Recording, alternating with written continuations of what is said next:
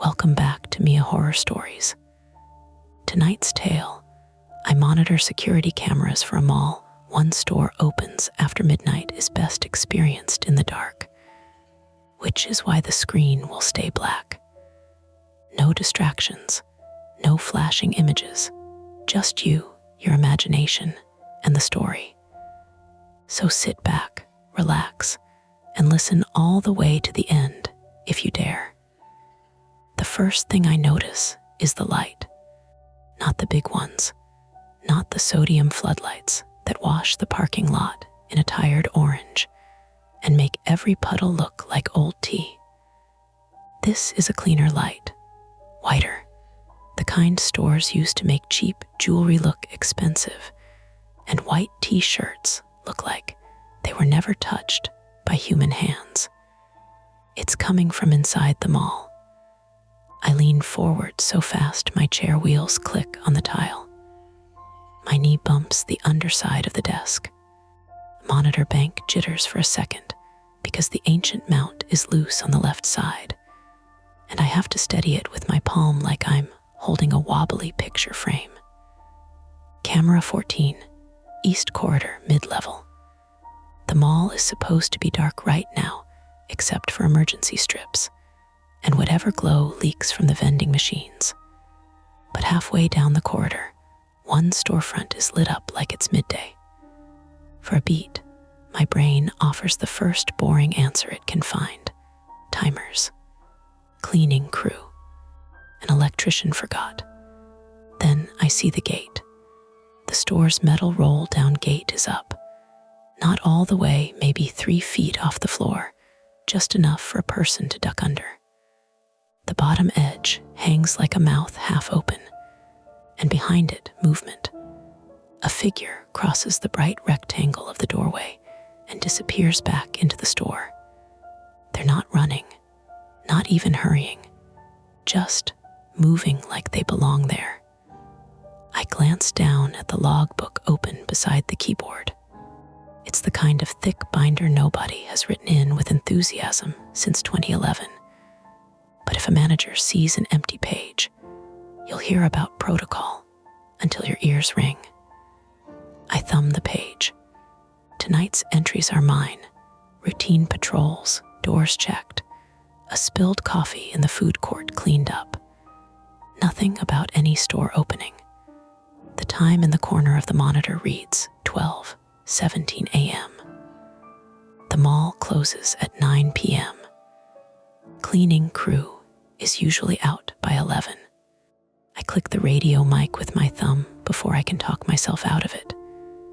Tom, you still on property? Static. Then a voice that sounds like it's coming from the bottom of a metal trash can. Yeah, northwest stairwell. Why? I've got a store lit up on East Corridor. Gates up. There's a pause where I can picture Tom's face squinting, the way he does when a simple sentence doesn't match what his night has been. Which store? I zoom the camera in. The image pixelates, then sharpens. The sign above the storefront says Lark and Lane in clean, thin letters. It's one of those boutiques that sells scented candles and throw pillows that cost more than my grocery bill. It opened last spring with a ribbon cutting and a local influencer who took selfies in front of a balloon arch. Lark and Lane, I say. Tom exhales into the mic. That place, maybe they're doing inventory. After midnight, another pause. Call Mia. I already am. My left hand taps my phone screen, pulling up the contacts list, and I scroll to the mall manager's number, thumb hovering, feeling the familiar resistance of not wanting to be the person who wakes somebody up for something that turns out to be nothing.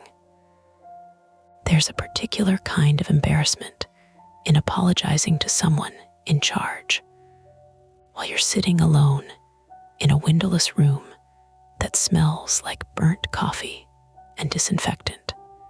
Before I hit call, I switch to camera 15, a different angle, same corridor, closer to the storefront. The light Light spills across the polished floor. The rest of the hall is dim, emergency signs glowing green like aquarium lights. The figure is back. They stop just inside the threshold. I can't make out their face. The camera is good enough to show you a shoplifter's hands, but not good enough to grant you a clear answer at midnight. They lower their head like they're listening, and they duck under the half-raised gate and step into the corridor. My throat tightens, not in a dramatic way, just the way it does when I realize I've been holding my breath for no reason. The person is dressed in dark clothes, hood up. They don't look like a cleaner. They don't have a cart. They don't carry anything. They stand there for a second still, as if deciding which direction to go. Tom's voice comes through the radio again, sharper. "Alex, you there?" "I'm here," I say. My voice sounds normal, which annoys me, because I want it to sound like what my body feels right now. Someone just stepped out. Hoodie, no uniform. Where they headed, I watch. The person turns right, toward the service hallway that leads to the loading docks. They walk like they know the route, like they've walked it in the dark before. "Toward docks," I say. They're not sprinting, just walking. Tom doesn't answer for a second. In the background, I hear a door creak, probably him pushing into a stairwell. "On camera," he says finally. "Don't do anything stupid." That's funny, because I'm not the one with a flashlight and a baton. I'm the one with a swivel chair and a keyboard, but I know what he means. Don't decide you're a hero. Don't leave the security office to go play detective in a hallway full of blind spots. My phone is still in my hand, Mia's number glowing on the screen. I hit call. It rings twice before she picks up. Her voice is thick with sleep and irritation, and I don't blame her. "Alex, Mia, sorry. I've got a store open, lights on, gate partially up. Someone inside. They just exited and headed toward loading docks." Silence. Then, fully awake now, her tone changes into the one she uses with tenants when they're asking for a rent extension. Controlled, professional. "Which store?" "Lark and Lane." Another beat. "Are you sure it's not maintenance? There was a work order this week. I can see the corridor. No cart. No reflective vest. Hoodie. They're walking toward docks." She swears softly, like she's trying not to wake someone next to her. Okay. Did you call police?" "Not yet. Tom is on property moving toward. Call them," she says, cutting me off, and I hear the rustle of sheets. "Call 911. Tell them it's a possible burglary in progress. Give them the address and that the suspect is inside the building. And Alex, yeah, don't leave that office." There's something in her voice on the last sentence. Not fear, exactly. Something like she's already seen this in a report once, and she didn't like how it ended. "I won't," I say, and hang up. My fingers hesitate over the keyboard. The monitors hum. The air conditioner kicks on with a rattling cough. Somewhere outside this room, in the mall itself, a distant metal clank echoes, probably a vent shifting, probably nothing. But sound travels weirdly through empty commercial spaces, and the building is always making little noises like it's adjusting its bones. I bring up the mall map on the computer, the one with every camera numbered and every service door labeled. I've stared at this map for months, long enough that the corridors feel like they exist inside my skull. I can walk them in my mind with my eyes closed. That's part of the job. Know where the blind spots are. Know which doors stick. Know which tenants forget to set their alarms. My everyday motive is simple. Get through the night. Keep the paycheck. Don't get fired. Don't get someone else hurt because I missed something on a screen. That last one is the one that sits under everything for me, like a splinter you can't dig out. It's not even some heroic thing. trust my own attention. I've always had this flaw, my brain drifting, catching on details that don't matter. And then later, the important thing slips by. In school, it was missing a question on a test because I got stuck rereading a sentence. At this job, it's staring at a corridor for too long because you think you saw a shadow move, while something real happens in another camera feed. So I force myself to be methodical. Camera 15 shows the hoodie figure entering the service hallway. The lighting changes from bright retail white to the dim, greenish glow of industrial fixtures. The hallway is narrower, walls painted off white and scuffed. There are signs taped up that say things like "No public access" and "Fire door, do not block." Person glances back once over their shoulder, and even through grainy footage, that tiny motion makes my stomach turn. Not because it's supernatural, because it's human. It's checking. They continue toward the docks. I switch to camera 22, loading dock corridor. The feed flickers, then stabilizes. The camera down there always has a slight delay, like it's thinking about whether it wants to do its job tonight. The hallway is empty for 2 seconds. Then the figure enters frame. They're closer now. I can see the outline of their hood, the way their shoulders sit. Medium build, adult, not a kid. Their hands are in their pockets. No obvious bag. They walk past door 3, the one that leads to the trash compactor area, and keep going. Tom's voice crackles. I'm heading to East Service. I'm about 2 minutes out. Copy, I say. Suspect is in dock corridor A heading toward, I glance at the map, toward delivery bay 2. Any sign they forced entry? Not sure yet. Store gate was up. Lights on. Shit. I can hear his footsteps now in the background of the radio, the thud of boots on concrete.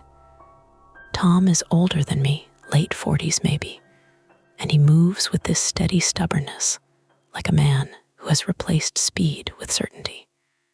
He's been doing security forever. He also has that thing where he assumes the worst because it's safer to be wrong that way. I dial 911. The operator answers quickly, crisp voice. I give the address, the name of the mall, the nearest cross streets. I tell her I'm security monitoring cameras, that there's a possible burglary, suspect inside the building, headed toward the loading docks. She asks for a description. I give what I have: dark hoodie, dark pants, medium build, adult, no visible weapon. Are you in a secure location? She asks. Yes, I say, glancing at the solid metal door of the security office. Locked. Officers are being dispatched, she says. Stay on the line with me. So I do. I keep one ear on the operator, one ear on the radio, eyes bouncing between feeds. My hands feel slightly sweaty on the mouse, the way they do when I'm trying not to make a mistake. The monitors show the empty mall like a set after the actors leave. Dark storefronts, reflective floors, the occasional blinking led from a kiosk that never got properly shut down. The suspect reaches the end of dock corridor. There's a door there, emergency exit D1, that leads outside to the fenced service yard. If they go out that way, they're in the open. If they don't, they're deeper inside the building where the cameras are worse. They stop at the door. They don't push it open. Instead, they lean in close, like they're looking at the crash bar. Then they step back and look up, straight toward the camera. For a second, the hood frames nothing but shadow, and their face tilts just enough, and the overhead light catches the edge of skin. I can't make out features, but I can tell they're not masked, just hooded. And then, and this is the part that makes my mouth go dry, they lift a hand, slow and deliberate, and they point point at the camera. Not a wave, not an accidental gesture. A point. The operator is asking me something. Can you tell if they have accomplices? But her voice fades behind the rush in my ears. My eyes stay on the screen. The person drops their hand, turns away, and walks back down the corridor in the direction they came. Back toward the mall. Back toward the lit store. Tom's radio clicks. Alex, where are they now? I swallow. They just looked at the camera, pointed. They're turning back. Back where? Back toward East Corridor, toward Lark and Lane. Tom curses again, louder this time, and I hear his breath. Don't lose them. As if I can physically hold someone in a screen. I switch feeds fast. Camera 21, camera 20, tracking their path.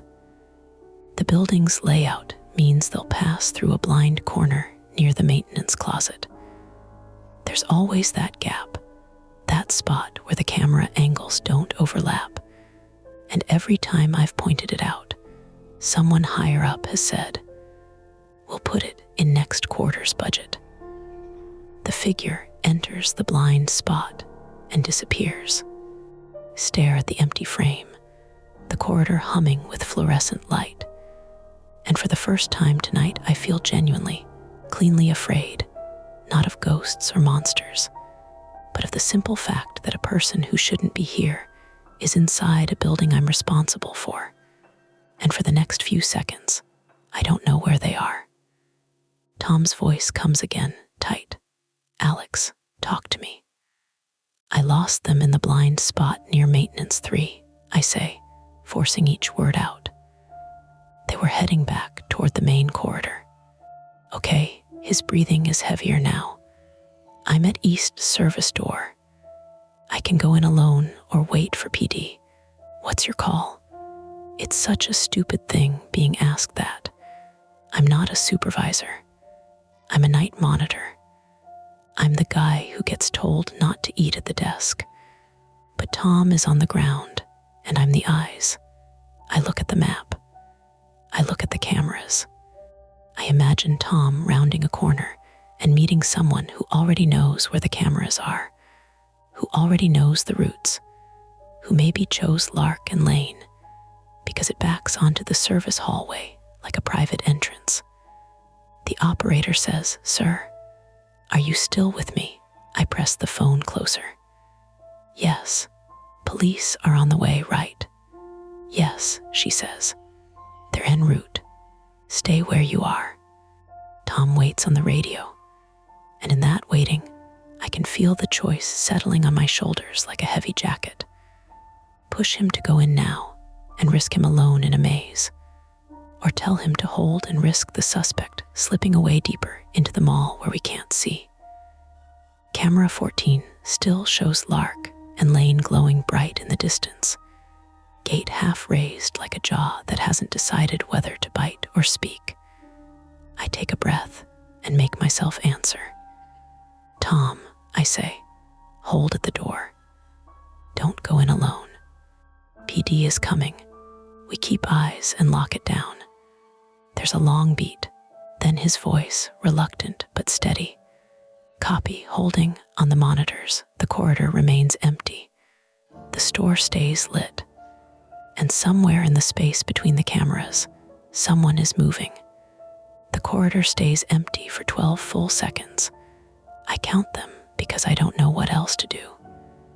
On 13, camera 14 glitches. It's subtle, a flicker, the kind of digital hiccup you get when an old DVR system is trying to buffer too many feeds at once. The image of East Corridor stutters, smears into blocks of gray and white, then comes back. But when it comes back, Lark and Lane is dark. Not dim, not partially lit. Dark. The bright retail lighting that was spilling into the hallway a second ago is gone like someone flipped a switch. The gate is still halfway up. The store interior behind it is now a black square. "Tom," I say before I can stop myself. "I'm here. Store just went dark. Power outage, not mall-wide. I scan other feeds. The pretzel stand sign still glows neon blue. Emergency strips still hum along the baseboards. The vending machines blink. Just that store. The 911 operator is still on the line, her voice steady in my ear. Sir, officers are approximately 4 minutes out. Can you confirm if the suspect is still inside the building? I hesitate. That stupid blind spot is staring at me from camera 20. I lost visual when they hit maintenance 3. Store lights just went off. Are you able to lock down the mall entrances remotely? I can secure exterior mag locks, I say, and reach for the keyboard. That's when the second glitch hits. All 12 camera feeds freeze at once. The timestamp in the corner stops at 12:26:41. The screens don't go black. They just hold. Pretzel sign mid-blink. Corridor mid-glow. Like someone hit pause on reality. I wait for the system to catch up. It doesn't. Tom, I say again, my voice thinner now. Are you seeing anything on your body cam? A pause. Body cam's not live streamed, you know that, right? Budget. Okay, cameras just froze. Like froze. Yeah, Jesus, Alex. I can hear the shift in his breathing. He's not panicking, but he's recalculating. The operator cuts in. Sir, what do you mean by froze? The CCTV system, I say. Feeds are stuck. Could be network, could be. I don't finish the sentence. Could be someone pulled the right cable. I lean down under the desk, checking the rack. The DVR tower is still humming. Status lights blink green. The Ethernet cable is snug. Nothing looks physically tampered with, but that doesn't mean much.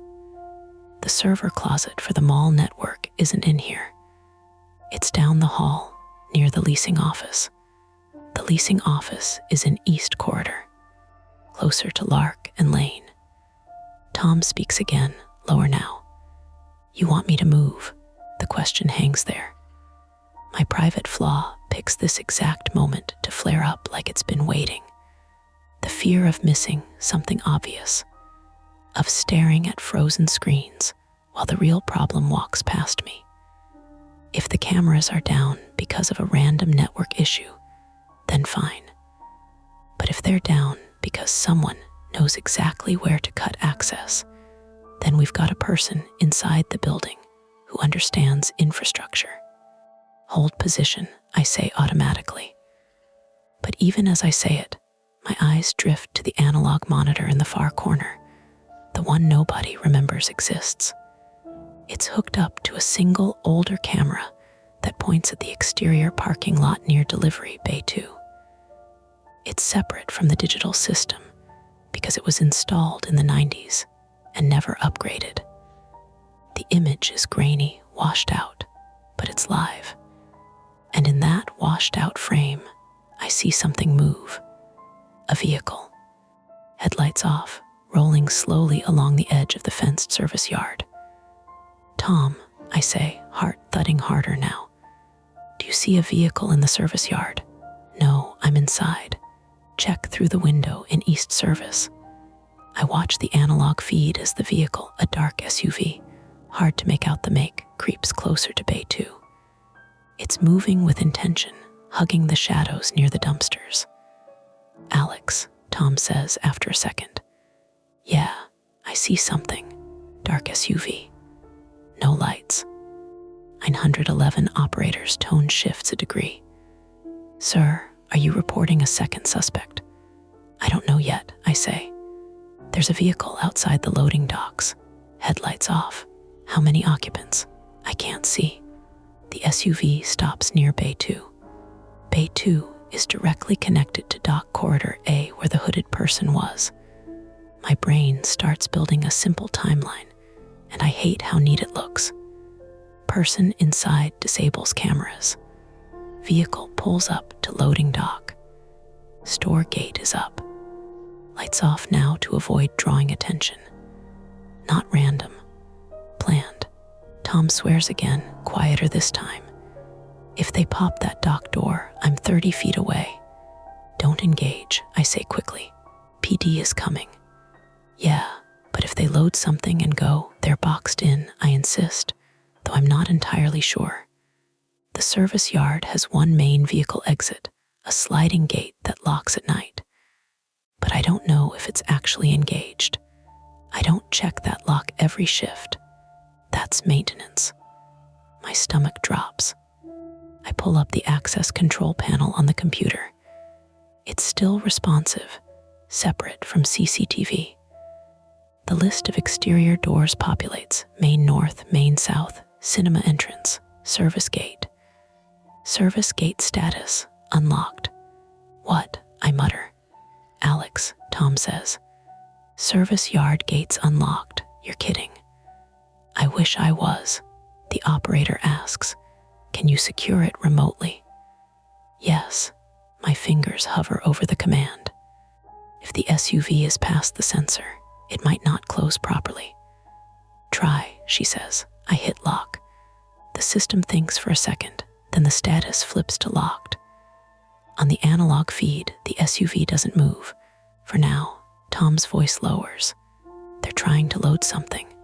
How do you know? I hear it.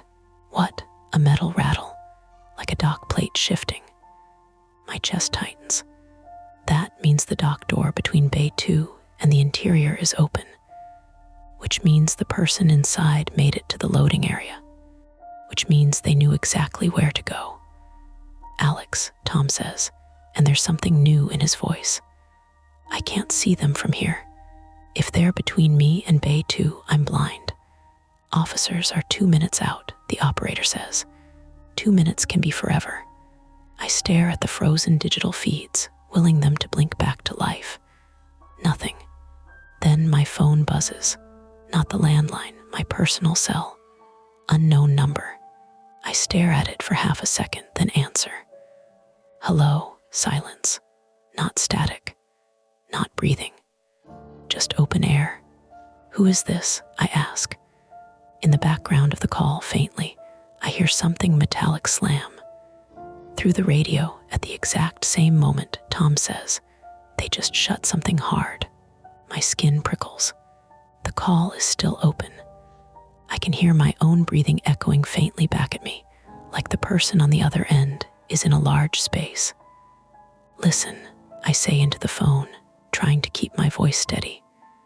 Police are on the way. You don't want to escalate this. No response.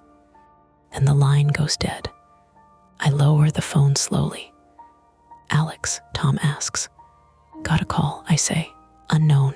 They didn't speak. You think it's them. Feels like it. Jesus. The operator asks me to repeat that. I do. She says officers are pulling into the main lot now. Tom, I say, PD is arriving front side. You need to stay put until they clear it. Yeah, he says, but there's hesitation there, because we both know something else now. This isn't a smash and grab. It's coordinated. Cameras down, dock door engaged, vehicle in position. Phone call to the one person watching the screens, me. And my flaw, my stupid, constant self-doubt, is screaming that I missed something earlier. A work order, a maintenance schedule. A clue in the way the suspect moved. Tom, I say slowly, the server closet for the CCTV network, where is it exactly? Leasing office hallway. Why, that's near Larkin Lane, a beat. You think they cut it physically? It's too clean, I say. All feeds froze at once. God, another metallic bang echoes faintly over his radio. Then a new sound, not metal, a car door. On the analog feed, the SUV's driver's side door opens. A second figure steps out. This one is taller, broader, no hoodie, beanie cap. They move fast, scanning the yard, then gesture toward the dock. Second suspect confirmed, I say into the phone. Officers are entering through the main entrance now, the operator replies. Main entrance. Opposite side of the mall. It will take them time to reach East Corridor and then navigate to the docks. Time the suspects might use. Tom, I say, voice tight, there are at least two. One outside now. They're moving at Bay 2. I hear the door rolling, he says. A rolling door. That's the interior dock door. If they get it fully open, they can wheel merchandise straight from the store to the truck. Larkin Lane sells small, high-margin items. Jewelry, boutique electronics. Easy to move, easy to resell. And suddenly, I understand something else. Larkin Lane backs directly onto Dock Corridor A, but its interior layout has a back storage room with a secondary door. If someone propped that door earlier in the evening, say, during closing, they could access the store from the dock without ever tripping the front alarm. Unless, Tom, I say sharply, did Larkin Lane set their alarm tonight? Should've. All tenants do. Should've is yes. He exhales hard. I didn't check their panel. I checked common areas. That's the first crack between us tonight. Not blame, just reality. My eyes dart to the fire alarm panel on the wall. Different system. Still active. An idea forms. Risky, probably stupid, but time sensitive. Operator, I say, if we trigger a building-wide fire alarm, will responding officers treat it as evacuation priority? Yes, she says cautiously, but that could create confusion. It could also force the suspects to move. Tom cuts in. Alex, you pull that and they panic. They could run straight into me. I know, I say, but if we sit here, they load and go. Silence from both of them for a second. In the background, through the radio, I hear the unmistakable screech of a rolling metal dock door being lifted. They're opening it fully. My private fear presses in hard now that I'll choose wrong, that I'll overreact, that I'll miss the detail that makes the difference between stopping them and watching footage after the fact, knowing I had a chance. Alex, Tom says quietly, make the call. The fire panel is 3 steps from my desk. The red plastic cover over the manual alarm switch looks absurdly bright in the dim room. On the analog feed, the second suspect disappears into Bay 2. The SUV engine revs once, low and restrained, and my phone buzzes again. Unknown number. I look at it, then at the fire panel, then back at the frozen screens. The choice isn't between safe and unsafe anymore. It's between action and watching. I pick up the phone. Talk, I say. This time, a voice answers, low, male, calm. You're about to do something loud, he says. Don't. My hand freezes halfway to the fire panel. Tom's voice crackles urgently. Alex, what's happening? The man on the phone continues, almost conversational. If you pull that alarm, my friend inside gets nervous. Nervous people make mistakes. You don't want that. My pulse thuds in my ears. How did you get this number? I ask. A soft chuckle. You're not the only one who watches.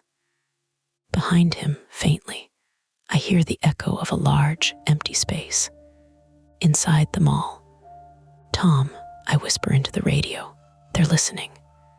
The line goes silent again. And in Dock Corridor A, out of view, beyond the blind spot, something crashes hard enough that even through walls and concrete, I feel the vibration in my chair.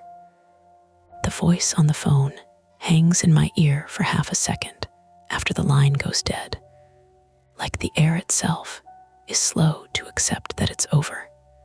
Tom's breathing comes through the radio. Closer now, louder. Alex, he says. Say it again. They're inside, I whisper. One of them called me, said if I pull the alarm, his friend gets nervous. A beat then. So they're monitoring you. Yeah. The security office suddenly feels smaller than it did 10 minutes ago. It's a converted storage room tucked behind the food court, concrete walls painted beige, One metal door, no windows. The only way in or out is the corridor that runs behind the pretzel stand and toward the management offices, which is also the direction of the leasing office, which is where the CCTV server closet is. If they're inside and they know my number, then they've either been in this building before, or they've accessed tenant records, or they're closer than I think. The analog camera in the corner flickers faintly, but stays live. Bay 2 is partially visible. The lip of the dock, the concrete apron outside, the SUV angled toward the building. The driver's door is still open. I hear a heavy scrape over Tom's radio. That's the dock plate, he says quietly. They're setting it. Setting the dock plate means they're bridging the gap between the building and the truck. That's not smash and grab. That's moving volume. Officers are entering the main corridor now, the 911 operator says. They'll need direction. Tell them east corridor, then service hallway toward docks, I say. Suspects at Bay 2. Copy. Tom shifts his weight. I can hear it in the mic. If they hear sirens, they'll bolt. Then we box them, I say, even though the words feel fragile. Service gate is locked. Unless they've got the fob, he mutters. That thought hadn't occurred to me. It should have. I swivel back to the keyboard and pull up access logs. The service gate was unlocked at 11:58 p.m., relocked by me at 12:29 a.m. The unlock at 11:58 wasn't mine. It lists Maintenance Badge 4. My stomach drops. Maintenance Badge 4 belongs to Carlos Rivera, 38 male. He's the head maintenance tech for the mall. I know him because he keeps a thermos the size of a fire extinguisher and complains about the HVAC in the cinema wing like it personally offended him. He left at 10:30 tonight. I saw him sign out. Tom, I say slowly, service gate was unlocked at 11:58 by Maintenance Badge 4. Carlos, yeah, he's not here, I know, which means either someone has his badge or someone cloned it. The trap tightens another notch. PD is on East Corridor, the operator says. They report the boutique gate is partially raised, interior dark. Tell them not to go through the front, I say quickly. Dock access is active. Suspects are likely between Bay 2 and Dock Corridor A. I imagine the layout in my head. East Corridor runs north-south. Larkin Lane sits halfway down on the east side. Behind it, a service hallway branches off into Dock Corridor A, which runs east-west to the loading bays. Bay 2 is the second from the north wall. Tom is near the east service door, which connects the mall interior to the service hallway. If police enter from East Corridor and Tom moves from East Service, they could converge on Dock Corridor A from two sides. Unless there's a third person. Alex, Tom says, I'm hearing something else. What? Steps, not at the dock, behind me. Behind him means the service hallway toward East Corridor, which means someone is between Tom and the main mall. Stay put, I say immediately. I am. There's a faint scuff over the radio, then a metal bang. Tom inhales sharply. Tom. Maintenance closet door just slammed. My pulse spikes. Maintenance 3, the blind spot. Do you see anyone? No, could have been air pressure, I say automatically, though I don't believe it. Yeah, he says, not convinced either. The radio goes quiet for a few seconds, just his breathing. Then, false alarm, it's the mop cart. What? It's wedged against the closet door. Probably shifted when they opened the dock. Pressure change. I exhale without realizing I was holding it. Misdirection. Not a third suspect, just physics. but it's enough to make my hands tremble. Okay, I say. Focus. The analog camera shows movement at Bay 2 again. A shadow crosses the dock opening. The interior beyond is black, but I can see shapes being passed out. Boxes, not huge ones, mid-sized cartons. They're working fast. First attempt. Tom, I say, thinking fast, can you reach the interior dock control panel? Yeah, it's 10 feet to my right. If you hit the emergency close, it should drop the interior door. On me, he says. I hear him move, boots on concrete, a grunt. Then a metallic whine starts up over the radio, the sound of a rolling steel door beginning to descend. On the analog feed, I see the dock opening shrink as the door starts to come down from the top. The second suspect outside looks up sharply. They shout something I can't hear. Then the door jerks, stops, reverses. Damn it, Tom snaps. What happened? They've got something under it. It hit resistance and auto-reversed, safety sensor. If there's weight or obstruction, the door won't crush it. They blocked it, I say. Yeah, probably one of the pallets. The door rattles back into the open position. First attempt, partial. It slowed them, didn't stop them. Officers report they're at East Service intersection, the operator says. They're proceeding cautiously. Tell them Tom is at East Service door. Dock corridor A is straight ahead, I say. Suspects between Bay 2 and dock. I hear distant shouting over Tom's radio now. Not clear words, just the cadence of police voices echoing in a long hallway. Then a sharp crack. Not metal, not a door, a gunshot. My heart slams against my ribs. Tom, I shout. Not me, he barks back. That was outside. On the analog feed, I see the SUV jerk slightly. Then I realize what I'm seeing. The rear tire sags. Officer fired at the tire, Tom says, breathless. They tried to move the truck. On the feed, the SUV lurches forward, then tilts slightly to one side as the blown tire collapses. The engine revs hard, then cuts. Second suspect jumps back, looking toward the yard entrance. The service gate stays shut. Second attempt, law enforcement disabling escape vehicle. But that doesn't trap them neatly. It corners them. Alex, Tom says, voice tight. They're not loading anymore. On the feed, I see why. Hooded suspect steps into the dock opening, closer to the edge. They're holding something now. Long, dark. My brain supplies the worst answer immediately.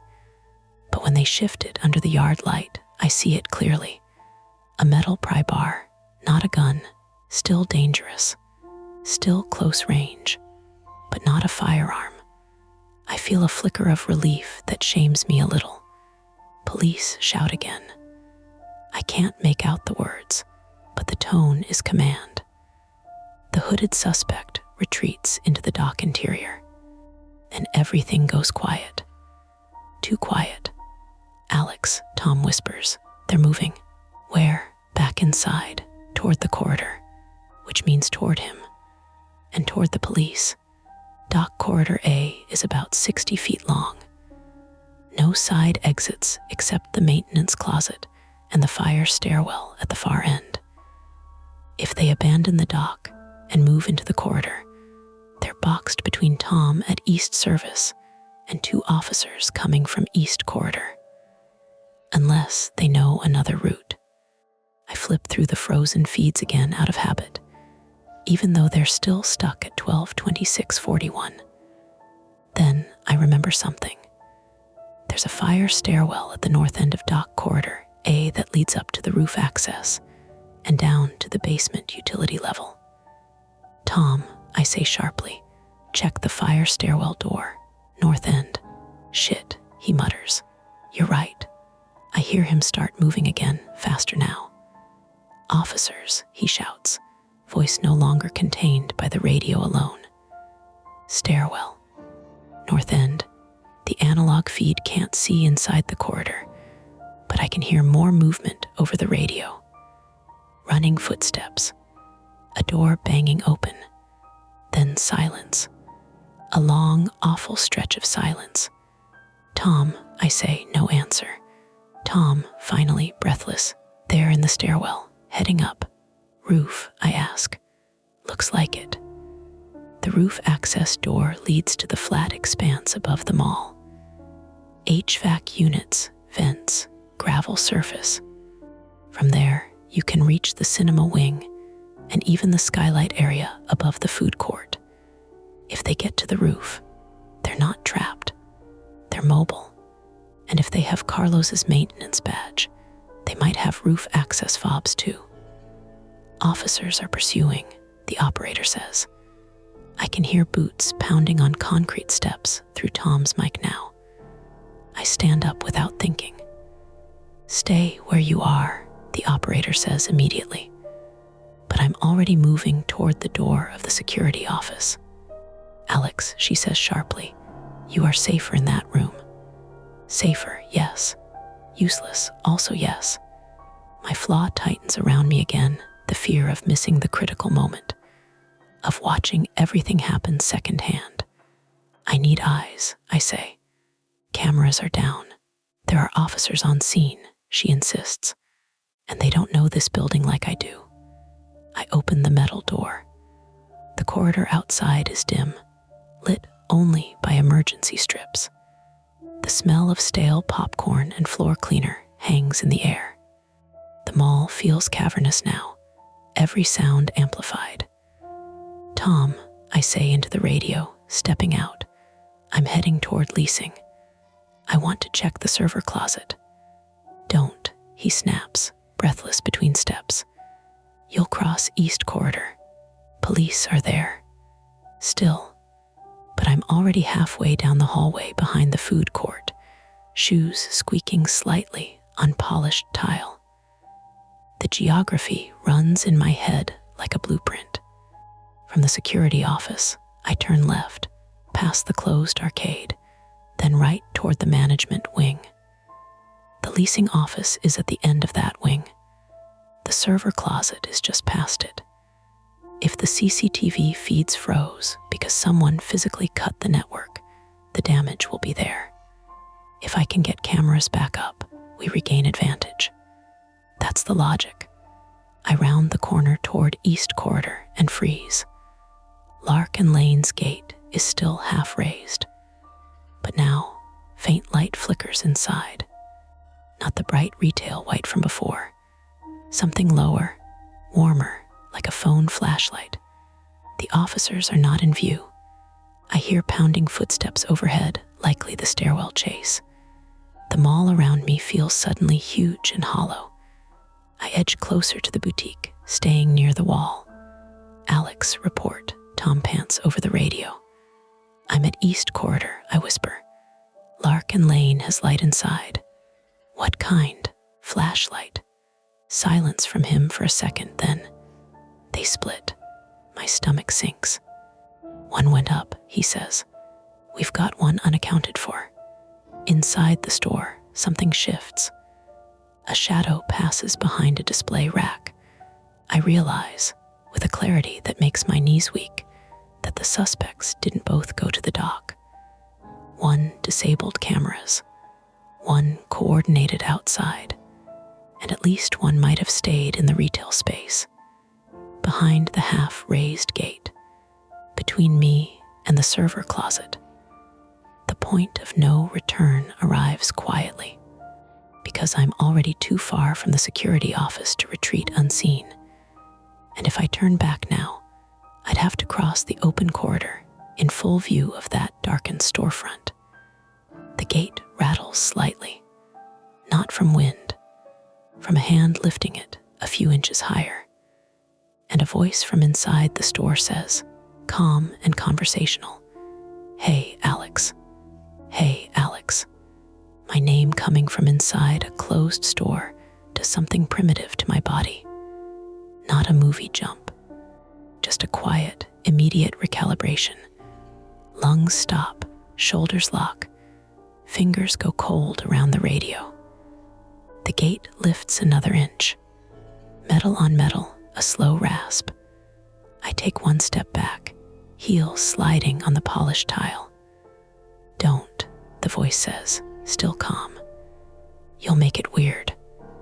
The warm flashlight beam inside Lark and Lane sweeps across a display table, candles, little boxes of jewelry, a mannequin draped in a scarf. Everything looks normal in the way retail always looks normal, even when it's been violated. The air outside the storefront smells like lemon floor cleaner, and faintly, that fake vanilla. The store pumps through its vents to make you feel like you need a $48 candle to be a person. "Tom," I whisper into the radio. "He's here, in Lark and Lane. He knows my name." Tom's voice comes back strained, layered with echo. "Alex, get out of that corridor." "Officers are," a loud bang above me cuts him off. Not a gunshot this time. Something heavy on the roof, metal ductwork, or an HVAC panel getting kicked. Then the suspect inside the store says, conversational like we're at a bar, and he's leaning in to tell me a joke. "You can stop pretending you're not curious." My spine presses against the wall. I keep the storefront in my peripheral while I glance down the corridor toward management. Leasing wing is maybe 40 yards away, around a bend. Security office is in the opposite direction behind me, farther. I'm in the middle of the mall's artery. No cover, no lock. "Who are you?" I say, and hate that my voice comes out steadier than my hands feel. The flashlight beam dips toward the floor, then rises. The gate lifts a little higher. It's still low enough that whoever's inside has to crouch, which means if he comes out bent. That helps me, maybe. "Just a guy who needs you not to touch anything," he says. That's it, simple. I swallow. "Is are here." A pause, then softly amused, "I know. That tells me more than I want." He's hearing the radio chatter, or he has someone with eyes on the entrances, or he's just confident enough to act like he knows. Either way, it's control. It's him trying to keep me talking while he decides what to do next. I take another step back, slow, no sudden movements, and my shoulder brushes the edge of a kiosk. Plastic rattles lightly. Inside the store, the flashlight snaps toward the sound. "There," he says. "That's the thing. You keep doing little things." My phone buzzes in my pocket. Not a call this time. A text. I don't look at it yet. I can't. Not without taking my eyes off that half-raised gate. "Operator," I say, raising my phone closer to my mouth without fully turning my head. I have visual contact with a suspect in Lark and Lane. He's speaking to me from inside. Gate partially raised. Her voice, tinny but immediate. "Do not approach." Officers are a shout from the far end of the corridor, followed by running footsteps. A flashlight beam swings into view from the management wing. 2 officers appear at the bend, weapons up, but not aimed directly at me. Their posture is hard and careful. The first is Officer Dana Kessler, 34, female, tall, dark hair pulled tight, face set like it's carved. The second is Officer Mark Vance, 41, male, stockier, eyes scanning fast, jaw clenched like he's chewing anger. They don't stop to introduce themselves like that, obviously. I see their nameplates in the brief white wash of their light, and my brain clings to labels, because labels make things feel containable. Kessler's voice is sharp but controlled. "Security, Alex." "Here," I say, lifting one hand slowly so they don't mistake me for the problem. Vance points past me. "Storefront, Lark and Lane," I say. "Suspect inside." He's talking. Kessler steps closer, keeping the wall, staying out of the direct line of the gate opening. "Alex, move behind us." I start to shift, but the gate inside the store lifts another inch, and the suspect says, louder now, "Nobody needs to do that." Kessler freezes. Vance's flashlight swings, catching the edge of a face under the gate. A man, late 20s to early 30s, pale skin, beanie instead of hood now, stubble, no mask, eyes flat with concentration. Raises one hand in a slow gesture of peace while the other stays out of sight. "Hey," he says, "we don't want to hurt anybody." Vance's voice goes cold. "Come out, hands visible." The man smiles like he's heard that line so many times it's background noise. "If I come out, your guy on the roof does something stupid." Kessler's eyes flick up reflexively at the ceiling, as if she can see through it. "Tom," I hiss into my radio, keeping it low. "Where are you?" Tom's reply is broken by static and breath. "Roof access, north stairwell." I'm with a grunt. "Vance's partner, Kessler, is here," I say, startled. "Not Kessler, another unit. There, static. Chasing one across the HVAC." The man inside the store tilts his head like he's listening to my radio too. He probably is. "See," he says. "Everybody's excited. Nobody's thinking." Kessler plants herself, shoulders squared. "What's your name?" He shrugs. "Doesn't matter." "It matters," she says. "Because you're going to walk out of there, and you're going to be taken into custody. And I'd rather not drag you out." The man exhales, almost bored. "Okay," he shifts. Vance's weapon tracks the movement. The man's unseen hand comes into view holding something long and dark. My stomach twists again. But it's not a gun. It's a radio. A cheap handheld, like the kind maintenance uses. He lifts it so they can see it. "See," he says. "Not that kind of night." Kessler doesn't relax. She doesn't soften. She just adjusts her stance. Hands higher, step out. He doesn't. Instead, he reaches up with his free hand and pushes the gate higher with his palm, just enough to slide out if he wants. Then he stops. Half in, half out. "Alex," he says, eyes flicking straight to me behind the officers. "Do you still have that panel, the red one?" My chest tightens. The fire alarms switch in the security office. He knows. Kessler snaps. "Don't talk to him." But the man keeps his gaze on me. "You pull that, sprinklers trip in this wing. That's expensive. Also, it gets slippery." My mind jumps to the polished floor, the wiring under kiosks, the exposed outlets in the store, a water and electricity mess. "Why are you doing this?" I ask before I can stop myself. It's the human question, the one you ask even when you already know the answer is going to make you feel worse. He laughs softly. "Because it's easy." That answer lands heavier than a motive. No sob story. No desperation. Just competence and entitlement. Kessler's voice hardens. "Last warning, step out, hands up." The man's eyes shift toward the corridor behind them, toward leasing wing. He's calculating. He doesn't want to come out. He wants to go somewhere. And suddenly, I understand why he stayed near the store. He's blocking the path to the server closet. He's keeping the cameras down.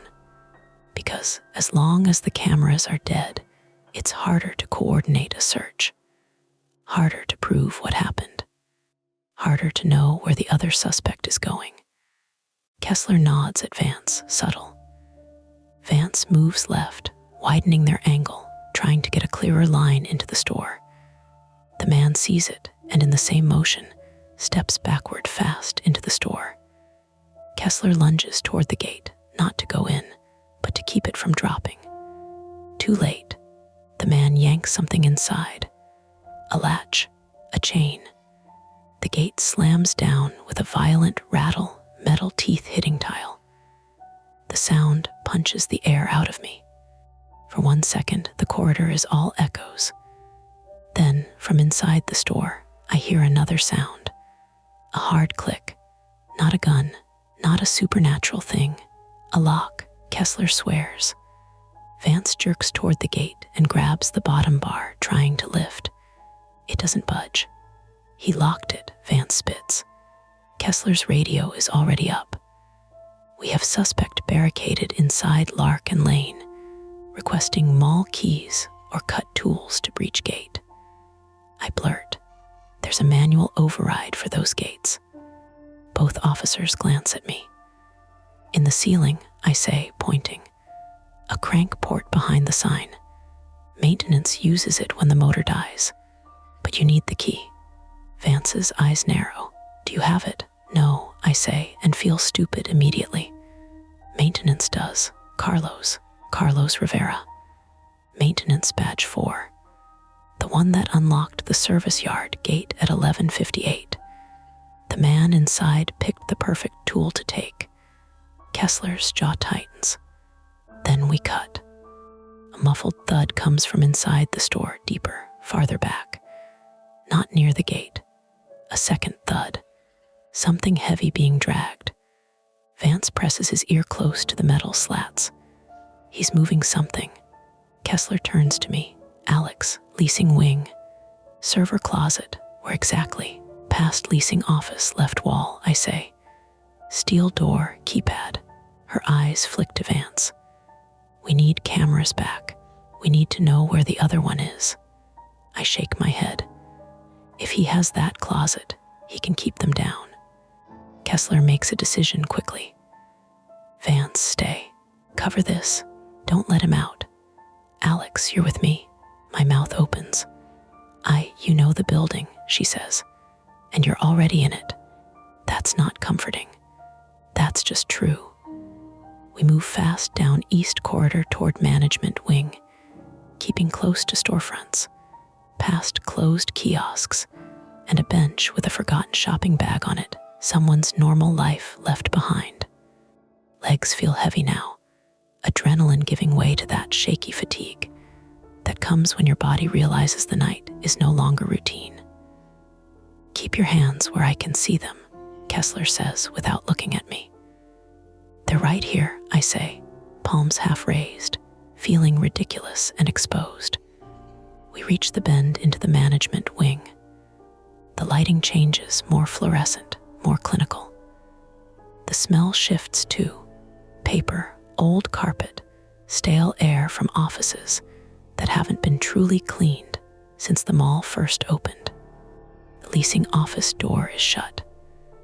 The hallway beyond leads to the server closet, and there, on the carpet, is a body. For a split second, my brain refuses to process it, because bodies aren't supposed to be in hallways at midnight unless something has gone profoundly wrong. Then Kessler's flashlight lands on the face.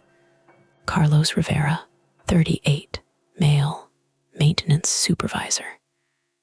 He's on his side, one arm folded under him, the other stretched toward the server closet door. His thermos is on the floor near his hand, spilled coffee soaking into the carpet in a dark bloom. His eyes are open but unfocused. Kessler is on her knee instantly, checking his neck for a pulse. "He's alive," she says, but her voice is tight. "Barely. Alex, call this in." My hands fumble my phone. My fingers are clumsy now, like they belong to someone else. "Operator, we found maintenance supervisor down in Management Wing. Possible assault. Needs EMS." The operator's voice turns crisp again. "Is he breathing?" "Yes," Kessler answers for me, already pulling a small trauma kit from her belt. She presses 2 fingers to Carlos's throat. Weak pulse.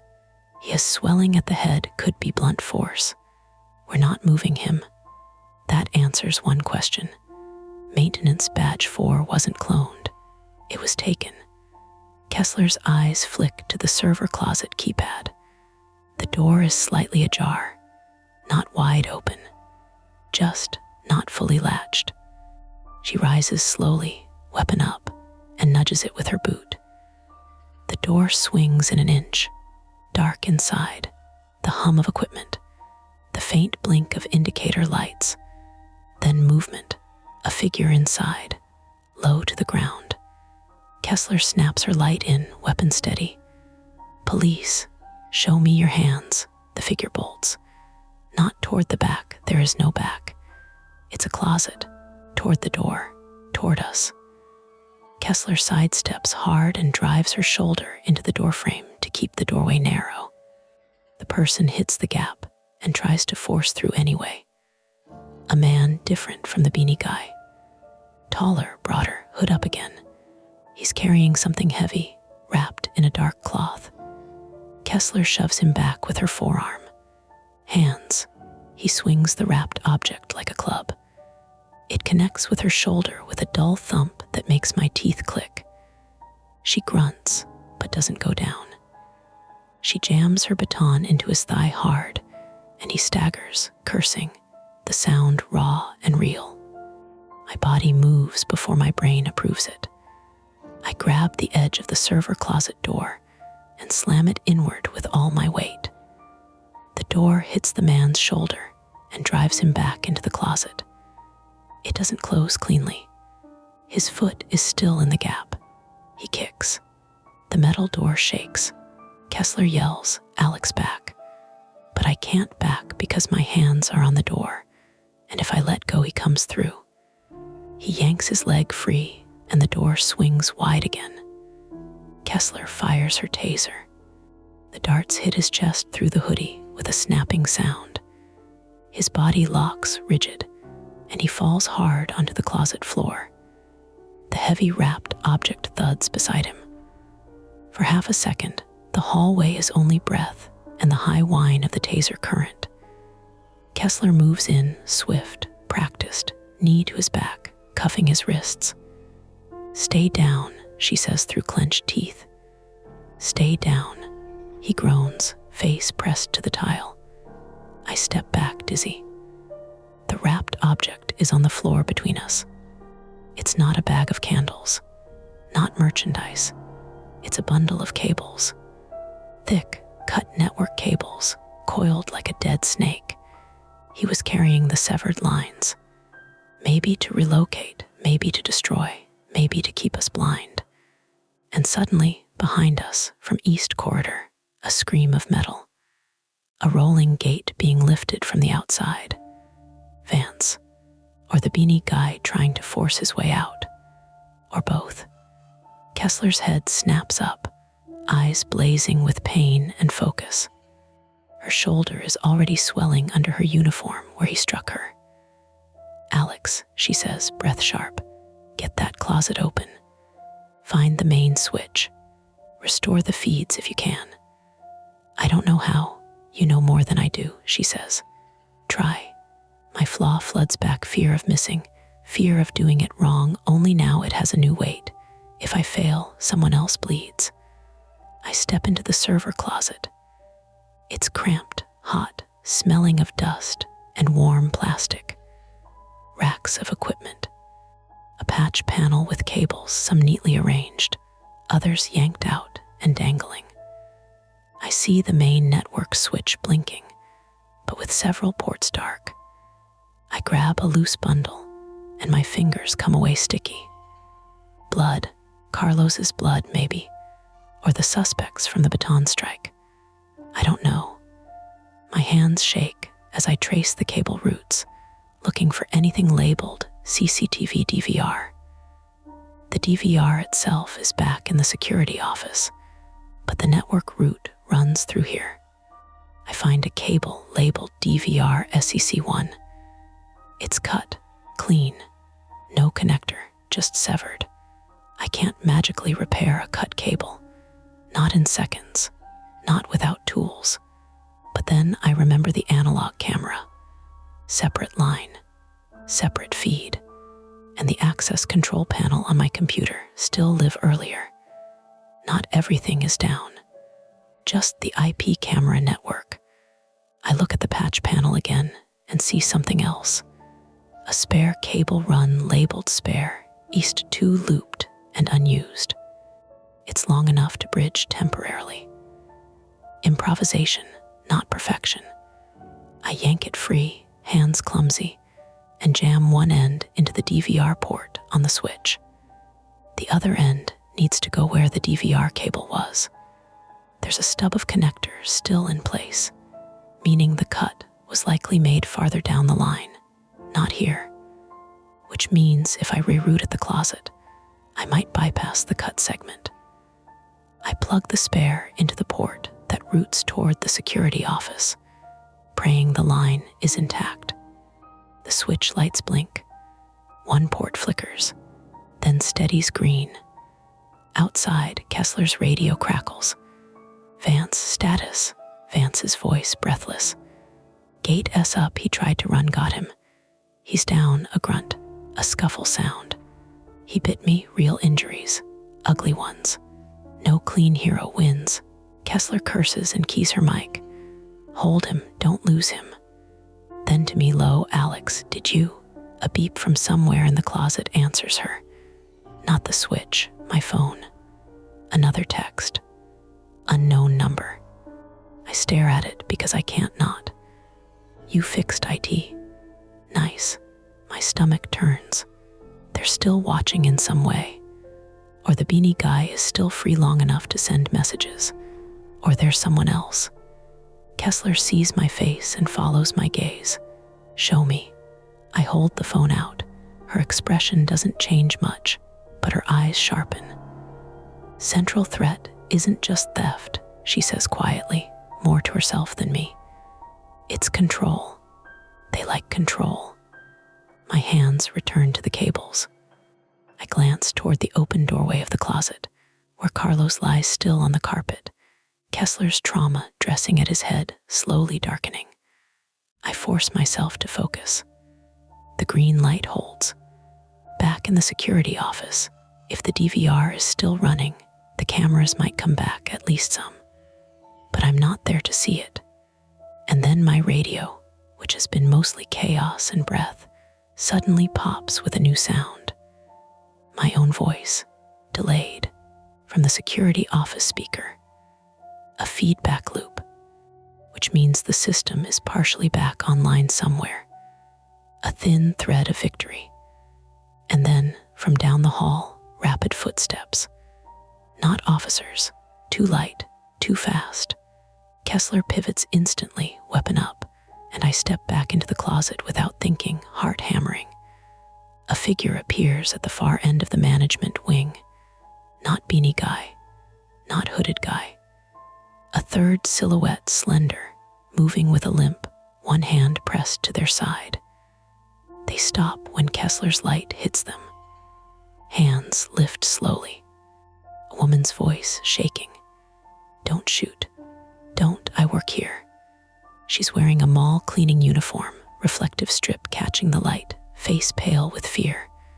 Her name tag reads Erin. Erin Walsh, 26, female. Her eyes are wide, wet, darting toward Carlos on the floor. Oh my God, is that Carlos? I heard something, and Kessler doesn't lower her weapon. Stay there, hands up. Why are you here? Erin swallows hard. I was in the janitor closet by the cinema. We got locked in. The doors, the locks, I couldn't. She winces, presses her side. I cut myself on a broken glass panel. I ran when I heard yelling. Misdirection resolved. The footsteps weren't another suspect, just a terrified employee stumbling into the worst possible hallway at the worst possible time. Kessler's shoulders loosen by a fraction. EMS is coming. Stay put. Erin nods rapidly, trembling, and sinks to the wall, still holding her side, leaving a smear of red on her uniform. The small lull. My legs finally start to tremble so hard, I have to lean against the server rack to stay upright. We've got one suspect tased and cuffed in the server closet. We've got at least one suspect down with Vance at Lark and Lane. We've got Tom and officers on the roof chasing another. Or maybe that's already ended. We don't know yet. The building is still compromised. cameras are only partially back. The service yard gate is locked, but the SUV is still out there with a blown tire. It's not clean. It's not over in the way movies end. But the threat, the immediate one, the one that had its hands on the building's eyes, is contained. Kessler keys her radio again, voice tight with pain in her shoulder. Command, we have one in custody in management, wing server closet. Need units to secure roof and loading dock. EMS for one civilian down maintenance, possible head injury. She looks at me for the first time like I'm not just a witness. You did that, she says, nodding toward the switch. You kept him from getting out. You gave me the seconds. I can't feel pride, only a sick, exhausted relief. Because I keep thinking about the text. You fixed IT, nice. And what it implies.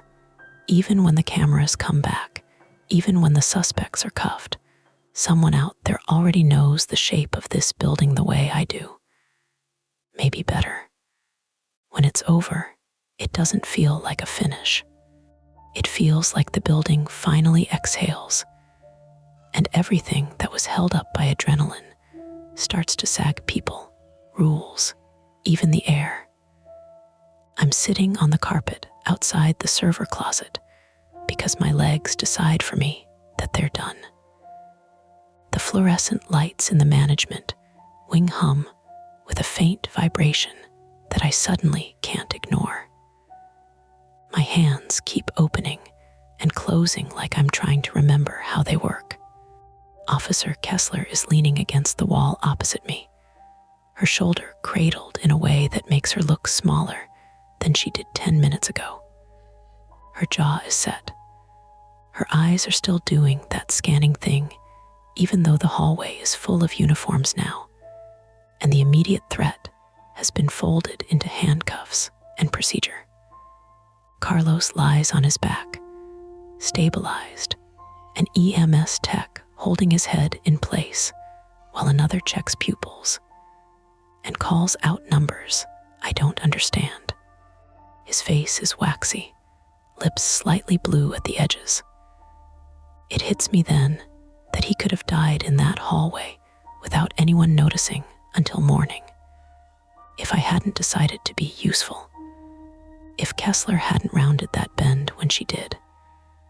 Erin, the cleaner, sits further down with a trauma blanket over her shoulders like a cape she didn't ask for. A medic has peeled her uniform away from the cut along her ribs and taped gauze in place. She keeps apologizing in a thin, breathy voice, sorry for being here, sorry for bleeding on the carpet, sorry for existing in a disaster she didn't create. Someone, maybe a firefighter, maybe another officer, hands me a paper cup of water. It sloshes when I take it because my hands are still shaking. Drink, Kessler says, not gently, but with a blunt kind of care that doesn't require softness. I sip. The water tastes like plastic. My throat hurts anyway, as if I've been swallowing sand.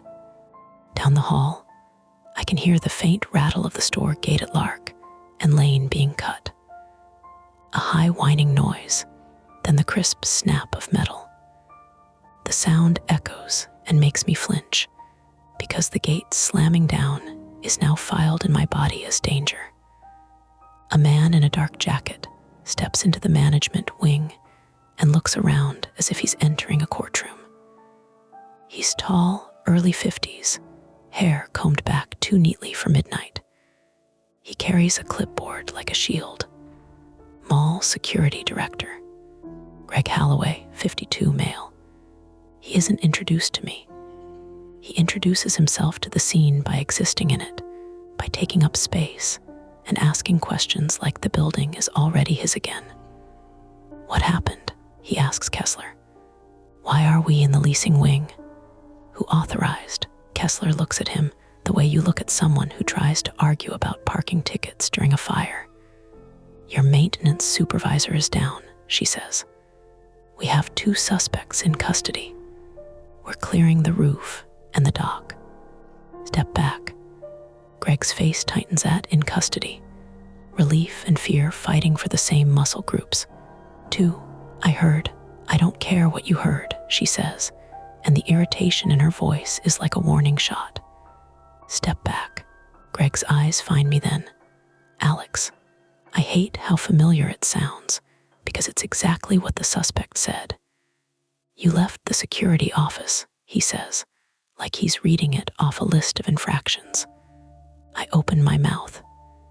Nothing comes out. Kessler speaks for me, still without looking away from Greg. He came with me.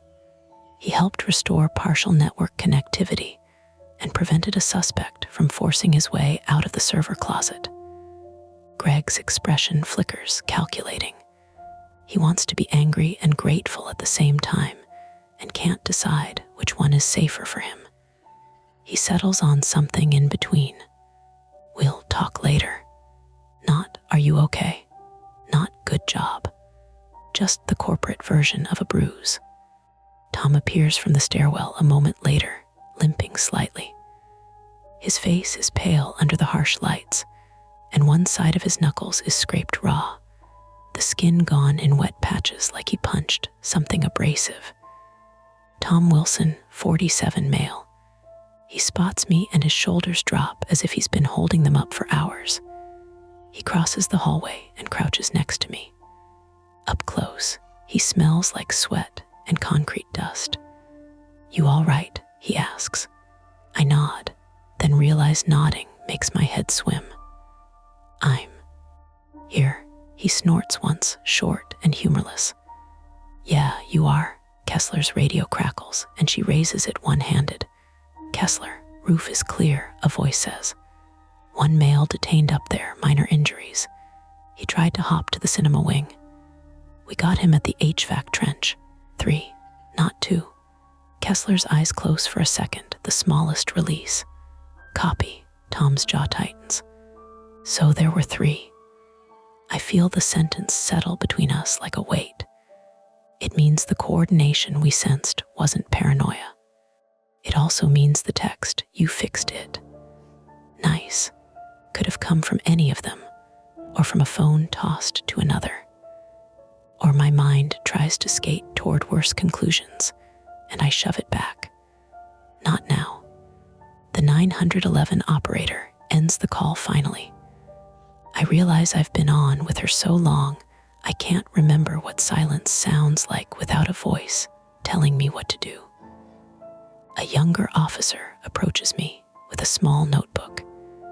He looks tired in a way that feels older than his face. Sir, he says, I'm going to need your statement. My stomach tightens. The word statement makes everything feel official and permanent, like there will be paperwork that outlives this night. He asks my name, my date of birth, my job title. I answer. My voice sounds like someone else's. He asks for a timeline. I try to give it without spiraling into every sensory detail, the light, the gate, the pointing gesture. But those details are the only parts that feel real. Store was lit, I say. Gate partially open. Suspect exited, headed toward dock, then turned back. Cameras froze at 12:26:41. Analog feed remained live. Vehicle in service yard. Gate status showed unlocked via maintenance badge 4 at 11:58. He writes quickly. He asks, you know whose badge that is? Carlos, I say, and glance at the medic working over him. Did you see anyone take it? No, but it wasn't him. He nods once, like he's already seen that part of the story in other forms. Any threats made directly to you? I hesitate, then pull my phone out with fingers that still feel numb. The screen is smudged with sweat and grime. I open the text thread from the unknown number. There it is, the warning call earlier, the silent call, and the message. You fixed IT. Nice. I hand the phone over. The officer's eyebrows twitch up almost imperceptibly. We'll need screenshots. And your call log. Kessler shifts, wincing as she moves. That's evidence, she says to the officer. Handle it right. He nods, chastened, and steps away to photograph the screen. I stare at the words again and feel my stomach lurch. It's not the content. It's the tone, like I'm being graded. Tom sees my face. That's what you were looking at. I nod. He blows out a breath. They got your number how? I shake my head. I don't know. Maybe tenant records. Or someone inside the system, he finishes quietly. We both look, without meaning to, at Greg Holloway. He's speaking to another officer now, gesturing toward the server closet like he's explaining the concept of cables. It could be anyone. A compromised badge, a stolen contact sheet, a careless file, a security system that wasn't designed with malice in mind. That's what makes it worse. The building wasn't haunted. It was just vulnerable. By the time the sun starts to lighten the edges of the skylights above the food court, the mall feels like itself again, almost. The emergency lights are still on. One wing smells faintly of burnt metal from the cutting tool. There's a wet patch of coffee in the leasing hallway that nobody has cleaned because it feels disrespectful to clean around a man who might still have a concussion that changes his life. Carlos is loaded into an ambulance. His eyes flutter once as they lift him, and I don't know if he sees us. A medic tells Kessler he's stable, but stable is a word that can mean a lot of things. Erin is taken out in a separate unit, her injury not life-threatening, but deep enough that she'll have stitches, and a story she never wanted. She keeps asking if she's in trouble for being in the building. A paramedic tells her no, gently, and she looks like she doesn't believe him because she's been trained by jobs like this to expect blame. Kessler gets her shoulder checked in the ambulance bay. The medic suggests she go to the hospital. She refuses at first, then accepts a sling like it's an insult. Vance walks past with gauze taped to his forearm where the suspect bit him. He looks angry in a way that doesn't have anywhere to go. He catches my eye and gives a small nod, acknowledgement, not warmth. The kind of nod you exchange with someone who was in the same tight hallway of panic. Tom's limping is worse now that the chase is over. He admits, reluctantly, that he twisted his ankle on the stairwell landing. He says it like it's nothing, but he keeps rubbing it, jaw clenched. The suspects are escorted out one by one, heads down, hands cuffed, shoulders pinned by officers who are too tired to be theatrical. One of them, beanie guy, glances up as he passes me. He doesn't smile. He doesn't speak. But his eyes meet mine for a second, and there's that same flat calm, like he's already filing the moment away for later. Then he's gone through the employee entrance and into the morning. When the police finally release the building back to us, it's almost 6. The mall won't open today. Greg makes calls. The tenants will be furious. There will be insurance forms and email chains and stern meetings with IT contractors. Kessler finds me at the security office. I'm back in my chair, staring at the camera wall. Most feeds are back, not all. A few are still black squares. The blind spot near maintenance 3 feels larger now, even when I know it's the same. Kessler stands in the doorway, sling on, expression tired but intact. You shouldn't have left the office, she says. I flinch, bracing for the reprimand.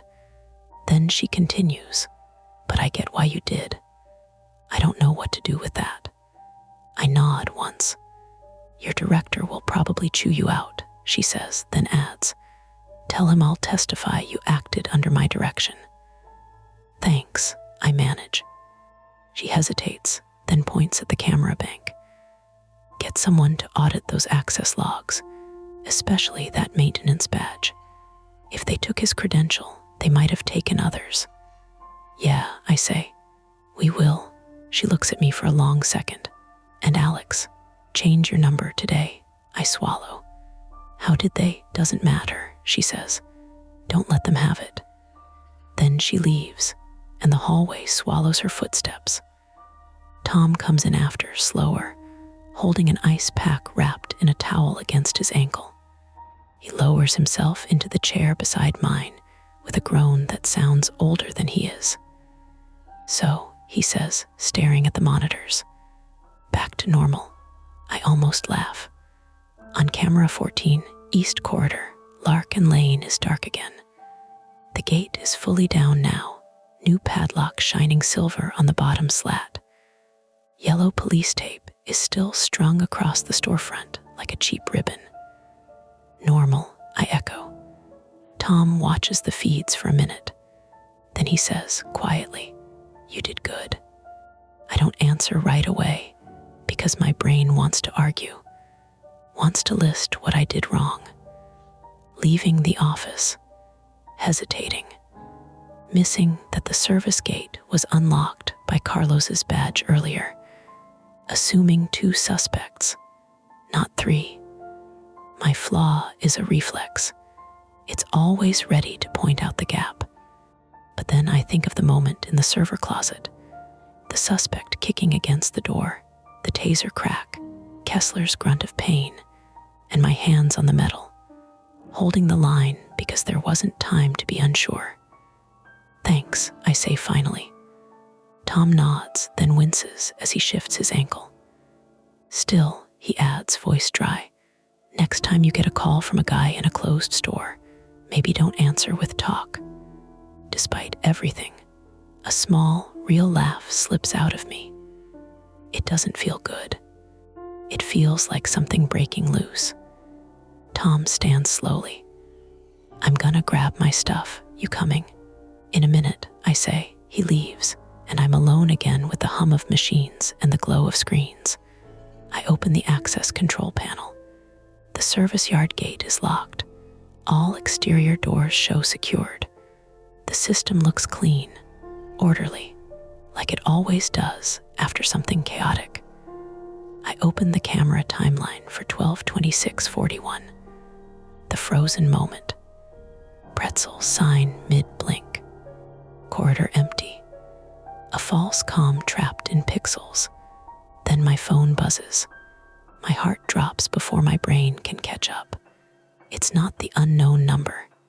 It's a system notification from the mall's security app. New login detected. Security, admin portal location. Remote. My mouth goes dry. I stare at it for a long time, trying to decide if it's a delayed alert from earlier, or a glitch, or some IT contractor signing in to assess damage. The app doesn't tell me who. It just tells me it happened. Just now. I lock the phone screen with shaking fingers and look up at the cameras again.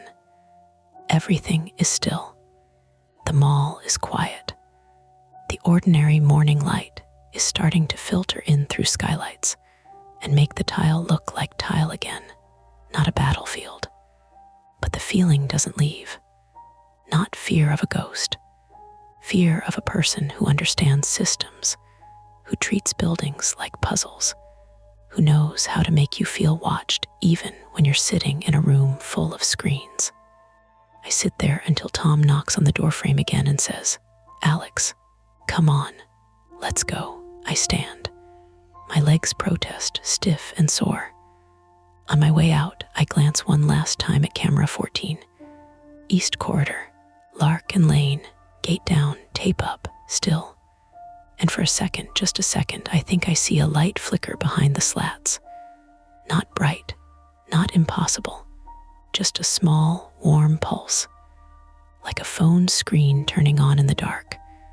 Then it's gone, and I can't prove it happened. That's tonight's story.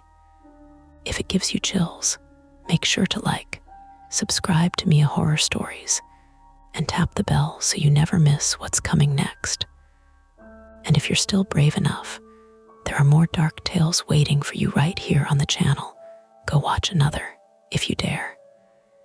Hey everyone, this is Mia Horror Stories, and the title of today's horror story is I'm a Motel Cleaner.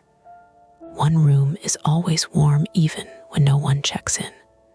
For your comfort, the screen will stay black throughout the video, so you can relax without strain and just focus on the story.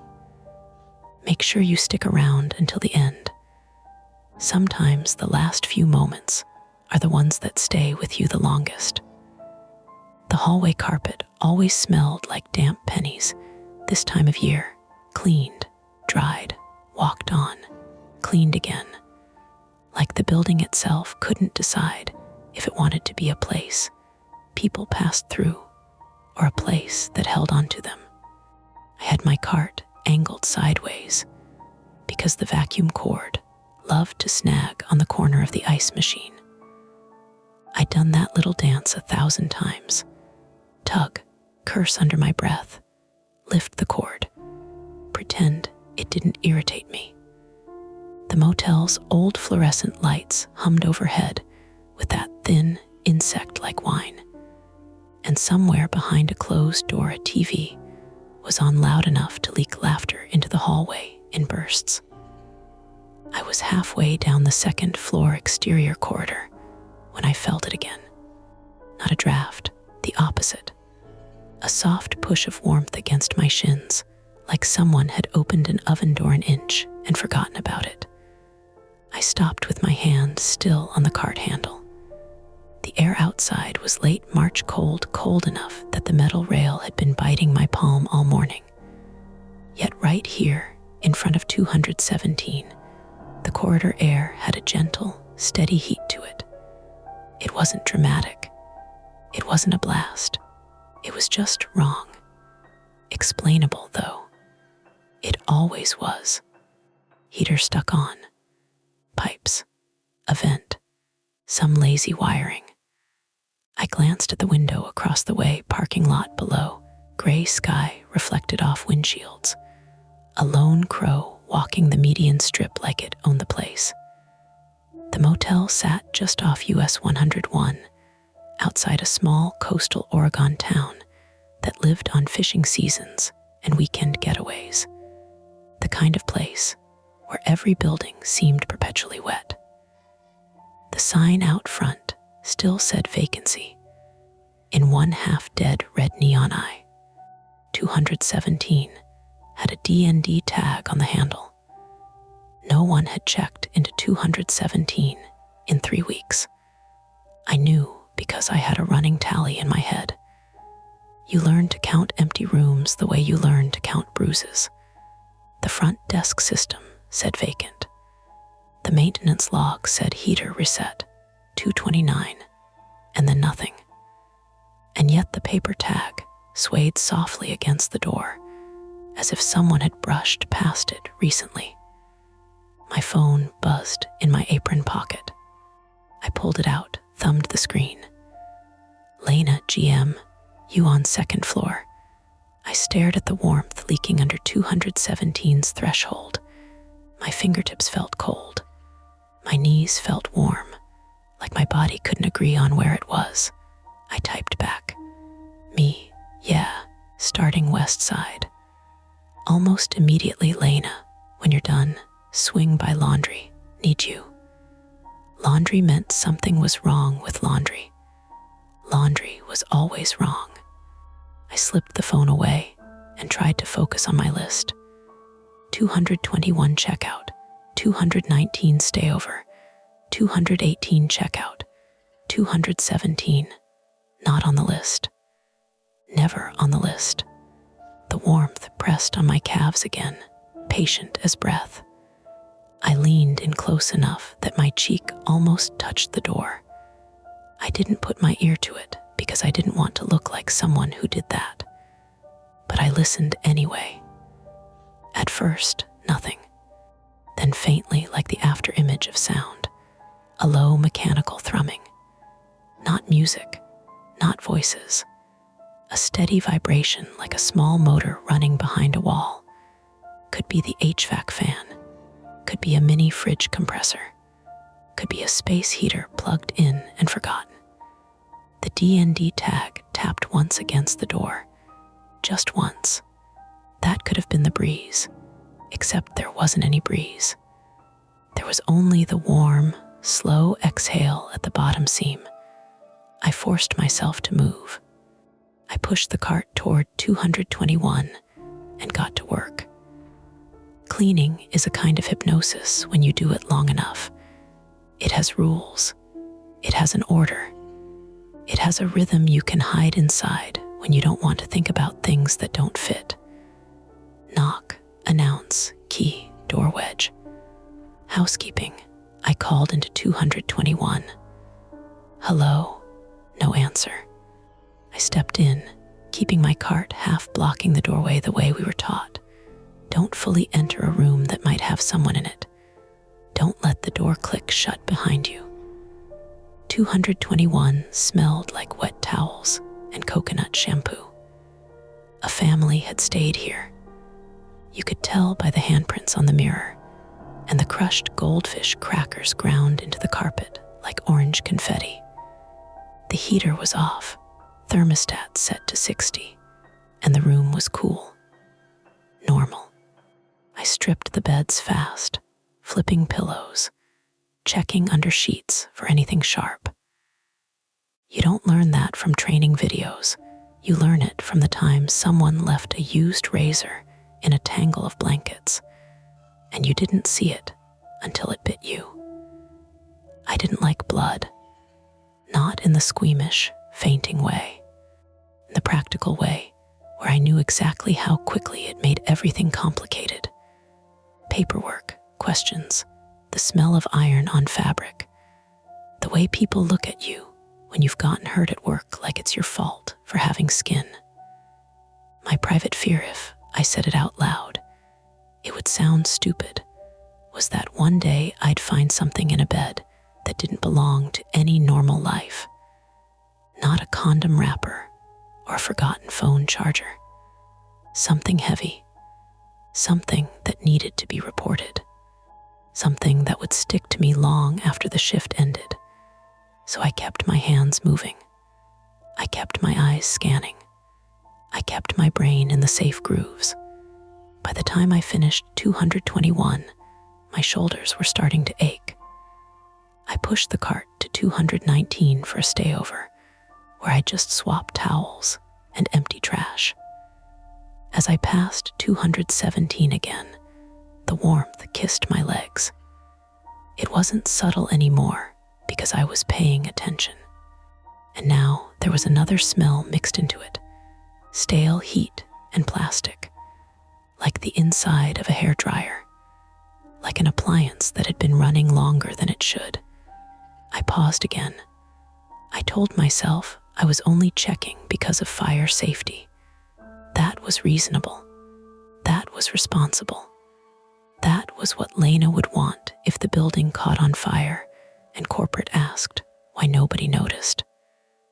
The D&D tag was still there. I reached out and pinched the cardboard between two fingers. It was warm too, not from my touch warm like it had been sitting in sunlight. But the hallway had no sunlight. The sky was a flat gray lid, and the corridor was in shade under the overhang. I let go. The tag swung gently and then stilled. I checked the lock. We had electronic keycards for guests, but housekeeping and maintenance still had those old metal keys on a fat, ugly ring. My ring, heavy enough to bruise your thigh if you forgot to hang it right. I brought it out and fitted the master key to the lock. My hand hesitated. I'd been written up once for entering a room that had a D&D tag, even though it was a vacant room, and the tag shouldn't have been there. Corporate didn't care about logic. Corporate cared about procedures. Procedures were the religion of people who never cleaned anything. But this wasn't about curiosity. This was about heat and plastic smell and a motor sound. I twisted the key slightly. It didn't turn. The lock felt tight, like it was resisting more than it should. I tried again, gentler. Still nothing. For a second, I thought maybe I had the wrong key. But the master key worked on every door. That was the point. I crouched and looked at the seam under the door. Warm air flowed out in a steady line, like someone had a heater pointed right at the threshold from inside. Okay, I muttered to myself, because talking out loud makes you feel less like you're sneaking. Okay, fine. I stood up and rapped my knuckles on the door. Housekeeping, I said, loud enough that it wasn't a whisper, but not so loud that I was making a scene. Hello? Is anyone in there? Nothing. I listened again.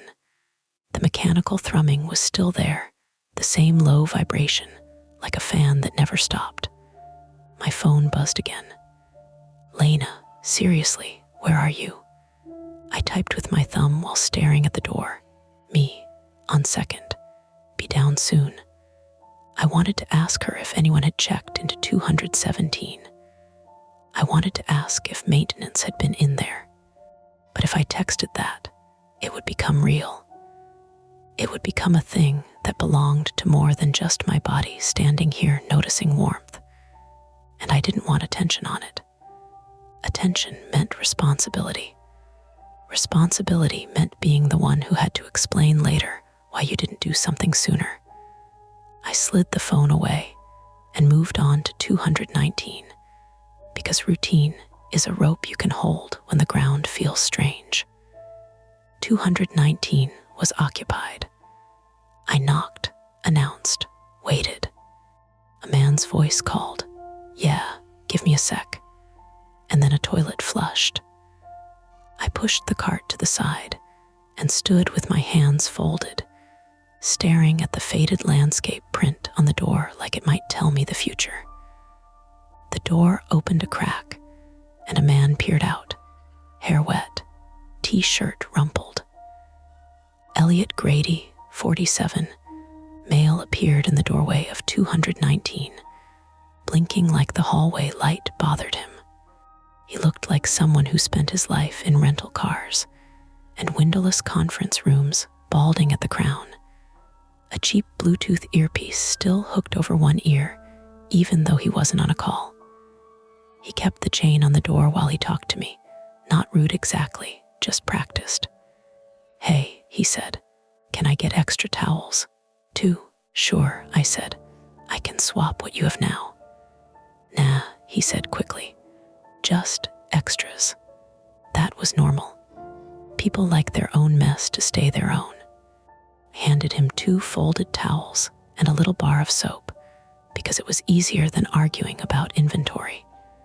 He took them, and his eyes flicked past me down the corridor. "Is that room occupied?" he asked, nodding toward 217. The question hit me in the stomach in a way I didn't like, because it meant it wasn't only me noticing. I kept my face neutral. "Which one?" 217. His voice lowered, like we were discussing something that could overhear. "It's warm over there. I walked by earlier and it felt like, I don't know, like someone left their door open." "Probably the heater," I said. I heard how flat I sounded. "Sometimes they stick." He made a sound that wasn't agreement. It was that non-committal hum people do when they don't want to be the first one to say something weird. "Okay," he said, "just asking. I thought maybe you guys had someone in there." "No," I said, "not that I know of." He nodded slowly, then shut the door, chain still on until the last second, like he didn't want to open himself to the hallway any longer than necessary. I stood there for a beat, looking at the closed door of 219, and feeling suddenly exposed, like the corridor wasn't just a corridor anymore, but a place where patterns could be noticed, where questions could be asked. I pushed my cart toward 218, forcing my steps to stay normal. The wheels rattled over a crack in the concrete. The ice machine made its hollow clunk behind me. In 218, someone had smoked despite the sign. I could smell it before I even opened the door. Old cigarette ghost in the curtains, in the upholstery, in the air conditioner filter. I sprayed deodorizer and opened the window an inch even though policy said not to, because policy didn't have to breathe it. While I worked, my mind kept drifting back to 217 like my tongue worrying a sore spot. Warmth, plastic smell, a motor sound, a D&D tag that didn't belong, a lock that wouldn't turn, and now Elliot, a guest, noticing too. By the time I finished 218, my arms were tight with fatigue, and my nerves felt rubbed raw, like I'd been listening too hard for too long. I wheeled the cart back down the corridor toward the stairwell. I could have walked right past 217 and gone down to laundry, like Lena asked. I could have decided it wasn't my problem. I could have let maintenance handle it later, let someone else be the one to open that door. But I didn't like the smell. I didn't like the steady warmth, the way it seemed intentional. I didn't like that the lock resisted.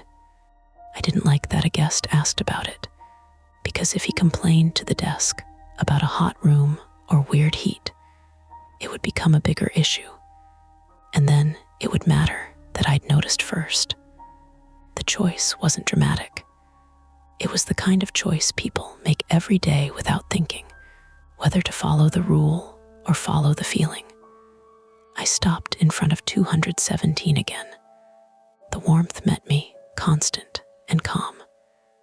My key ring sat heavy against my thigh. I looked down the corridor toward the stairwell. Empty. I looked toward the other end. Empty. I took out my phone and hovered over Lena's name, then paused. If I called her, she'd come up here annoyed, and it would turn into a scene. If I didn't call her and did nothing, and something happened, I'd carry that too. I slid the phone back into my pocket, made a decision that felt both responsible and slightly stupid, and turned the key ring in my hand until I found the maintenance master, a slightly different cut, older, more worn. My fingers were clumsy with cold and nerves. I lined it up with the lock. Behind the door, the low thrumming continued, steady as a heartbeat that wasn't mine. I had to choose whether to try that key again, harder this time, or go downstairs and tell Lena and let the moment pass. I held the key at the lock and breathed once, slow. Then I heard footsteps on the stairs. Someone was coming up, and I had to decide fast what I wanted them to see me doing. The footsteps on the stairs were quick, not guest slow, not tourist slow. The rubber soles slapped the concrete with a rhythm that meant purpose. I dropped the maintenance key back into the ring and stepped away from 217 like I'd just been checking the peeling paint near the number plate. Lena rounded the corner at the top of the stairs, breathing a little harder than usual. She always took them too fast. Lena Morales, 38, female, general manager of the Seaview Motor Inn, stopped short when she saw me loitering in front of 217. Her hair was pulled into a tight bun that never quite held by noon, and she wore the motel's navy fleece zipped up to her throat like it was armor. Lena had worked hospitality since she was 19. She believed in systems. She believed in checklists. She believed that if you followed policy hard enough, chaos would get bored and go somewhere else. "What are you doing?" she asked, not angry yet, just sharp. "Laundry can wait a minute," I said. "Have you had anyone in 217? She blinked. "No, it's been empty." "Has maintenance been in there?" Not since that heater reset. She glanced at the door. Why? I stepped aside so she could stand where I'd been. She felt it immediately. I saw it in the way her shoulders lifted just a fraction. It's warm, she said. Yeah. She crouched, palm hovering near the threshold like she was testing a campfire. The air brushed her hand. She frowned. Thermostat could be stuck, she said, defaulting to reason the way I had earlier. Old wall units overheat sometimes. There's a smell, I said, like plastic. She leaned in closer to the door seam, inhaled carefully. Her mouth tightened. Okay, she said low. Okay. There was a beat where neither of us spoke. The hallway light hummed. A gull screamed somewhere over the parking lot. I tried the master key, I said. It didn't turn. Her eyes flicked to mine. That was new information. That was not on a checklist. It didn't turn. No. Did you force it? No. She stood up slowly. We changed those locks in January. I know. She pulled her own key ring from her pocket, thinner, newer, corporate issued, and stepped up to the door. Housekeeping, she called, louder than I had. Management. Is anyone inside? Silence. Just that low mechanical vibration under everything, like a fridge in the next room. She inserted her master key and turned. It stopped halfway, her jaw shifted. She tried again, firmer. The key met resistance and held there. Great, she muttered. What if someone's in there? I said. No one's checked in. What if someone didn't check in? She shot me a look. Not annoyed, not dismissive, calculating. We both knew it happened sometimes. A guest who overstayed and slipped back in through a propped door. Someone who found a window that didn't latch right. Coastal motels weren't fortresses. Front desk would have flagged it, she said, but it sounded like she was reminding herself. Her phone buzzed in her hand. She glanced down and swore under her breath. What? I asked. Smoke detector in the east wing just tripped, she said. Room 105. My stomach dropped. From this? I asked. No, she said quickly. Different building. But the warmth at my legs suddenly felt less abstract. Could be a battery, she said, already moving. Those things chirp all the time. That's not what you said, I said. You said it tripped. She hesitated for half a second then. Okay, it says heat detected. We both looked at 217 at the same time. If that heater's running wild in here, I said, and the system's connected. It's not, she said. They're separate. Are you sure? She didn't answer. From inside 217, the thrumming shifted. Just slightly. Like a fan speeding up or catching on something. Lena stepped back from the door. Okay, she said, voice flattening into manager mode. Here's what we're not going to do. We're not going to panic in the hallway. We're not going to break a door down because of a stuck key. So what are we going to do? I'm calling maintenance. Caleb's off today. I know. We both knew the rest. Maintenance on call was 40 minutes away in the next town over. 40 minutes if he answered. 40 minutes if traffic cooperated. Another gull scream. Then a faint, distant chirp. Not from 217, from somewhere lower. The fire alarm panel was in the office. If 105 was throwing heat alerts, it would escalate if it got worse. Go downstairs, Lena said. Check the panel, I'll stay up here. You want to be alone. I want eyes on this door. I hesitated. This was the exact thing I didn't want. To walk away and leave it unresolved. Have something happen and know I'd stepped aside. What if it's someone inside? I said. What if they're passed out or something? Then we call 911, she said. But right now we don't even know that. The thrumming stuttered again. Louder this time. A metallic rattle layered over it like something vibrating against a vent cover. We both heard it. That's not normal, I said. Lena's nostrils flared. "Okay," she said quietly. "Okay, plan B." She stepped closer and knocked hard. Not polite knock. Fist on wood. "Management," she shouted. "Open the door." Nothing. She pressed her ear to the door this time, not caring how it looked. I watched her face. "Fan," she said. "Definitely a fan. Space heater could be." The smell thickened, or maybe I just noticed it more. Burnt dust. Warm circuitry. From the stairwell below, a man's voice drifted up. "Hey, is everything okay?" Elliot Grady stood halfway up the stairs, looking up at us. He had his phone in his hand, like he'd already considered dialing something. "It's fine," Lena called down. "Maintenance issue." He didn't look convinced. "Smells weird," he said. "I know," I said before I could stop myself. Lena shot me another look. "We're handling it," she said firmly. Elliot climbed another step. "Look, I don't want to be that guy," he said, "but I travel a lot. That smell, that's like when something's overheating." "We know," Lena said. "Thank you." He hesitated, then stayed where he was, halfway between floors, like he didn't want to commit to leaving or staying. A sharp chirp echoed from below. Then another. The East Wing alarm was escalating. Lena closed her eyes briefly. "Go," she said to me. "Check the panel now." I ran. Down the stairs, across the parking lot, through the glass office door that stuck at the bottom corner when humidity was high.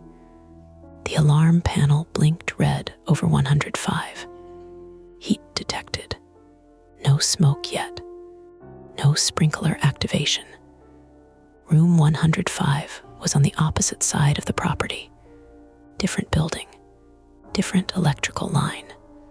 I grabbed the master key from the hook behind the desk and jogged across gravel, the sound crunching under my shoes too loud in my ears.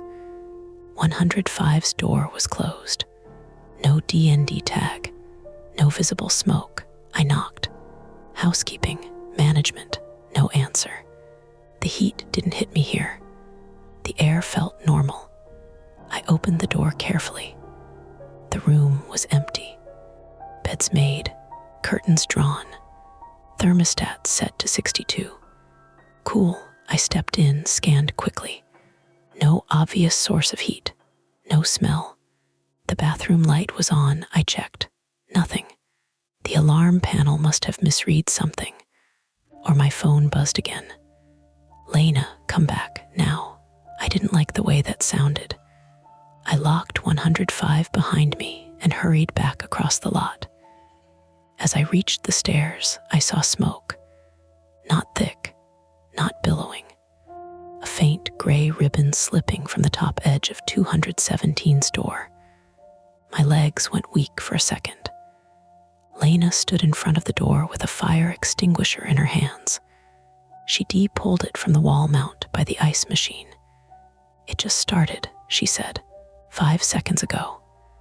Elliot was on the landing, eyes wide. "I'm calling 911, he said, already tapping. "Wait," Lena snapped. "Not yet. Not yet," he repeated. "If we can stop it." The thrumming inside 217 turned into a grinding whine.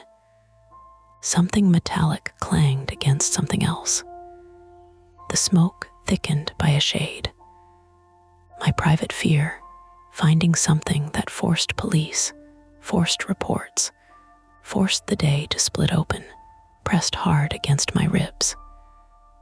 "This is exactly when you call," I said. My voice shook despite me trying to keep it steady. "If there's a fire and we don't." "I know procedure," Lena said, but her knuckles were white around the extinguisher handle. From inside the room came a new sound. A thud, not mechanical, not rhythmic. A single heavy impact, like something falling over. We all froze. Elliot looked from me to Lena.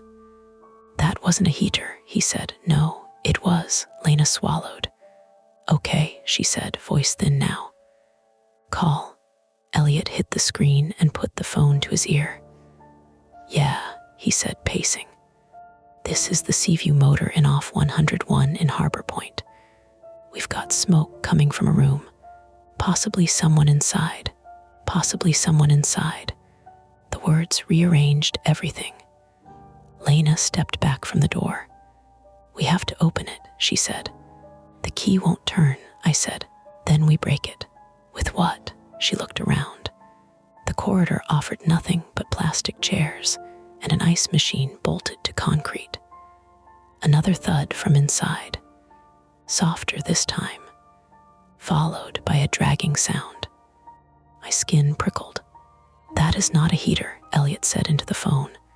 There's noise. Yeah, like movement. The smoke line thickened to a steady stream now, curling up toward the overhang. If there was someone in there, they were breathing that in. If there was no one in there, something else was happening. Lena handed me the extinguisher. Hold this, she said. Then she grabbed the metal trash can from beside the ice machine and hefted it. You're not, I started. We don't have time, she said. She swung the trash can at the door handle. The first hit dented the can more than the door. The second hit cracked the wood around the lock.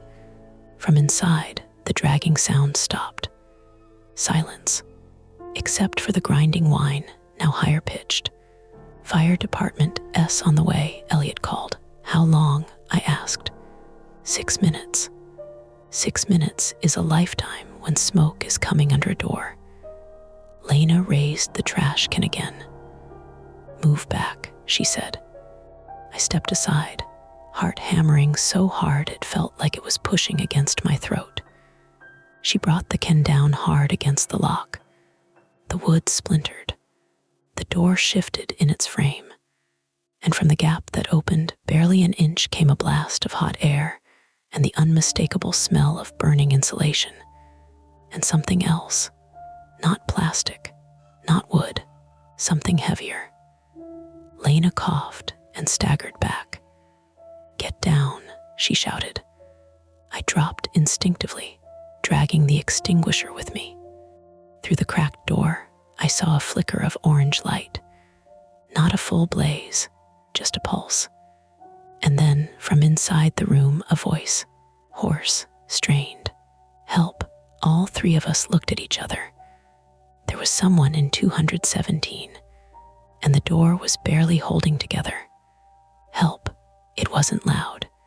It wasn't theatrical. It was the kind of sound someone makes when their throat is already scraped raw. For half a second, none of us moved. Then Lena grabbed the trash can again and slammed it into the doorframe. The splintered wood gave another inch. Smoke pushed out harder now, rolling up toward the overhang and spreading along the ceiling like a low gray tide. The air shifted from warm to hot, sharp against the inside of my nose. Back up, Lena coughed. I've got the extinguisher, I said, though my hands were slick and my fingers felt slow. Elliot was pacing near the stairwell, phone pressed to his ear. They said units are en route, he said. 4 minutes now. 4 minutes sounded shorter than 6, but it wasn't short enough. Inside the room, something metallic toppled, a crash, then a ragged cough. Help, the voice said again, closer to the floor this time. Lena dropped the dented trash can and looked at me. We can't wait, she said. The doorframe was cracked around the lock, but the deadbolt was still holding. Stand to the side, she said. She planted her foot against the wall and kicked hard near the handle. The wood splintered further. A chunk broke off and skittered across the concrete. Hot air blasted through the widening gap. I stepped forward and jammed the extinguisher nozzle into the opening, squeezed the handle. White chemical spray roared into the dark. For a second, the thrumming sound faltered. Then it surged back louder. The smoke thinned just enough for me to see inside. Room 217 wasn't dark. It flickered. An orange pulse near the far wall. Low, near the floor, and a shape. Someone was on the carpet between the beds. On the ground, Lena shouted. Crawl. A hand moved, just barely, fingers clawing at the rug. I let off the extinguisher to reposition. The chemical cloud drifted back into my face, bitter and dry. My throat tightened. Again, Lena said. I sprayed a second burst. This time, the flicker dimmed more noticeably. The grinding noise inside dropped into a strained whine. Door, Lena said. We both leaned in and shoved. The deadbolt tore free with a cracking sound, and the door flew inward. Heat hit us full in the face. Not inferno level, not walls of flame, but the wall-mounted heater beneath the window had melted through its plastic casing. The grill hung warped and dripping. Inside it, the heating element glowed dull red, wires exposed, insulation smoldering. A cheap portable space heater sat directly in front of it, plugged in, on full blast, and a man lay between the beds, one arm stretched toward the door. The thrumming wasn't a fan. It was the wall heater's motor struggling as it cooked itself. Kill the power, Lena shouted. Breakers downstairs, I said. Go. I dropped the extinguisher and ran. Down the corridor, down the stairs, through the office.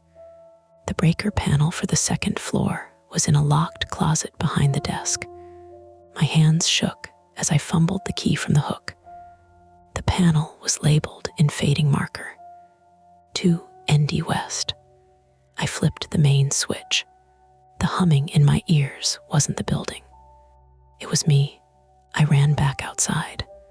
Upstairs, smoke was still pouring out, but thinner now. Elliot stood just outside 217, coughing into his sleeve. Lena had crawled inside. What are you doing? I shouted. He's conscious, she said, voice muffled. I stepped into the doorway. The heat had already started to fade without power, but the room smelled thick, burned plastic, scorched carpet, something sour beneath it. The man on the floor looked about 50, maybe older. Beard patchy and gray. Skin flushed deep red. His shirt was soaked through with sweat. He blinked up at us like he didn't quite understand where he was. Don't move, Lena said. We've got you. She grabbed him under the arms and dragged him toward the door. He wasn't light. Dead weight never is. I grabbed his legs and pulled. As we dragged him across the carpet, something caught under his body, a cord. The portable heater's cord stretched tight. I followed it with my eyes. It didn't go to the wall outlet. It ran under the bed. Stop, I said. What? Lena gasped. Cord, she glanced down. The cord disappeared beneath the bed skirt. A thin wisp of smoke curled from under there too. My stomach dropped. The wall heater wasn't the only thing burning. Get him out, I said. We hauled him the last few feet and onto the concrete outside. Elliot stepped back wide-eyed. Oh my God, he muttered. The man coughed violently, rolling onto his side. Stay with us, Lena said. What's your name? He blinked. Mark, he rasped. Mark what? He didn't answer. Inside the room, a faint crackle sounded, not electrical this time. Fabric. Under the bed, I said. Lena looked at me, then at the doorway. The fire extinguisher lay tipped on its side near the threshold. I'm not going back in there, Elliot said quickly. No one asked you to, Lena snapped. Sirens wailed faintly in the distance. Too far, too slow. The crackling grew louder. I grabbed the extinguisher again. Second attempt, I said, not sure who I was talking to. I dropped to my knees at the doorway and aimed low, sweeping the spray under the bed. White chemical foam blasted across the carpet. The crackling hissed, then spiked. Something popped. A flash of orange flared under the bed skirt. I recoiled. What is it? Lena asked. I don't know. The spray cleared just enough for me to see shapes under the bed. Not luggage, not boxes, paper, stacks of paper, and something metallic. Misdirection hit me hard. For a second, just a second, I thought it was a body. The way the papers were piled, the way something curved lay between them. But then I saw the handle, a small metal toolbox, and the curved shape was a bent fan blade. The portable heater had been aimed under the bed, at the papers. They were trying to dry something, I said aloud. Or burn it, Lena said. The crackling surged again, and a strip of flame crawled along the edge of a stack. I sprayed harder. The extinguisher sputtered. Empty. Damn it. Lena looked down the corridor. There's another one by the stairs, she said. Get it. She ran. Behind me, Mark groaned. I glanced back. His eyes were open now, unfocused. You caw, he whispered. Can't what? I asked. He coughed. Let them see. See what? His gaze slid past me toward the room. Under the bed. Sirens were louder now. Closer. Stay with me, Elliot said awkwardly, crouching near Mark but not touching him. I didn't like the way Mark said that. I didn't like the papers under the bed. I didn't like that the room was officially vacant. Lena came back with the second extinguisher and shoved it into my hands. Move, she said. We both went in this time. The air inside felt thinner. My lungs worked harder. I aimed low again and sprayed. Foam blanketed the underside of the bed. The flame died back. But as the chemical cloud settled, I saw more clearly what was under there. Not just random papers. Folders, file folders. Some burned at the edges, some intact, and taped to the slats of the bed frame wiring. Not motel wiring, extension cords, power strips. The portable heater wasn't just pointed at paper. It was pointed at a tangle of electronics. A laptop lay half hidden, screen cracked from heat. A small desktop tower sat open, components exposed.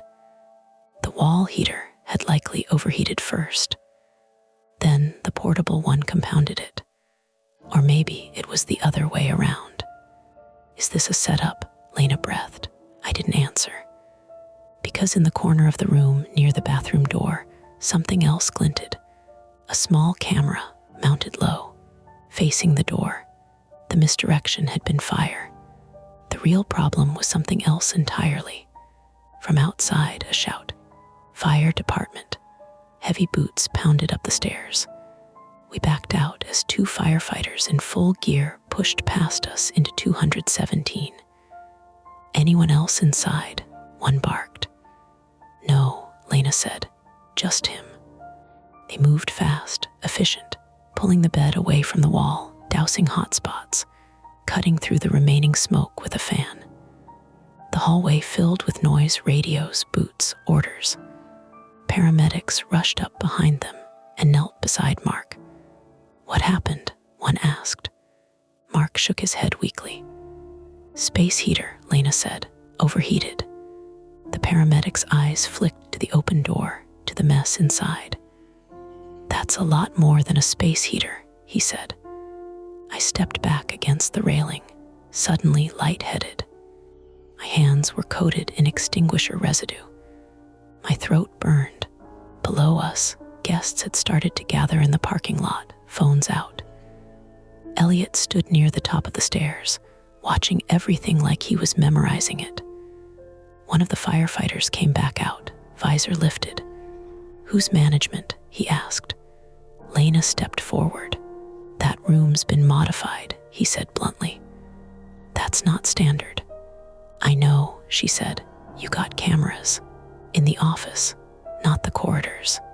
He nodded once. We're going to need to see them. Mark was lifted onto a stretcher. As they carried him past me, he grabbed my sleeve weakly. Please, he whispered. You don't understand. His hand slipped away. They took him down the stairs. The second floor corridor looked different now. Black Black soot marked the doorway of 217. The number plate hung crooked. Firefighters were still inside, pulling equipment out from under the bed. One of them held up a hard drive in a gloved hand. "Chief's gonna want this," he said. I felt the point of no return settle in my chest. This wasn't just an overheating heater. This wasn't just a hidden guest. This was something that had been built inside a room no one had checked into. And I was the one who'd noticed the warmth first. Down in the parking lot, a police cruiser pulled in behind the fire engine. Blue lights flashed against the wet asphalt. There was no going back to just cleaning rooms anymore. The police cruiser lights made the wet asphalt look like it was breathing. Blue, red, blue, red. Down in the parking lot, guests had gathered in small clumps under hoods and umbrellas, half awake and hungry for story. A man in flip-flops filmed from behind a sedan. Someone's little dog barked and wouldn't stop. Up on the second floor corridor, the air still tasted like extinguisher powder and burned plastic. My tongue felt coated. Every swallow scraped. A firefighter stepped out of 217, carrying a black trash bag full of something heavy that clinked faintly against itself. He moved like the weight was familiar evidence, not trash. Lena stood at the doorway with her hands on her hips, trying to look like she could handle this. Her face was smudged with gray streaks and sweat. Mark was gone, taken down the stairs, loaded into an ambulance. The stretcher wheels had rattled over the concrete landing, and the sound had stayed in my head like a cheap song you can't stop humming.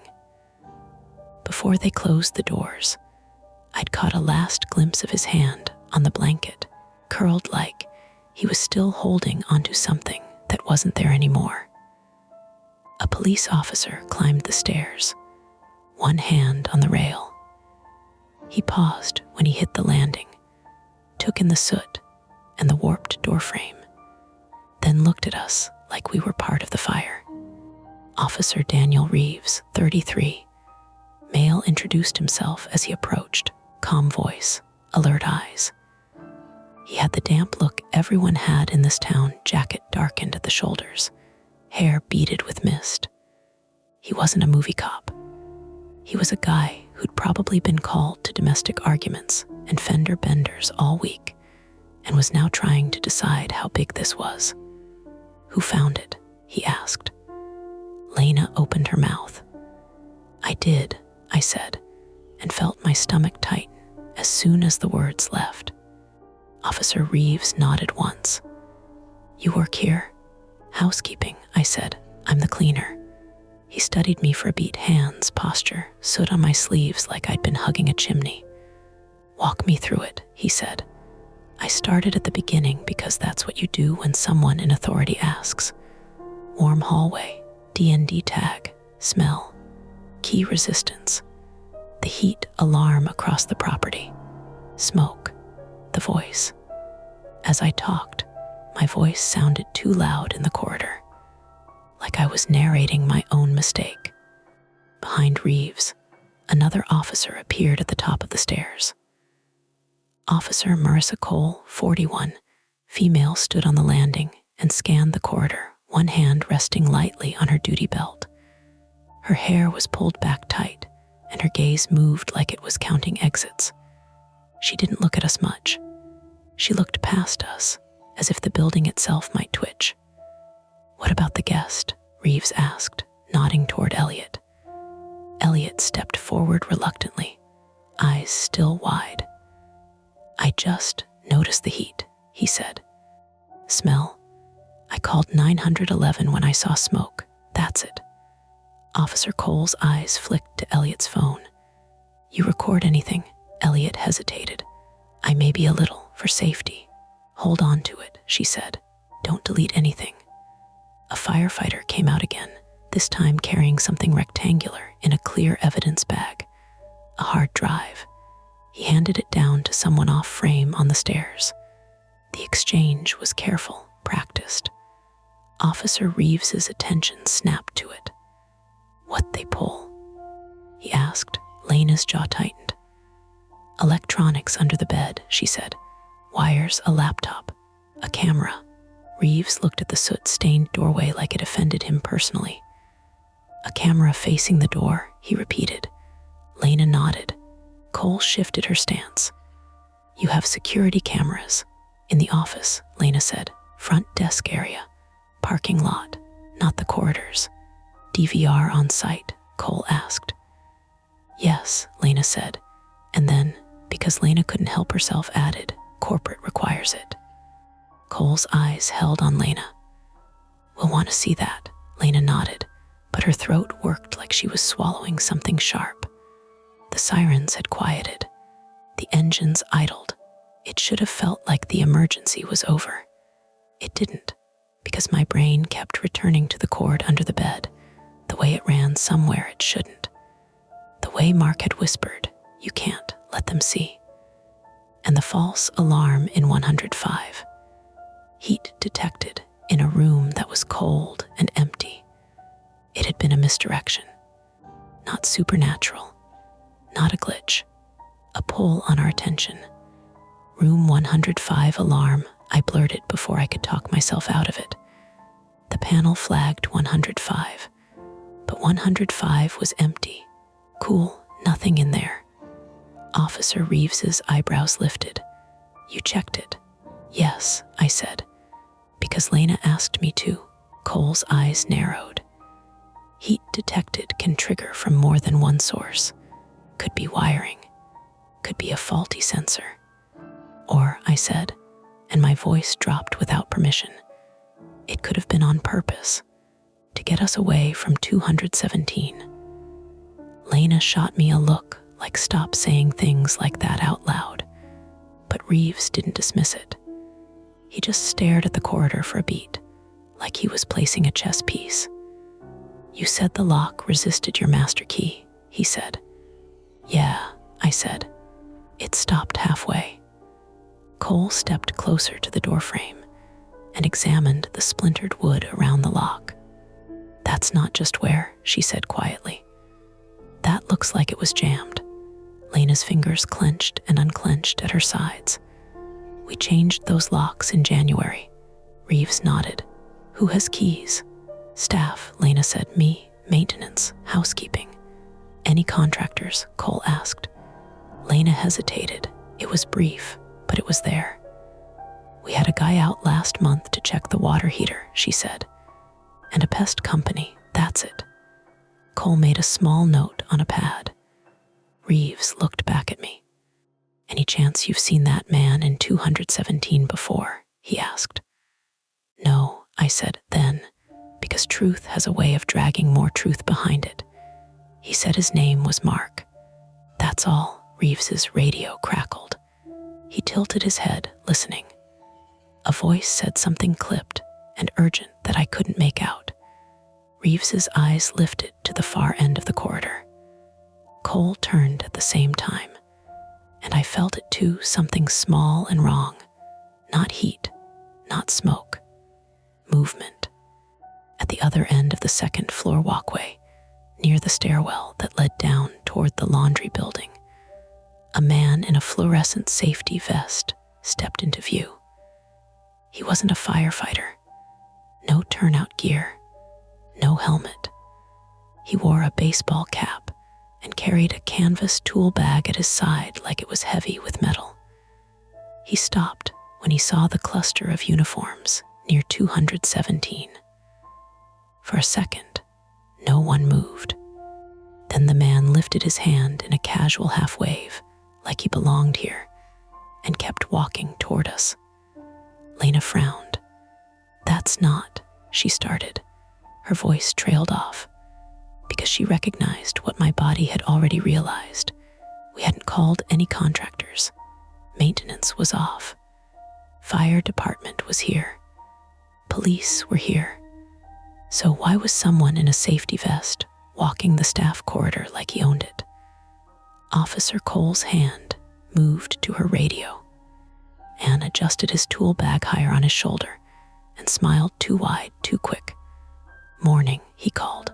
"Maintenance. Heard there was an issue." Lena's face tightened.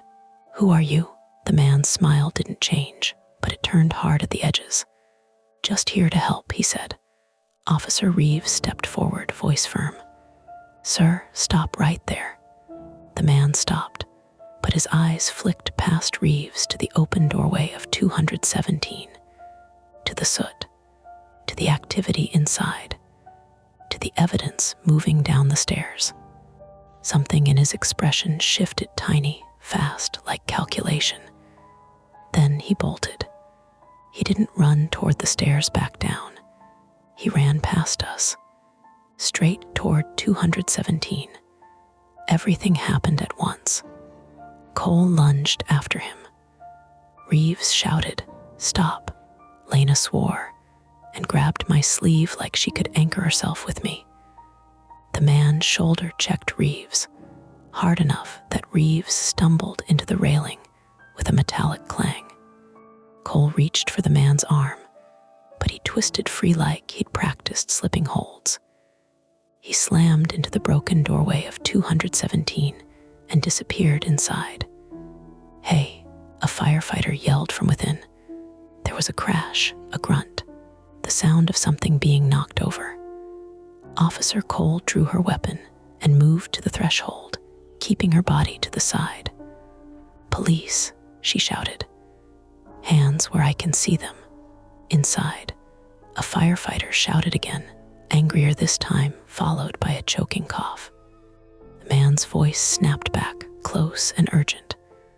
"Give it to me," he yelled. "Give me the bag, a bag." My eyes darted to the stairwell.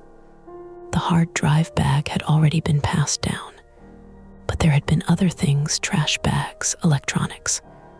Reeves had recovered and was on his feet, hand on his shoulder where he'd hit the rail. He looked pale under the adrenaline. "Stay back," he told me, and it wasn't a suggestion. But my feet didn't listen. I moved closer because I couldn't not.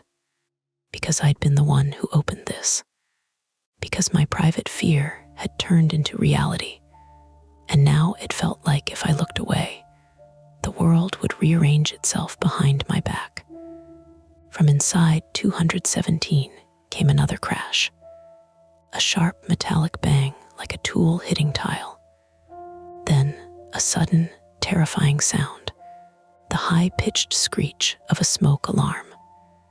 For one panicked second, I thought the fire had restarted, that the underbed hotspot had flared.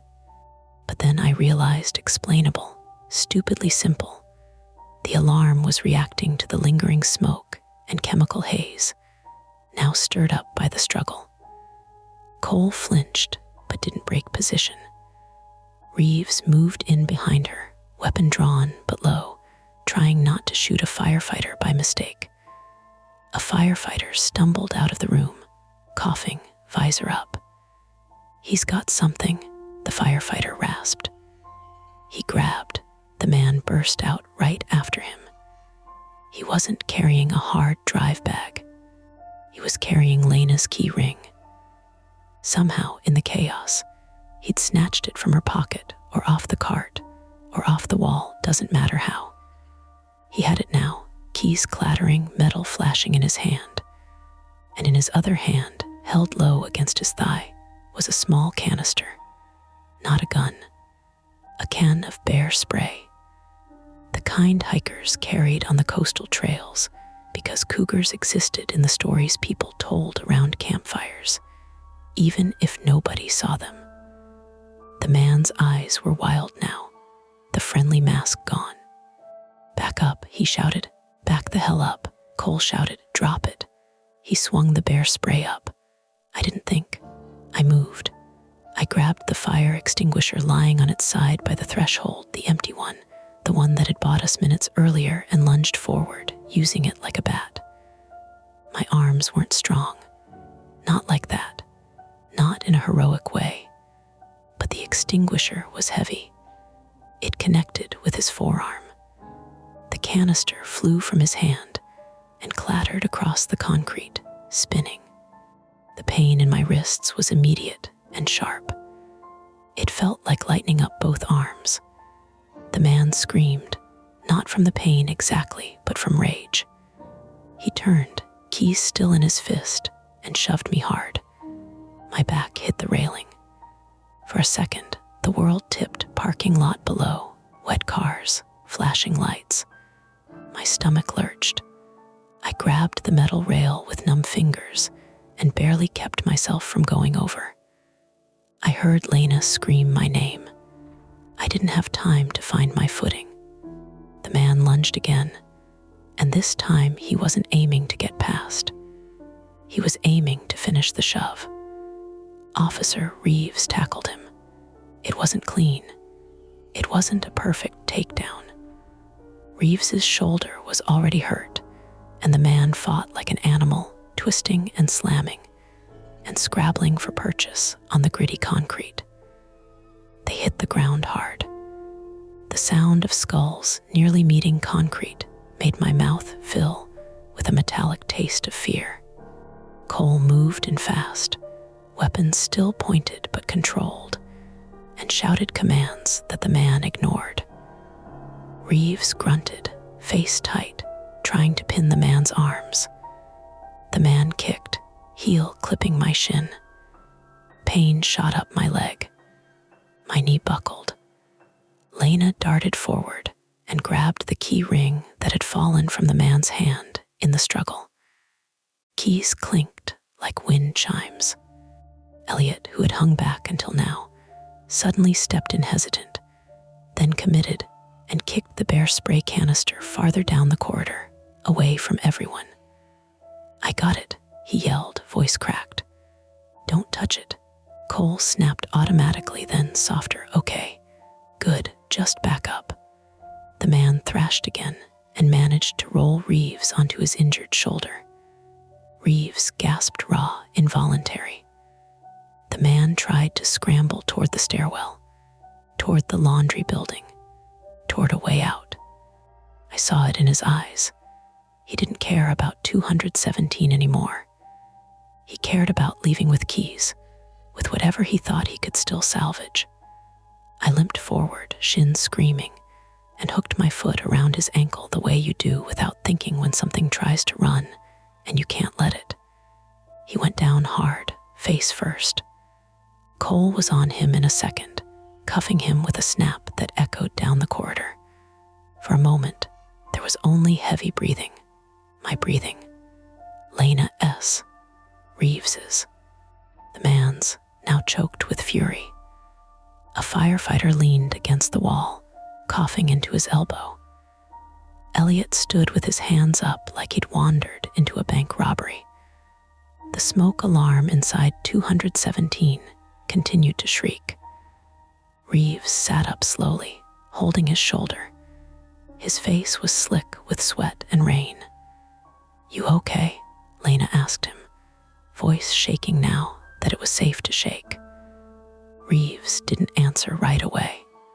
He looked at the cuffed man, then at me, then down over the railing at the parking lot full of witnesses. "No," Reeves said finally, blunt, "but I'm here." Cole hauled the man up by his cuffed wrists. "What's your name?" she demanded. He spat on the concrete. "Doesn't matter." "Wrong answer," Cole said, and marched him toward the stairs. As they moved, the man twisted his head and looked straight at me. Not angry, not pleading, something colder. "You shouldn't have touched it," he said quietly. "That room wasn't for you." My skin prickled. Then Cole shoved him down the first stair. He stumbled, caught himself, and disappeared from view. The corridor seemed to exhale. My wrists throbbed. My shin felt hot and swollen. When I finally looked down, I saw a smear of blood where the heel had scraped skin through my pant leg. Lena's hands hovered near me like she wanted to grab, but didn't know where. She started, then stopped, like she couldn't find the right sentence that wasn't an accusation or a thank you. "I'm fine," I lied. Inside 217, the smoke alarm kept screaming like it hadn't gotten the memo. A firefighter stepped into the doorway and yanked it down from the ceiling with a gloved hand, snapping it off its mount. The shriek died instantly, replaced by the softer, more unbearable sounds. Radios, distant sirens, rain on metal. Officer Reeves stood with effort, one hand still pressed to his shoulder. "EMS is still here," he said. "Get yourself checked." I nodded, but my eyes drifted back to 217. The warped heater, the blackened bed skirt, the spot where the camera had been mounted low, facing the door like a watchful eye, the hard drive that had gone down the stairs in an evidence bag, the file folders burned but not fully. Names and dates maybe, now smudged and half erased. We de-stopped the fire. We de-stopped the man from taking the keys. We de-stopped whatever immediate thing he was trying to do. But the shape of it, the idea of it, felt bigger than the corridor. Like a net I hadn't seen until I'd walked into it. Lena's phone buzzed again. She glanced down, reflexive. Then she looked at me, eyes glossy. "I told you to go to laundry," she said, voice rough. "I needed you in laundry because the dryer was making that smell again. Burnt plastic. I thought it was normal. I thought it was just the old machine." I stared at her. "Which dryer?" I asked. She swallowed. "The one in the back," she said. "The one that's always warm." My stomach tightened in a way that had nothing to do with pain, because suddenly the warmth wasn't just a room. It was a habit, a pattern, and we had only pulled one thread. By the time the fire trucks pulled away, the motel looked smaller. Not physically. The sign still buzzed half red at the edge of the highway. The ice machine still hummed like it had a cold. The gulls still landed on the railing and stared at nothing in particular. But the place felt peeled back. They checked my wrists in the back of the ambulance. No fractures. "Sprain," the paramedic said, wrapping both in elastic bandages that made my hands look older than they were. My shin got cleaned and taped. It stung worse after the adrenaline drained out. "Concussion symptoms?" he asked. I didn't hit my head. "Sometimes you don't remember." "I'd remember," I said. He gave me a look that said people say that a lot. Down the row, Officer Reeves sat on the bumper of another rig while someone immobilized his shoulder. He didn't complain. He stared at the parking lot while they worked on him, jaw tight. When his eyes met mine, he gave a small nod. Not heroic, just acknowledgement. The suspect sat in the back of a cruiser with the door open, rain speckling his fluorescent vest. He looked smaller now, less like a man with a plan, and more like someone who'd miscalculated. Officer Cole stood beside the cruiser, speaking into her radio. She didn't look at him much. She didn't look at me either. Mark was already gone, transported to the hospital in town. Smoke inhalation, dehydration, probable mild burns on his hands. That's what I overheard. He'd been conscious when they loaded him, not talkative. Lena stood by the office door, arms crossed, staring at the second floor like she could will the scorch mark off the siding. She'd called corporate already. I could tell by the way she was speaking tight sentences, neutral tone, no adjectives. "Yes," she was saying. "Law enforcement is involved. No, the building isn't condemned. No, there are no guest injuries." She paused. "No, we did not have any record of the individual checking in." She listened for a long time. "I understand," she said finally. When she hung up, she didn't look at me right away. She looked at the ground, then she walked over. "You need to go home," she said. "I'm on the schedule until 4. You're not cleaning anything else today." "I can do laundry," She gave a humorless half-laugh. Laundry's shut down, she said.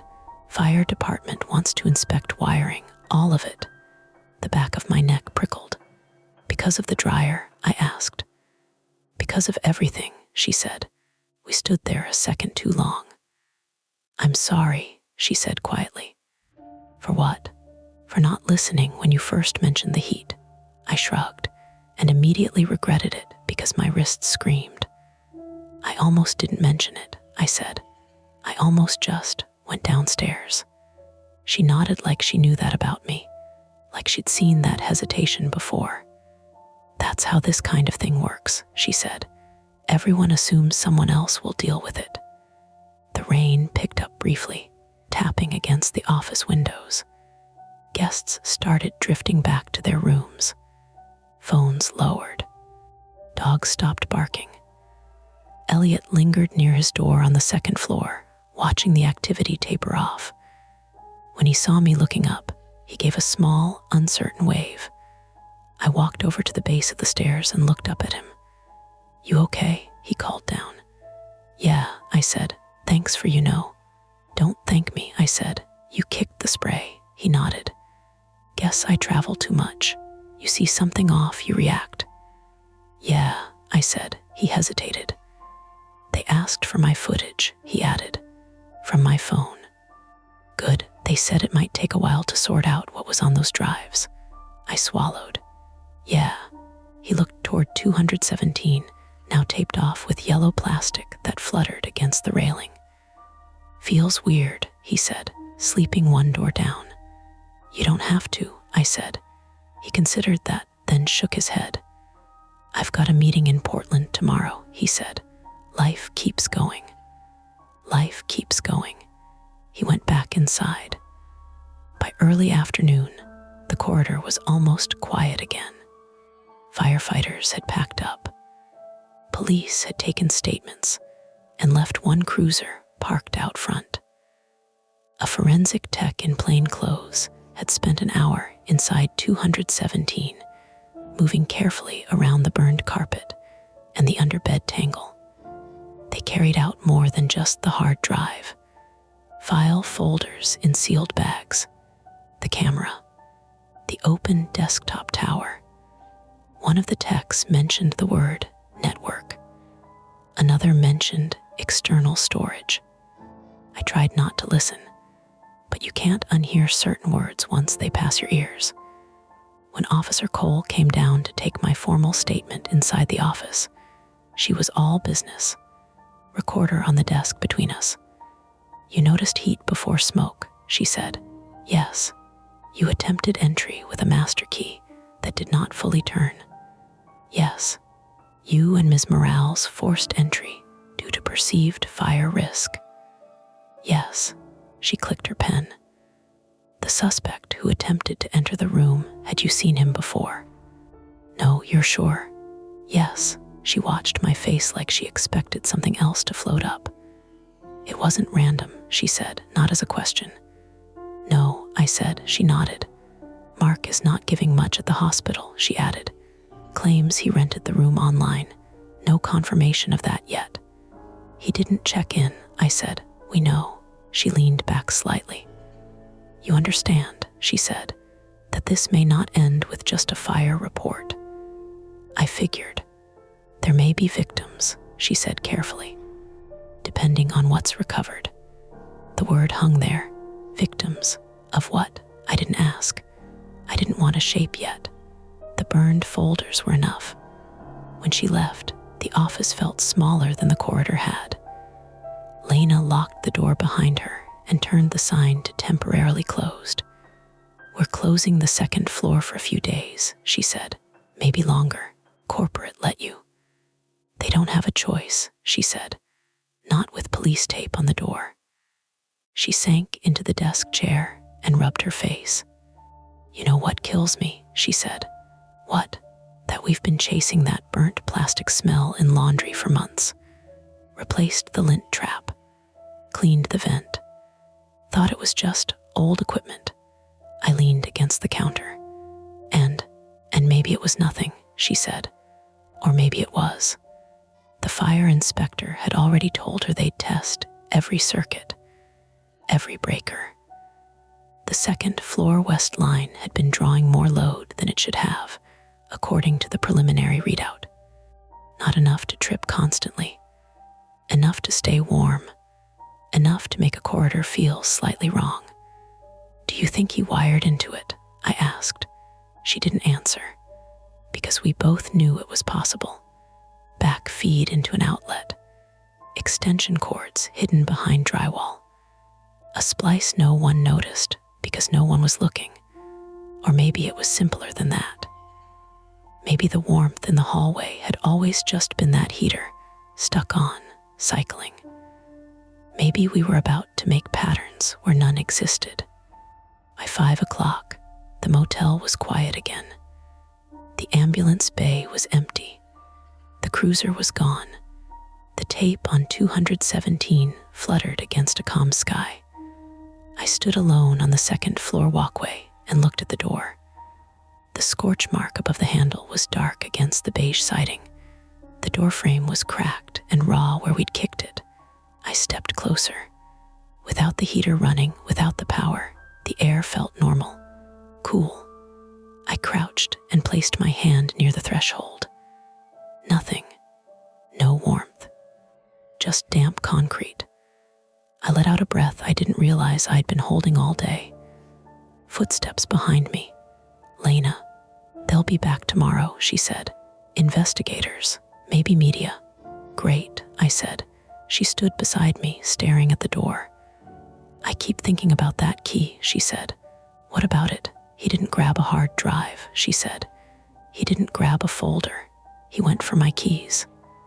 "Access," I said. "Exactly." She rubbed her arms. "If he'd gotten them, he would have opened every room," I finished. "Or locked us out," she said. We stood there in silence. Below us, a car pulled into the lot. Headlights swept across the building, then clicked off. An ordinary check-in. Life keeps going. I went home early that night. Shower first. The water ran gray at my feet. My wrists throbbed when I lifted my arms. My shin pulsed in time with my heartbeat. When I closed my eyes, I saw the orange flicker under the bed. The camera lens pointed at the door. The man's face as he lunged. Sleep came in pieces. The next morning, I drove back before my shift, parked, and sat in the car longer than necessary. The sign buzzed. The ocean air smelled like salt and diesel. Nothing about the building looked different from a distance.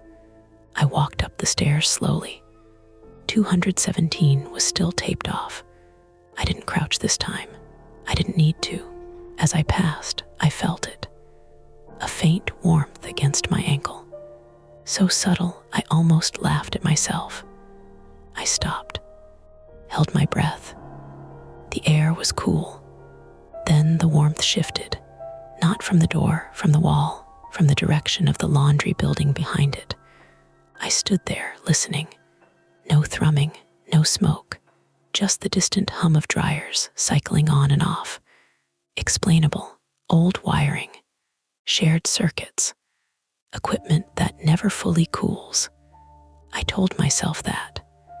And then I walked on. The fire is out. The suspect is in custody. The room is taped shut. And yet, warmth, small, explainable warmth, still lingers in places it probably shouldn't. Not enough to call 911, just enough to notice. That's tonight's story. If it gives you chills, make sure to like, subscribe to Mia Horror Stories, and tap the bell so you never miss what's coming next.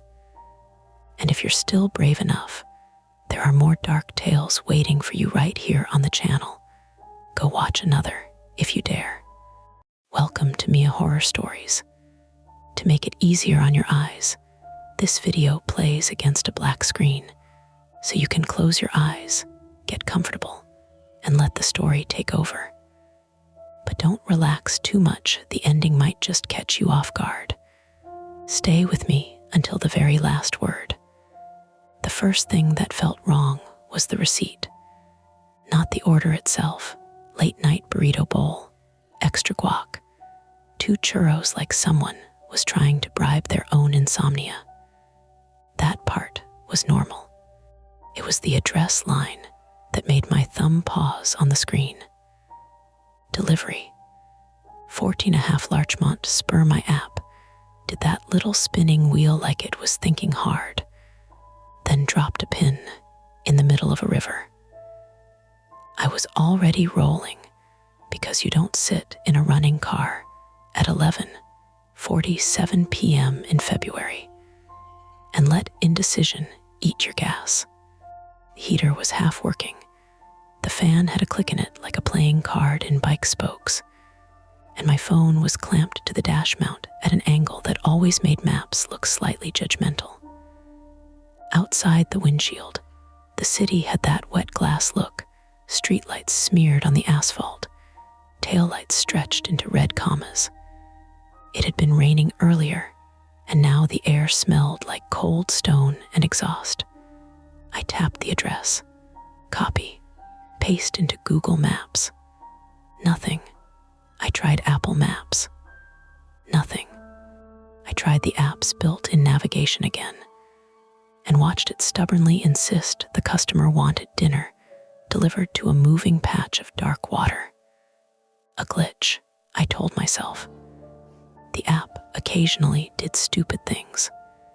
It once sent me to W8th Cent without a city, which is like asking a bartender for a drink. Another time it insisted an address in my zone was across the ocean, and the pin landed off the coast like it wanted me to toss a pizza into the Atlantic and call it done. I could still explain this. I pulled to the curb under a street lamp that flickered at regular intervals. Not spooky, just old.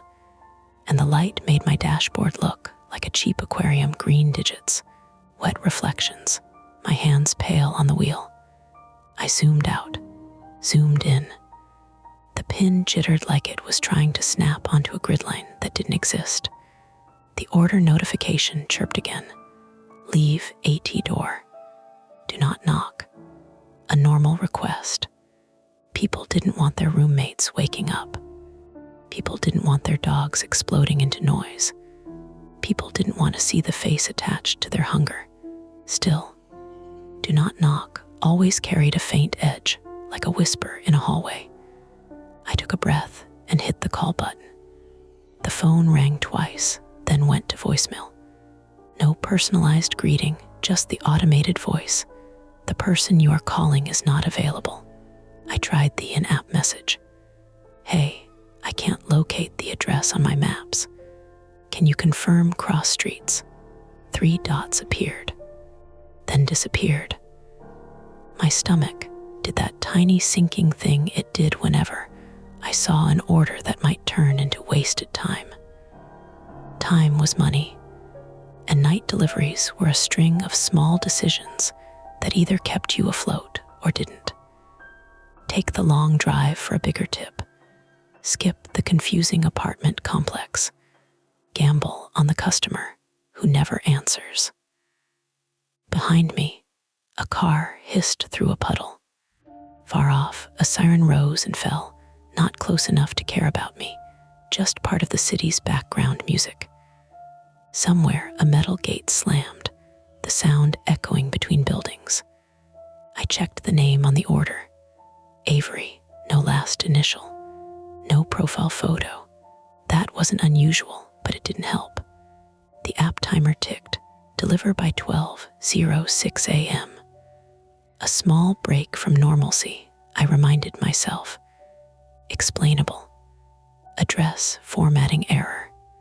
14.5 could have been 14.12, and some systems hated fractions. Spur could be a private road or a dead-end service lane. Maybe it was behind a building and the pin was wrong. I typed Larchmont Spur into a regular browser search.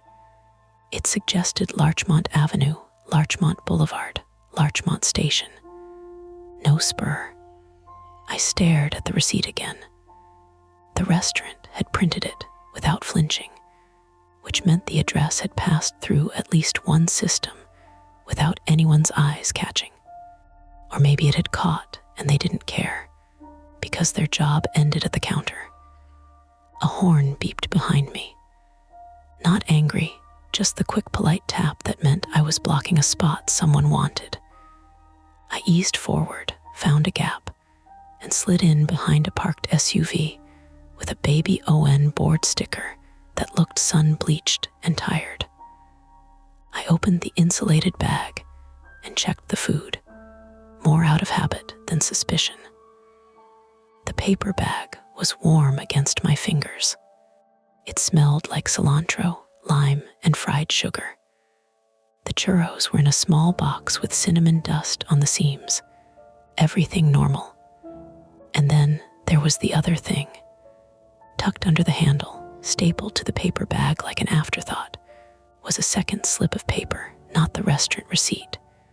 It was thinner, white and plain, like torn printer paper, and someone had written on it in clean block letters. Use Service Road. No lights. My first thought was, the customer left a note at checkout. Some places allowed that. Sometimes it printed. Sometimes the staff scribbled it if their printer didn't cooperate. My second thought arrived right after, quieter and more annoying. No lights. Like my headlights. Like street lights. Or like, don't bring attention. I held the paper closer to the dash light. The ink was fresh enough that it still had that slightly glossy look. The letters were too even to be a frantic scribble. It looked like someone who wanted to be understood. I set it on the passenger seat, face up, and stared at it longer than I meant to. A laugh burst out of me, too sharp, and then I stopped myself and looked around as if anyone could hear. No one cared. People at midnight moved through their own bubbles of purpose, keys, smoke, the quick shuffle from car to door. I wasn't scared. Not yet. I was irritated. And a little curious in a way I didn't like admitting. That was my flaw, if you could call it that. Curiosity that didn't know when to keep its mouth shut. It was why I clicked on news articles about home invasions, and then regretted it at 2 a.m.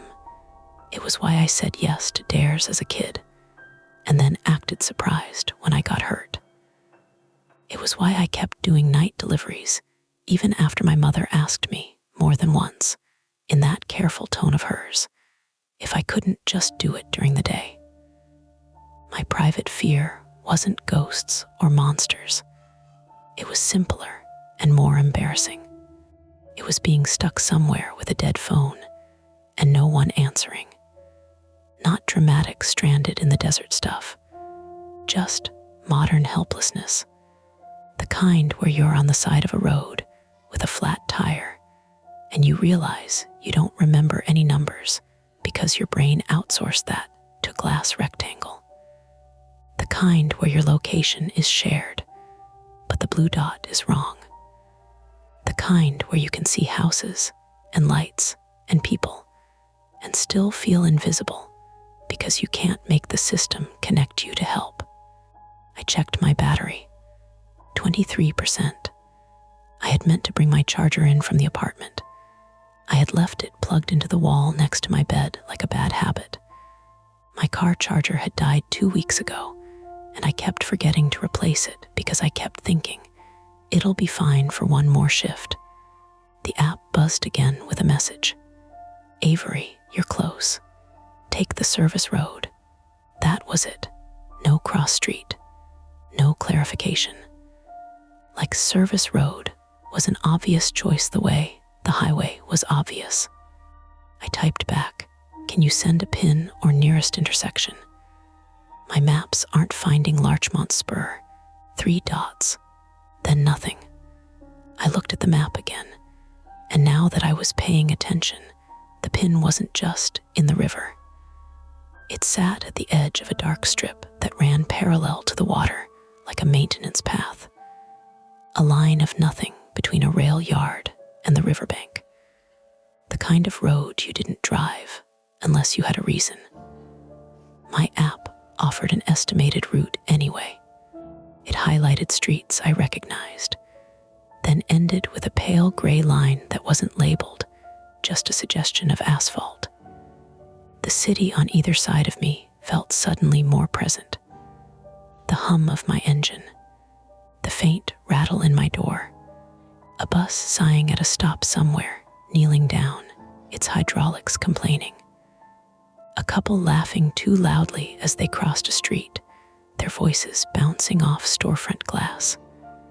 I could go home, I told myself. I could cancel, mark it undeliverable.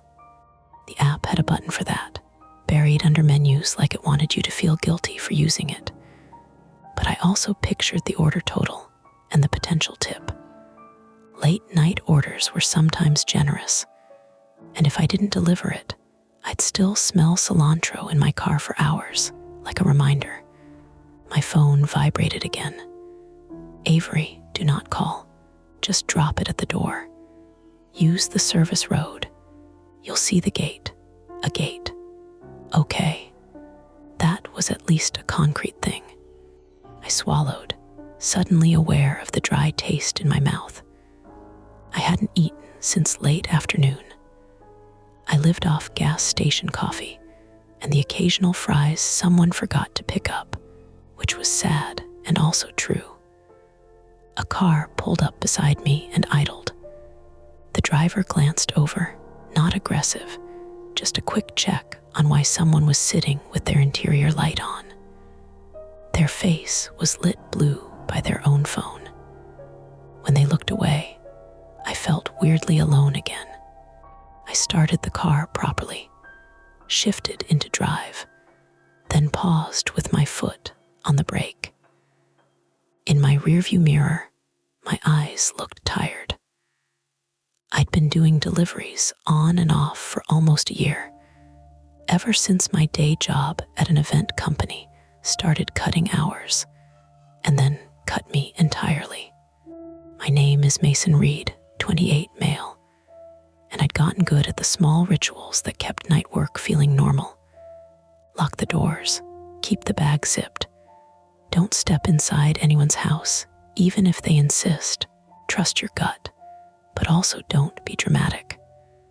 I wasn't brave. I wasn't reckless. I was just a guy trying to make rent without thinking too hard about what that meant after midnight. I did a quick mental check, like I always did when something felt off.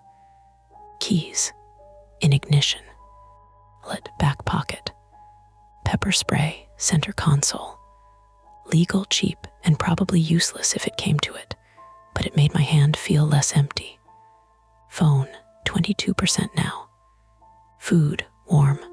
Weather, cold. Police, not my friends, but not my enemies. If I called them because Google Maps doesn't have this address, I knew exactly how that conversation would go. They'd ask if someone threatened me. I'd say no. They'd tell me not to trespass on private property.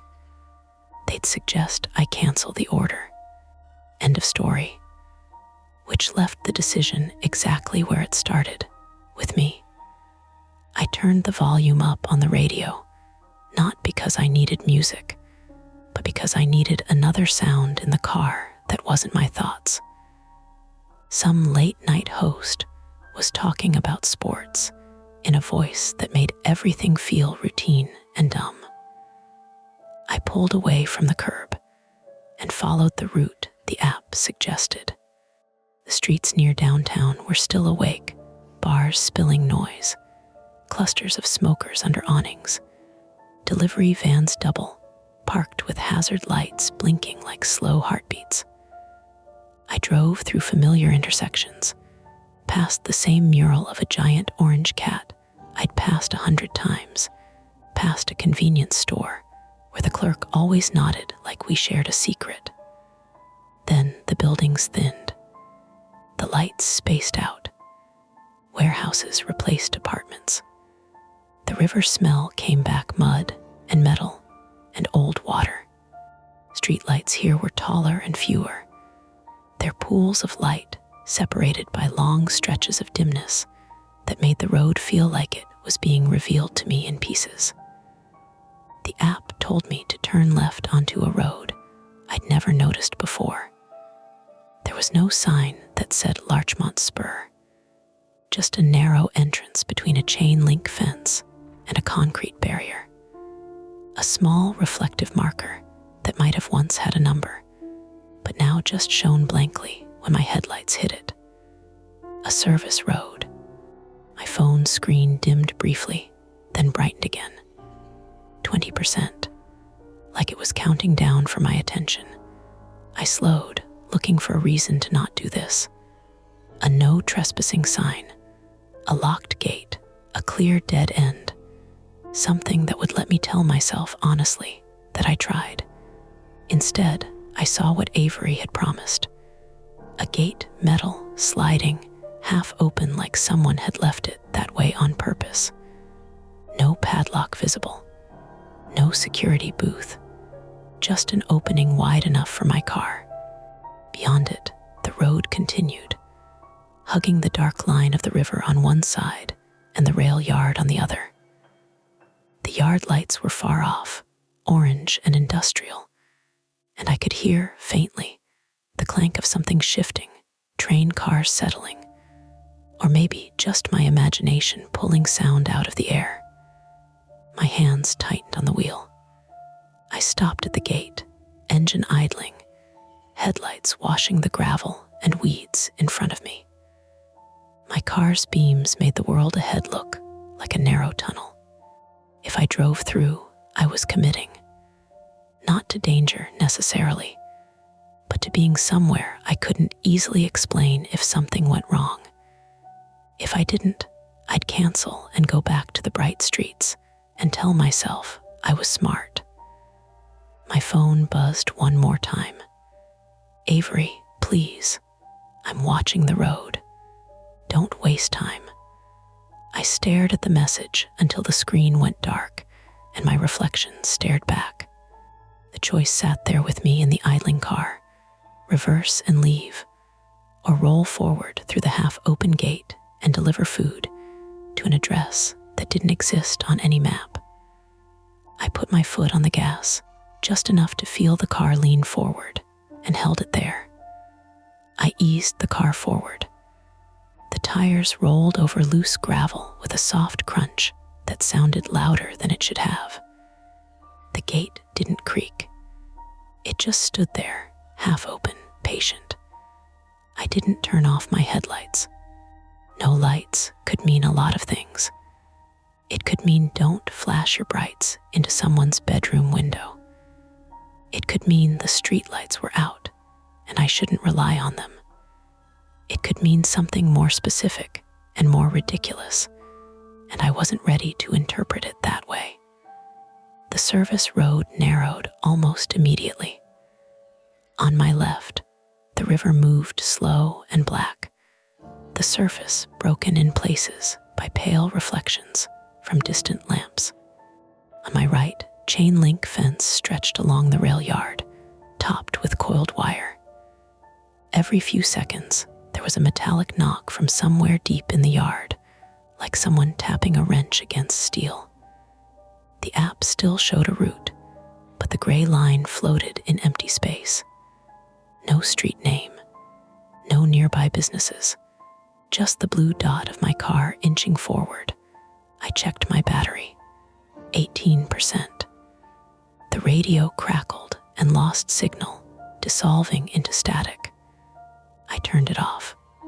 The car felt suddenly smaller without background noise. My phone buzzed.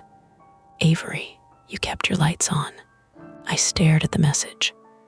I hadn't told them I was through the gate. The only way they'd know was if they could see my headlights. A small prickle worked up the back of my neck, not fear exactly, more the awareness of being observed. I typed back, I need them to see the road. 3 dots. Then, just dim them when you get close. Please. The please softened it, but only a little. How close? I muttered and didn't send it. The road curved gently. Weeds brushed the side of my car with a dry shhht sound. There were no houses visible yet, just the river and fence, and the occasional utility pole with no lamp attached. Then I saw it, a low building set back from the road, almost blending into the dark. 1-story, flat roof, concrete block. No visible signage. A single porch light burned near a metal door, casting a cone of yellow that didn't reach very far. That had to be it. Slowed, then clicked my headlights down to parking lights. The road ahead dimmed. My heart sped up in a way that annoyed me because nothing had happened yet. The app showed I was 200 feet away. My phone vibrated again. Avery, stop before the door. I'll come out. I didn't like that. Leave it door was one thing. I'll come out changed the script. I pulled to a stop about 30 feet from the building, engines still running.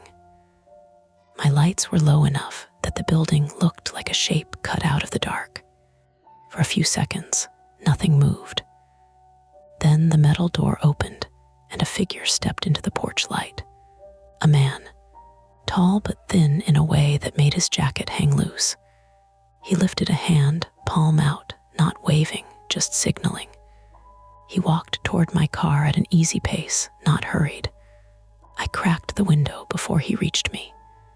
He stopped a few feet from the driver's side, staying just outside arm's reach. Smart or cautious. I'm Avery, he said. His voice was normal. A little hoarse, like he'd been talking earlier or maybe just didn't drink enough water.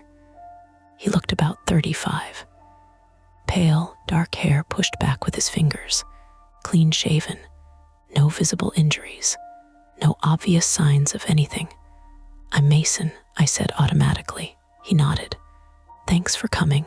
Most drivers cancel. I almost asked why, but instead I lifted the bag slightly. Burrito bowl, 2 churros. Yeah. He glanced back at the building, then back at me. Listen, I need a favor. There it was. I'm not going inside, I said, not harsh, just clear. No, nothing like that. He stepped a little closer, lowering his voice. I need you to drive this around the back. The back. There's another door, my sister's there. She won't answer me, but she might answer you. I felt my shoulders tighten. Why would she answer me? She thinks I'm trying to take her somewhere. Are you? His mouth twitched, almost a smile. No, she's just not well, paranoid lately. She locked herself in. If she sees it's a delivery, she'll open up. That explanation landed in my chest and sat there heavy. I had delivered to plenty of awkward situations, couples mid-fight, parents whisper yelling about money, roommates pretending they didn't hear each other. But this was different. You can just leave it, I said. If she's hungry, she'll grab it. She won't open the front, he said quickly. She thinks I'll be there. I hesitated. My private fear, the dead phone, the stuck place, pressed at the back of my mind. This wasn't that. This was something else. But it was adjacent. How long has she been in there? I asked. Since about 9. It was now after midnight. She has her phone, I asked. Avery's jaw tightened. She smashed it. Of course she did. A train horn blew in the distance, long and low. The sound rolled over us, then faded. I can't get in, Avery continued. She locked the back door too.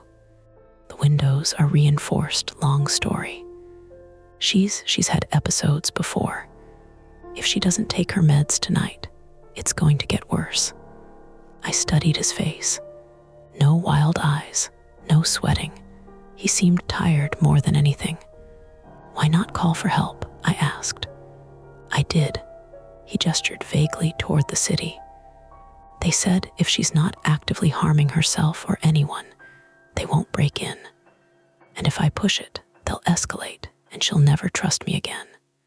He looked at me in a way that made me feel like I was being handed something fragile. I just need you to drive around back, he repeated. Knock, say your delivery. If she opens, I can talk to her through the doorway. That's it. It sounded simple when he said it. It also sounded like a situation that could tilt sideways fast. What's the address back there? I asked, stalling. He let out a breath that might have been a laugh. Same building. I glanced at my phone.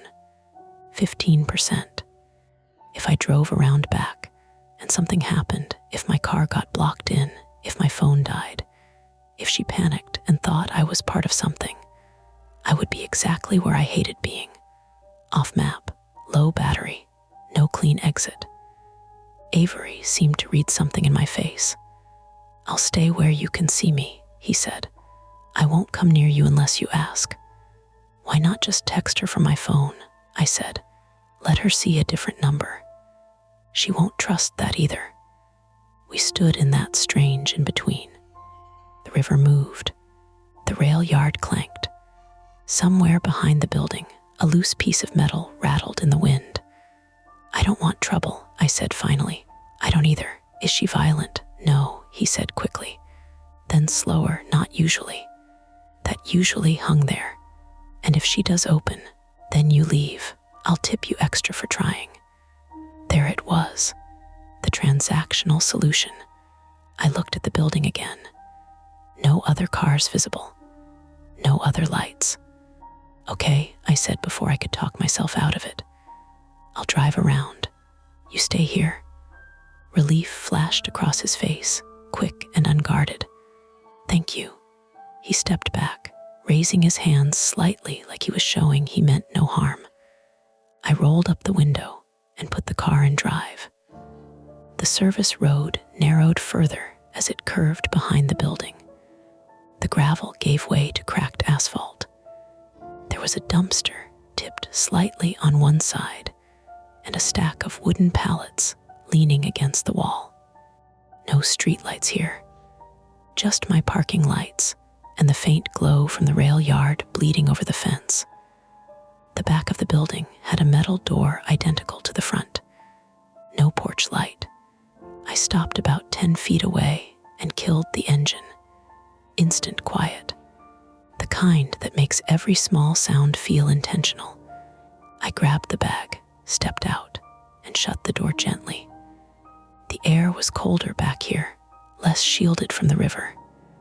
It smelled faintly of damp cardboard and oil. I walked to the door and knocked. Not loud, just firm. Nothing. I waited, listening. At first I heard only the river and the distant metallic clanks. Then movement inside, a scuff, a pause. I knocked again. I'm with delivery, I called. Food order for Avery. Silence. Then a voice muffled through the door, female, young. He's there, isn't he? No, I said automatically. He's at the front. A pause. Then, sharper. Is he alone? The question hit me in a way I didn't expect. As far as I know, I said, which was technically true. You're lying, she said, but it didn't sound angry. It sounded tired. I'm not, I said, and realized how unconvincing that probably sounded through a closed metal door at midnight on an unmarked service road. There was a scraping sound, like something heavy being moved. My heart rate ticked up. Can you slide it back and leave? She asked. I can, I said quickly. I'll set it down and step away. I crouched and placed the bag at the base of the door. Then I stepped back 5 paces, hands visible, like I was the one being assessed. I heard the faint click of a lock, then another. Then the door opened an inch. A chain held it. I caught a glimpse of her face through the gap. Early 20s. Pale, dark circles under her eyes. Hair pulled back too tight. She looked at me, not through me, not past me, at me. Is he still out there? She asked.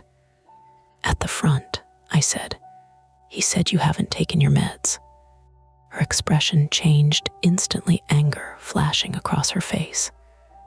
Don't listen to him, she said. He just wants me to leave. Leave where? She hesitated. The chain rattled slightly as she leaned closer. Did he tell you this address isn't on maps? She asked. My stomach dropped a fraction of an inch. No, I said carefully. She let out a short, humorless laugh. He likes that, she said. He likes that no one can find it. Behind me, somewhere toward the front of the building, I heard the faint crunch of gravel. I turned my head instinctively. When I looked back at her, her eyes were wide now. He's not supposed to be back there, she whispered. The chain slid free. The door opened wider. And that's when the lights along the rail yard fence snapped on all at once, bright white floodlights that washed the back of the building in sudden glare. I flinched, blinking. From the front of the building came the sound of another engine. Not mine. Another car pulling in through the gate. My phone buzzed in my pocket. I didn't need to look to know the battery was lower. Behind me, tires rolled over gravel closer. The woman stepped fully into the doorway, barefoot on cold concrete, and grabbed my sleeve. That's not his car, she said. The floodlights hit like a slap. White, industrial glare poured over the back lot, bleaching color out of everything. The cracked asphalt turned chalky. The dumpster threw a hard-edged shadow. The woman's face went flat and pale. I turned toward the sound of the second car. Headlights cut around the side of the building from the front, bouncing off the fence and pallets. The engine was low and steady, not revving, not racing, just confident. That's not his car, she repeated, gripping my sleeve tighter. My brain tried to lay out the geography cleanly, like a diagram. Front of building, metal door, porch light, Avery. Side of building, narrow strip of asphalt connecting front to back. Back of building, me, the woman, my car parked 10 feet away facing the door. Beyond that, river on one side, rail yard fence on the other. Only one way in and out, the half-open gate at the front. The second car rounded the corner and came into view. Dark sedan, government beige, no visible logos. It rolled to a stop between my car and the path back to the front, blocking me in. The driver's door opened. A man stepped out in a navy jacket with reflective lettering across the back. Railway security. I felt a strange, quick rush of relief, so strong it almost made me laugh. Not kidnappers, not some silent convoy, just security. He was mid-40s, stocky, shaved head, flashlight already in his hand. He looked annoyed more than anything. What the hell is going on back here? He called. The woman let go of my sleeve and stepped back toward the doorway, like the light itself had pushed her. I didn't call them, she said under her breath. I raised both hands slightly, still holding nothing. Delivery driver, I called out. I was told to use the service road. Security guy swept his flashlight beam across my car, then over the building, then landed it on the woman. And you are? He asked her. She didn't answer. Footsteps crunched on gravel from the front. Avery appeared around the corner, hands out, same gesture he'd used with me. It's fine, he said quickly. I told him to come around back. Security turned his head slowly. You can't be back here after 11 without clearance. We live here, Avery said. Security snorted. This is rail property. No, Avery said, and there was an edge in his voice now. It's leased. The two men stared at each other in a way that suggested this wasn't their first conversation. I stayed very still, my phone buzzing faintly in my pocket like an insect trying to escape. Your floodlights triggered motion, security said, and I've got a report of a vehicle entering through the gate. That's me, I said. My voice sounded too loud in the bright lot. Security turned the flashlight on me. The beam was blinding up close. I squinted. You got ID? I did. In my wallet. In my back pocket. The act of reaching for it suddenly felt like a choice with consequences. I glanced at Avery. His jaw was tight. The woman hovered just inside the doorway. I pulled my wallet slowly and handed over my driver's license. He studied it under the floodlight glare. You know this road isn't public, right? He said. No, sir, I said automatically. The address was on my app. He held the flashlight under his chin now, which made him look like he was telling a campfire story he didn't enjoy. Address, he asked. 14.5 Larchmont Spur, I said. He blinked once. There's no Larchmont Spur, he said flatly. The woman let out a quiet sound, half a laugh, half something else. Avery stepped forward. It's the old designation. Security ignored him. You need to leave, he told me. Now, that should have been simple. Attempt 1, leave, I nodded. Okay. I moved toward my car, aware of everyone watching the small decisions of my body. I opened the door, slid into the driver's seat, and turned the key. Nothing, just a thin clicking sound. My stomach dropped. I tried again. The engine coughed once, then died. Battery, of course. I'd been idling with lights on. I'd killed the engine in the back lot. The cold didn't help. I stared at the dash. The lights flickered faintly. Behind me, security's voice sharpened. Problem, I swallowed and got out again. Car won't start. He walked over, flashlight beam bouncing across my hood. Pop it, he said. I pulled the lever and lifted the hood. The metal was cold under my fingers. The engine looked normal, which meant nothing to me. Security leaned in, sniffed once like he could smell a lie. Battery's weak, he said. You got cables? No, he exhaled sharply through his nose. You've got to be kidding me. Avery took a step forward. I can, security shot him a look that stopped him mid-sentence. You, security said to Avery, go inside. She won't, Avery said, gesturing toward his sister. Security's flashlight flicked to her. You live here? He asked. She hesitated, then, yes. You got a lease? Free answered before she could.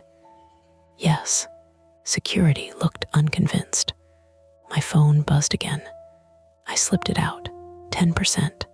A text from the delivery app, customer waiting.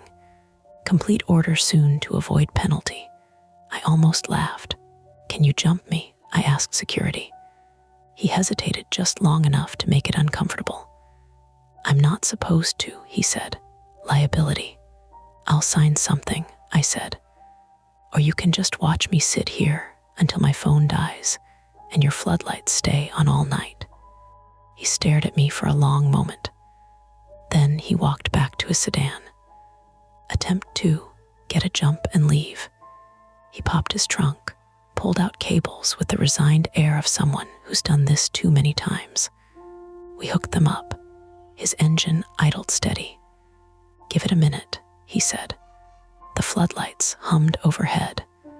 The woman had retreated into the doorway again, watching. Avery stood halfway between us and the building, not close enough to be accused of interfering, not far enough to be uninvolved. I tried the ignition again. The engine sputtered, then caught. Relief flooded through me so hard my hands shook. Keep it running, security said. I will. I closed the hood carefully, like loud movements might scare the engine back to sleep. Security unhooked the cables. You're leaving, he said. Yes, sir. I slid into the car again. The headlights cut back on at full brightness. I shifted into reverse and froze. The path back to the front of the building was blocked, not by the security car. Heavy sliding metal barrier that had dropped across the service road at the front gate. I could see it from here because the floodlights illuminated the entrance. A thick steel arm now spanned the opening that had been half open before. Security followed my gaze. Gate auto-closes after midnight, he said. Motion triggers it. It was open, I said. It closes. Can you open it? He frowned. It's on a timer. Controls at the main office. Where's that? Other side of the yard. The rail yard. Behind the fence topped with coiled wire. You're kidding, I said. He didn't smile. You shouldn't have been back here, he repeated. My phone vibrated again. 9%. The woman stepped out of the doorway once more. It locks until 5, she said. Security shot her a look. That's not your concern. It is if he's stuck, she said, nodding toward me. Avery's expression had shifted. The earlier politeness was gone. He looked tense now, calculating. How far is the main office? I asked. Quarter mile, security said. Through the yard. Can you call them? They don't answer direct lines after midnight unless there's an accident. Then what? I asked. He shrugged, and the gesture made my pulse jump. You wait, on an unlisted road, with 9% battery, with a car that had barely started. I did quick math in my head. Engine running would drain the weak battery again if I shut it off. Idling too long might kill it anyway. If I turned it off to conserve fuel, I might not get it back on. My private fear pressed in, stuck, dead phone. No clean way out. Attempt 3 formed before I consciously chose it. I'll walk, I said. Security blinked. Through the yard? Absolutely not. I'll stay by the fence, I said. Just get to the office. There's active tracks, he snapped. Switches. No marked path. You don't know the layout. He wasn't wrong. The rail yard stretched dark and industrial beyond the fence, rows of cars, ladders, cables, puddles reflecting floodlights. I looked at the woman. Is there another way out? I asked her. She hesitated. There's a maintenance gate by the river, she said slowly. But it's usually chained. Security's head whipped toward her. That gate S for emergency vehicles only. Is it locked? I asked. Probably, he said. Probably. Avery stepped closer now. I have bolt cutters, he said quietly. Security stiffened. You touch that gate and I'll have you in cuffs. Avery's jaw clenched. The tension in the lot thickened like the air before a storm. Then something slammed inside the building. A sharp crash. All of us flinched. The woman's eyes went wide. That wasn't me, she said. We all turned toward the back door. Another crash. Glass this time. For one awful second, my brain supplied images it didn't need to. Then security's flashlight beam swung to a broken window on the side of the building. A loose pane had shattered inward, likely from the pressure difference when the floodlights and HVAC systems kicked on together. Old glass. Cold night. Not someone breaking in, just physics. The misdirection drained a layer of adrenaline from me, but not all of it. Everyone inside, security barked to the siblings. Now, the woman shook her head. No, Avery reached for her arm. She jerked away. Don't, she said. And there it was again, the fracture between them. My phone buzzed. 8%. The app sent another automated warning. The engine in my car made a faint, irregular tick. Security looked from the broken window to the locked gate to me. You can't stay here, he said finally. I've got rounds to make. Then open the gate, I said. I told you, then call someone.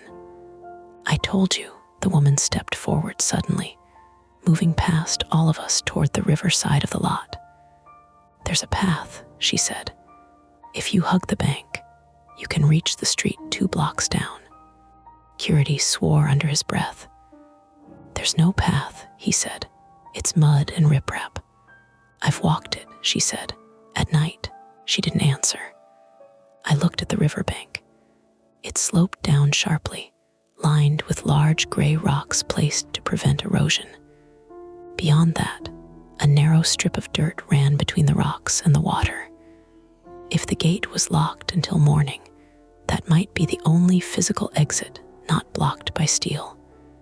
But it wasn't meant for cars. And if I left my car here, the thought hit hard. If I left it, I might not get it back without a tow. I might get fined, or worse. But if I stayed, the engine sputtered and died. Silence swallowed the lot.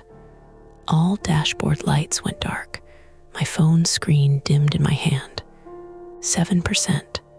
That was the moment. No more idling. No more easy reversal. The car was dead. The gate was locked. The floodlights hummed overhead. Security stood between rules and practicality. Avery and his sister stood between each other, and something I didn't understand. And the only open direction left was the uneven riverbank in the dark. Retreat, the simple kind, was gone. The engine dying felt like a door closing somewhere behind my ribs. No dashboard glow. No comforting hum. Just the floodlights above us and the river making that slow, constant sound like someone dragging a wet sleeve across concrete. Okay, I said, mostly to myself. Okay. I'm not staying until 5. Railway security, his name tag said HARRIS, rubbed a hand over his shaved head like he could scrub the situation off. You're not crossing the yard, he said, voice tight. You're not cutting any gates. And you, he pointed his flashlight at Avery, are going back inside before I trespass you for real. Avery didn't move. His face had changed. The polite, controlled mask was still there, but it was thinner now, stretched tight over something impatient. We can solve this, Avery said. He spoke like a guy in a meeting, like we were all being unreasonable. Harris, I'll open the river maintenance gate. Driver walks out. Problem done. Harris's jaw flexed. That gate is chained for a reason. It's not your reason, Avery shot back. The woman, his sister, I reminded myself, even though that word suddenly felt like a piece of clothing that didn't fit, had her arms wrapped around herself. Bare feet on cold concrete. Every so often she'd glance at the fence, as if she could see through it. My phone screen lit in my hand. 5%. No signal bars. Just a little SOS icon that meant my phone could maybe talk to something if it felt like it, but not enough to bet my life on. I shoved it back into my jacket pocket, like I could keep the battery warm with body heat. I'm taking the river path, I said. You said there's a maintenance gate by the water. Show me. Harris's flashlight swung toward me. No. I don't need your permission, I said, and heard my voice crack on the last word. He stared at me like he wanted to argue. Then his gaze shifted past me to the riverbank. I've pulled people out of that water, he said, softer. Not dead, hypothermic, broken ankles. You fall on those rocks. You're not just getting wet. The woman nodded quickly, as if desperate to agree with someone. It's narrow, she said. You have to go slow. And the rocks move. Avery made a small noise in his throat that sounded like impatience. This is ridiculous. There's a chain. Chains can be cut. Harris's flashlight snapped to him. Do not. Avery's eyes held Harris's, and for a second I saw something else in him, something that didn't care about rules or reason, something that treated obstacles like puzzles. He turned his head slightly, looking toward the broken window on the side of the building. Then he moved, fast. He stepped into the shadow where the floodlights didn't reach as hard, cutting toward the building's back corner. Harris started after him automatically, flashlight beam bobbing. Avery, the woman called, and her voice cracked like she'd been saving it up. Avery didn't even look back. I ran a step after them, then stopped, torn between stupid options. My car sat dead. My phone was dying. The only authority here was a security guy whose job was to protect rail property, not me. And Avery was moving like he'd already chosen the direction all of us would go. Harris reached the broken window first. He shone his flashlight inside. "Avery, get out here," he barked. Inside the building, something scraped against concrete. A metallic clink. Bolt cutters, I thought. The way Avery had said it earlier, I have bolt cutters, like it was normal kitchen knowledge. The woman flinched. "He keeps them inside," she whispered, almost to herself. "Why?" I asked. She swallowed. Eyes flicked to my dead car, then to the locked gate, then back to me. Because he likes things that open when they shouldn't. That sentence landed wrong. Not supernatural wrong, human wrong. The kind of wrong you hear in a true crime podcast when someone describes a person's quirks, and you realize those quirks were rehearsal. Harris was still at the window. "Avery," he shouted again. Avery appeared in the opening, half his body silhouetted by the flashlight beam. He had something in his hands. Not bolt cutters, a crowbar. He swung it up, not at Harris's head, but at the flashlight itself. Metal met plastic with a crack. The light went out, and in the same motion, Avery shoved Harris back. Harris stumbled, caught himself on the wall, and his shoulder hit hard enough that I heard it over everything. "Back off," Avery said. His voice wasn't hoarse now. It was flat and clear. "Both of you." The woman let out a small sound and retreated into the doorway, like she wanted the building to swallow her back in. My mouth went dry. "What are you doing?" I asked. Avery's eyes flicked to me, ending the discussion. Harris recovered fast. He reached toward his belt, radio, cuffs, maybe a baton. Avery raised the crowbar a little higher. The floodlights hummed. The river kept moving. Somewhere in the rail yard, a train car clanked like it was rolling an inch on its own. Harris's voice dropped into something controlled. "Put it down, Avery." Avery laughed once sharp. "You don't even know my name." A beat. Harris's posture changed, just a fraction. Like the ground had shifted under a foot he didn't expect to move. The woman's face went slack with dread. "What?" I said, and hated how small it sounded. Avery's gaze slid to her. "Tell him," he said, almost gentle. "Tell him what you told the driver." She shook her head hard. Tears brightened in her eyes but didn't fall. He sighed like she was being difficult. "Fine." He looked back at me. "This place isn't on maps because it's not supposed to exist," he said. "Not for you, not for drivers, not for anyone who might show up unexpectedly." "Why?" I asked.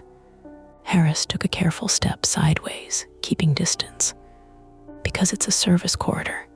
Because the rail company doesn't want liabilities." Avery's mouth curled. "Sure, that's the corporate version." Flicked the crowbar toward my pocket. "Your phone, give it to me." I froze. It was such a simple demand. Not get in the building, not walk to the river, just the glass rectangle my whole sense of direction depended on. My private fear rose up like bile. Dead phone, no help, no proof, no way to tell anyone where I was. "No," I said. Avery's eyes narrowed. "You don't get it. I'm not asking." Harris moved, quick, decisive. He lunged for Avery's arm. Avery swung the crowbar sideways. It caught Harris across the forearm with a dull, sick sound that made my teeth hurt. Harris grunted and fell back, cradling his arm. "Jesus," I breathed. Avery didn't even look at the damage like it mattered. He pointed the crowbar at me again. Phone, he repeated. I backed away until my shoulder hit the metal door frame behind me. The woman was inches away now, pressed into the doorway like she was trying to become part of it. Give it to him, she whispered. Please, just give it, then go. And you, I hissed back, her eyes flashed. I can't.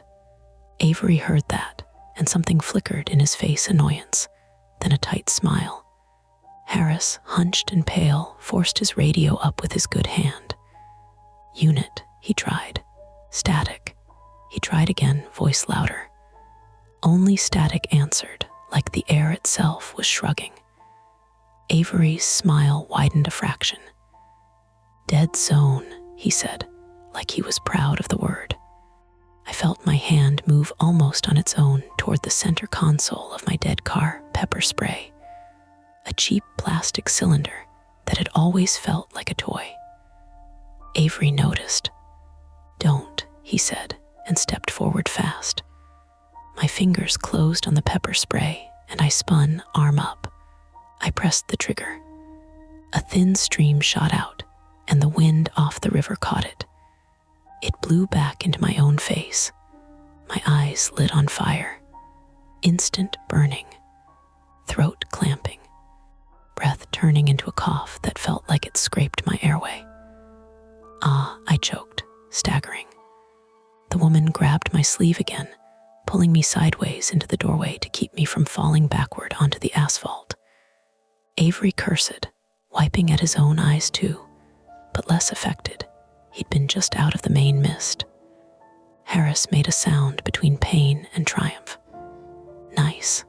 Shut up, I croaked. Tears streamed down my face uncontrollably. I couldn't see clearly, just bright white floodlights smeared into a halo. Avery's footsteps came toward us. Get inside, he snapped at the woman. No, she yelled, and her voice surprised me, big, raw, finally uncontained. I heard movement, her shifting her weight, kicking something. A loud clatter. Then the scrape of metal on concrete. Avery swore again, closer now. I blinked hard, trying to force my eyes open. Shapes swam. The woman had knocked over the delivery bag. The burrito bowl rolled, lid popping, spilling rice and beans onto the ground like a ridiculous sacrifice. She didn't look at the mess. She grabbed the churro box, small, light, and hurled it at Avery's face. It hit his cheek and bounced off uselessly, cinnamon dust puffing in the floodlight glare.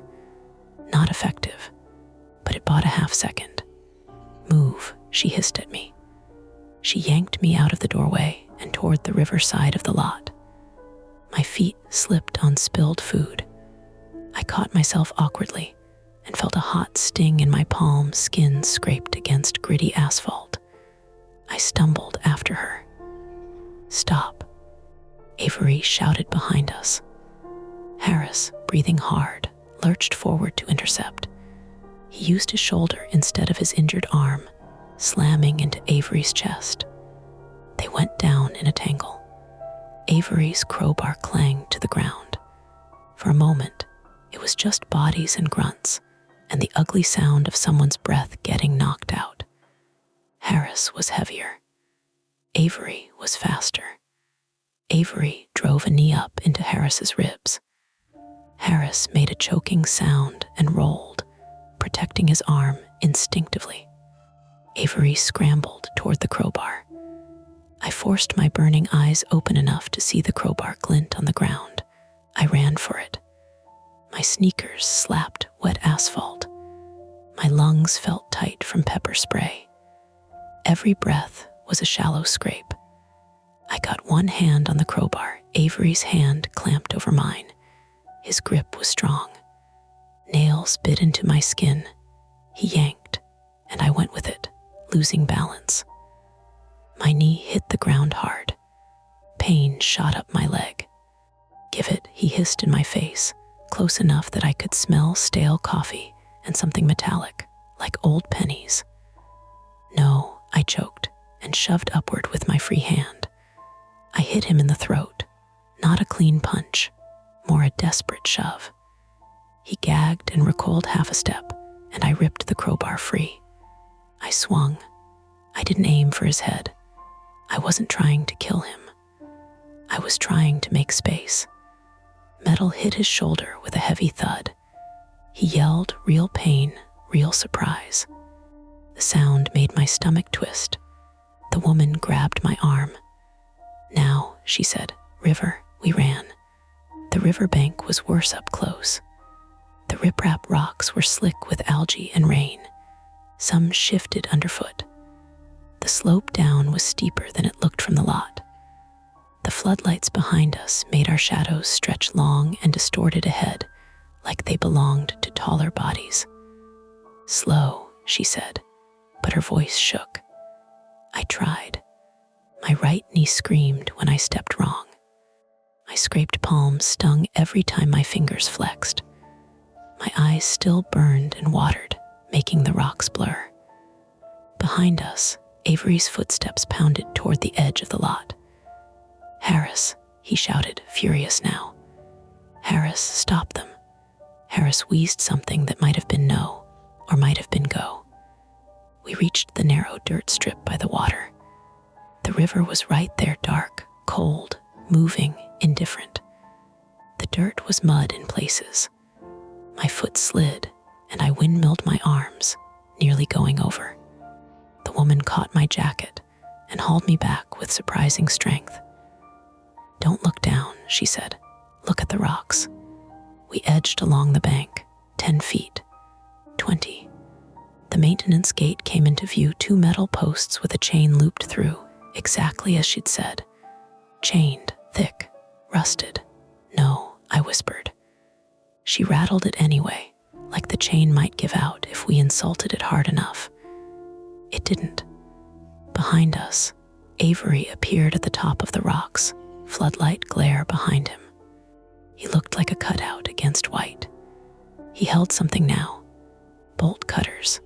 Of course, he must have grabbed them from inside after all.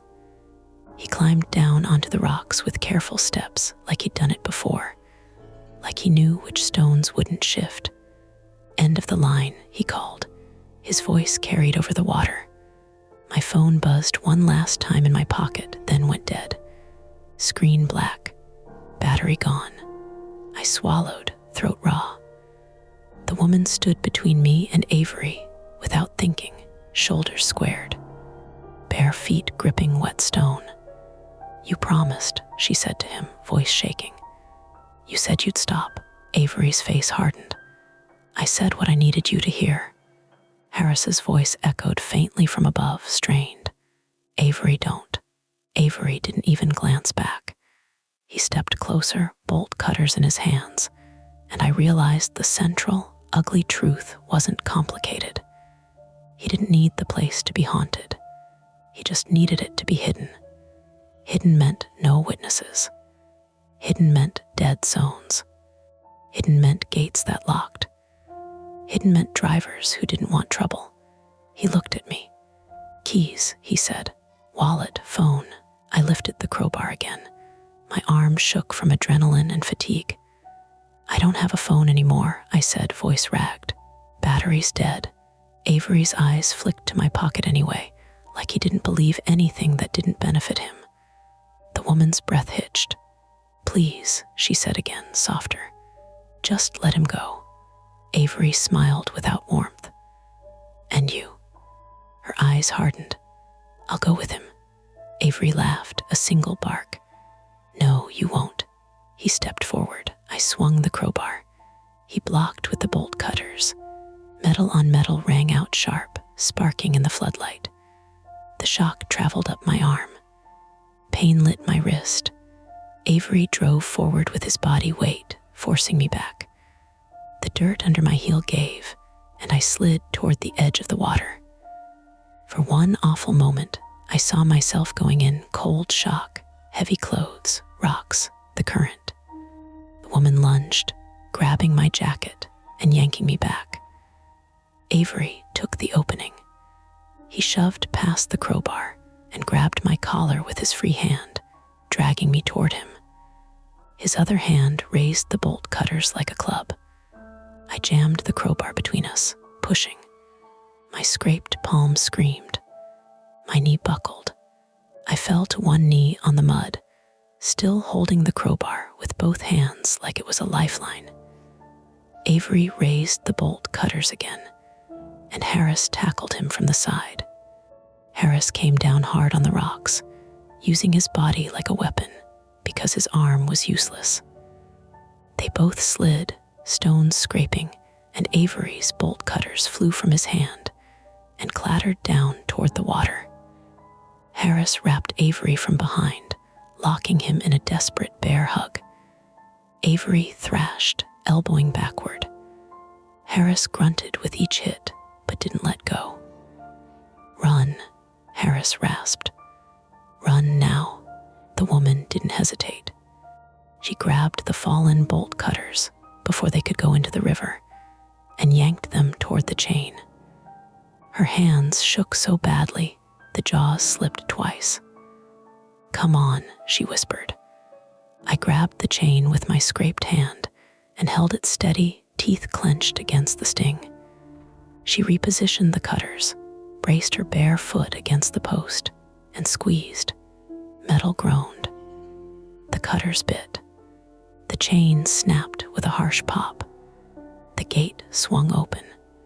A rush of relief hit me so hard I almost laughed, then immediately felt sick because behind us, Harris made a strangled sound. Avery had bitten him or headbutted him, something brutal and close. "Go," Harris wheezed again. We ran through the opening onto a narrow maintenance path that climbed up toward street level. My knee flared with every step. My lungs burned. My eyes still watered, leaving the world smeared and bright. Behind us, Harris and Avery's struggle turned into grunts and curses, and the scrape of shoes on rock. Then a heavier sound, Harris's body hitting something hard. Avery's voice rose, furious. "You're done," Harris groaned. I wanted to turn back. The woman didn't let me. She pulled me forward like she was dragging the last sane part of herself out of that place. We stumbled up the path, hands grabbing at wet grass, boots slipping in mud. At the top, the world changed again. Streetlights, cracked sidewalk, a quiet 2-lane road, normal, almost normal, except we looked like we'd crawled out of a ditch because we had. The woman stood on the sidewalk, chest heaving, hair coming loose. Her feet were cut in 2 places, thin lines of blood on her toes. I bent over, hands on my knees, and tried to breathe without coughing. My hand throbbed. My knee ached deep, like something inside it had twisted.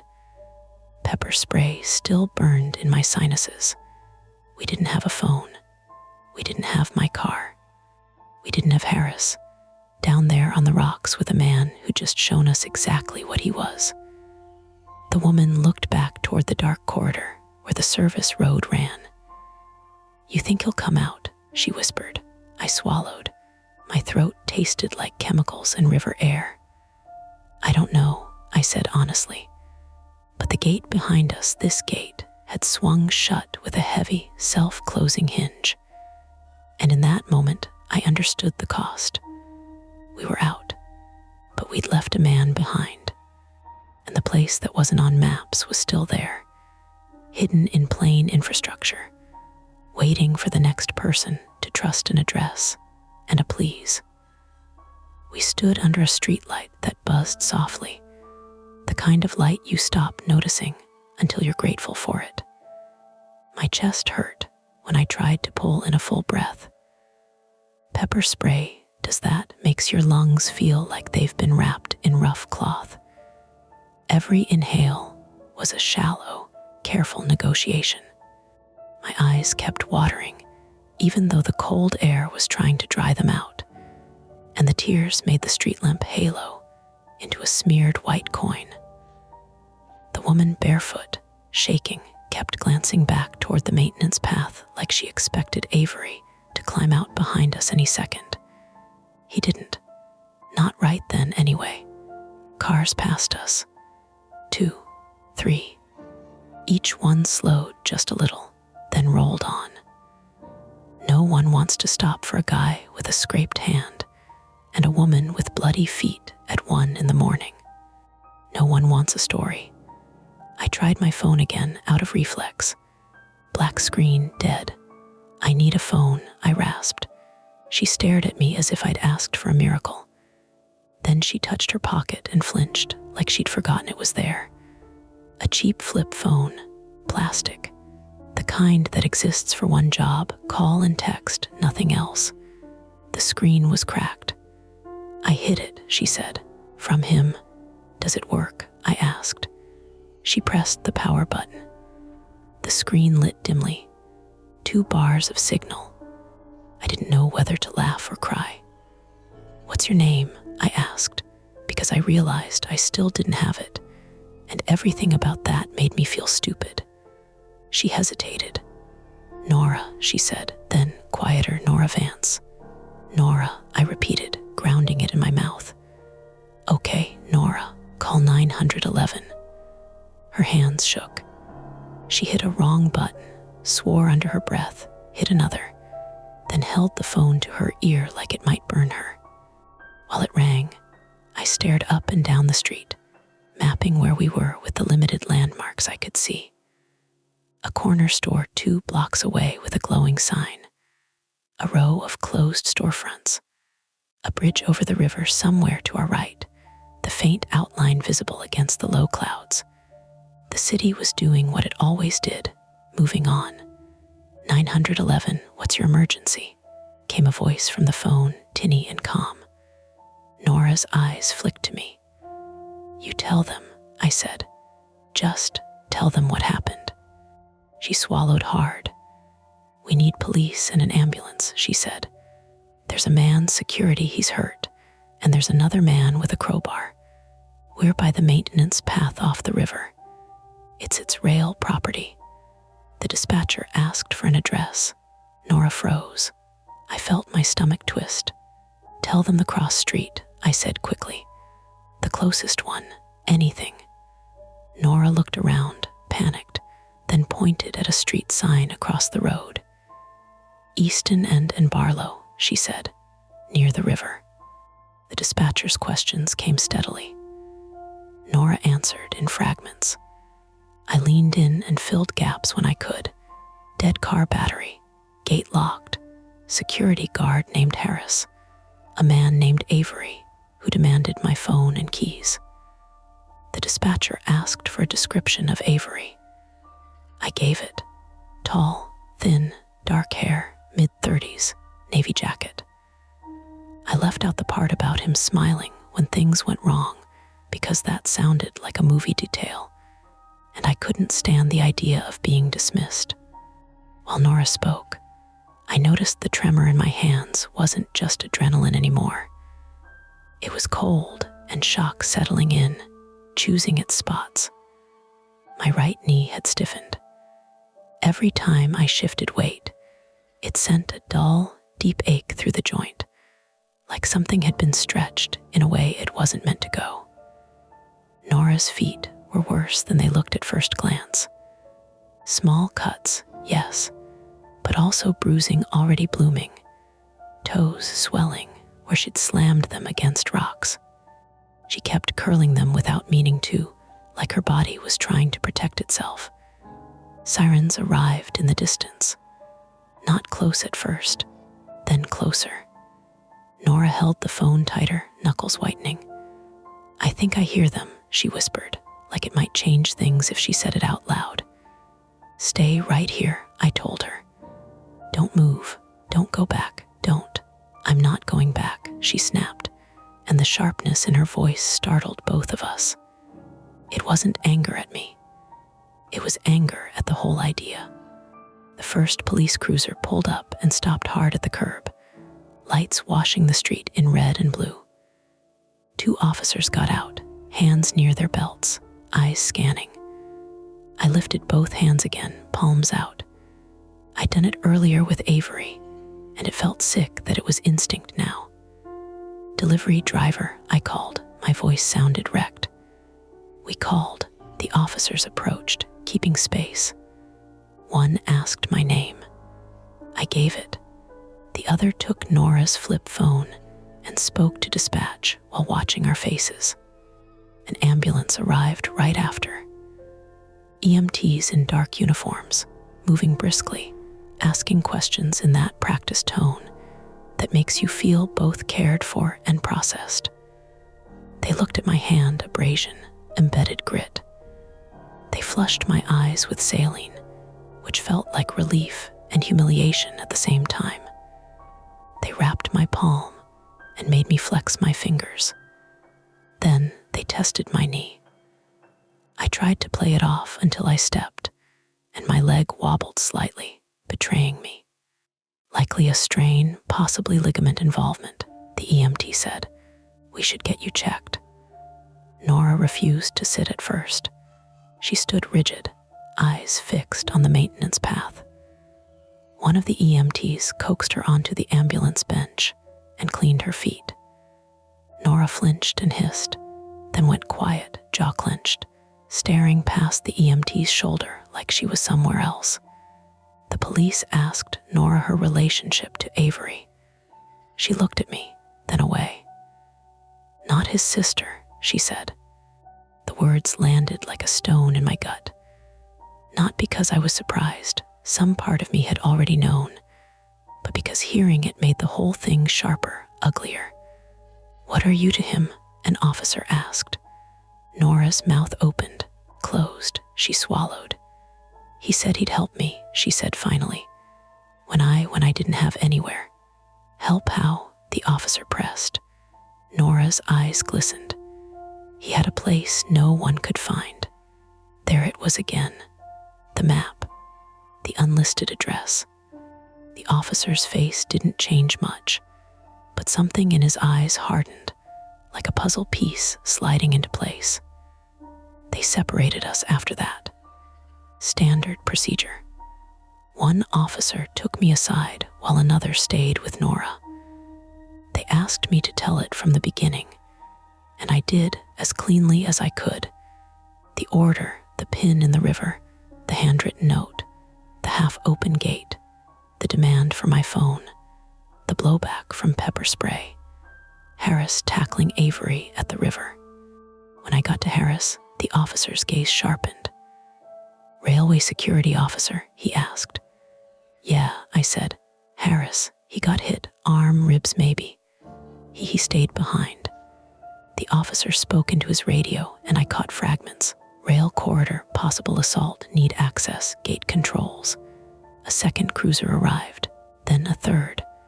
A supervisor, flashlights, radios. Quiet urgency.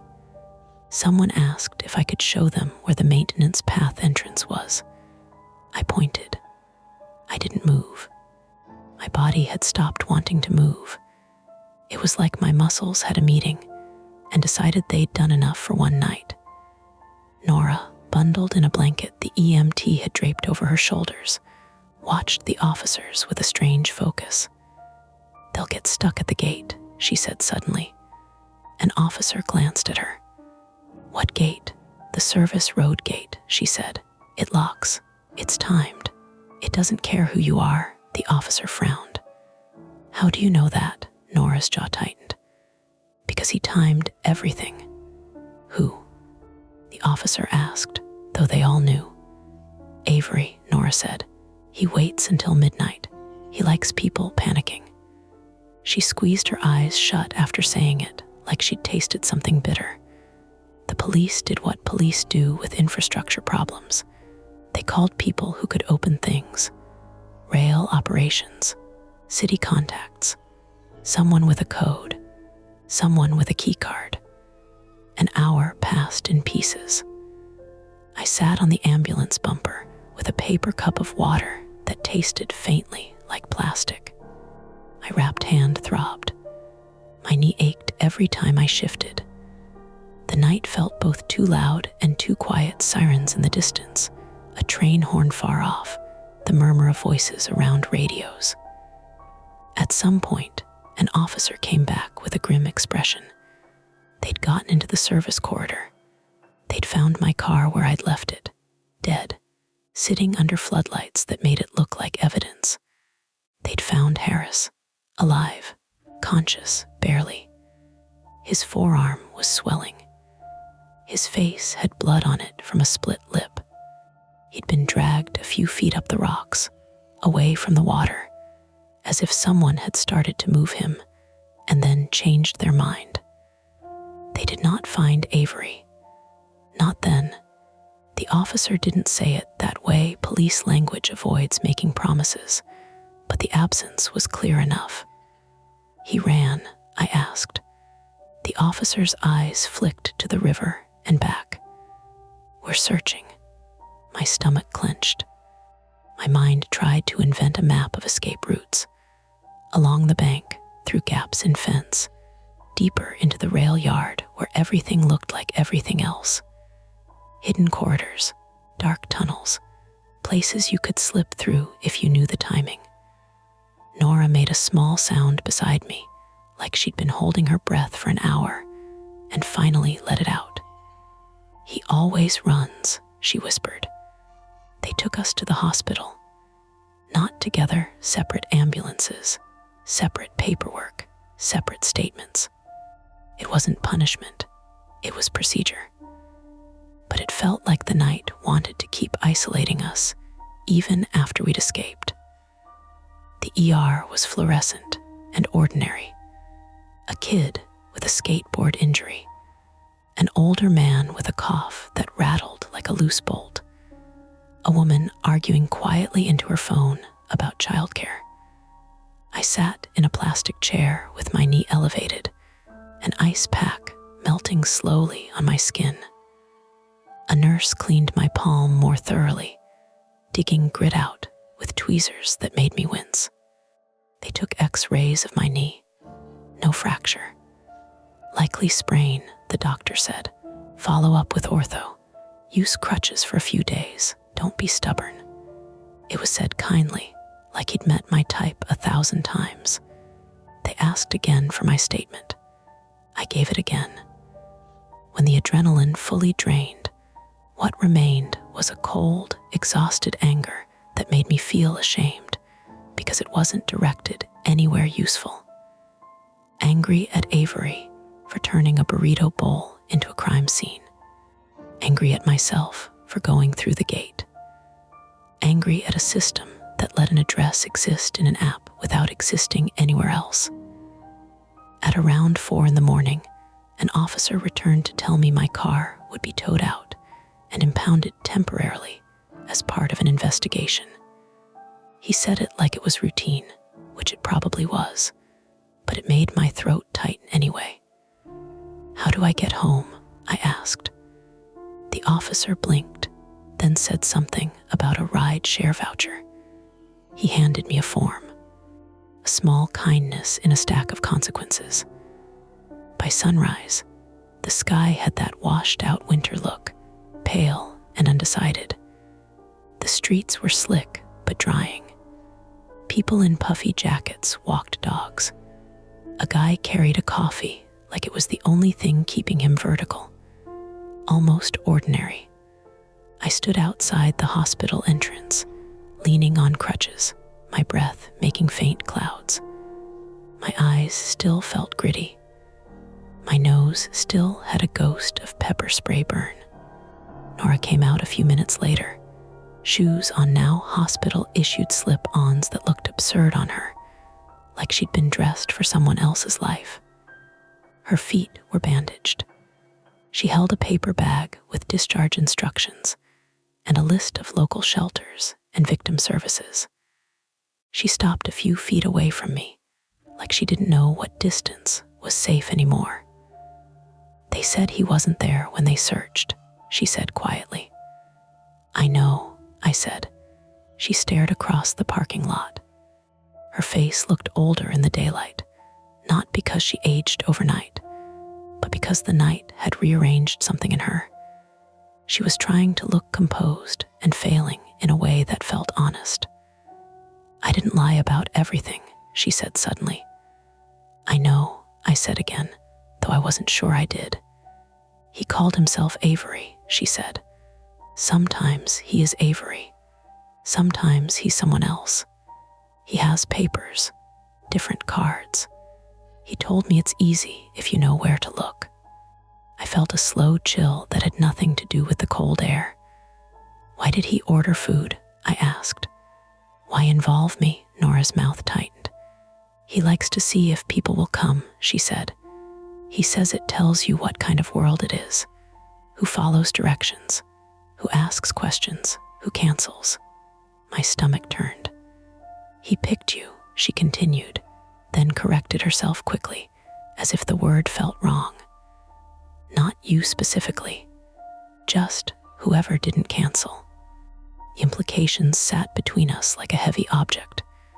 Not supernatural, not mystical, just a human being building a trap out of infrastructure and routine. I looked down at my wrapped hand, at the abrasions that would heal into faint scars. What happens to you now? I asked. Nora shrugged one shoulder. They said I can't go back there, like I'd want to. Do you have family? I asked. She hesitated, then shook her head. Not here. An awkward silence stretched. Not the dramatic kind. The kind where you can hear a cart being pushed inside the hospital and a bird landing on a sign. I reached into my jacket pocket and pulled out the crumpled, cinnamon-dusted piece of paper I'd grabbed without thinking when we ran. The handwritten note. Use service road. No lights. I held it out. Nora stared at it like it was a dead insect. I've seen his handwriting, she said. That's his. That should have been satisfying. Evidence. A neat line from cause to consequence. Instead, it made my skin crawl, because it meant he'd touched the order before I ever saw it. Or someone at the restaurant had. Or it had been arranged. How did it get stapled to the bag? I asked, more to myself. Nora didn't answer. A car horn honked in the distance. Morning traffic waking up. The city sliding back into its daytime skin. I'm going to have to talk to my insurance, I said, and the normality of the sentence almost broke me. It felt obscene to reduce the night to paperwork. Nora gave a short laugh that wasn't humor. Yeah, she said, paperwork. We stood there another moment. Two strangers stitched together by a place that didn't exist on maps. Before she turned away, Nora said, he'll do it again. Maybe they'll catch him, I said, though I didn't fully believe it. Not because police were incompetent, but because the city was full of gaps and blind spots and unlabeled corridors. People slipped through them every day. Nora's gaze drifted to the river direction, though we couldn't see it from the hospital entrance. Maybe, she said. Then she walked toward a social worker waiting by a van, shoulders hunched against the cold. I watched her go until she disappeared behind the vehicle. My ride share pulled up. The driver rolled down the window and said my name. I got in carefully, crutches first, knee screaming a dull protest. As we drove away, the city looked ordinary again. Brick buildings, coffee shops opening, a jogger at a crosswalk. But every time we passed a chain link fence, my eyes tracked it longer than they should have. Every time we crossed a bridge, I looked at the dark water below. And when my phone, plugged into the driver's charger, finally booted back on, it lit with notifications like nothing had happened.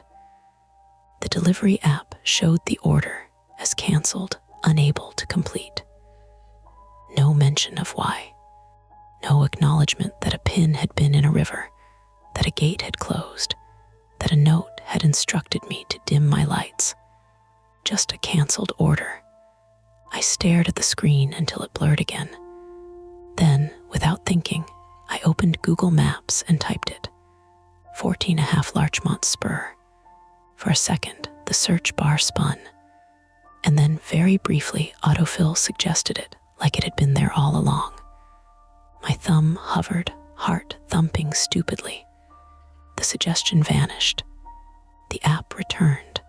No results found. I locked my phone and pressed it face down on my thigh like it had done something wrong.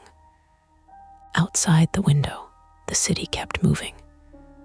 And somewhere inside it, behind fences and gates and unlabeled roads, something stayed hidden, not a ghost, not a monster. Just a man who understood how much people trusted directions. That's it for this nightmare. If you enjoyed it, please like the video, subscribe to Mia Horror Stories, and turn on notifications.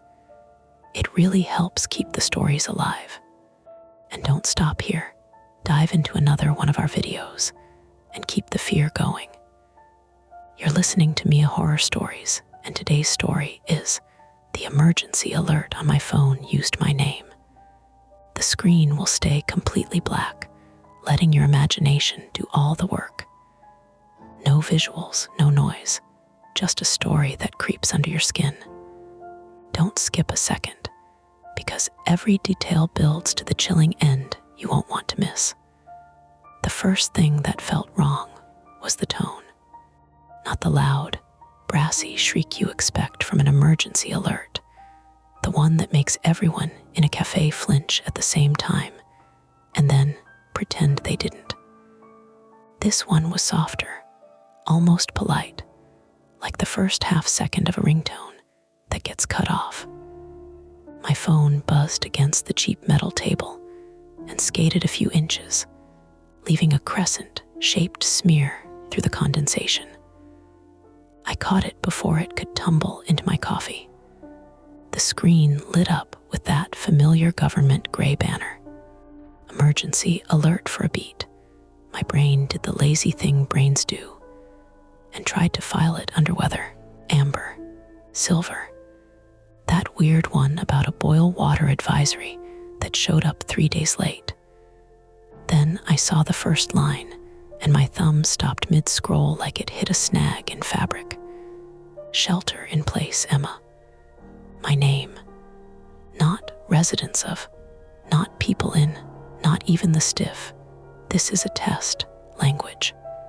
Just my name, right there like somebody had typed it with their actual fingers, like I was in a text thread with the county. I turned the phone sideways and back, like the angle might change what it said. It didn't. Around me, the cafe kept being itself. The espresso machine coughing steam, someone's laptop fan spinning up, a spoon tapping a ceramic cup in little, impatient clicks. A man in a puffer jacket laughed at something on his screen. The smell was a mix of burnt sugar and wet wool. Half the room had come in from the drizzle. If something big had happened, the room should have tilted. It didn't. Nobody else even looked up. I looked at the top of my screen for the network name, the time, anything that would reassure me this was normal. It was 6:42 p.m. The battery was at 27%. And the banner sat there, calm as a receipt. A tiny part of me wanted to laugh.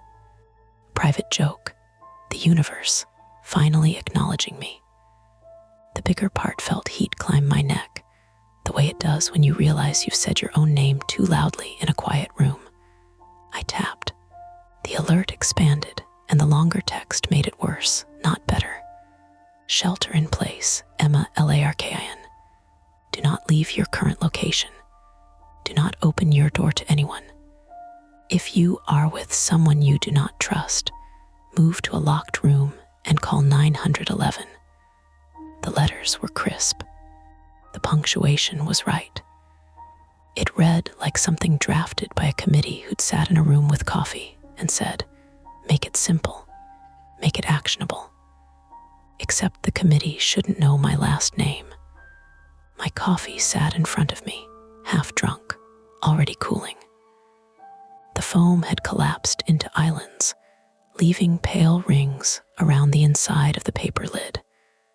I could hear my heartbeat in my ear, but it didn't feel cinematic. Felt like a thing my body was doing because it had decided, without consulting me, that this mattered.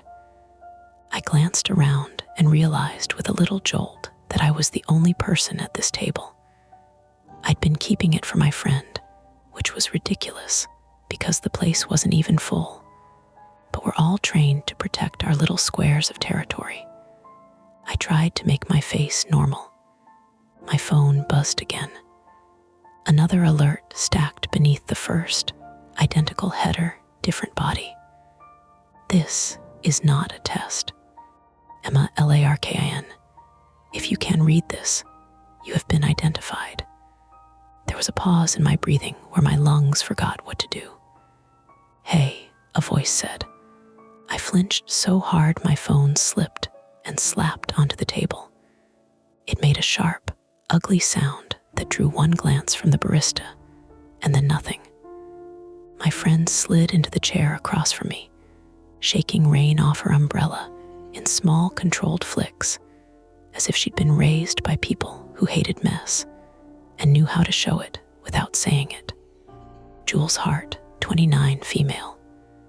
Jules wore a navy trench coat that always looked like it had been pressed.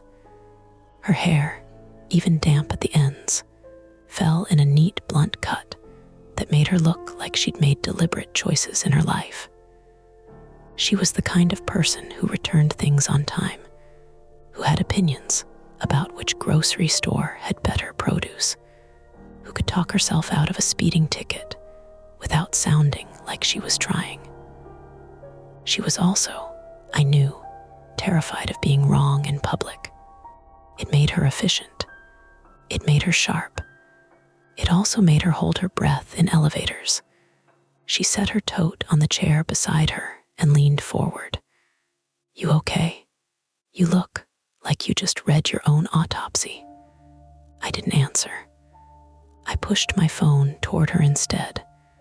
She frowned, adjusted the angle so the glare from the hanging bulbs wasn't washing the screen out, and read. I watched her face shift through the steps. Confusion, then that quick internal laugh she did when she thought something was dumb, then a tightening at the corners of her mouth. That's, she started, then stopped. She looked up at me, like maybe I'd admit it was a prank, and we could both exhale. Is this a scam? Like those fake UPS texts? It's the emergency alert system, I said. My voice came out steadier than I felt. It's not a number. It's that thing that hijacks your phone. Jules picked up the phone and swiped down at the top, as if she could find an unsubscribe button. It has your full name. I noticed.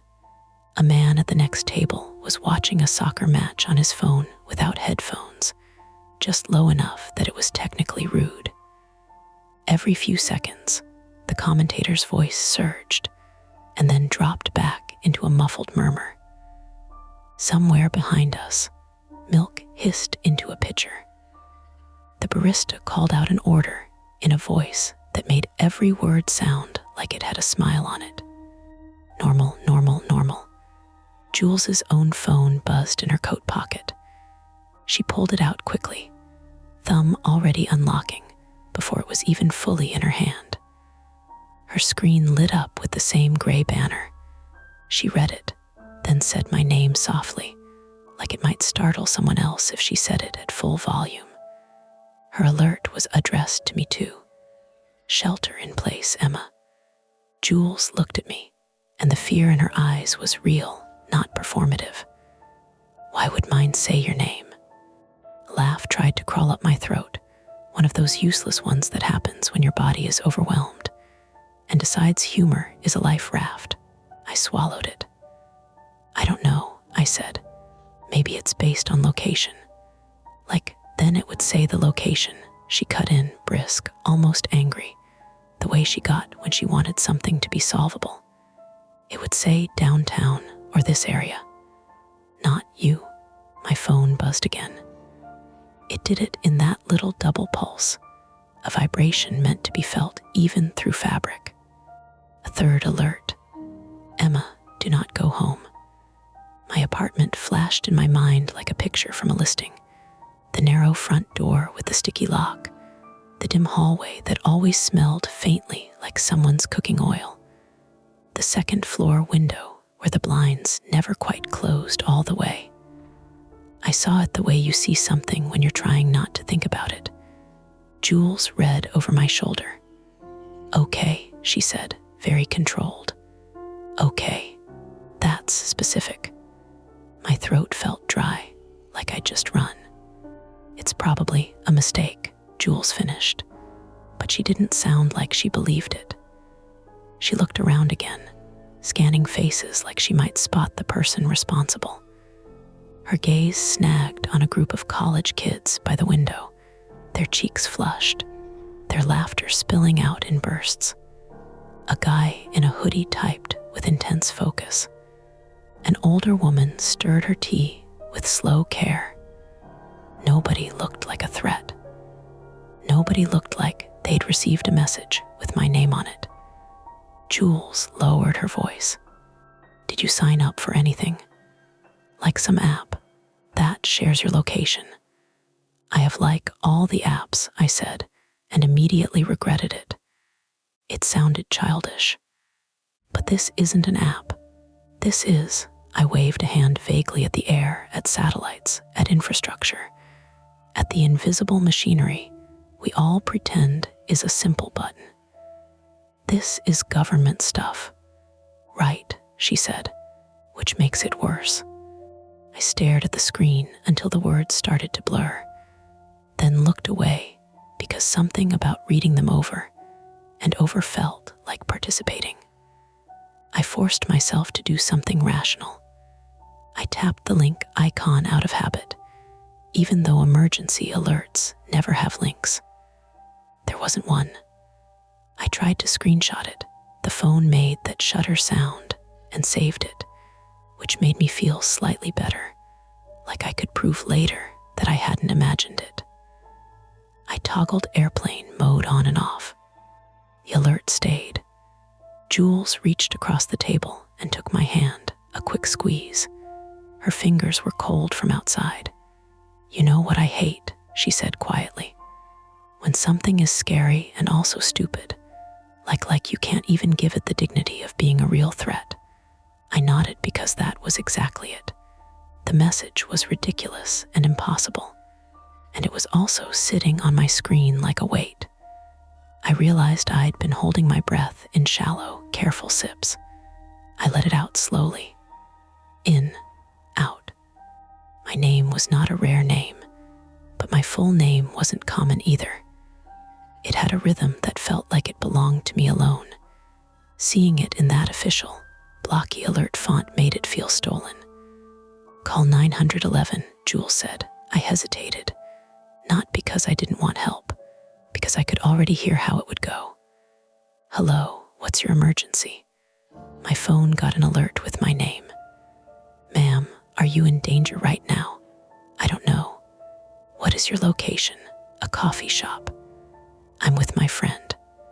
"Are you able to leave safely?" "The alert says don't leave."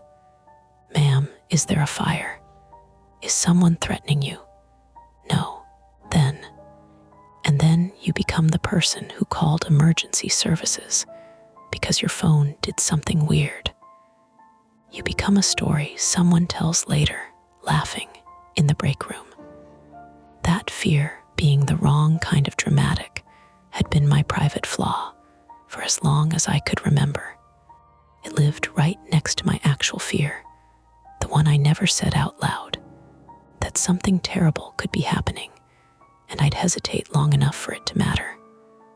"I can call the non-emergency number," I offered, already bargaining. Jules's stare sharpened.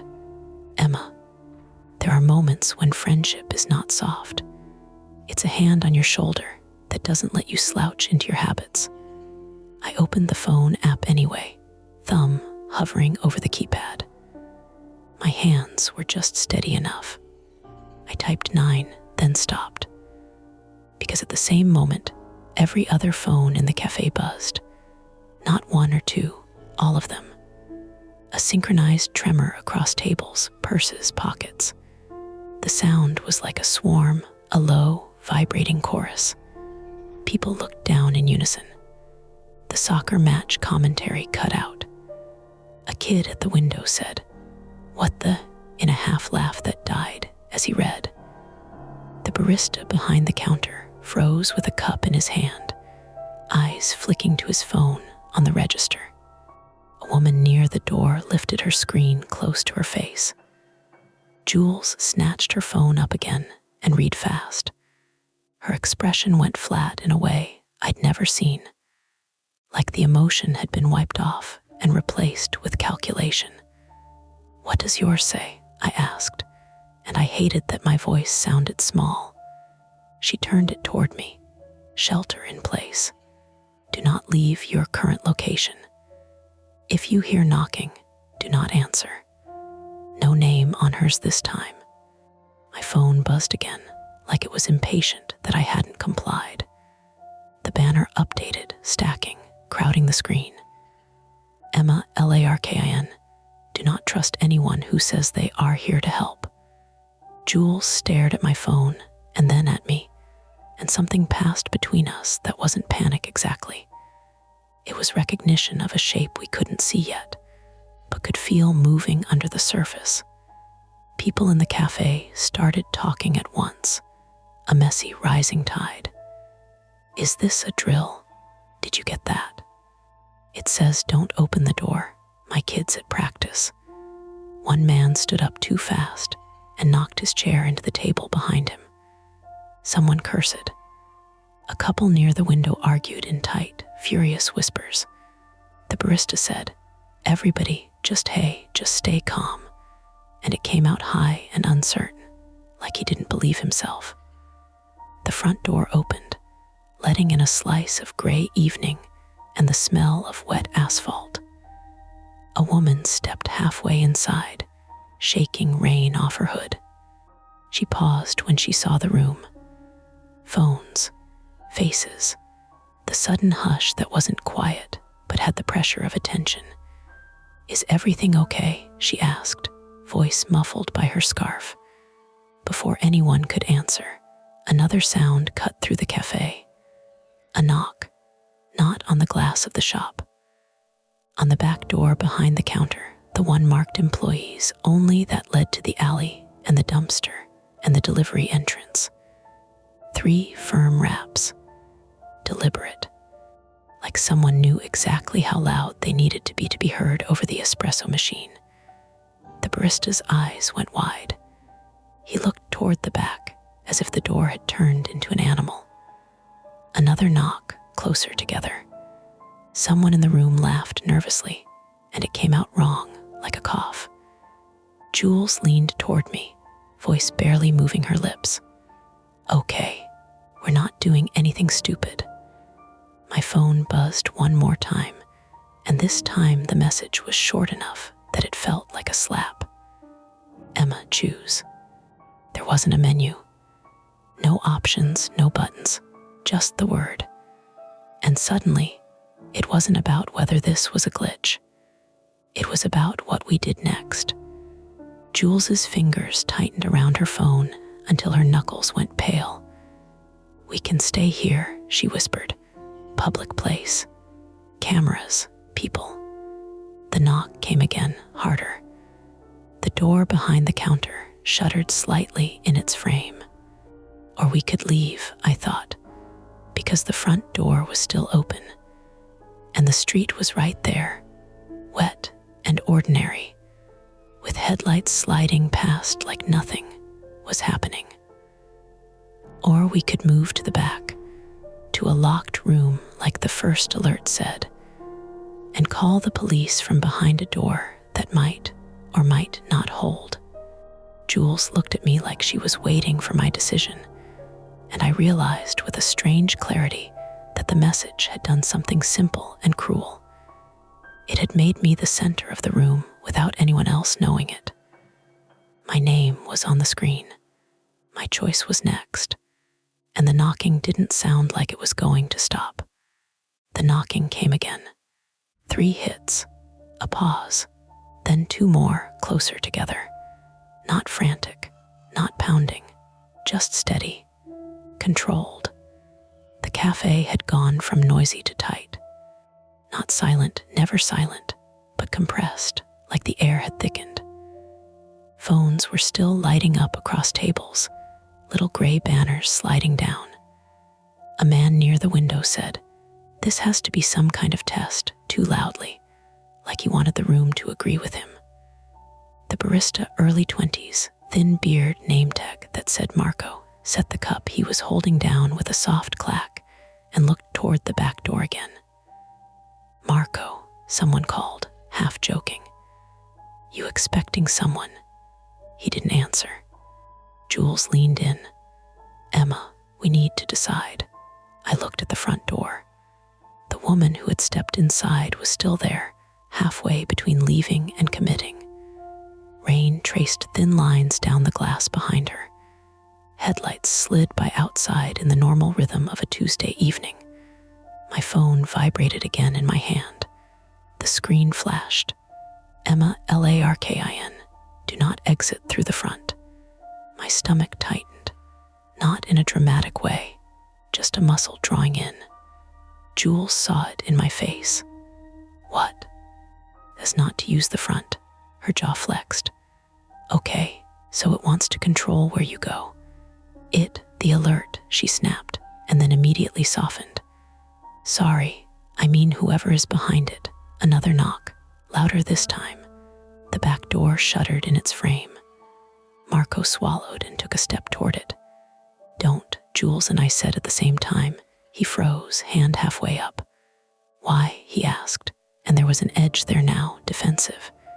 "It's probably a delivery." "At almost 7, someone muttered. Marco looked at the rest of us like we were a panel of judges. "We got a message too," he said, lifting his phone. "Everyone did. It says shelter in place. That's what we're doing." Another buzz, like a low electric tremor across the room. A new alert. On my screen, "Emma, if you do not comply, others may be harmed." The words didn't need to be in all caps to feel like they were. Jules read it over my shoulder. "That's manipulation," she said immediately. "That's someone trying to isolate you." "But what if it's not?" I heard myself say. I hated that my voice wavered on that last word. I hated that the message had found the exact seam in me. The part that always second-guessed whether my hesitation would cost someone else. A man at the back, mid-30s, broad shoulders, wearing a red Sox cap, stood up and moved toward the counter. "Look," he said, trying to sound reasonable. "If someone's knocking, we should at least ask who it is." "No," Jules said, sharp. He looked at her like she'd insulted him. "You don't get to decide that." Marco hovered between them, eyes flicking back and forth. Another knock. This time, a voice followed it. "Marlowe's Cafe, open up." It was muffled through the door, male, not shouting, just raised enough to carry. Marco's shoulders sagged a little. "See," he said, "it's just someone." My phone buzzed again. "Emma, he will say his name is David. Do not open the door." I didn't know a David. Not one who'd show up at a coffee shop alley entrance in the rain. "Ask his name," I said. The Red Sox guy shot me a look. "What? Ask him his name," I repeated. Marco turned toward the back door. "Oh, what's your name?" he called a beat. "David," the voice answered. The room seemed to tilt a fraction. Not a dramatic lurch, just a subtle shift, like the floor wasn't perfectly level. The Red Sox guy's face went blank for a second. Then he laughed. "Okay, that's weird." "Weird doesn't mean dangerous," Marco said quickly, but he didn't move closer.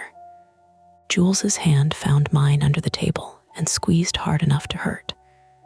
"This is targeted," she whispered. "Someone knows your location. They know you're here." "That's not possible," I said, but I heard how weak it sounded. "I didn't post anything." "Location sharing," she said. "Maps." social media, delivery apps. I turned off most of that, I said mostly. My phone buzzed again. Emma, you have 6 minutes. A timer icon appeared next to the alert. A small digital countdown started at 0600. The room was no longer buzzing with speculation. People were actively arguing now. I have to pick up my daughter, a woman near the window said, voice shaking. She's at gymnastics. You can't just leave, someone replied. Didn't you read it? Read what? That someone's knocking. This is insane. Marco finally moved, not to the door, to the phone behind the counter. He picked it up, dialed, pressed it to his ear. Yeah, hi, he said, voice tight. We're getting emergency alerts at Marlowe's. People are freaking out. There's someone knocking at the back door. He listened. His expression shifted from tense to confused. No, I know, he said, but it's using someone's name, specifically. Yeah, we'll stay put. He hung up. What did they say? Jules asked. They said they've had reports of anomalies, he said, choosing the word carefully. Like alerts misfiring. They're looking into it. They told us to shelter in place until further notice. Did they confirm a threat? The Red Sox guy demanded. Marco hesitated. They didn't say there wasn't one. That was not comforting. The voice at the back door came again. Look, I'm with the building management. We need to check something in the alley. It'll take 2 seconds. The handle rattled slightly. Not enough to break anything. Just enough to remind us it existed. My phone vibrated. 0458. Emma, if he enters, this escalates. Jules leaned closer. Okay, hear what's happening, she said, low and fast.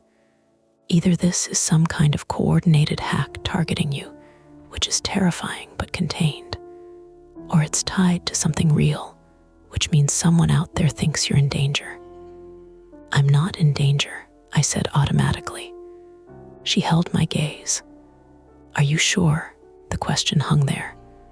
I thought about the sticky lock on my apartment door, the way it sometimes didn't fully catch unless you pulled it hard. The email I'd gotten 2 weeks ago from a stranger who'd said, you shouldn't walk home alone so late. I dismissed it as spam, or a creep casting a wide net. I hadn't told anyone about that. My phone buzzed. 0412. Emma, moved to a secure room. Now, there's an office in the back, Marco said suddenly, like he'd been listening to something we couldn't hear. Small storage room, only one door. Jules looked at me. That's what the first alert said, locked room. And isolate me, I said. That's exactly what it wants. Or exactly what keeps you safe, she shot back. The Red Sox guy moved toward the back door again. This is stupid, he muttered. It's probably some guy getting soaked in the rain. He reached for the handle. Marco grabbed his arm. Don't. They stared at each other, 2 strangers suddenly locked in a power struggle neither of them had signed up for. My phone buzzed again. 0301 Emma. If you do not comply, others may be harmed. The words felt heavier now. Less like a threat, more like a countdown to something procedural, like a system waiting to trigger. What does it want you to do? Jules asked, frustration creeping in. It says move to a secure room. Then maybe we do that. And what if that's the trap? I said. What if it wants me separated from witnesses? Witnesses to what? She demanded. I didn't have an answer. The knocking stopped. That was worse. The absence of it made the cafe feel like it was holding its breath. Marco exhaled slowly. Maybe he left. Then a new sound. Not from the back door, from the front. A heavy thud against the glass. Not hard enough to break it, just enough to make everyone flinch. The woman who had come in halfway earlier had backed out onto the sidewalk at some point. Now she was pressed against the glass, eyes wide, looking over her shoulder. Behind her, in the rain, stood a man in a dark jacket, hood up, hands visible at his sides. He wasn't pounding. He wasn't yelling. He was just standing there, watching the cafe. My phone buzzed.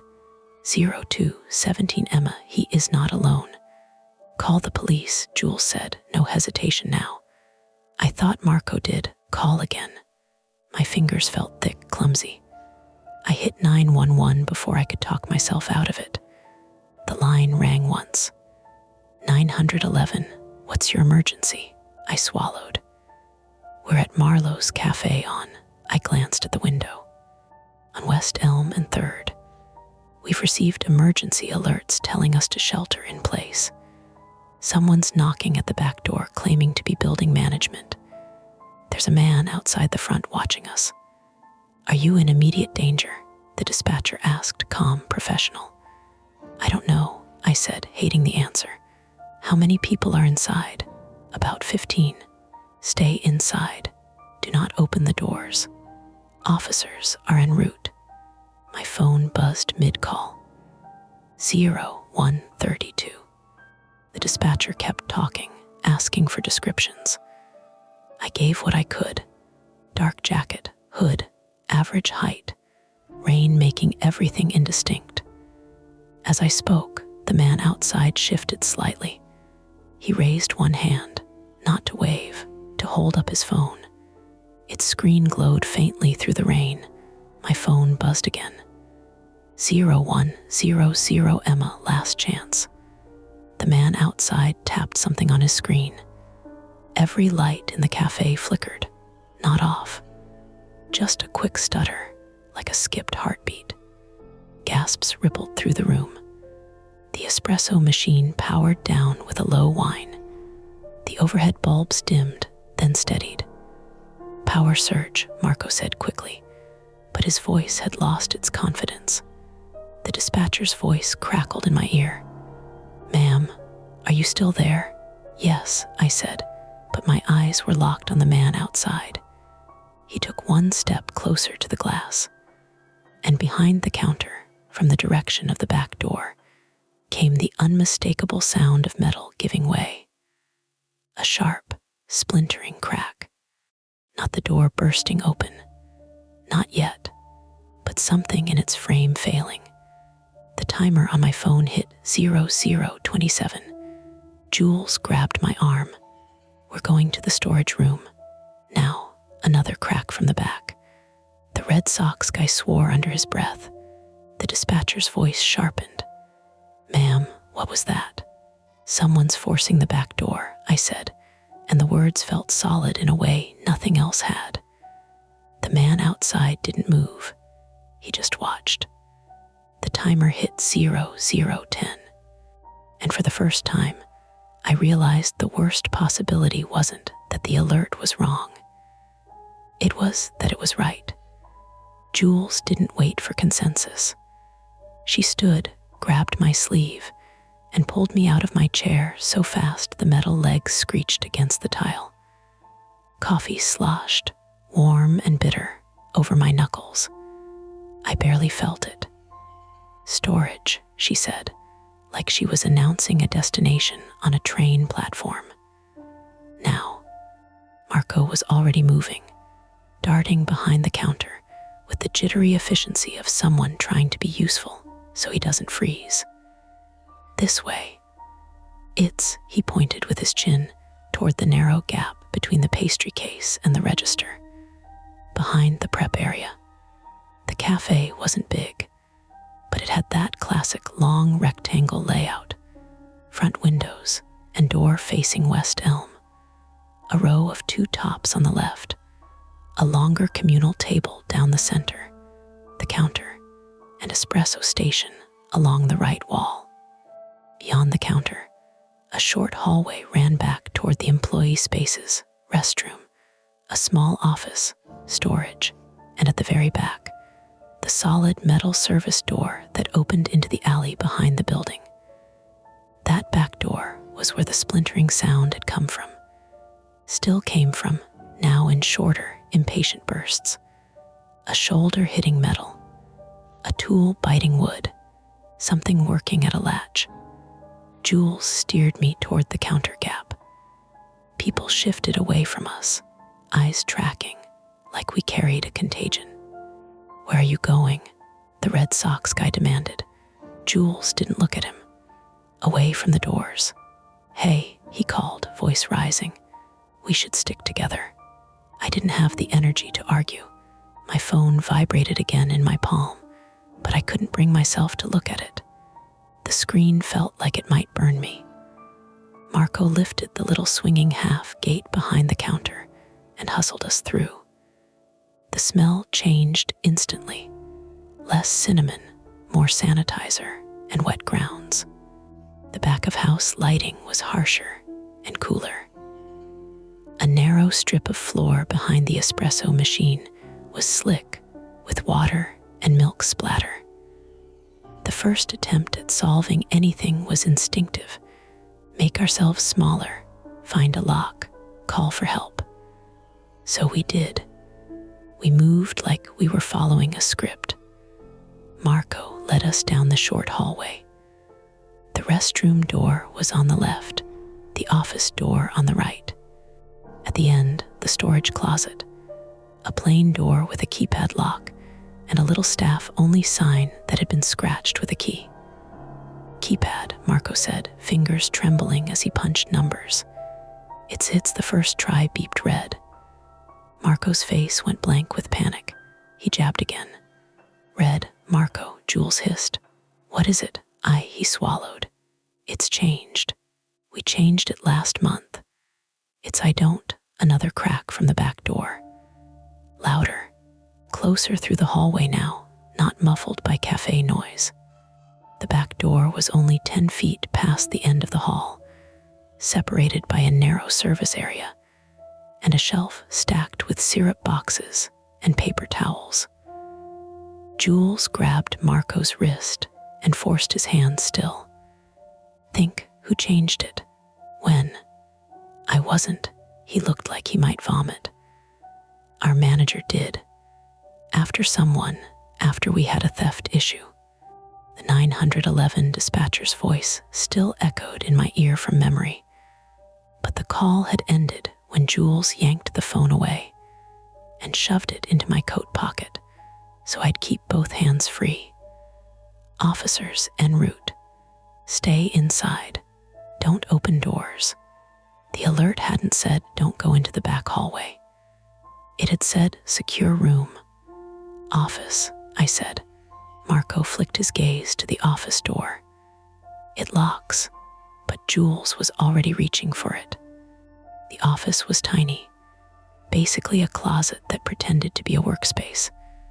A desk with a monitor, a corkboard with schedules, a small safe bolted to the floor, and a windowless wall that hummed faintly from the refrigerator compressor on the other side.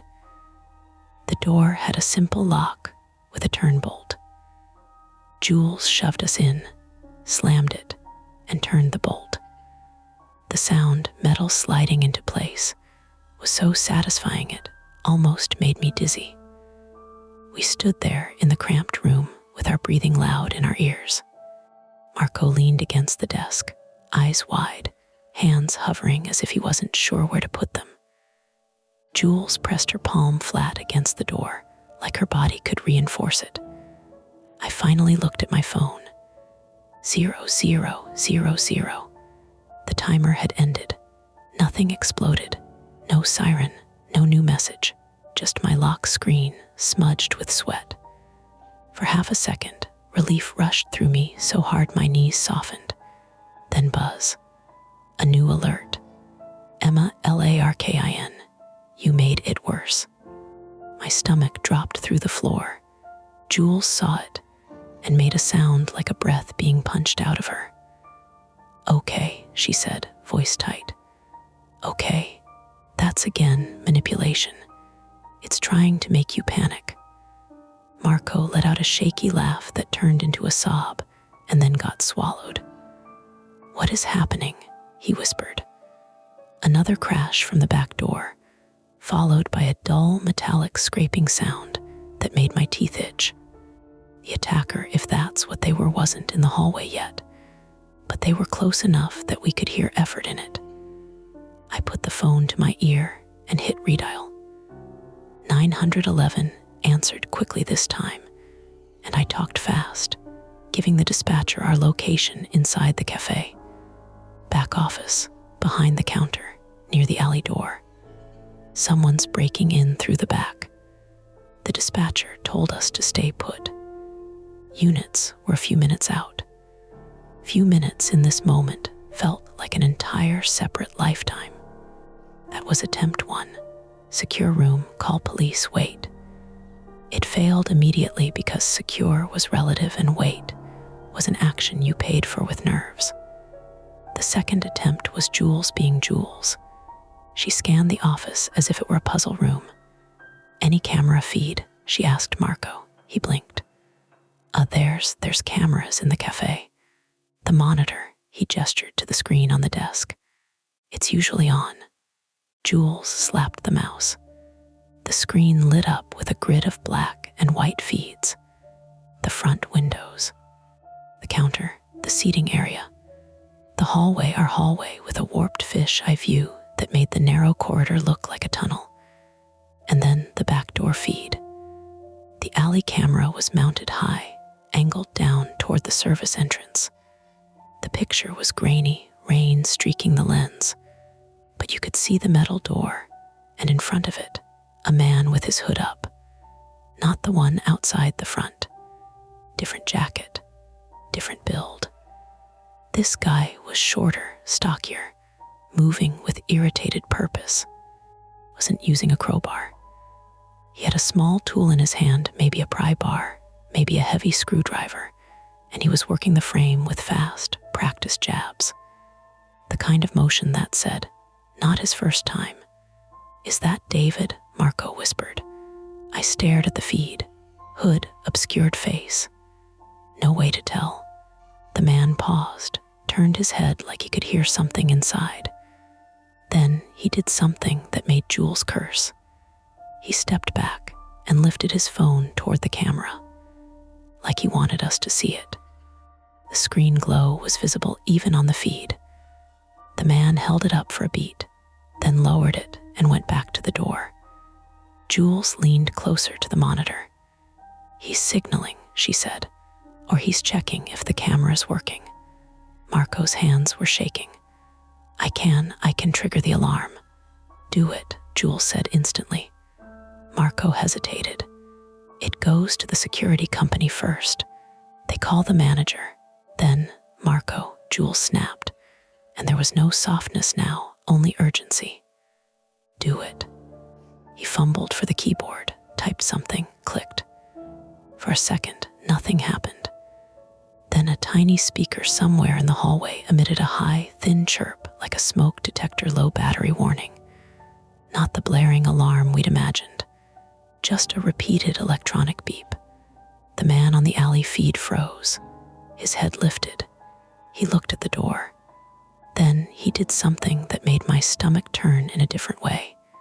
He walked away, not running, not spooked, just withdrawing, like he'd gotten what he needed. Good, Marco whispered, relief breaking in. He's leaving. Jules didn't look relieved. She watched him move out of frame, her face hardening. That's not good, she said. That means the break-in wasn't the point, it was pressure. The beep continued, beep, beep, beep. The sound was maddening in the tight office. I checked my phone again. Another alert had appeared while we were watching the feed. Emma, front window now. I felt my mouth go dry. Jules saw it. No. What if I started? No, she repeated. We are not following instructions from a compromised system. Marco looked between us. Compromised. Someone is using her name, Jules said, gesturing at me as if I were evidence. This isn't normal. The beep, beep, beep continued, like a metronome counting down to something none of us could see. Then the misdirection hit. A loud, sharp crack echoed through the cafe. It sounded exactly like a gunshot. Every muscle in my body clenched. Marco made a strangled sound. Jules grabbed my arm so hard her nails dug into my sleeve. The office door shuddered, someone running past it, maybe, feet slamming in panic. Marco's eyes rolled back for a second, like he might faint. "Oh my God," he whispered. I pressed my ear to the door, heart punching at my ribs. I could hear screaming, high, raw, chaotic, and chairs scraping. Someone yelled, "Get down." Another crack. Then a cascade of smaller sounds, like glass tinkling, raining down. Jules exhaled in a sharp, controlled burst. "Not a gun," she said. "Glass." She was right, and the realization came with a weird wave of shame, like my fear had been too eager. Through the thin door, the crack had been amplified. Outside, something had struck the front window, a thrown object, a chair. The pain had spiderwebbed and then given. The screaming was people reacting to a sudden physical breach. I moved to the monitor. The cafe seating camera showed chaos. People were crouched behind tables. Some were rushing toward the back hallway, which meant they were coming toward us. Someone had knocked over a chair. A woman was on the floor, hands over her head, eyes huge. And at the front window, where the glass had been rain sprayed in, blown by wind and passing cars, a jagged opening yawned like a mouth. The man who had been standing outside was now close to the broken pane, reaching through. Not with a gun, with his arms. He was trying to unlock the front door from the inside by reaching for the handle. A crack had been the window giving way, not a shot. Terrifying, yes, but explainable, real. This was a break-in, and they were doing it the fastest way. Jules's face went pale in the monitor glow. "They're coming in," she said. Marco's lips moved soundlessly. "We have people out there." I saw the Red Sox guy. He was up now, grabbing a metal chair and raising it like a shield. He looked furious, not heroic, like he was going to do something stupid because doing nothing felt worse. My phone buzzed. Emma opened the office door. Let them in. It made no sense. Let who in? The attacker, the patrons, the police, or let me out? Jules saw it and actually laughed, a sharp, ugly sound. "Oh, now it wants you to open doors. Convenient."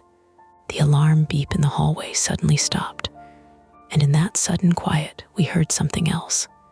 A buzzing, low and electric building, then darkness. Not a flicker this time.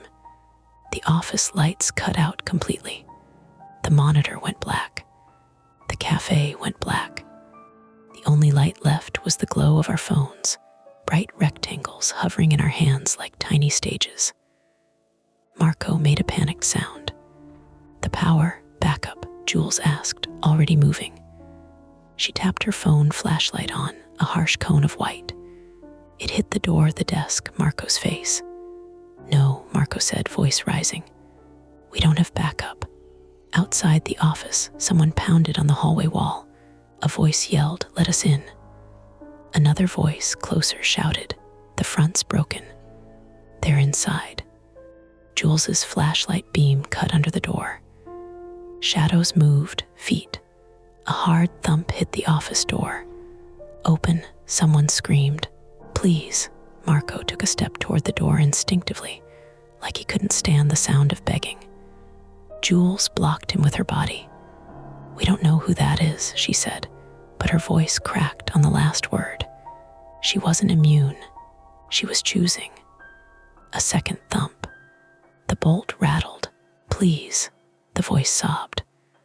"They have," the sentence broke into a cough. My phone buzzed again, insistently. "Emma, THUI will say they are hurt. Do not open." My skin prickled. The alert was anticipating the exact manipulation being used outside our door. Either someone was watching and feeding it in real time, or the person outside knew what we were receiving and was tailoring their approach to it. Both options made me feel sick. Jules whispered, "Emma, look at me." I turned my head and met her eyes in the flashlight glow. Her pupils were wide. Her face looked older, stripped of its usual polish. "You told me once," she said softly, "that your biggest fear is being the person who overreacts, the person who makes a scene." I didn't remember telling her that. Maybe I had, late at night over wine, when the truth slips out because you don't think it matters. "Well," she continued, voice hardening, "this is the moment where making a scene is allowed, where it's required. You called 911. Good. Now we hold this door." The pounding outside softened into frantic knocking again. Someone rattled the handle. Someone slid down the door and cried. Marco's breathing was fast and shallow.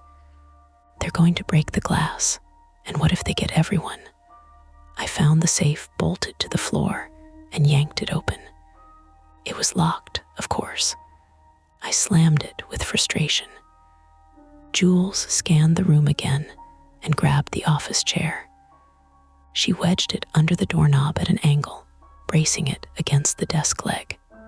It wasn't perfect, but it made the bolt feel less alone. That was attempt 2, trigger alarm, watch cameras, identify threat. It partially worked. We saw the alley attacker withdraw, but it tightened the trap. It shifted the attack to the front, created chaos. And now the power was out, cameras down, and the hallway was full of unknown people. My phone's battery was at 18%. Jules's flashlight was already dimming at the edges. I could smell ozone faintly, like after a static shock, or like something electrical had burned somewhere in the walls. Outside, the banging changed rhythm, more purposeful. Someone was hitting the office door with something heavier than a fist. "Move," Jules said quietly, and pulled me away from the door, deeper into the tiny room. Marco's hands trembled as he raised his own phone. "I'm calling again," he whispered, voice breaking. I tried to think like a normal person in a real emergency. What would the police do? Enter through the front. Secure the perimeter. Clear the building. In the dark, with a broken window, with patrons flooding into the back hall, with someone actively trying doors. We were in a closet with a lock that could be defeated with time. My phone buzzed one more time, and the words were so simple they felt like a trap closing. "Emma, they are using you to get inside." The pounding stopped. For 2 seconds, there was only breathing and the faint drip of something in the hallway, water from someone's coat, maybe, or rain blowing in from the front. Then the office door handle turned slowly, not rattling, not yanking, turning as if someone had a key. Jules's face went blank. "Marco," she whispered. He shook his head wildly. I don't have." The handle turned again, smoother this time. The bolt held, but the door flexed. And from the hallway, a new voice spoke close to the crack, calm and low. "Emma Larkin," it said. I felt every hair on my arms lift, because the voice didn't sound like a stranger begging for help. It sounded like someone who expected me to answer. And behind that voice, down the hallway, came a different sound, heavy footsteps moving away, toward the back door, toward the alley like someone was repositioning while we were pinned. Jules mouthed, "Don't." My phone, dimming, buzzed one last time before the screen went black. "Emma Larkin," the calm voice repeated, closer to the crack in the office door. Jules didn't move. Her whole body was a barricade, shoulders squared, one hand gripping the back of the office chair wedged under the knob like it was a lifeline. Marco stood by the desk, phone up, screen glowing weakly, thumb hovering over the call button like he didn't trust himself to press it. I couldn't see much beyond Jules's flashlight cone and the pale rectangles of our screens.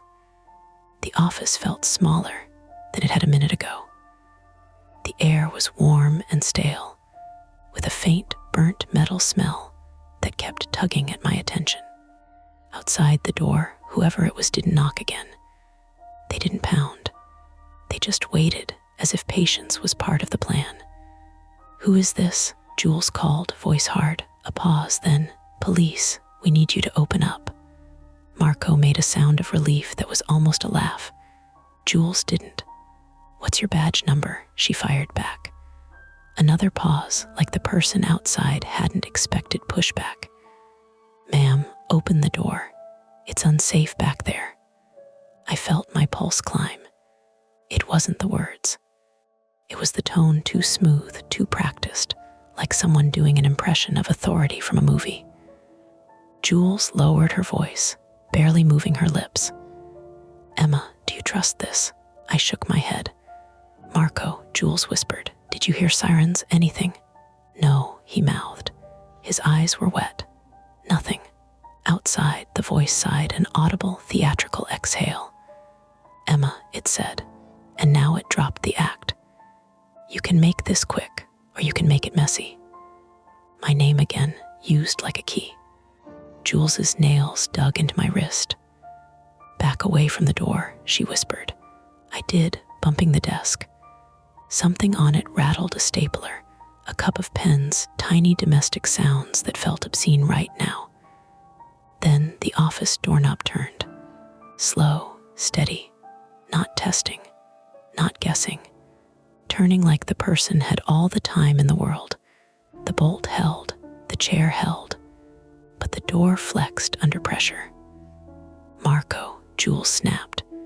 "Do you have anything heavy?" Marco looked around like he'd never seen an office before. His eyes landed on the small safe bolted to the floor. "It's locked," I said automatically. I tried. Jules grabbed the mouse from the desk, an absurd weapon, then discarded it. "Keys," she said. "Marco, where are the keys for the register or the safe?" "There's no key," he said, voice cracking. "It's a code." "The code you forgot," Jules muttered. The handle turned again. The bolt rattled. The chair creaked. A hard thump hit the door near the lock, like a shoulder. I pictured the hallway, narrow, lined with syrup boxes and mop buckets, the back door at the end leading to the alley. Somewhere out there, maybe patrons crouched, maybe someone hurt, maybe someone hiding like we were. The cafe front was breached. Rain was coming in. Power was out. The whole building was a dark maze with two obvious exits, both controlled by strangers. Jules pulled her phone closer to her face. "I'm calling 911 again," she said, and in the dim light, her calm looked like a costume she was forcing herself to wear. She put it on speaker. The line rang once, twice, then clicked. 911, what is your emergency?" "This is Jules Hart," she said, voice clipped. "We are inside Marlowe's cafe. Power is out. Front window broken. We are in the back office, and someone is actively trying to force the door. We need officers now." "Ma'am, units are..." The voice outside the office door changed again, turning almost friendly. "You can stop doing that," it said. "They're not coming in the back. They'll come through the front." And by then, a metallic squeal cut through the hallway. Not the office door, farther away, from the end of the corridor, the back service door. Someone was opening it, not forcing it, opening it. Marco's face went gray. "No," he whispered. "No, no, no." Jules's eyes flicked to him. "Marco," she said quietly, "did you lock the back door?" "It locks automatically," he said, voice thin. It should. Another sound, the soft, final click of a latch giving way. Then footsteps. Heavy, quick, moving into the building from the alley end. The person at our office door didn't have to break in. They'd gotten someone else to open another way. My stomach turned as the idea clicked into place, ugly and simple. They used pressure. They shifted entry points. They pushed people toward panic until someone made a reasonable choice. Outside, a different voice, panicked, pleading, rang down the hallway from the alley end. "Help, please, I'm hurt." It was the same kind of voice we'd heard earlier, the sob that breaks on the edge of breath. And now, through the office door, it worked like a knife. Marco lunged forward instinctively, hand reaching for the bolt. Jules shoved him back hard. "No," he stumbled, hit the desk, and swore. "That's someone, that's bait," Jules snapped, but her voice trembled. "It's bait." The pleading voice continued. "Please, they're outside." A sudden wet cough. The sound of someone choking on air. Marco's eyes went wild. His private fear being responsible for harm was all over his face. He couldn't hold it in. He grabbed at the bolt again, shaking. "We can't just, Marco," I said, stepping between him and the door, voice harsher than I expected. "Listen to me. They want you to open it." His breath hitched. "You don't know that." "I do," I said, "because they're telling me what you'll do before you do it." It was true, even without my phone glowing confirmation. The pattern had become its own evidence. The office door jolted. A shoulder hit it again. The chair squealed. Jules's flashlight beam jerked, streaking across the wall, then steadying. She breathed through her nose, slow and controlled, like she was forcing oxygen into a system that wanted to shut down. "Emma," she whispered, close to my ear, "we need an exit that isn't a door." I looked around uselessly. No window, no ceiling hatch, just drywall, a desk, a safe, a corkboard with someone's shift schedule pinned to it like a normal life still existed. And then I remembered the hum in the wall, the refrigerator compressor on the other side. The wall behind the desk wasn't exterior. It backed onto something, storage, maybe, or the small prep room behind the counter, or the utility closet. It didn't matter what, it was space. It was another route. I grabbed the desk and pulled. It scraped across the floor with a horrible grinding sound. Jules helped immediately, shoving with her shoulder. Marco stared for half a second like we'd lost our minds, then joined, hands shaking but strong. The desk shifted away from the wall, exposing the baseboard and a cheap patch of drywall that looked newer than the rest, different paint sheen. "Why is this here?" Jules whispered.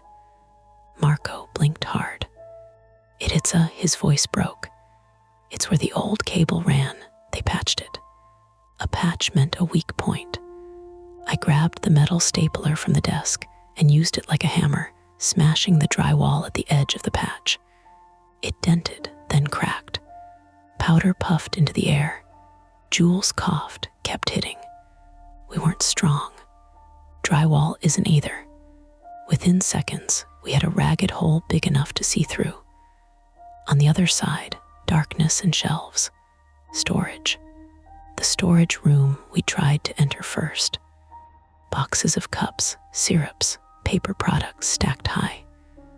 A faint smell of cardboard and artificial vanilla. Marco stared through the hole like it was a miracle. "That's that storage." "And the keypad door?" Jules asked. "It's on the hallway side," he said, breathing fast. "But there's another way.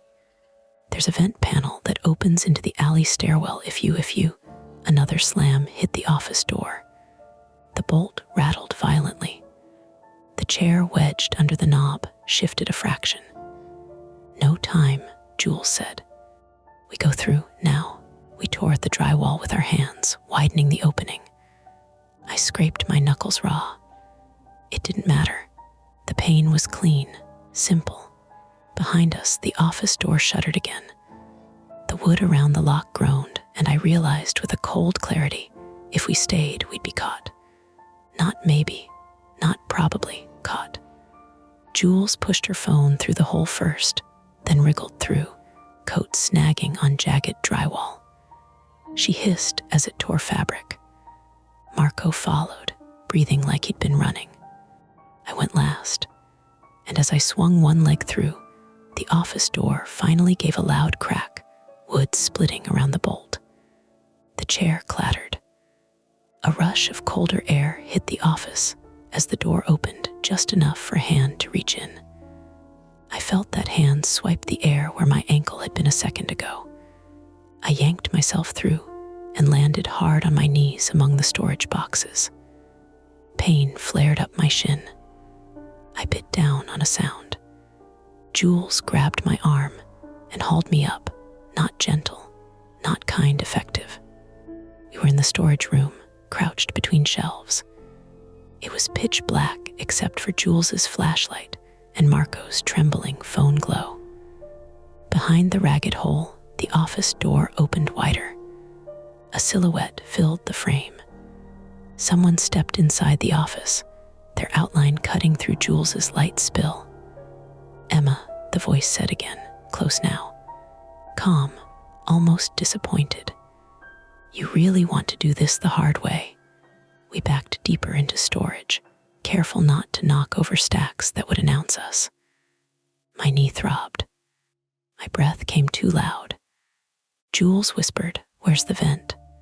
Marco pointed with a shaking hand toward the back of the storage room. A low metal panel near the floor, half hidden behind a stack of paper towel boxes. "That leads to the alley stairwell," he breathed. "But it's screwed shut." "Tools," Jules whispered. Marco looked around desperately. He reached for a small maintenance kit on a shelf, the kind with a screwdriver and some spare screws. His fingers fumbled, dropped it. It clattered against the concrete floor like a gunshot in the quiet. The voice in the office stopped. A beat, then footsteps, slow, approaching the hole. My stomach clenched. Jules crouched by the vent panel, fingers working the tiny screws with the screwdriver, shoulders tight. Marco held the flashlight beam steady, but his hand shook so much the cone of light danced. I heard the soft scrape of fabric against drywall as someone leaned into the hole from the office side. Then another voice farther away from the cafe itself, shouting, angry, the Red Sox guy maybe. Someone saying, "Get out of here," followed by a crash and a scream. Chaos in the front, pressure everywhere. The person at the hole hesitated. That hesitation was our only gift. Jules twisted the last screw free and yanked the panel off. Cold air breathed in, smelling like rain and garbage. Beyond it was a narrow crawl space leading to the alley stairwell. Not generous, not comfortable, but it was not the office door. "Go," Jules whispered. Marco went first, shoving his phone into his pocket and wriggling through on his elbows. Jules grabbed my shoulder. "Emma, listen." Her voice was low, urgent. "When we get out there, you run. You do not stop to negotiate. You do not stop to be polite. You run." It hit right at my flaw again, my stupid, lifelong reflex to be reasonable. I nodded. I went through the vent, scraping my jacket and skin, sliding into the narrow space. The metal bit into my ribs. My knee screamed. Behind us, the storage shelves shifted. A box fell. The sound was small but fatal. The voice from the office, now in the storage room, was suddenly right there, sharp with irritation. "There you are." A hand grabbed at Jules's ankle as she pushed in behind me.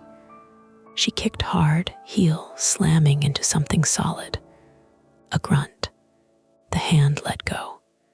Jules shoved herself through, and then Marco, already in the stairwell, pulled the vent panel back into place from the other side as best he could.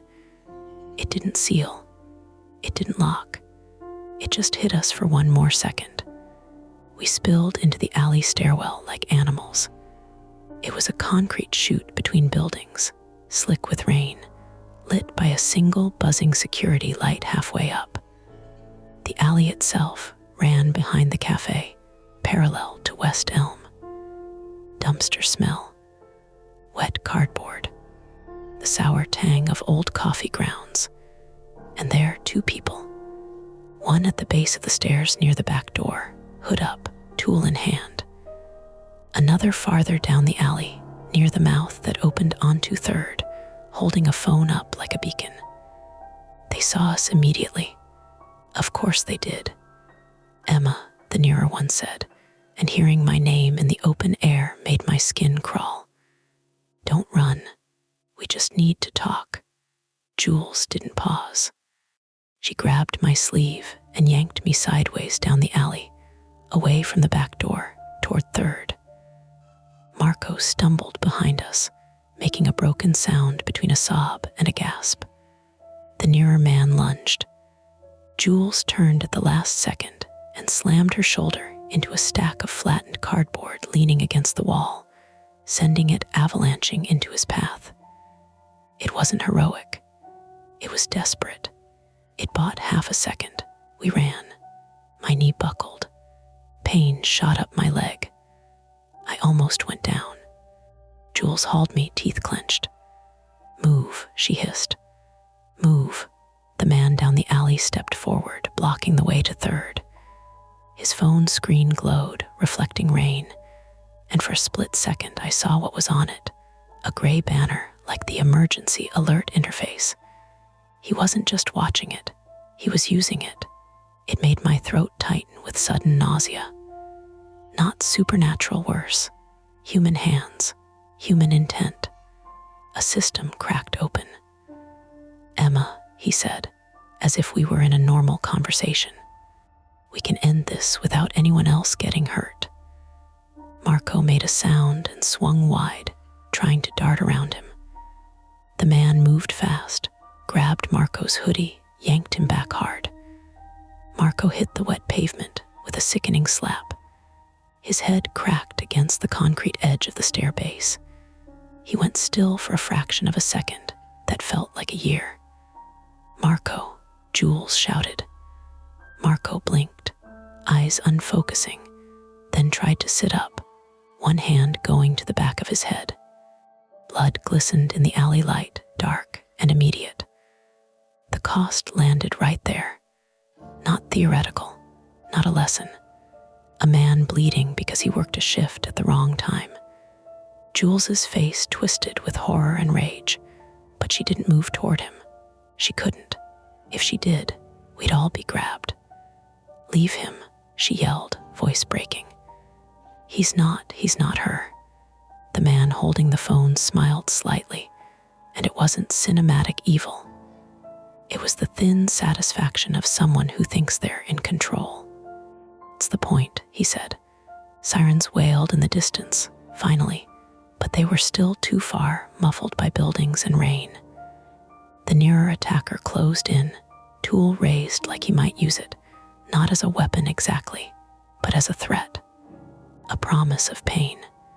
Jules's flashlight beam shook as she swept it across their faces, trying to see details. I forced my brain into motion. Payoffs, seeds, the front window breach, the alley entry, the phone lifted to the camera. They'd wanted me to move. They'd pushed. They'd predicted. They were relying on one thing above all, that I'd behave, that I'd comply with the script they wrote. My phone was dead, but theirs was. The one holding the phone, he'd been too careful with it, too central. So I did the only thing that felt like it could change the math. I lunged, not at his face, not at his body, at the phone. My fingers closed around it, slick with rain. He jerked back, but I had momentum and desperation. The phone ripped from his hand with a wet slap. For a split second, his mask of control broke. No, I ran 2 steps, and slammed the phone down on the concrete edge of the stairwell as hard as I could. The screen shattered with a sharp, bright crack. Glass sprayed. The device made a strangled electronic chirp, then went dark. The man screamed, not in pain, in fury. The other attacker surged toward me, tools swinging. Jules tackled him from the side. They hit the alley wall hard. Jules grunted, air knocked out. The tool clanged against brick and flew, skittering into a puddle. The attacker grabbed Jules's hair. She cried out raw, real, and slammed her elbow back into his ribs. He wheezed. I tried to move, but my knee gave. I dropped to one side, palms slapping wet pavement. The first man phone destroyed snatched at my coat, fingers digging into fabric. "You idiot," he hissed. "Do you know what you just did?" I tasted blood in my mouth from biting my tongue. "No," I rasped. "But you do." He yanked me up by my collar, my bad knee screaming. His face was close enough that I could smell his breath, coffee, and something sour like nicotine gum. The sirens got louder. Jules and the second attacker grappled in the periphery, slipping in rain. Jules's trench coat was torn. Her hair was half out of its neat cut, wild and wet. Marco was on his side, dazed, one hand pressed to his head, blood running between his fingers. He tried to crawl away, leaving a smear on the concrete. The first man tightened his grip on me, eyes flicking toward the alley mouth. He heard the sirens too. He had seconds. He leaned in and said, quietly, like a secret, "This wasn't supposed to be loud." Then he shoved me, not into a wall, not down the stairs, into the puddled alley, hard enough that my knee twisted under me. Pain exploded, white hot. I screamed, the sound tearing out of me before I could swallow it. And in that scream, the world finally tilted the way it should have at the beginning. I heard running footsteps, different cadence, heavier boots. "Police, hands, let me see your hands." Flashlights cut the alley like blades. The attackers froze for half a beat, then bolted in opposite directions, one toward Third, one back toward the cafe service door. Jules collapsed to her knees, chest heaving, eyes wide and glassy. I couldn't stand. My knee was a fireball. My hands shook. An officer knelt beside me, voice urgent, hands careful. "Ma'am, are you hurt?" "Yes," I gasped.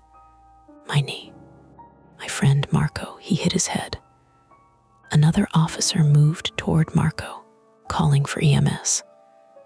A third sprinted after one of the fleeing men, radio crackling.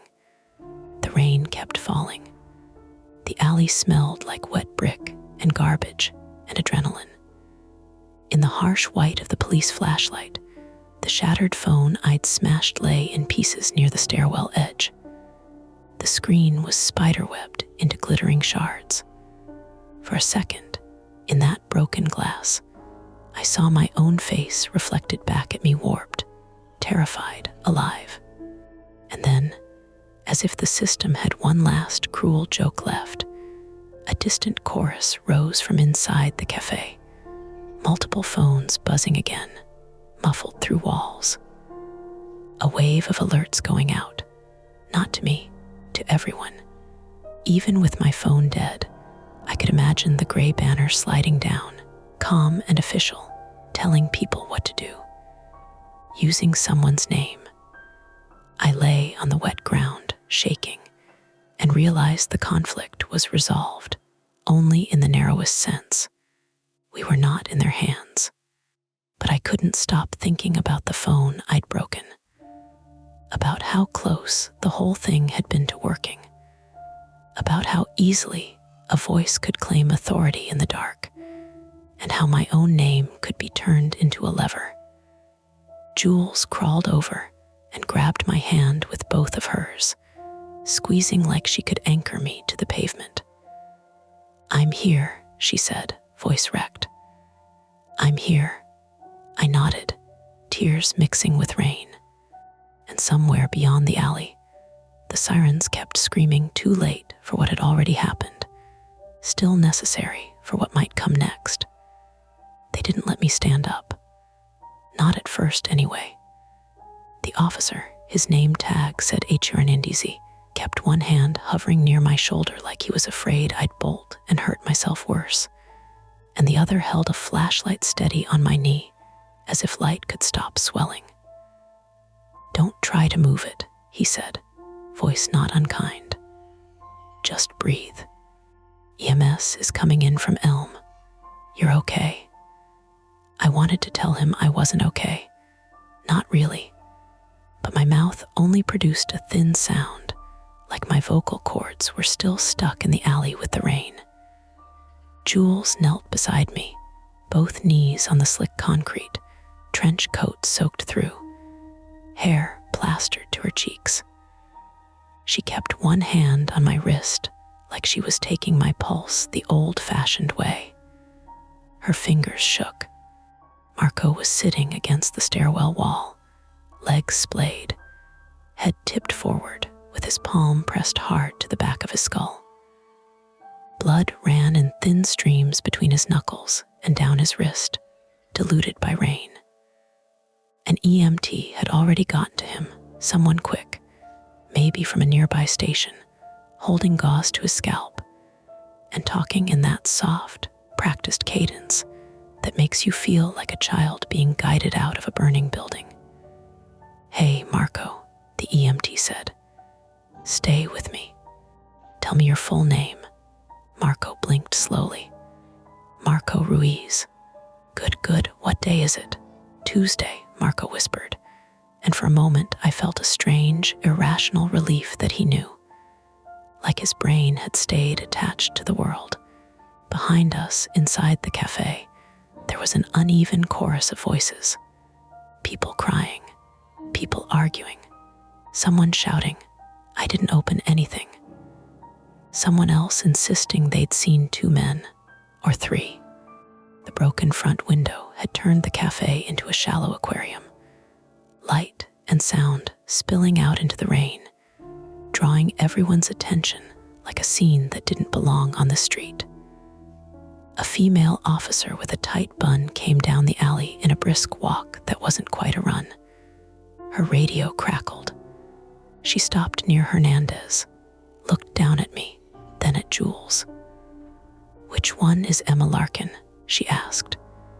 It hit me again, that jolt. My name in a stranger's mouth. Official this time, but my body didn't care about the difference. Hernandez pointed. "This is her." The officer crouched. "Emma, I'm Officer Miller. I need you to tell me what happened, but we can do it in pieces." "Okay," I opened my mouth. "Nothing." Jules answered for me. "She got emergency alerts with her name," she said quickly, almost too fast. Not just the area, her actual name. They used it to hurt her. 2 men. One had a phone, like he was running something. Officer Miller's eyes sharpened. "A phone," Jules nodded. "She smashed it." She gestured toward the stairwell edge where the shards still glittered in the flashlight beams. Miller stood and motioned to another officer. "Bag that, now, every piece." Someone with latex gloves moved in, careful, as if collecting evidence from a crime show, except the rain kept falling, and the alley smelled like dumpsters and fear. He put the broken phone pieces into an evidence bag anyway. Water beaded on the plastic. He didn't seem to care. Hernandez spoke into his shoulder mic. "We have a smashed device, possible comms. Victim states targeted emergency alerts." Miller returned her attention to me. "Emma, did you know either of the attackers?" I forced my throat to work. "No. Have you received threats before tonight?" My mind flashed to the email. The line about walking home alone. The instinct to minimize it rose up immediately, familiar as a reflex. Then I saw Marco's blood again. I felt the hot pain in my knee, the wet sting on my scraped knuckles. Yes, I said, and my voice surprised me with its steadiness. An email, a couple weeks ago. Miller nodded like that fit too neatly into a folder already open in her mind. We'll want that. Do you still have it? My phone. I lifted the dead rectangle in my hand, suddenly ashamed of it. It died. We can get it later, she said. And your carrier can help retrieve records. Carrier. Records. Reports. All these words that sounded like infrastructure, systems, process, paperwork, felt thin compared to the shape of a hand grabbing at my ankle through drywall. The EMTs arrived like a small wave. A stretcher squeaked into the alley. Someone put a blanket around my shoulders that smelled faintly of disinfectant and old fabric. Pain level, an EMT asked. Hi, I said, and then laughed once, short and strange, because it was the only honest answer. They cut my pant leg up the side with trauma shears. The cold air hit my skin. My knee was already swelling, the joint looking wrong in a way that made my stomach flip. Likely ligament, the EMT murmured to his partner. Possible meniscus. Will splint transport. As they worked, Jules hovered, useless and furious at it. Her hands kept clenching and unclenching, as if she wanted to grab reality by the collar and shake it back into shape. I'm coming with her, Jules said. Officer Miller nodded. You can ride behind. We'll need a statement from you two. Marco tried to stand, then swayed, and the EMT pressed him gently back down. He looked embarrassed, like he'd failed a test he hadn't studied for. Sorry, he whispered, eyes glassy. You don't have to be sorry, Jules snapped, then softened immediately. You don't just stay still. The ambulance doors closed on me with a hollow thud that felt like punctuation. Inside, the world narrowed to bright fluorescent light, the steady beep of a monitor, the smell of antiseptic. An EMT wrapped my knee, splinted it, started an IV with quick hands. Through the small rear window, I saw Jules's face as she climbed into the follow car, an officer's cruiser, because that was easier than letting her drive in shock. She pressed her forehead against the glass for a second, eyes shut, and I felt something in my chest twist.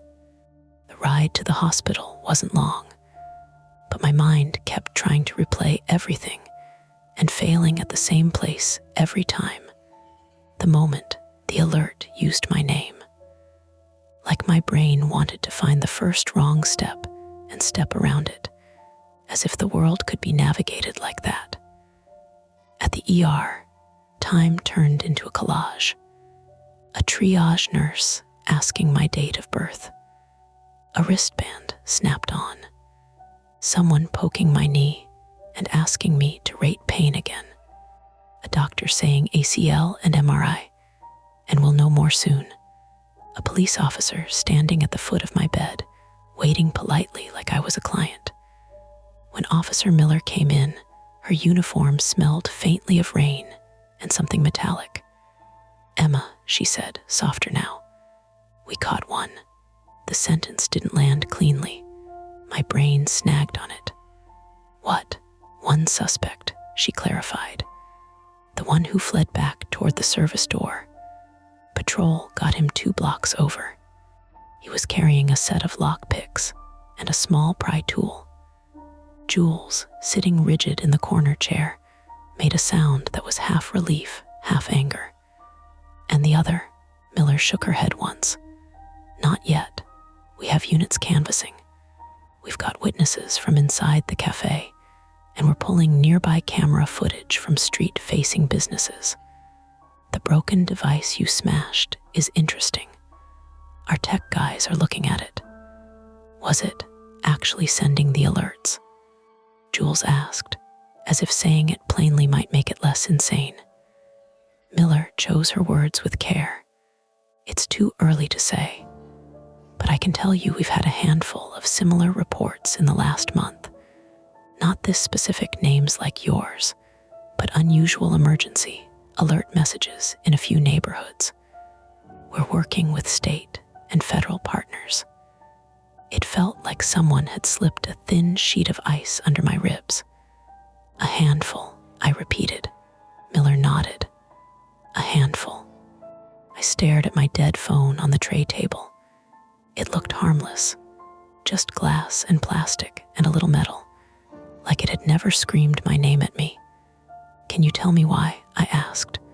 Miller's expression didn't change, but something in her eyes did. Not sympathy. Not exactly. More like recognition of a question she couldn't answer without lying. Not right now, she said. We'll be honest with you about what we can. Which meant there was a lot they couldn't. She took my statement in pieces. I described the cafe layout, the knocks, the voice claiming to be police, the broken front window, the alley. I told her about the alert predicting the name David and the countdown timer. Jules filled in when my memory snagged. Marco's manager's code change, the camera grid, the attacker lifting his phone to the alley camera like he was saluting. Miller asked about my life with gentle professionalism, where I lived, where I worked, who might have a reason to target me.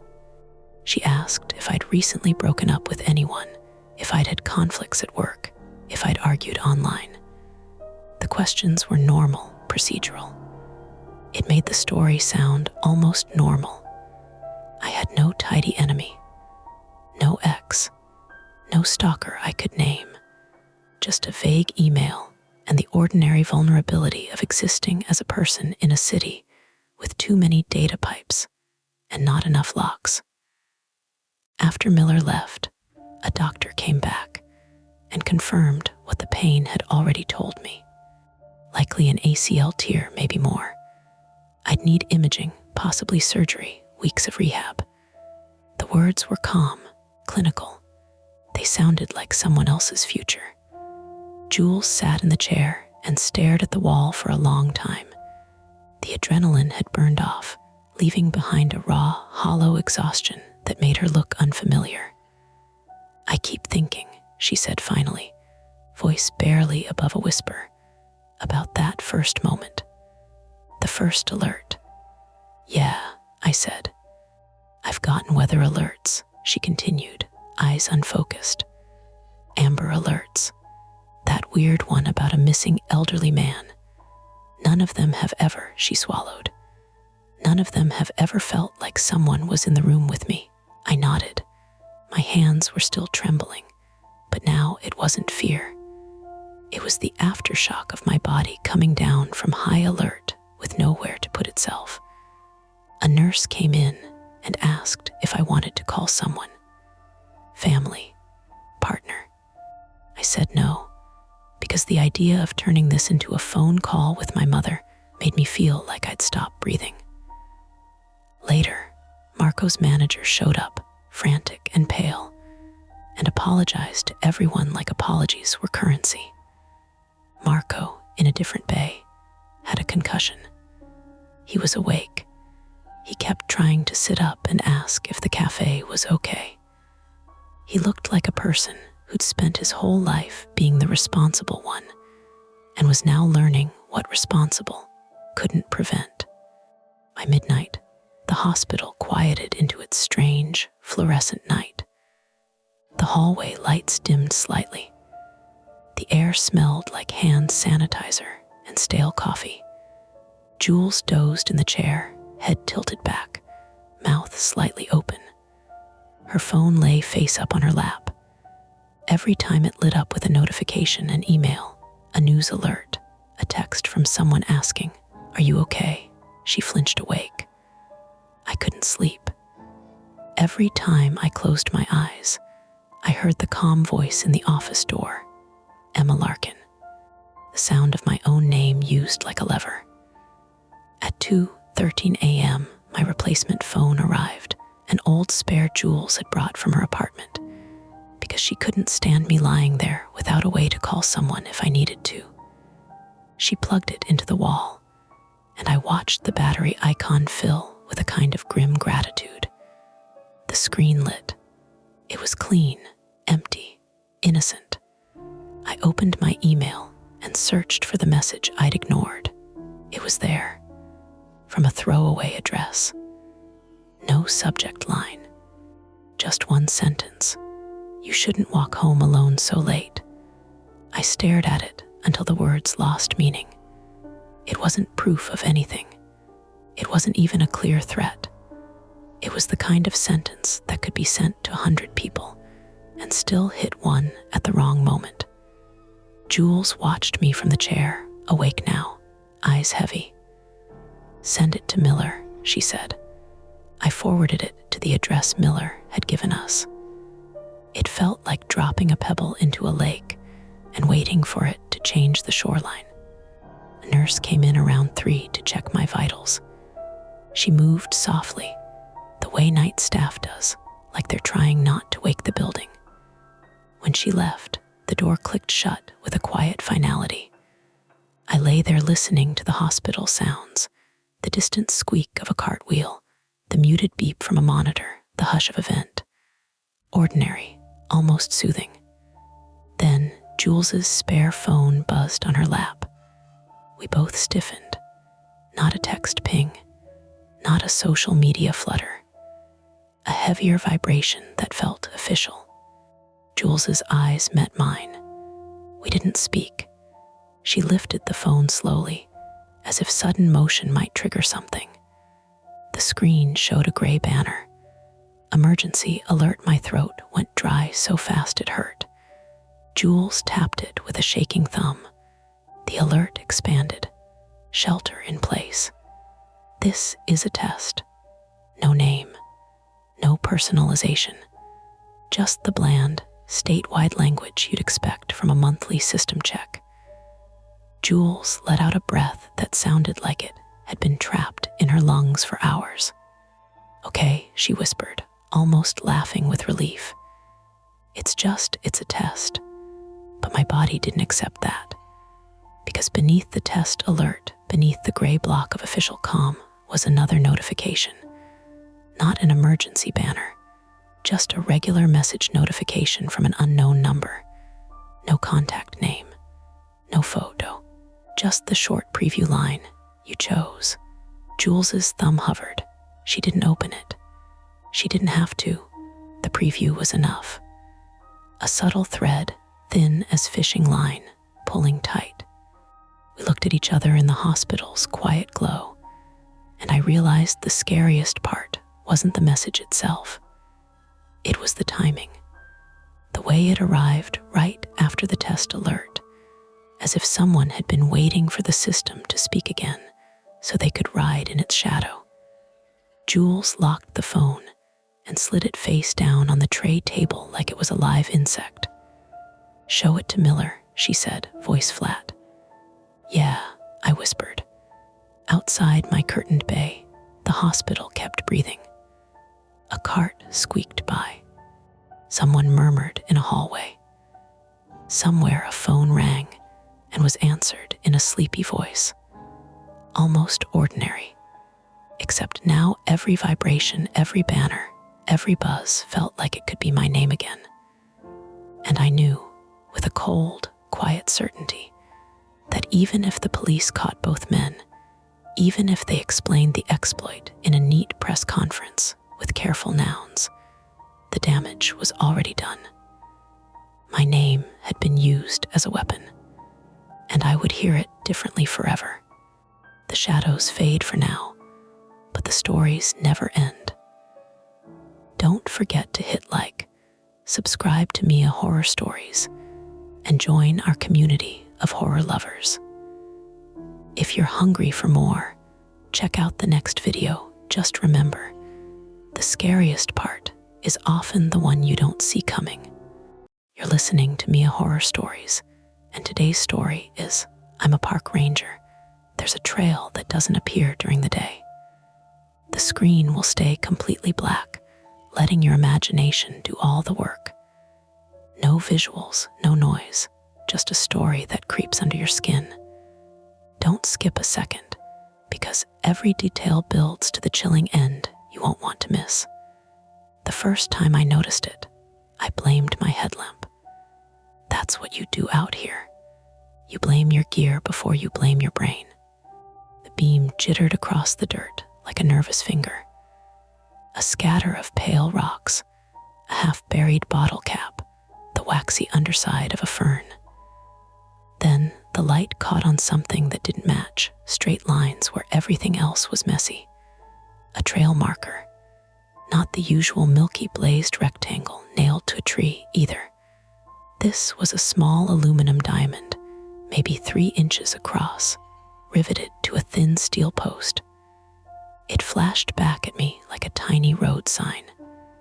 No paint, no number, just bare metal and 2 punched holes that made it look like it was staring. I stopped without meaning to. My boots ground into the gravel, loud in the night.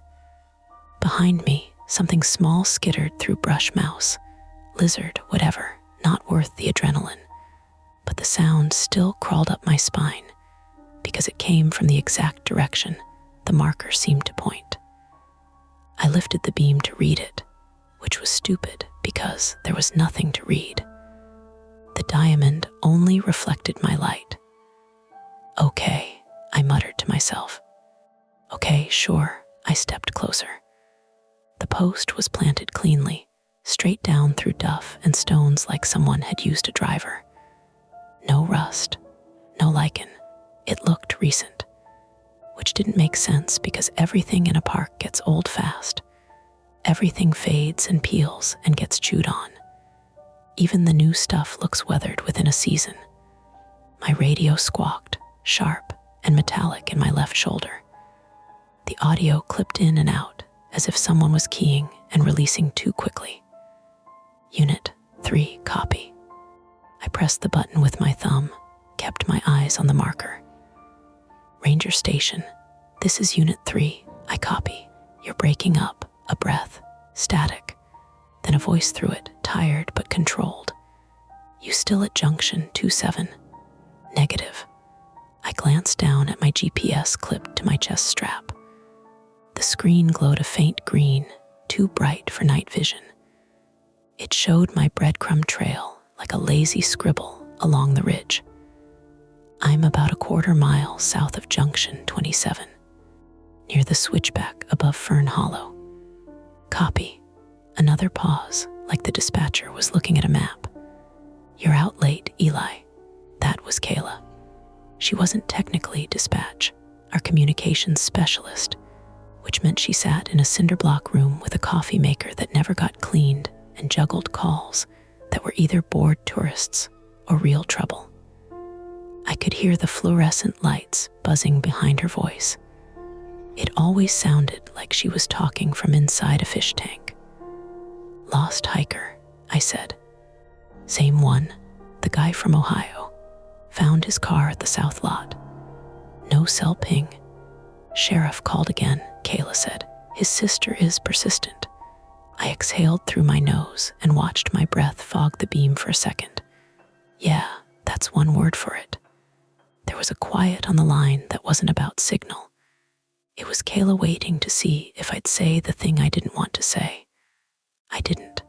Just keep checking in, she said finally. You're in the dead zone down there. I know. I let the radio drop back against my chest and turned my head slowly, letting my light sweep the trees.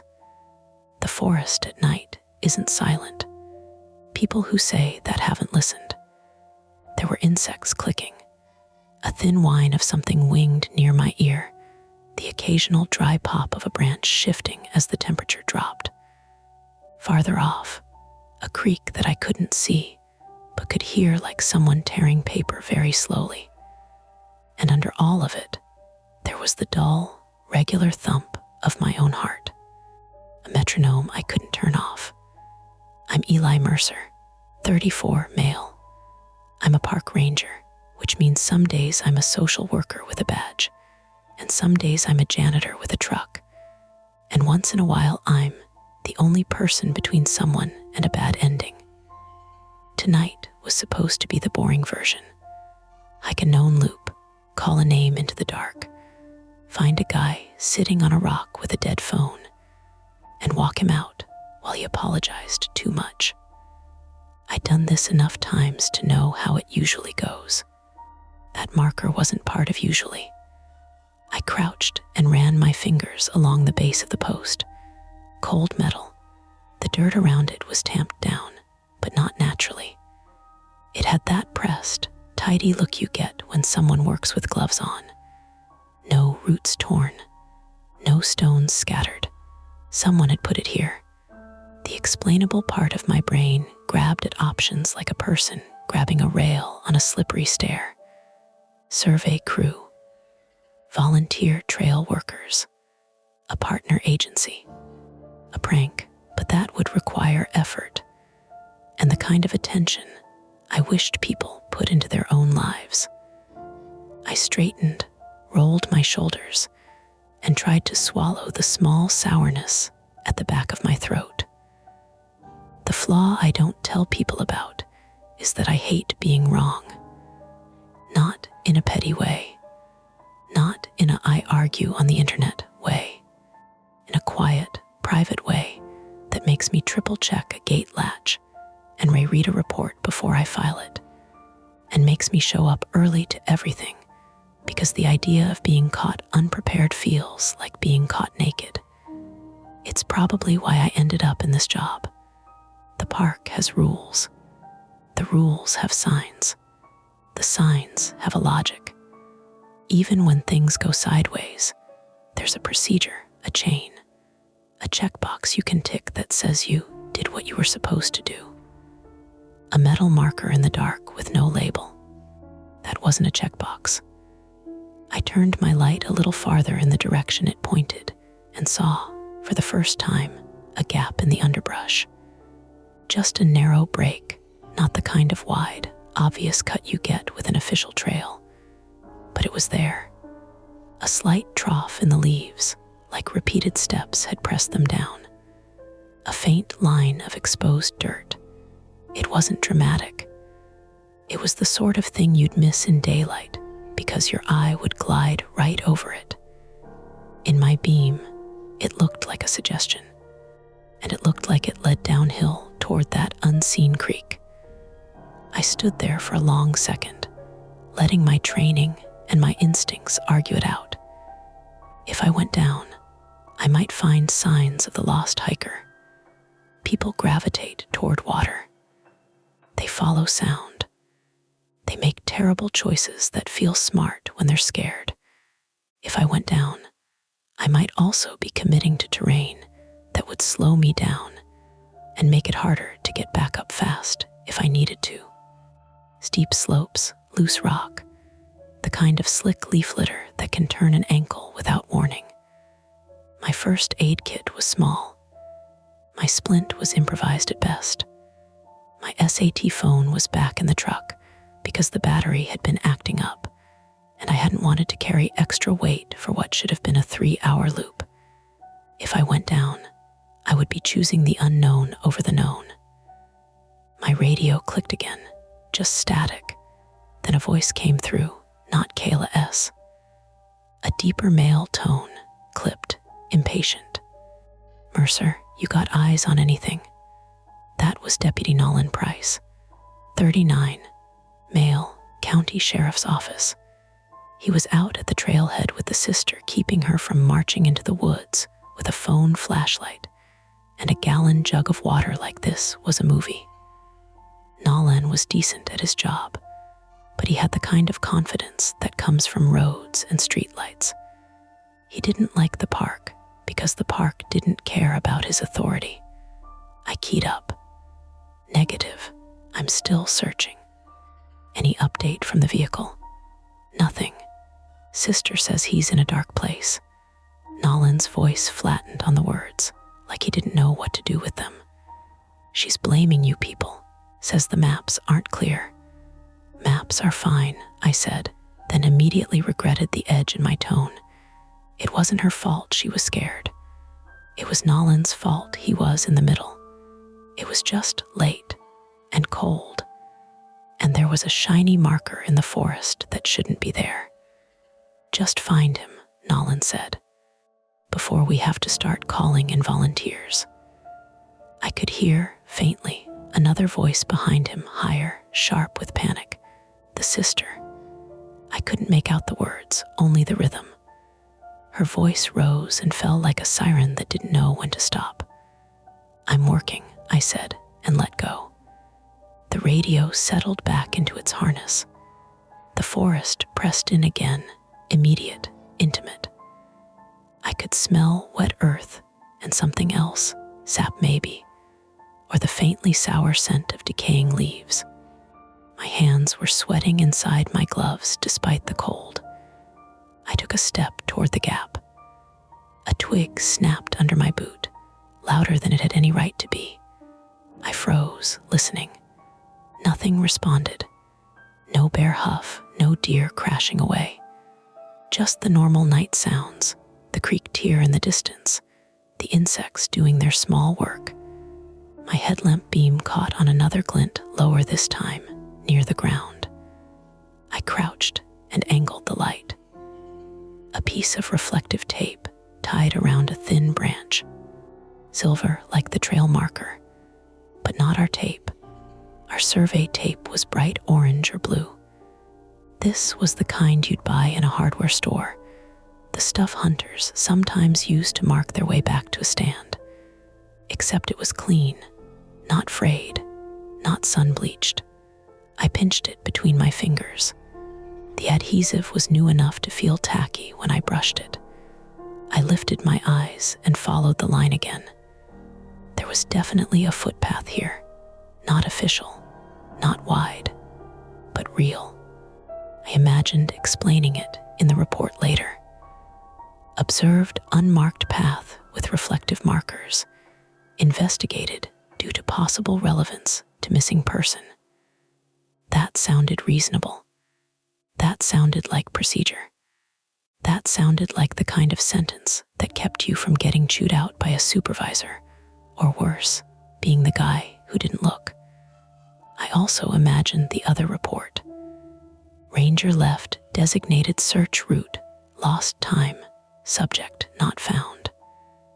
That one had a different flavor. I stood and reached for my map, the folded paper one in the waterproof sleeve. Phones die, screens crack, paper gets wet and still works. The map showed the official trails as thin lines with names and mile markers. There was no line where this gap was, no spur, no access road, no maintenance track. But paper maps don't show everything. Illegal cut-throughs happen. Social trails appear when people are lazy. A weekend of mountain bikers can carve a line into a hillside. So why the metal marker? I swallowed, forced myself to do the simplest thing, document. I pulled my phone from my jacket and snapped a photo of the aluminum diamond and the tape. The screen glare felt wrong in the dark. My battery read 42%, enough to last if I didn't get stupid with it. My phone tried to grab a location tag and failed. No service. Of course. I opened my GPS and hit Mark Waypoint. The device chirped softly and saved it with a default name, WP18. Then I stood there with my thumb hovering over the radio button, debating whether to tell Kayla. If I told her, she'd log it, maybe alert my supervisor in the morning. She'd ask if I was okay. She'd tell me not to go off route alone, because that's what she was supposed to say. If I didn't tell her and it turned out to matter, I'd be the guy who saw something and didn't say anything. My private fear isn't bears or heights or blood.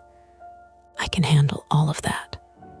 My fear is getting someone hurt because I was too proud to admit I didn't know something, because I wanted to look competent, because I didn't want to be wrong. I pressed the radio button anyway. Ranger Station, Unit 3, Kayla came back fast, her voice clearer now. Go ahead. I found an unmarked spur trail, I said. I tried to keep it casual, like this was normal. Has reflective tape. Also a metal marker post. Not ours. A beat. Metal marker. Small aluminum diamond. No label. That's weird. I could hear her typing. Can you send a photo? No signal, I said. I marked a waypoint. WP018. Another pause. Copy. Are you staying on your route? I looked down the gap again. The path dipped into the trees like a sentence that hadn't finished. The creek sound was louder now that I was paying attention, and underneath it, faintly, there was something else. A rhythmic tapping, not quite regular, like a loose branch hitting another branch in a breeze that wasn't touching my face. It could have been anything: a woodpecker, a piece of debris shifting, a person stumbling. I felt my mouth go dry.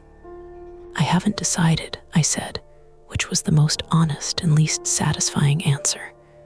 Kayla exhaled into the mic. Eli, I know. Protocol says, I know, I repeated, softer this time. But if he's down there and I walk past it, because it's not on the map, Kayla didn't argue after that. She just changed tactics, the way people do when they know pushing will make you dig in. Okay, she said. If you go, you check in every 10 minutes, and you keep your line of retreat in mind. And if your gut says no, you listen. I almost laughed, but it came out as a short breath. Copy. I let the radio fall back and stood with my light pointed at that narrow break in the leaves. The park at night is a different place than the park in daylight. Same trees, same dirt. But your brain fills in the spaces with what it knows and what it fears. And sometimes it feels like the dark is a substance, like you can wade into it and come out with it clinging to you. Behind me was the official trail, the switchback that would take me back to the ridge, back toward my truck, back toward rules and maps and radio coverage.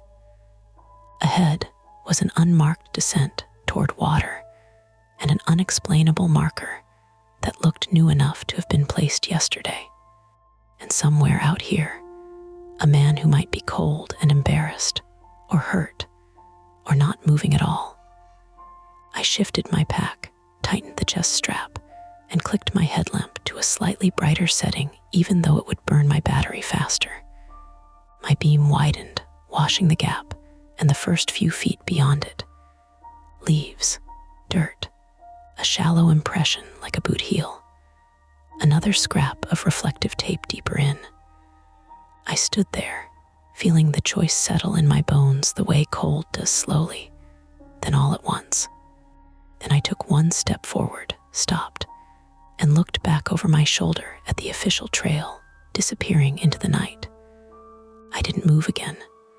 Not yet, because once you commit to going down, you're the one who decided. And it's harder to blame your headlamp after that.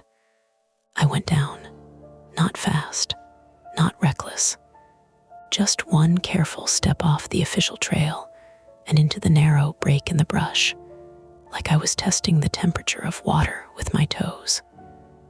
The ground changed almost immediately. The maintained trail had been packed by years of boots and runoff.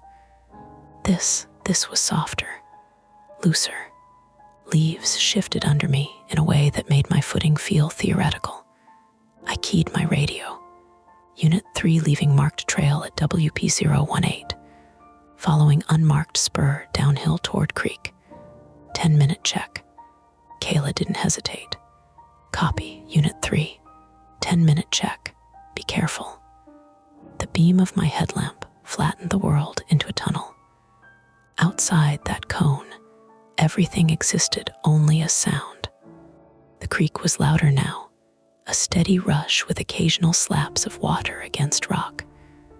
The faint tapping I'd heard before came again closer. 3 quick hits. Pause, 2 slower ones, like someone knocking on wood without much strength behind it. I stopped and listened hard enough that my ears hurt. "Hello," I called, projecting downhill. My voice felt wrong in the trees, too bright. "Park ranger, if you can hear me, call back." The tapping stopped. For a second, I thought I'd imagined it. Then something shifted lower down. Not an animal crash, more controlled, a careful adjustment of weight. I started moving again, angling slightly to my right where the slope looked less steep. The spur trail wasn't engineered, but it wasn't random either. Branches had been clipped clean at shoulder height, not torn cut. Clean slices that had browned at the edges, but hadn't yet gone brittle. A week old, maybe less. That didn't sit right. People make social trails all the time, but they don't usually bring pruners. I slid one hand to the small fixed blade knife on my belt, not because I expected to need it, but because touching something solid helped. My boot skidded on a patch of loose shale, and I dropped into a half crouch, catching myself against a tree. Bark bit through my glove. My right ankle twinged, not injured, but close enough to imagine it. "Okay," I muttered. "Slow down." The tapping came again. This time I could place it, not wood. Metal on stone. I moved another 20 yards, and the trees thinned just enough for the creek to appear in broken silver flashes between trunks.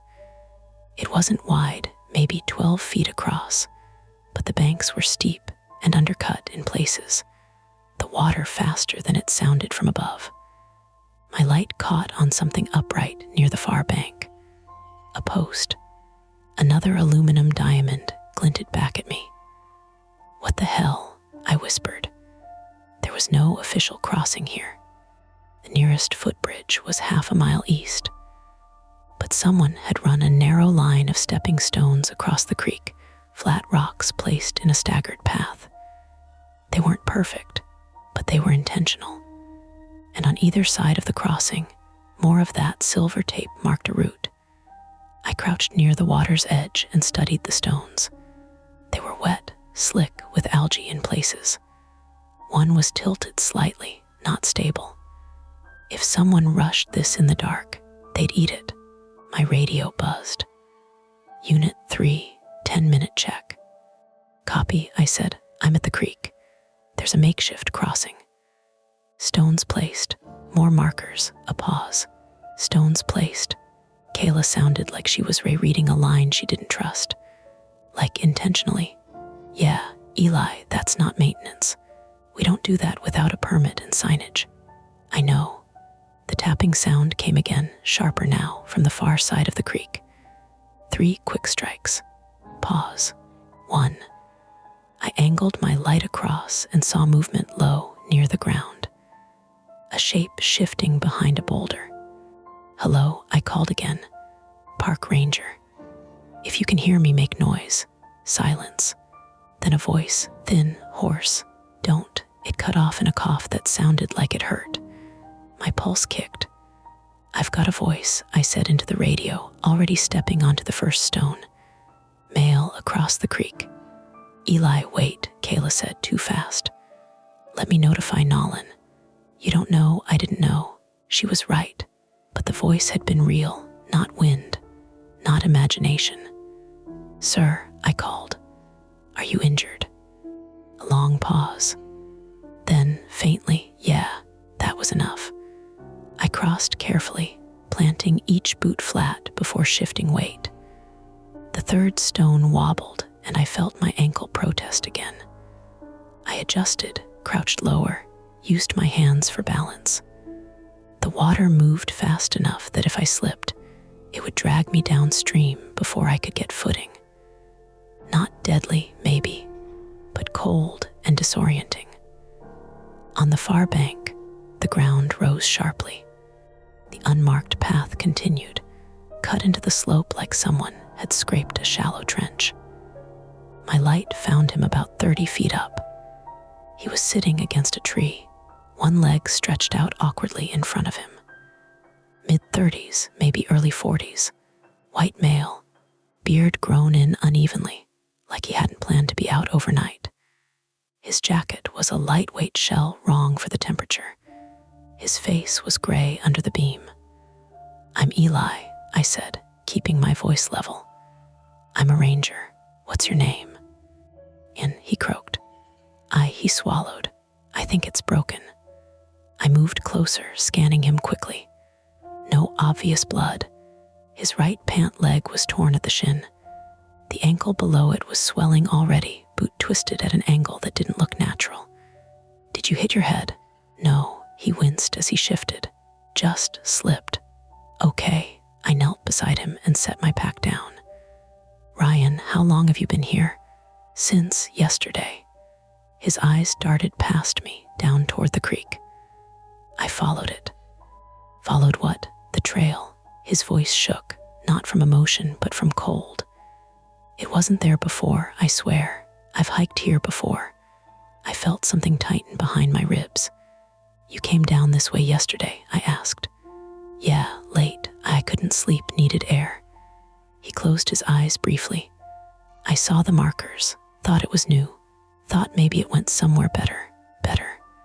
I filed that away. I reached for his boot. "I'm going to take a look, okay? This might hurt." He nodded, jaw clenched. I unlaced carefully, keeping his foot as stable as I could. When the boot came free, his ankle swelled into view, puffy, already bruising. Not an open fracture, thank God, but unstable. "I don't think it's a clean break," I said, more to keep him calm than because I was certain. "Could be a bad sprain, could be a fracture. Either way, we need to immobilize it and get you out." He grabbed my sleeve suddenly. "Don't go back that way." I looked at him. His grip was weak, but urgent. "Why?" He hesitated, eyes flicking toward the trees behind him. "Someone," the word landed heavy.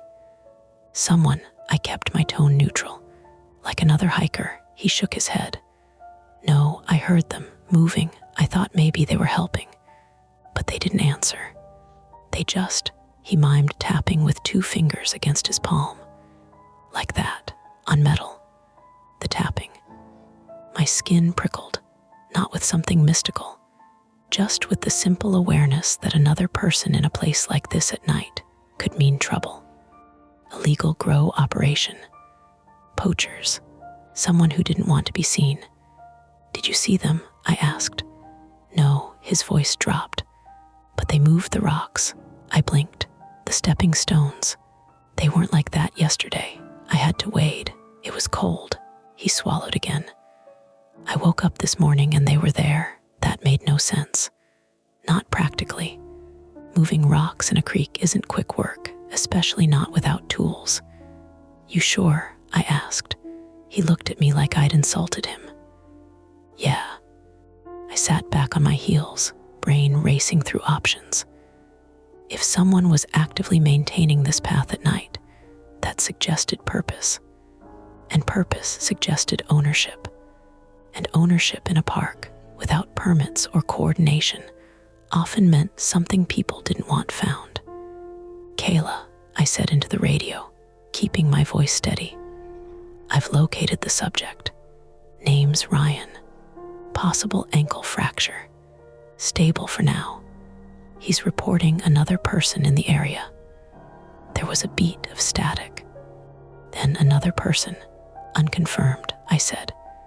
"But there are signs of recent work, cut branches, placed stones.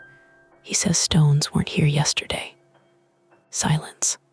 Then, faintly, Nolan's voice bleeding into the channel. "Mercer, what's this about another person?" "I'm across the creek on an unmarked spur," I said. "Subject claims he heard someone moving around him overnight. No visual. Could be a good Samaritan," Nolan said, "but there was an edge there now. Could be your lost hiker." "Ryan is the lost hiker," I said. "Oh," behind Nolan's mic, I heard the sister's voice spike. "You found him. Is he okay? Is he okay?" "Alive," I said, "injured." Ryan's grip on my sleeve tightened again. Don't let them leave me here. I won't, I said automatically. And then I realized what that meant. I couldn't carry him out alone. Not across that creek and up that slope without risking both of us. I had a basic splint kit, but no backboard, no litter. Standard procedure would be to stabilize, call for assistance, and wait. Waiting in a spot potentially used by someone who didn't want us there wasn't ideal. Eli, Kayla said quietly, cutting through the noise. We can dispatch SAR, but it'll take time.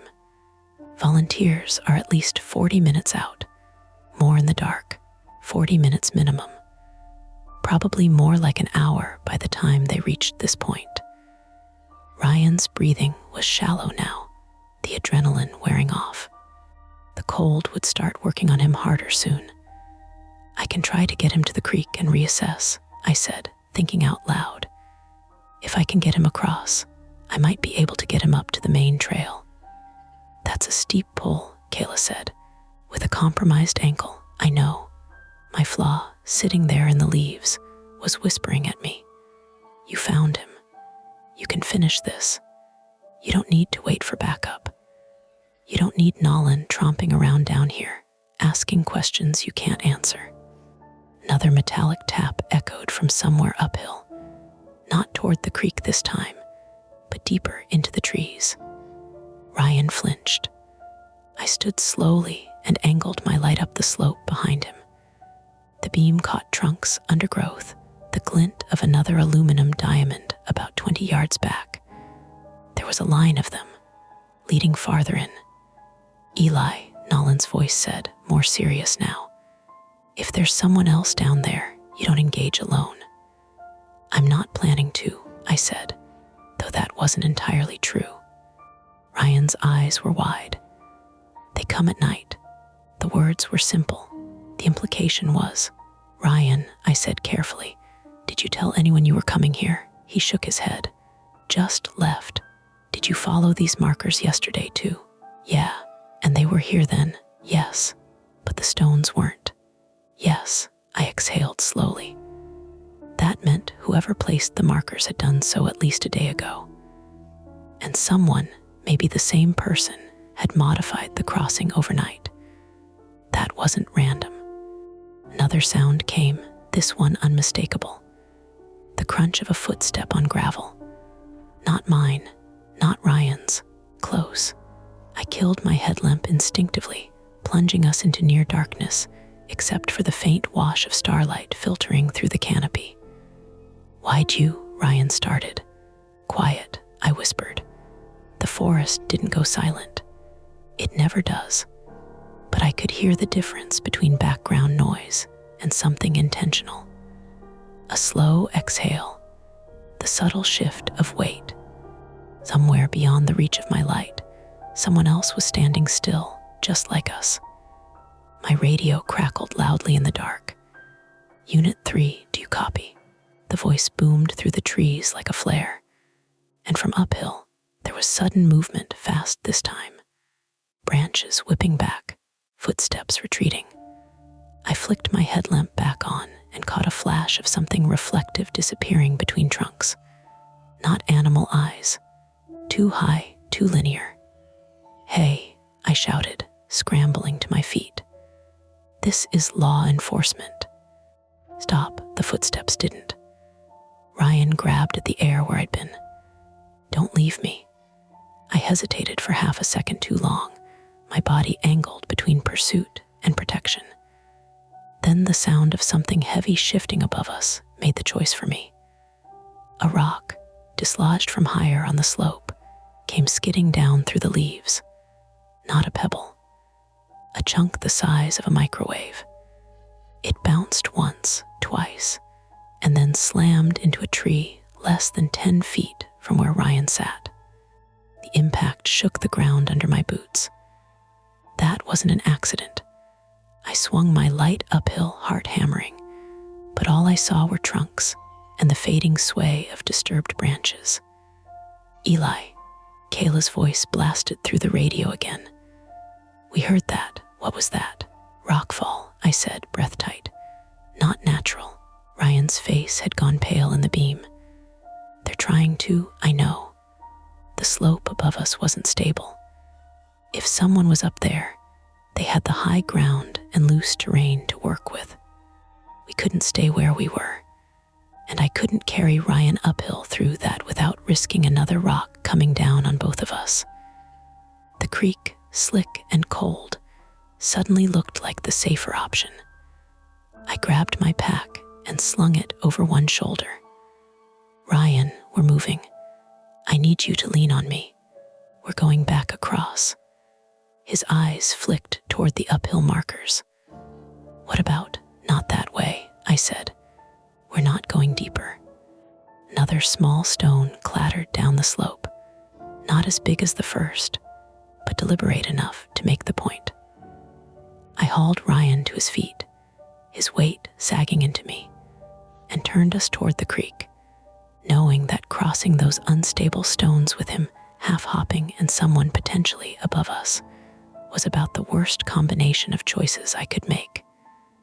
But staying was worse.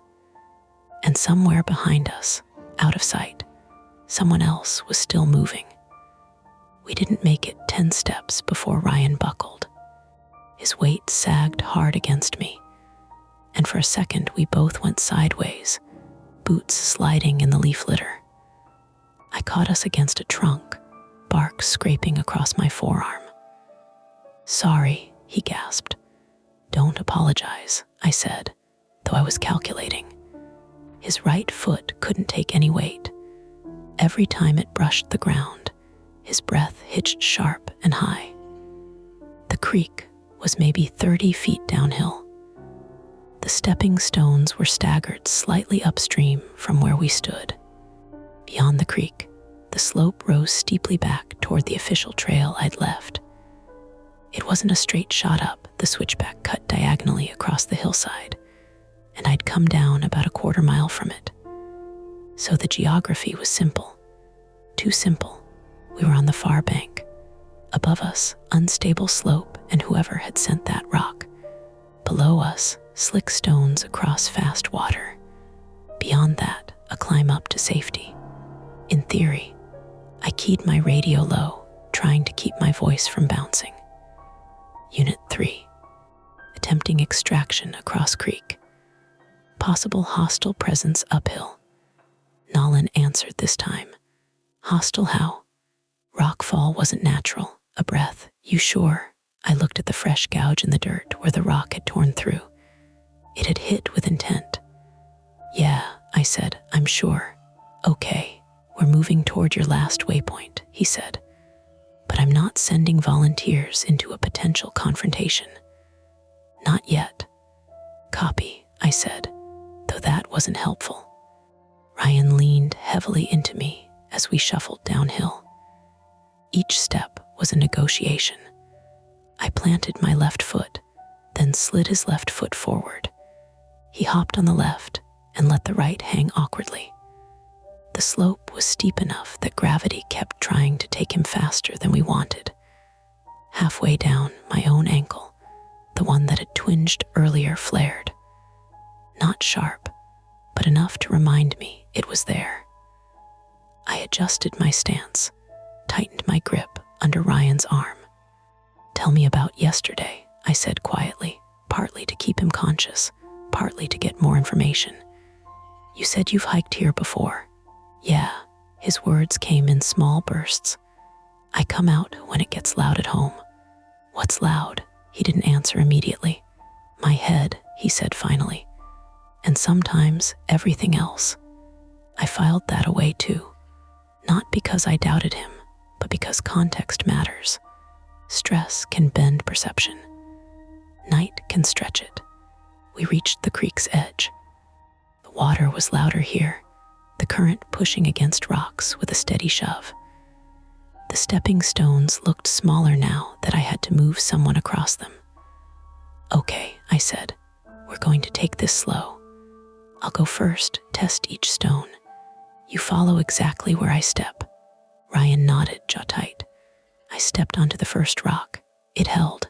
Second. Solid. Third, The one that had wobbled before shifted slightly under my weight. I felt the water tugging at the edge of my boot. "We might need to wade," I muttered. "No," Ryan said quickly. "It's cold. It's really cold." He was already shivering, adrenaline draining. Cold water would tip him toward hypothermia faster than the air would. "Okay," I said, "stay with me." We made it to the third stone and paused.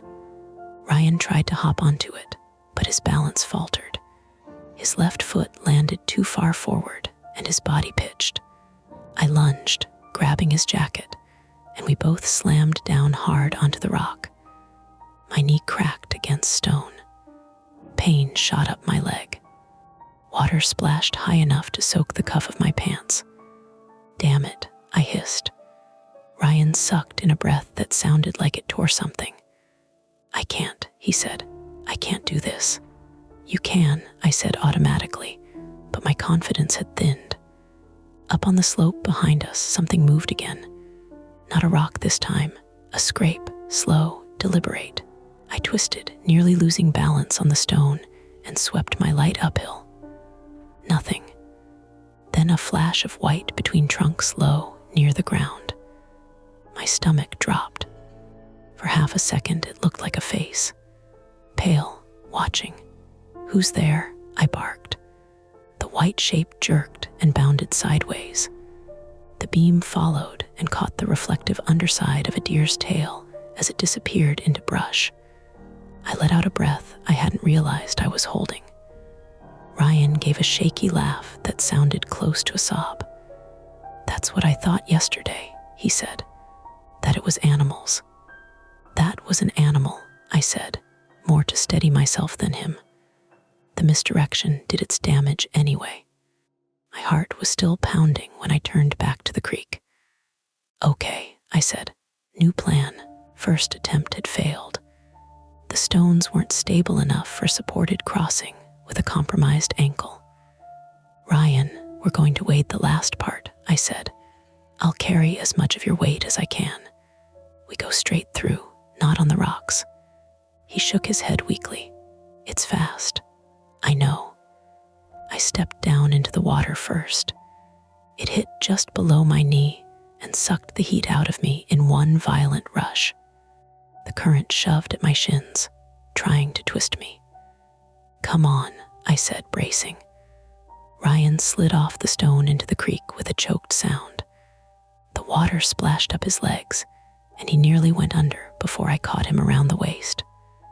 "Hold on to me," I said. We staggered across, boots slipping on submerged rocks. The current pushed hard enough that I had to lean into it, muscles burning.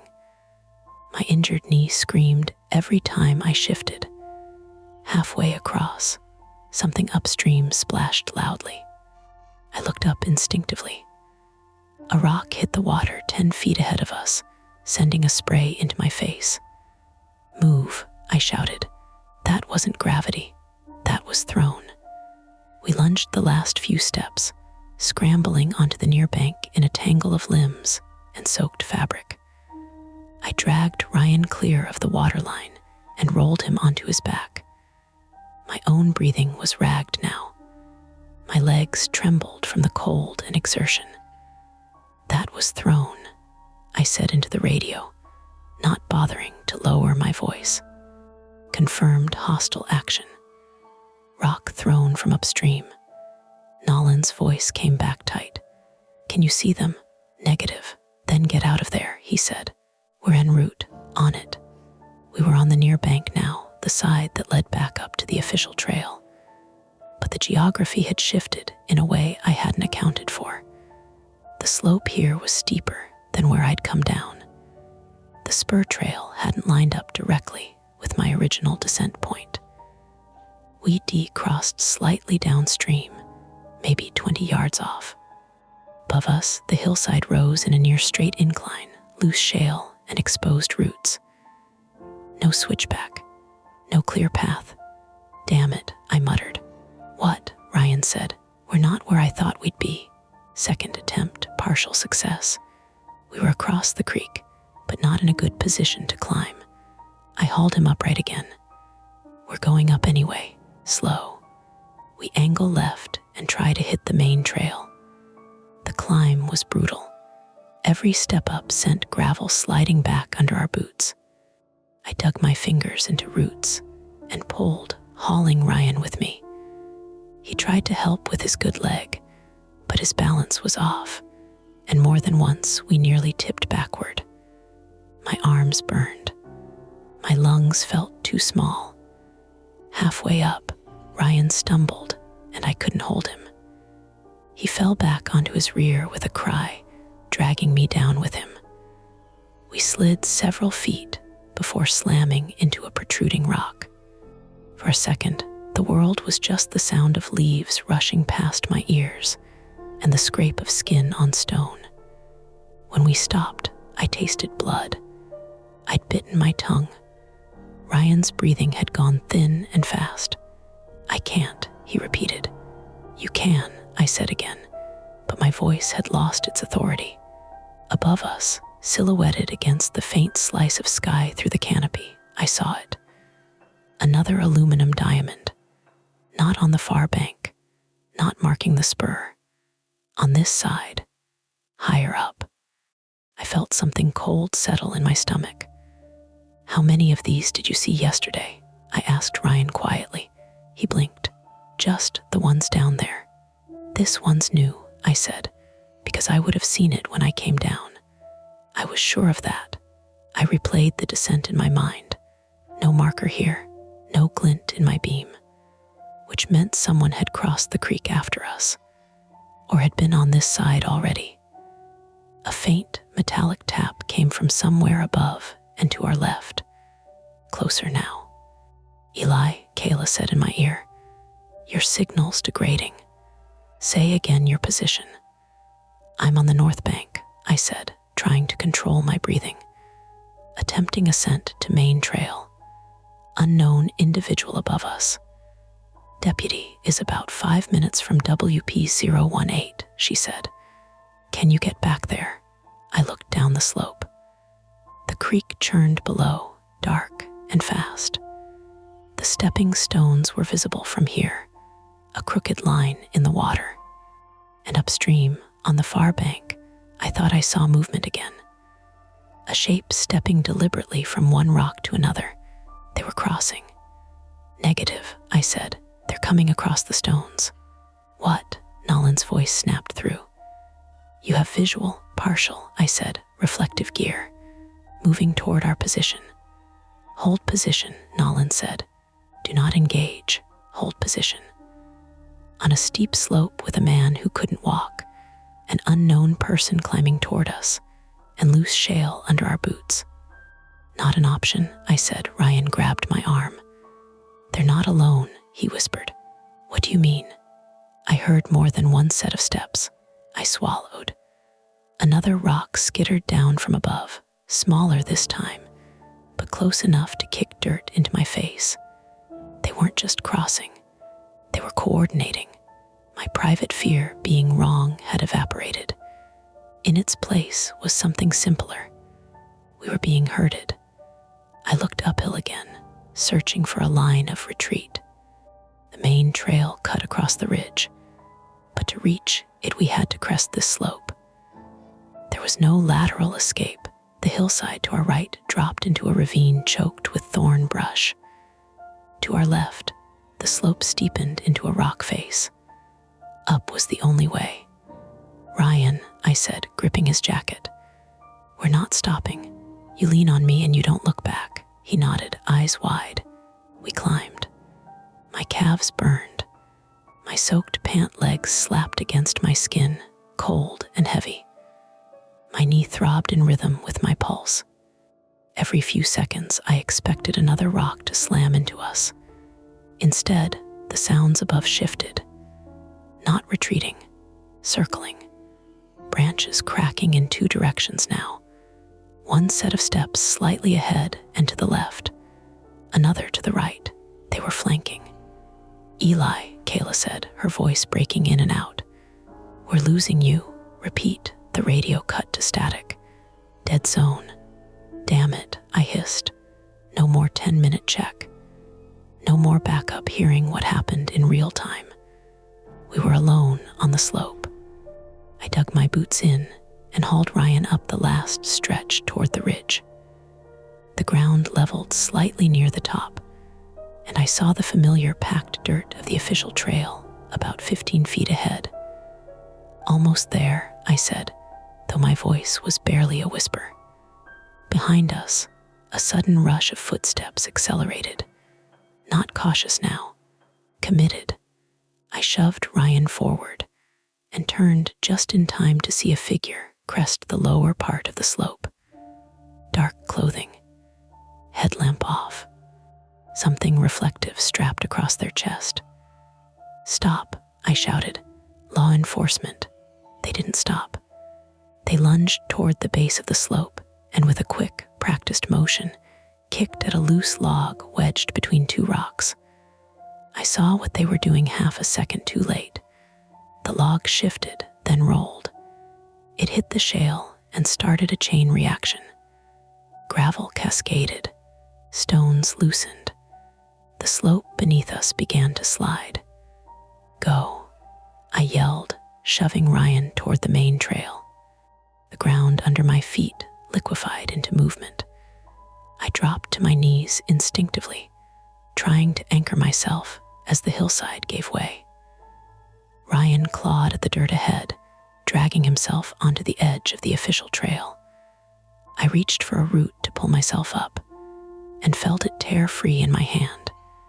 The earth beneath us slewed downward in a slow, terrible wave.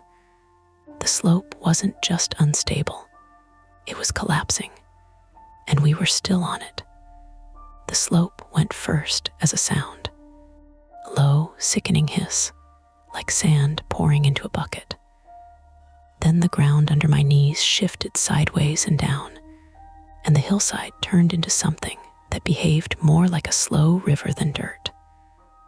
"Ryan," I yelled, but my voice got swallowed by the scrape of rock and the sharp cracks of roots snapping loose.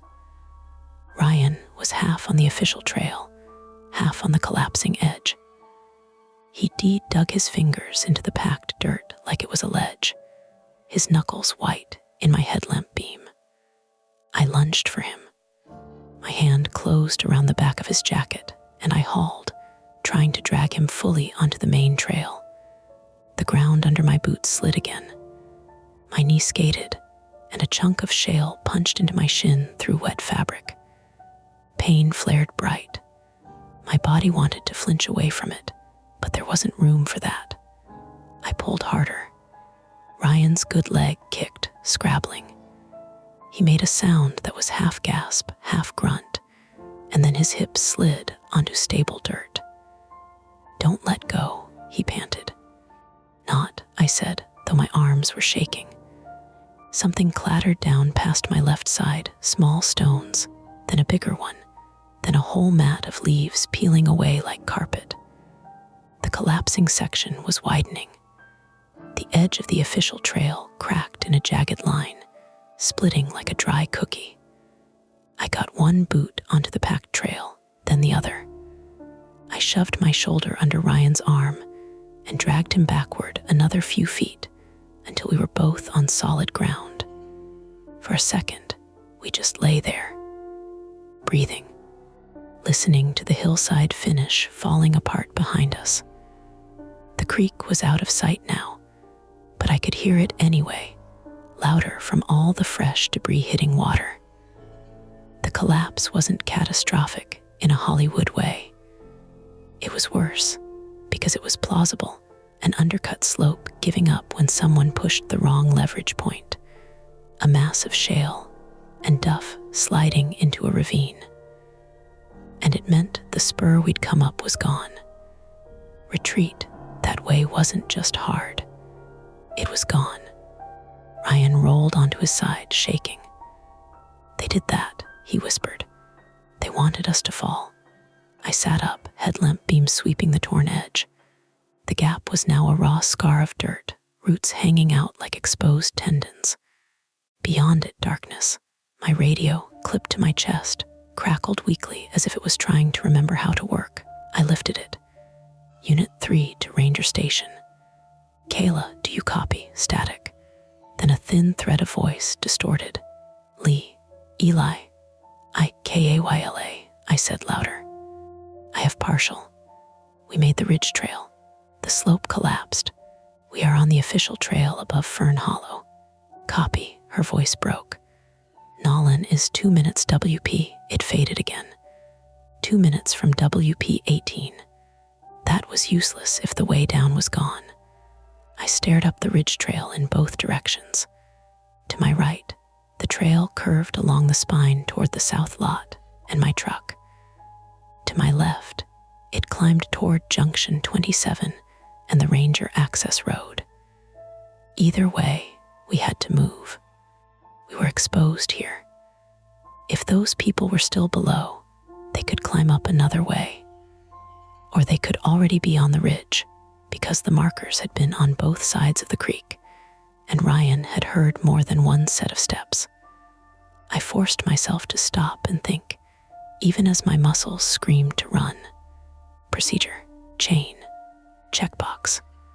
If I ran blindly with an injured man, I'd get us caught on a bad section of trail, or we'd get separated, or he'd go down and I'd have to choose again.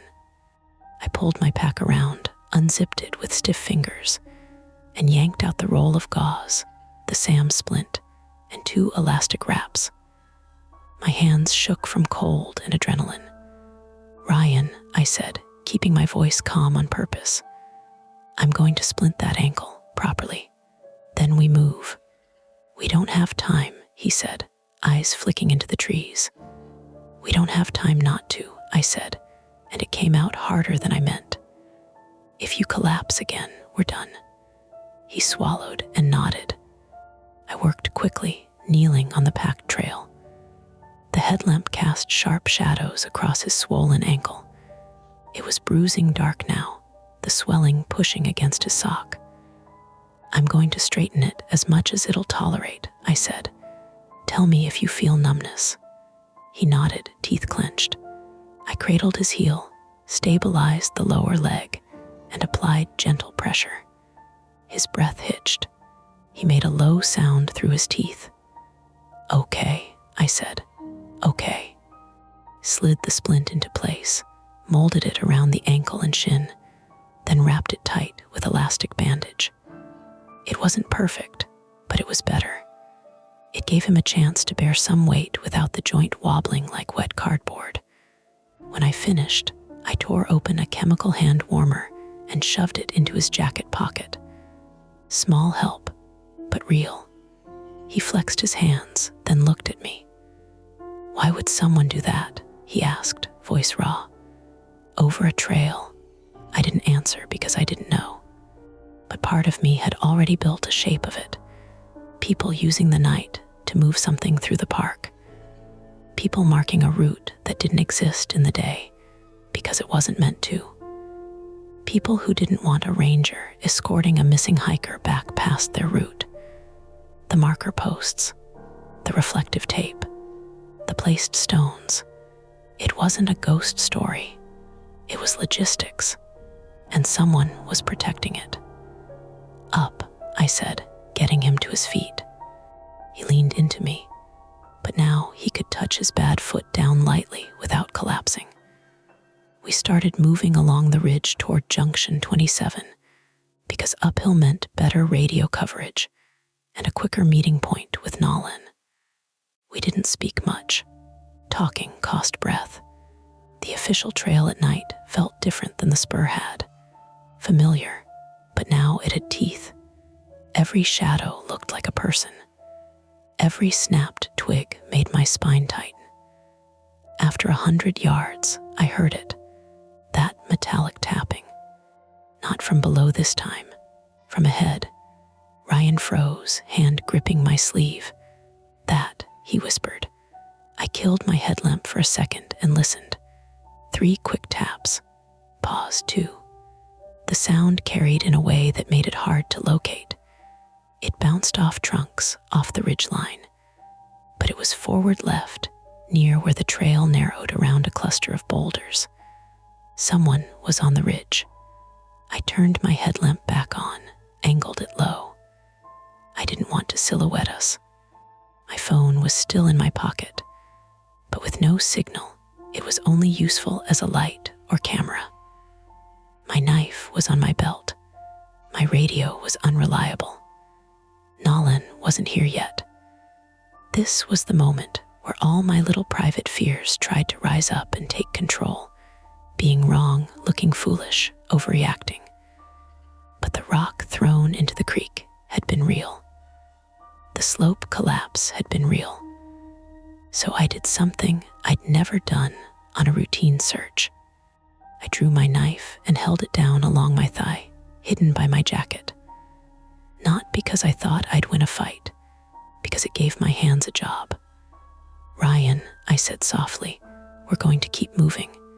If someone steps out, you stay behind me. You don't talk." His eyes were wet, but he nodded. We advanced, slow. The trail narrowed as it wrapped around the boulders. On the downhill side, the slope dropped toward the creek basin. On the uphill side, a wall of granite rose shoulder high, slick with dark moss. The boulders formed a pinch point. It was the kind of place where you couldn't go around without leaving the trail and risking a fall. As we reached the first boulder, the tapping stopped. The silence that followed wasn't dramatic. It was worse. It felt like someone holding their breath near your ear. A shape moved behind the second boulder, just a ripple of darkness against darkness. "Sheriff's office," I shouted, even though I was. "Stop where you are." A man stepped out. He wasn't wearing a ranger uniform. He wasn't wearing camouflage either. Just dark work clothes and a black beanie, headlamp strapped around it, but switched off. A reflective strap crossed his chest, like a running vest, but more utilitarian. He held something in his right hand. At first, my brain said crowbar. Then my headlamp caught the shape, and I realized it was a hammer. A framing hammer, metal head dulled and scuffed. He didn't look surprised to see us. He looked annoyed. "Turn around," he said. His voice was American, Midwestern maybe, low and controlled. Not a kid, not a tourist. "Who are you?" I asked. "You're on a closed spur," he said, like that was the answer. "This is an official trail," I said, and my own voice came out steady in a way that surprised me.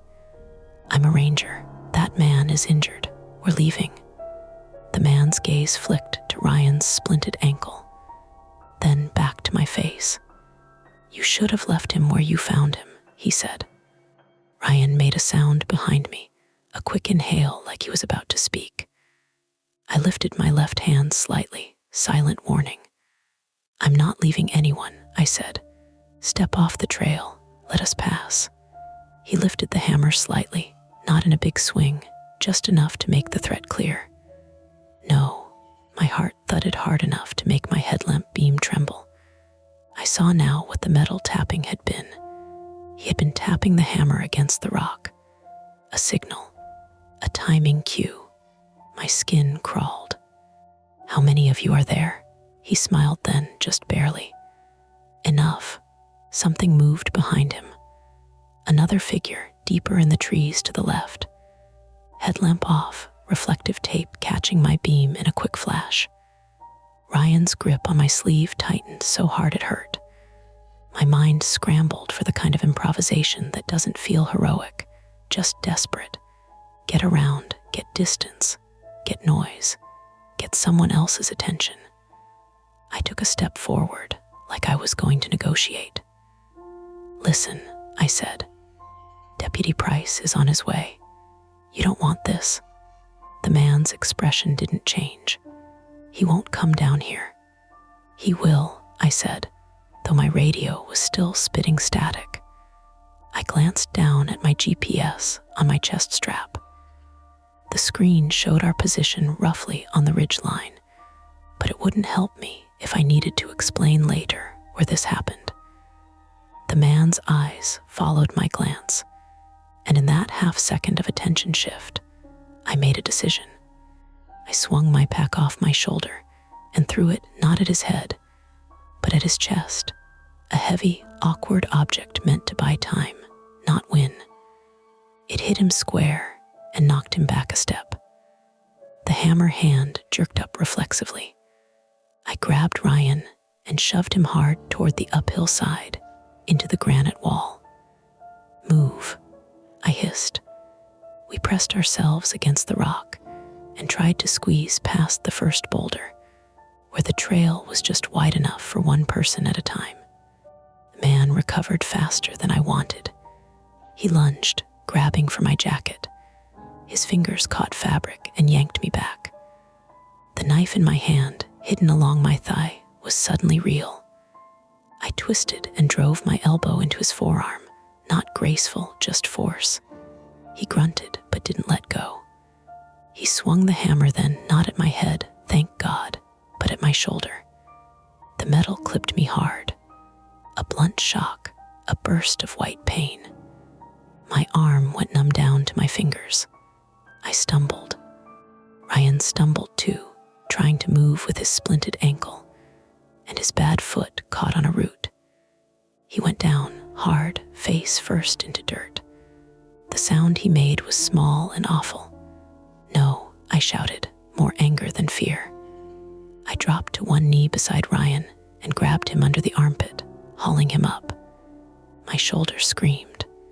The numbness was already turning into a deep ache. The second figure emerged farther now, stepping onto the trail behind the first man. This one was taller, hood up, held something long in his hands. For a split second, my brain said gun and my stomach went hollow. Then my headlamp caught the outline, and I saw it was not a rifle.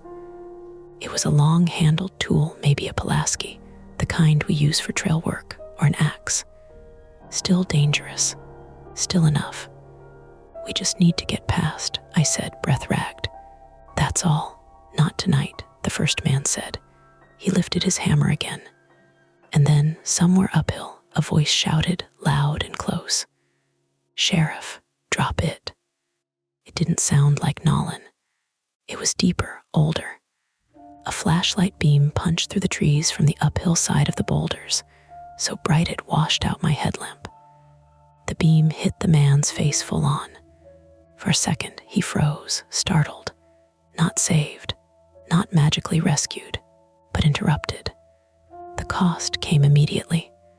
The second figure swung his tool at the flashlight beam at the source, without hesitation. There was a grunt, a crash of bodies into brush. The flashlight beam jerked wildly, then went out. Someone, whoever it was, went down. The interruption bought us maybe 1 second. 2. I grabbed Ryan and forced him forward through the narrow gap between boulder and granite wall. It tore at my jacket, scraped my hip. Ryan's splinted ankle dragged, and he hissed through his teeth, but he moved. Behind us, the first man recovered, anger flashing. He lunged again. I turned, and with my good arm, shoved him hard into the boulder. His beanie shifted. His head hit rock with a dull thunk. Not enough to knock him out, but enough to make him stagger. My shoulders screamed louder. I didn't wait to see what he did next. We broke into the open stretch past the boulders where the trail widened. The ridge line here had a small turnout, an old maintenance pull-off where a service road met the trail. It wasn't a road open to the public, just a narrow track of crushed gravel used for fire access.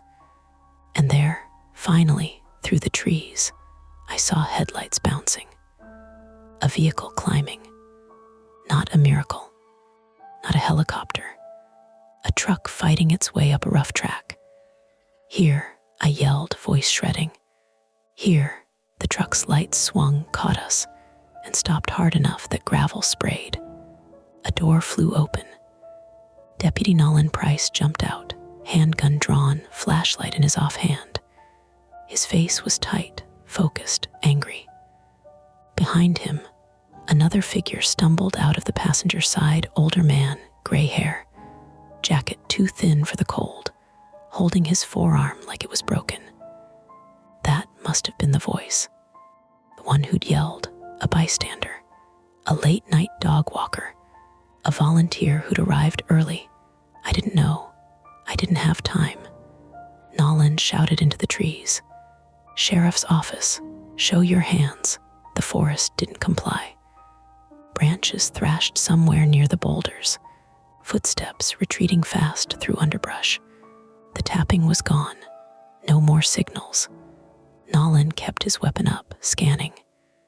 Eli, get him to the truck, he said, voice clipped. Now. I half-carried Ryan the last 10 feet. Nolan's other hand came out to steady him. And for a second, the simple weight of another competent person helping made my knees want to fold. We got Ryan into the back seat, laid him across. He groaned, sweat on his forehead despite the cold. Nolan turned to me. You hurt my shoulder, I said, and when I tried to lift my arm, it was like something caught and ground inside the joint. I think it's bad. You're bleeding, he said, pointing at my shin. I looked down. My pant leg was torn, a thin line of blood tracking into my soaked sock. I hadn't felt it. Nolan's jaw tightened. Who was that? 2 men, I said. At least, they were marking a spur trail. I swallowed, forcing myself to speak clearly. They threw rocks. They triggered the slope collapse. They tried to block us on the ridge. Nolan glanced toward the boulders. The trees there swayed slightly where someone had passed through. Then still. The older man, now closer, spoke through clenched teeth.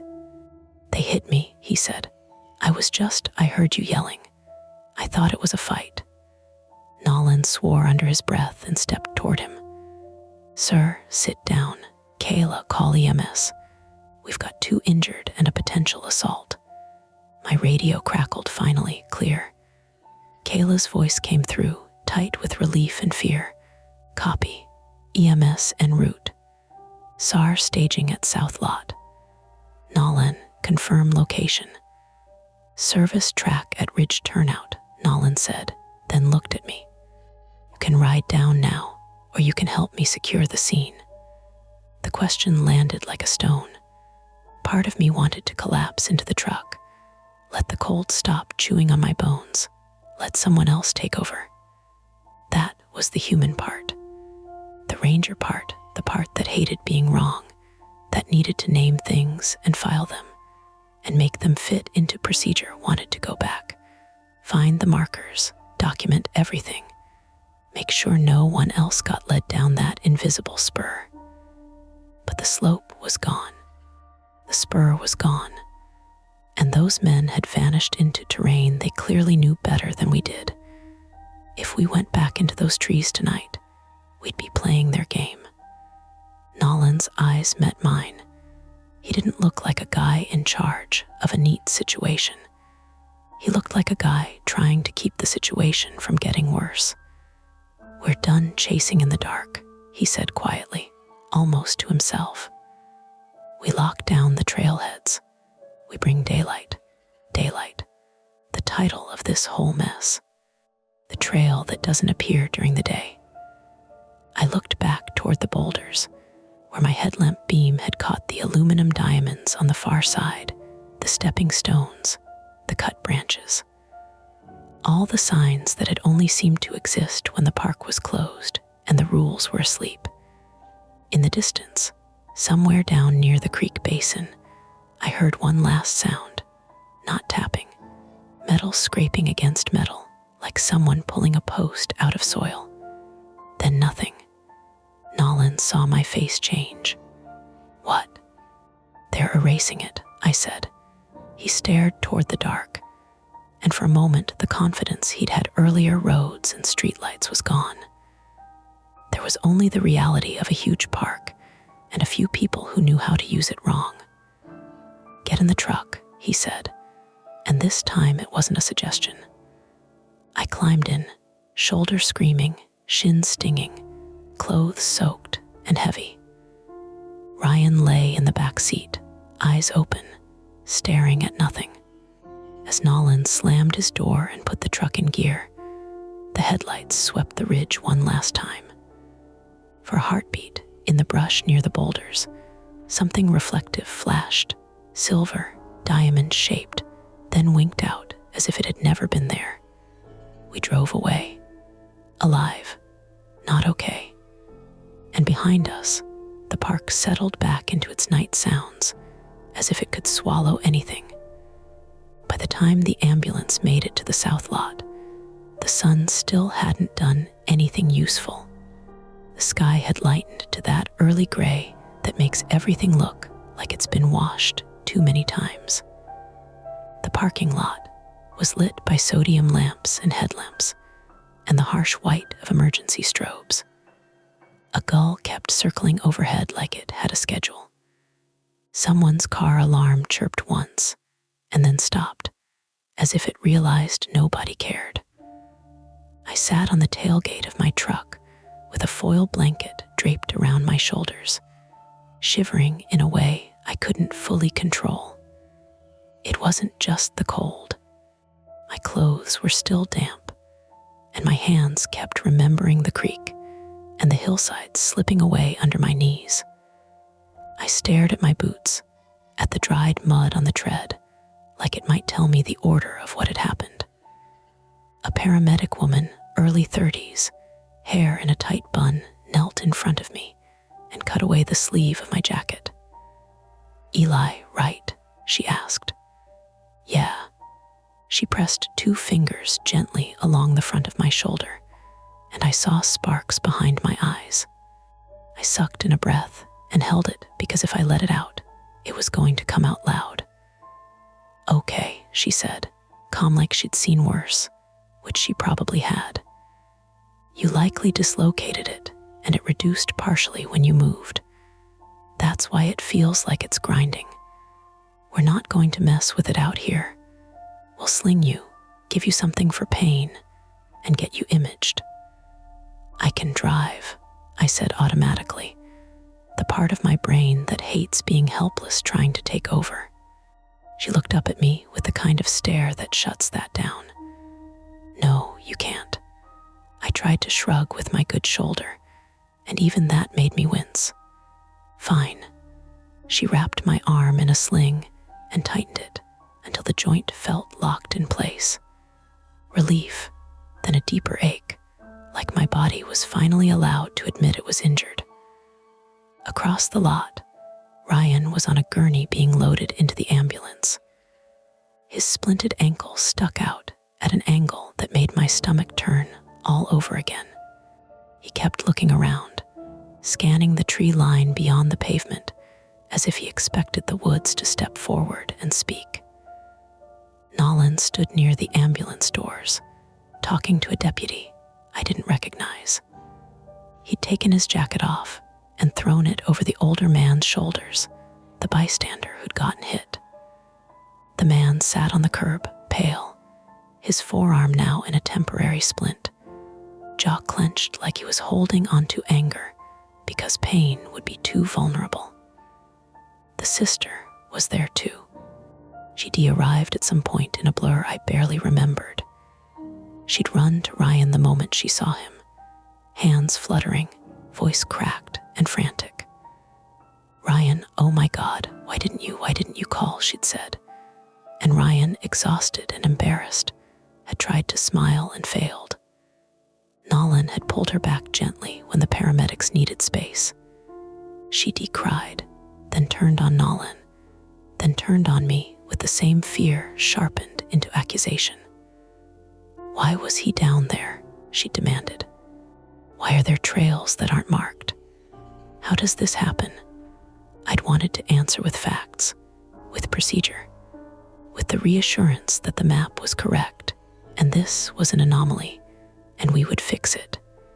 Instead, I just said, "I don't know yet." That had made her go quiet in a way that was worse than yelling. Now, she hovered near the ambulance, arms wrapped around herself, watching the paramedics like they were the only solid thing left in her world. Kayla showed up 15 minutes later, hair messy, face pale, a travel mug clenched in her hand like it was a talisman. She walked straight to me without hesitation. "You look awful," she said.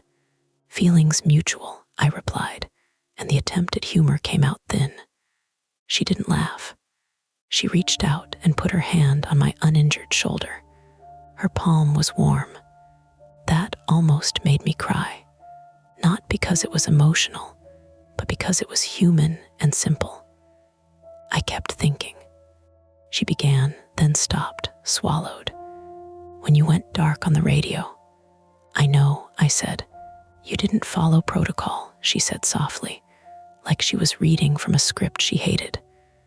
"And if you were dead, I would have had to sit with that." "I know," I said again, "but I found him." Kayla looked past me to where the trail disappeared into trees beyond the lot. "And something found you. We let that sit there between us."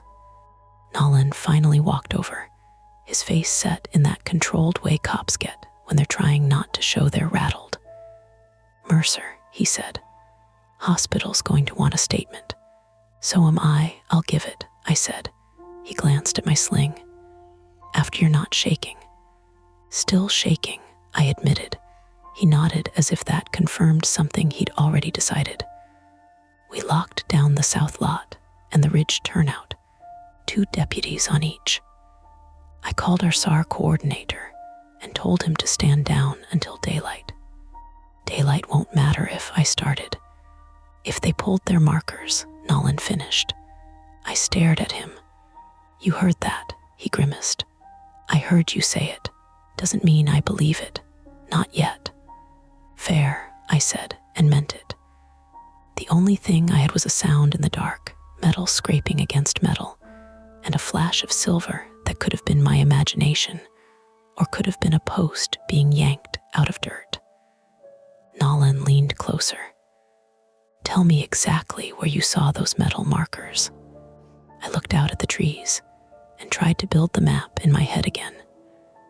Ridge trail above Fern Hollow, pinch point boulders, the switchback where I'd found the first post, the creek crossing below. "It started about a quarter mile south of Junction 27, I said, near the switchback above Fern Hollow. WP 018 on my GPS. And the crossing, downhill from there, stones in the creek, reflective tape on branches. Another marker post on the far bank." I hesitated. Then later, another marker on our side that wasn't there before. Nolan's eyebrows lifted. "You sure it wasn't there?" I felt my jaw tight. There it was, my flaw, clawing back, the need to be certain. "I'm sure," I said, and hated how defensive it sounded. Nolan held up a hand. Okay, I'm not calling you a liar. I'm saying memory gets weird under stress." "I know," I said, quieter. He exhaled. "We'll walk it at first light, with more bodies, with evidence bags, with cameras. If it's there, we'll find it." Kayla watched Nolan's face. "And if it's not?" Nolan didn't answer immediately. His eyes went to the tree line again, and something in his expression shifted, something that had nothing to do with authority and everything to do with uncertainty. "Then we find something else," he said finally. "Because 2 men don't just appear out of the woods with tools and throw rocks for fun." That was the closest he came to acknowledging what we all knew. The ambulance doors shut. The siren didn't blare. This wasn't a screaming emergency anymore. It was just urgent, and the vehicle rolled out of the lot toward the road, red lights pulsing against the trees. Ryan's sister climbed into a following car, still looking back at the woods like she expected to see a shape moving between trunks. I watched the ambulance leave and felt something hollow open in my chest. I'd been so focused on getting him out that I hadn't let myself feel the fear of what almost didn't happen. Now the fear had time. Kayla's phone buzzed. She glanced at it, then looked at me. "Your supervisor S on his way." "Of course he is," I said. "Try not to punch anyone," she said, deadpan. "With what arm?" I asked. This time, she gave a small smile. It didn't reach her eyes, but it was something.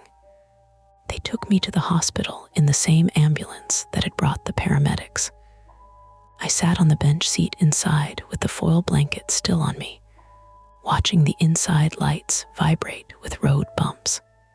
The paramedic gave me a small dose of pain medication. It took the edge off, but it didn't erase the sensation of my shoulder being wrong.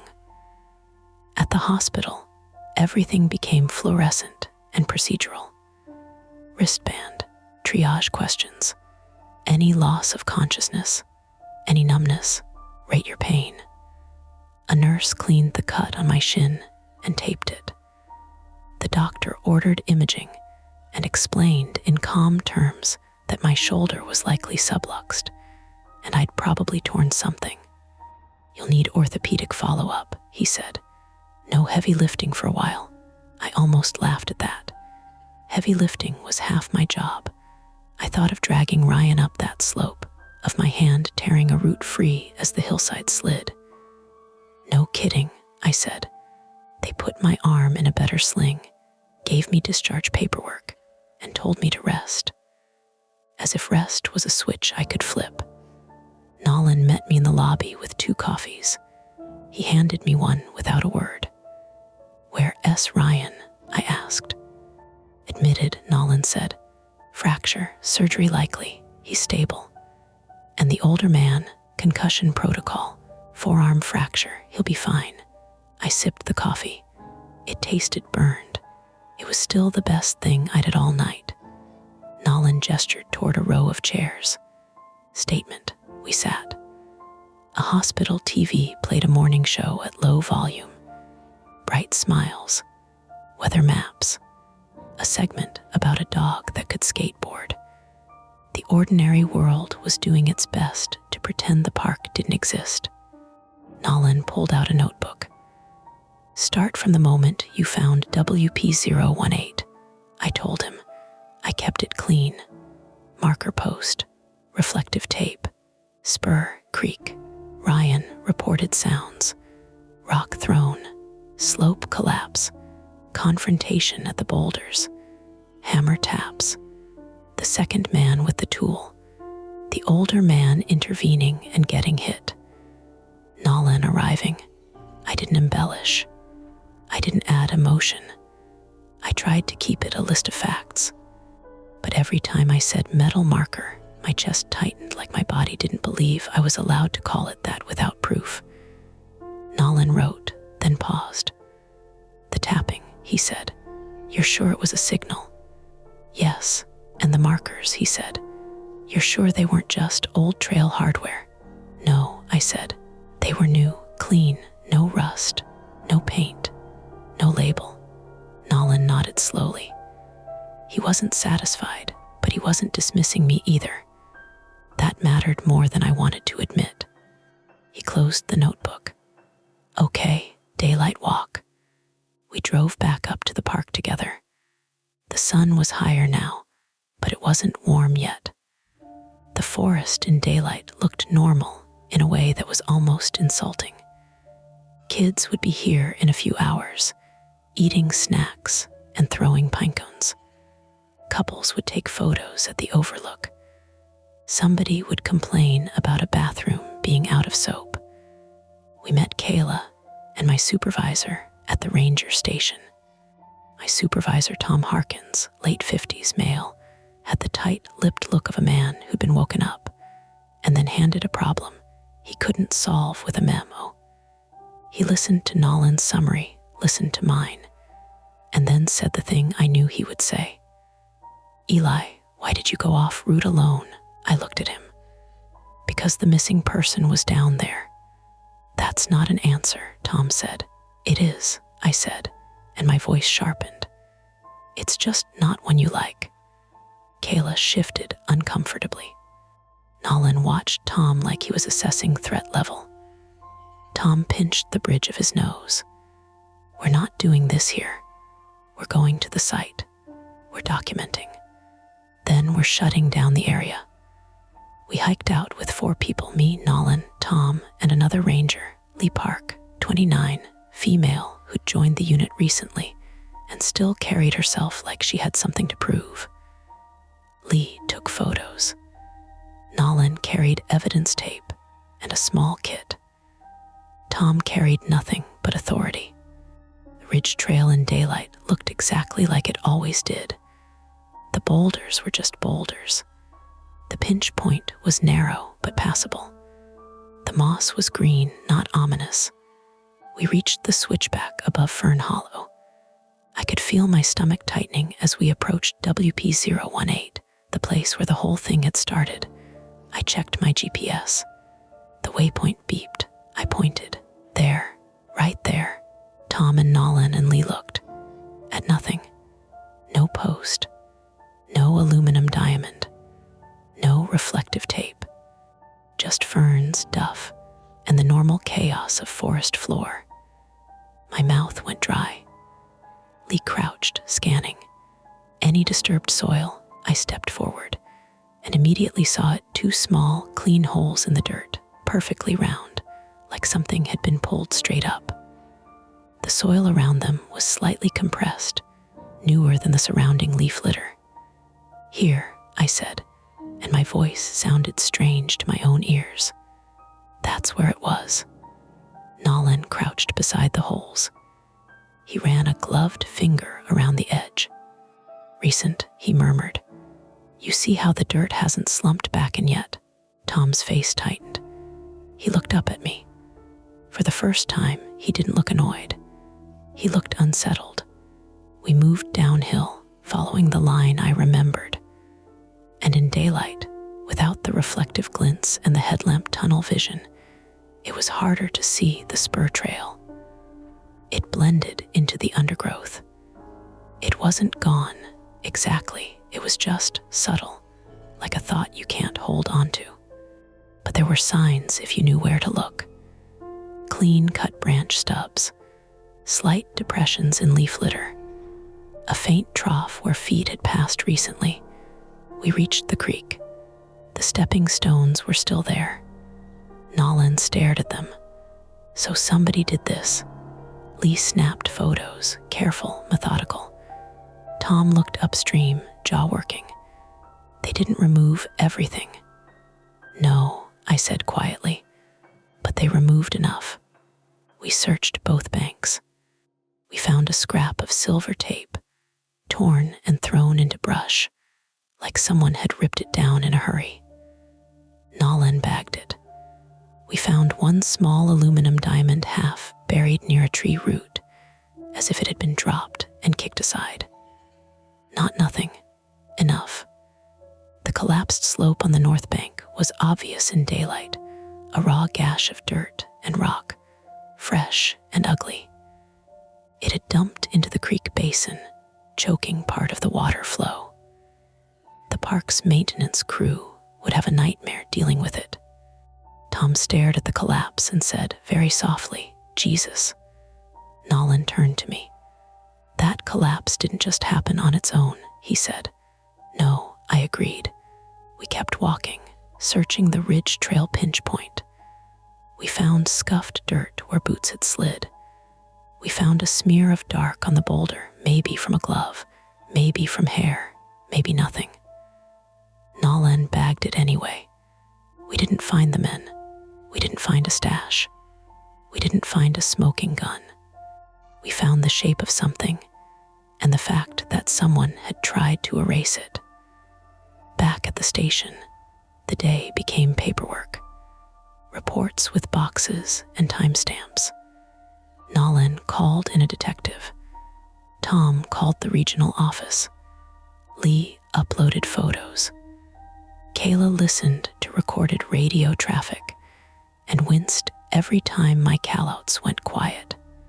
And I sat at a desk with my sling and my bandaged shin and a cup of bad coffee, writing the sentence that would follow me for a while.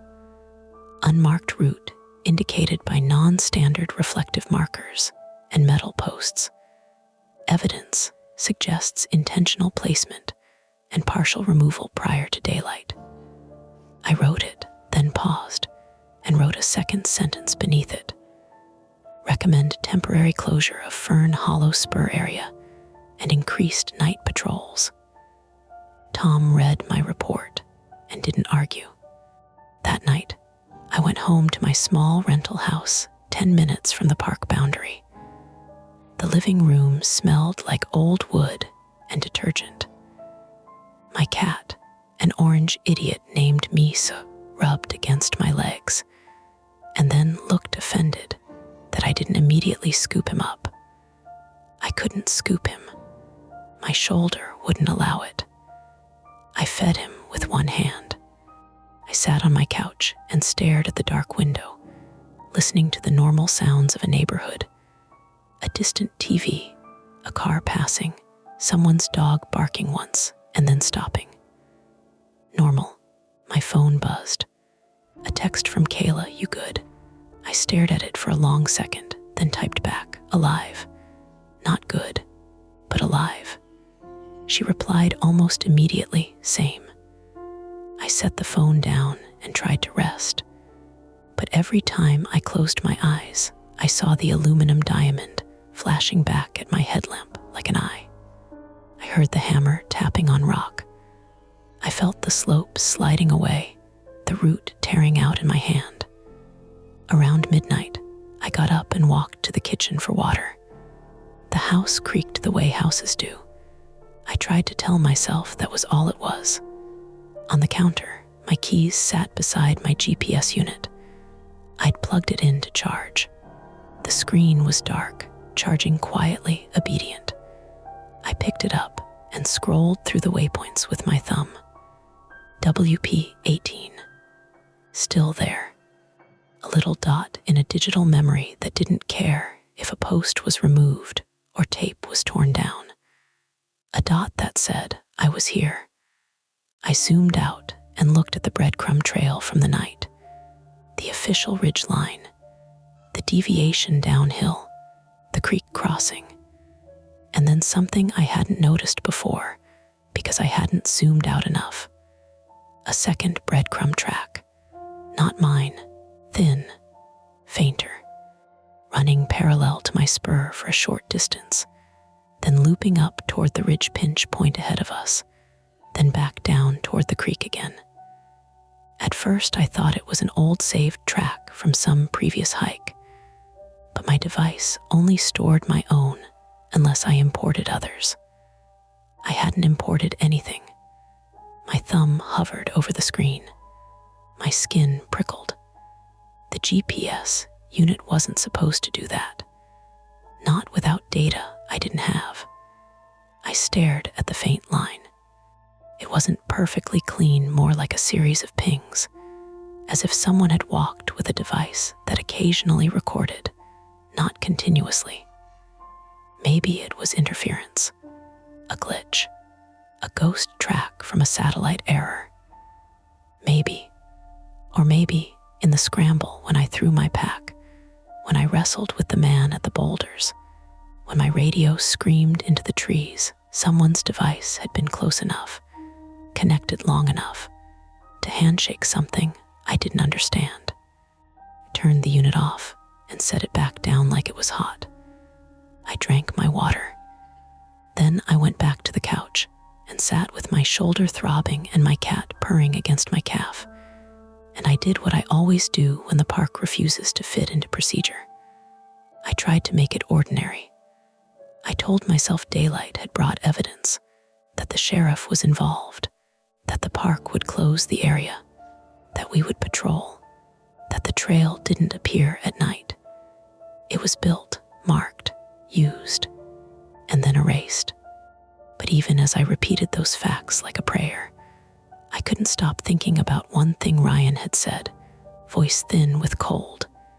They come at night. I thought about the sound I'd heard at the end, the scrape of metal being pulled from soil. And I wondered, with a kind of tired dread that didn't feel like panic anymore, How many posts were still out there, waiting to be put back in when the park went dark again? The shadows fade for now, but the stories never end. Don't forget to hit like, subscribe to Mia Horror Stories, and join our community of horror lovers. If you're hungry for more, check out the next video. Just remember, the scariest part is often the one you don't see coming. Hey everyone, this is Mia Horror Stories, and the title of today's horror story is The Elevator in My Building Goes to a Floor That Isn't Listed. For your comfort, the screen will stay black throughout the video, so you can relax without strain and just focus on the story. Make sure you stick around until the end. Sometimes the last few moments are the ones that stay with you the longest. The elevator shouldn't have stopped between floors. That's what I told myself first. It gave a small, shuddering pause somewhere between 6 and 7, the kind you barely notice unless you're already watching the numbers. I was watching because the overhead light had flickered twice on the ride down, and I don't like flickering lights. They make me feel like I'm about to be trapped inside something that doesn't care whether I get out. The numbers above the door glowed red. 6, then nothing. A soft mechanical whine came from somewhere behind the paneling, the kind of sound you'd normally ignore, except it stretched on too long, thin, persistent, like a tea kettle that never quite boils. Then the display blinked. Not 7, not 5, just a dash, a horizontal red line. The car lurched gently and continued down. I let out the breath I hadn't realized I was holding. Old building, old wiring. That's what I told myself. When the doors slid open, we weren't in the lobby. I know the lobby of my building well. It smells like rubber mats and old mail. There's a faded security desk no one uses, and a vending machine that hasn't worked since 2019. This wasn't that. The doors opened onto a dim hallway with concrete floors and fluorescent lighting that buzzed faintly overhead. No windows, no mailboxes, no exit sign, just a long corridor painted a pale institutional green.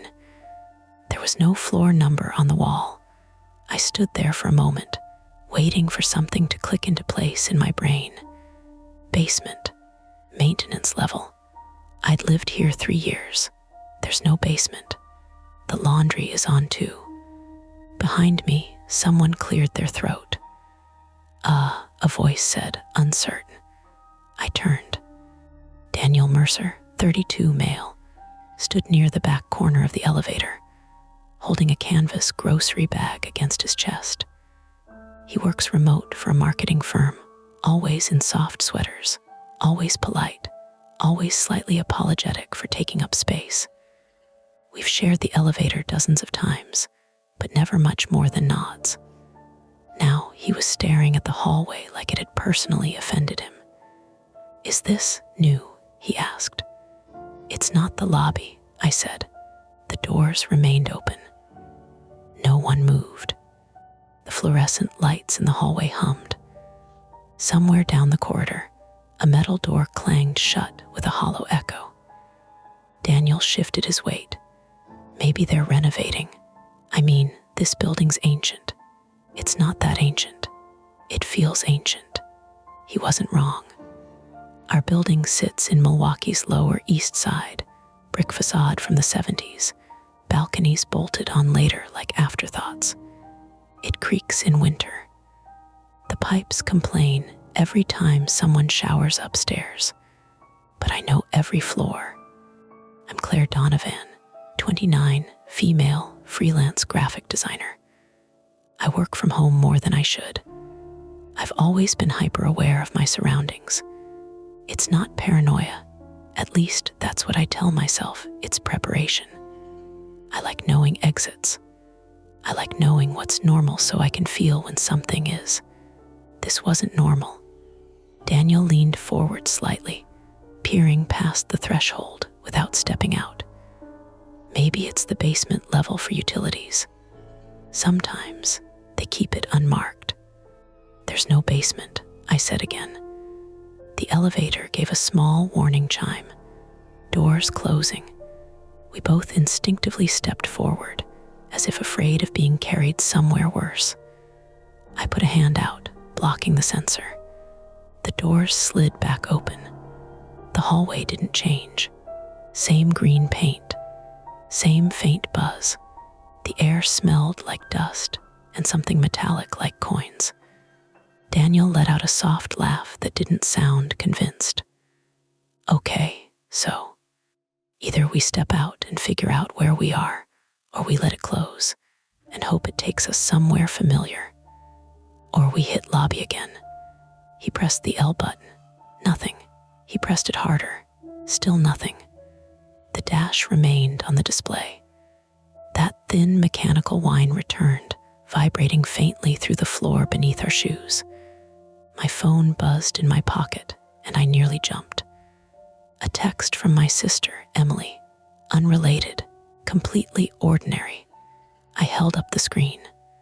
Full bars. 5G, it felt like proof of reality. Try another floor, I said. Daniel pressed 3. No light. Pressed 9. Nothing. The panel didn't respond.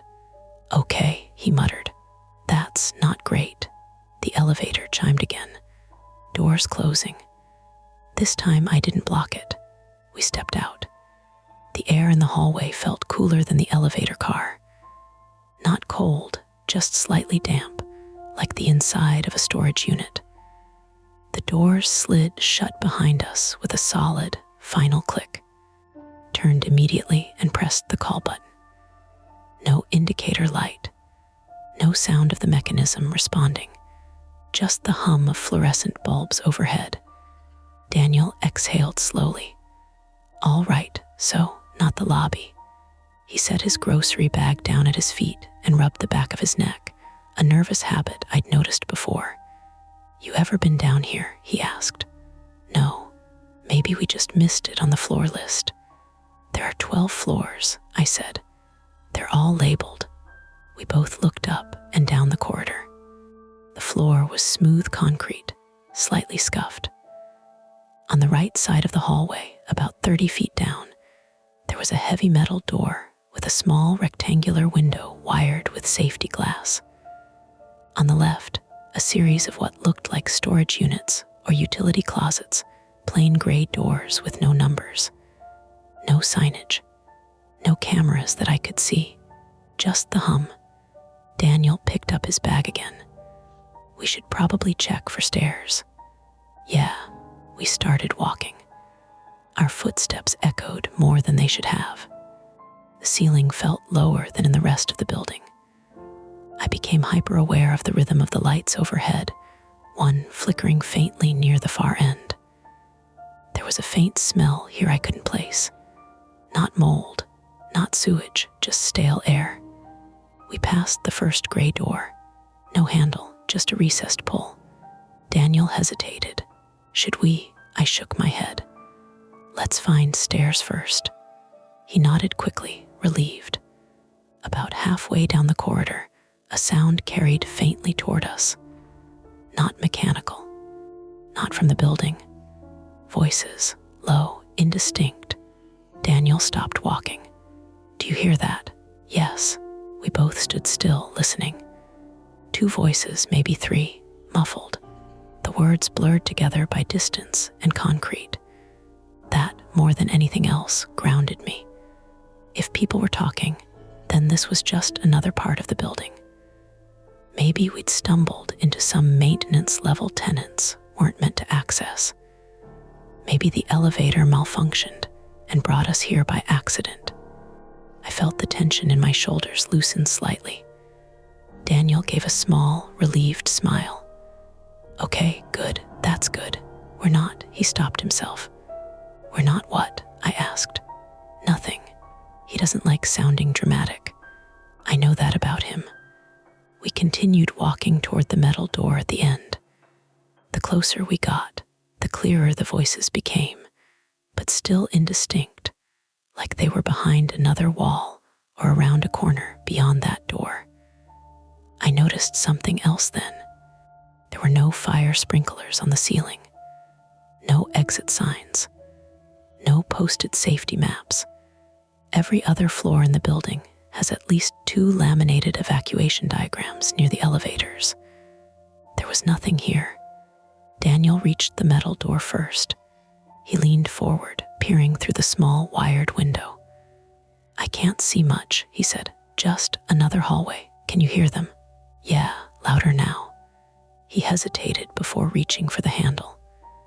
"Wait," I said. He paused. "What?" I stepped closer and looked through the window myself. Beyond the door was indeed another corridor, narrower. At the far end, a faint light shifted as if someone had moved past it. The voices were clearer now. Definitely more than one person. Adult, male maybe. None of it sounded panicked. None of it sounded like residents. My mind ran through possibilities. Contractors, building management, something scheduled we weren't informed about. But why wasn't this level listed? Why didn't the elevator buttons work? Daniel looked at me, eyebrows raised in a silent question. "We can't just stay here," he said quietly. "The elevator's not responding." I glanced back down the hallway toward the gray doors, toward the elevator we'd stepped out of. The corridor behind us looked longer now than it had a minute ago. "You're right," I said. He wrapped his fingers around the handle. I reached for my phone and opened the camera app without really thinking about it. Just in case. "Okay," Daniel said. "On 3, I nodded. 1, the fluorescent light above us flickered once. 2, the voices beyond the door went abruptly quiet. Daniel's grip tightened. 3, he started to pull the door open, and we both froze as the elevator behind us chimed. The elevator chimed again. Daniel and I both turned at the same time. The doors at the far end of the corridor, the ones we'd stepped out of minutes ago, slid open with a smooth mechanical sound that felt wrong in the quiet. They weren't opening for us. They were opening for someone else. The red dash above the frame blinked once, then went dark. We stood frozen halfway between the metal door and the elevator, caught in that awful space where your brain hasn't decided yet whether this is inconvenient or dangerous. Footsteps, not ours, from inside the elevator car. Slow, unhurried. Daniel whispered, "Did you press anything?" "No." The footsteps stepped out onto concrete. A man's voice drifted down the corridor, casual, distracted. "Yeah, I'm on the lower level." "No, not the basement. The other one, the other one." I grabbed Daniel's sleeve without thinking. The voice continued, slightly clearer now. "No, it's not on the tenant list. That's kind of the point." Daniel's jaw tightened. "Okay," he murmured, almost to himself. "Okay." The footsteps moved farther from the elevator, not toward us, but in the opposite direction, back toward the area near the gray doors we'd passed earlier. I risked a glance. A man in dark jeans and a navy jacket walked away from the elevator, phone pressed to his ear. Late 30s maybe, clean-shaven, calm. He didn't look surprised to be here. He didn't look lost. He walked like this was normal. I leaned closer to Daniel. He said lower level. Daniel swallowed. "You heard that too." The man stopped near one of the gray doors and pulled something from his pocket, a key card. He swiped it along a barely visible panel next to the door. The door clicked. He stepped inside, closed it behind him. The corridor returned to its steady fluorescent hum. Daniel let out a shaky breath. "Okay, so this is definitely part of the building. Not for tenants." He nodded slowly. A thought began forming in my head, ugly and persistent. The other one, lower level, not on the tenant list. My building is 12 stories, residential, no offices, no retail. The only non-apartment space is the laundry room and a locked management office that's been empty since I moved in. Maybe it's storage, Daniel said, but it sounded like he was trying to convince himself. Or some kind of equipment room. Why would it need keycard access? He didn't answer. The metal door in front of us, the one we'd been about to open, now felt like less of a mystery and more of a boundary. Behind it, those voices had stopped because they'd heard us, or because they'd heard the elevator. Daniel shifted his weight. We could ask him. I stared at him. Ask him what this level is, and say what? Hi, sorry, your secret floor accidentally kidnapped us. He let out a short breath that might have been a laugh. When you put it like that. The elevator doors behind us slid shut with a firm thud. Both of us flinched. I turned and walked quickly back toward it, pressing the call button again. Nothing, no light, no movement. Claire, Daniel said quietly. Yeah, look, he pointed at the panel above the elevator doors. The red display wasn't blank anymore. It showed a number. I stared at it. Our building has 12 floors. Okay, Daniel said, voice thin. That's new. It wasn't there before. I know. The number stayed lit for a few seconds. Then it flickered, returned to a dash, and went dark again. A prickle of something unpleasant crawled up the back of my neck, not fear exactly, more like the realization that I'd stepped into something procedural and deliberate. This wasn't a glitch. It was access controlled. I pulled out my phone again, still full bars. I opened Google and searched our building's address plus lower level. Nothing, just rental listings and old Yelp reviews. Daniel paced a small circle. Okay, so we have options.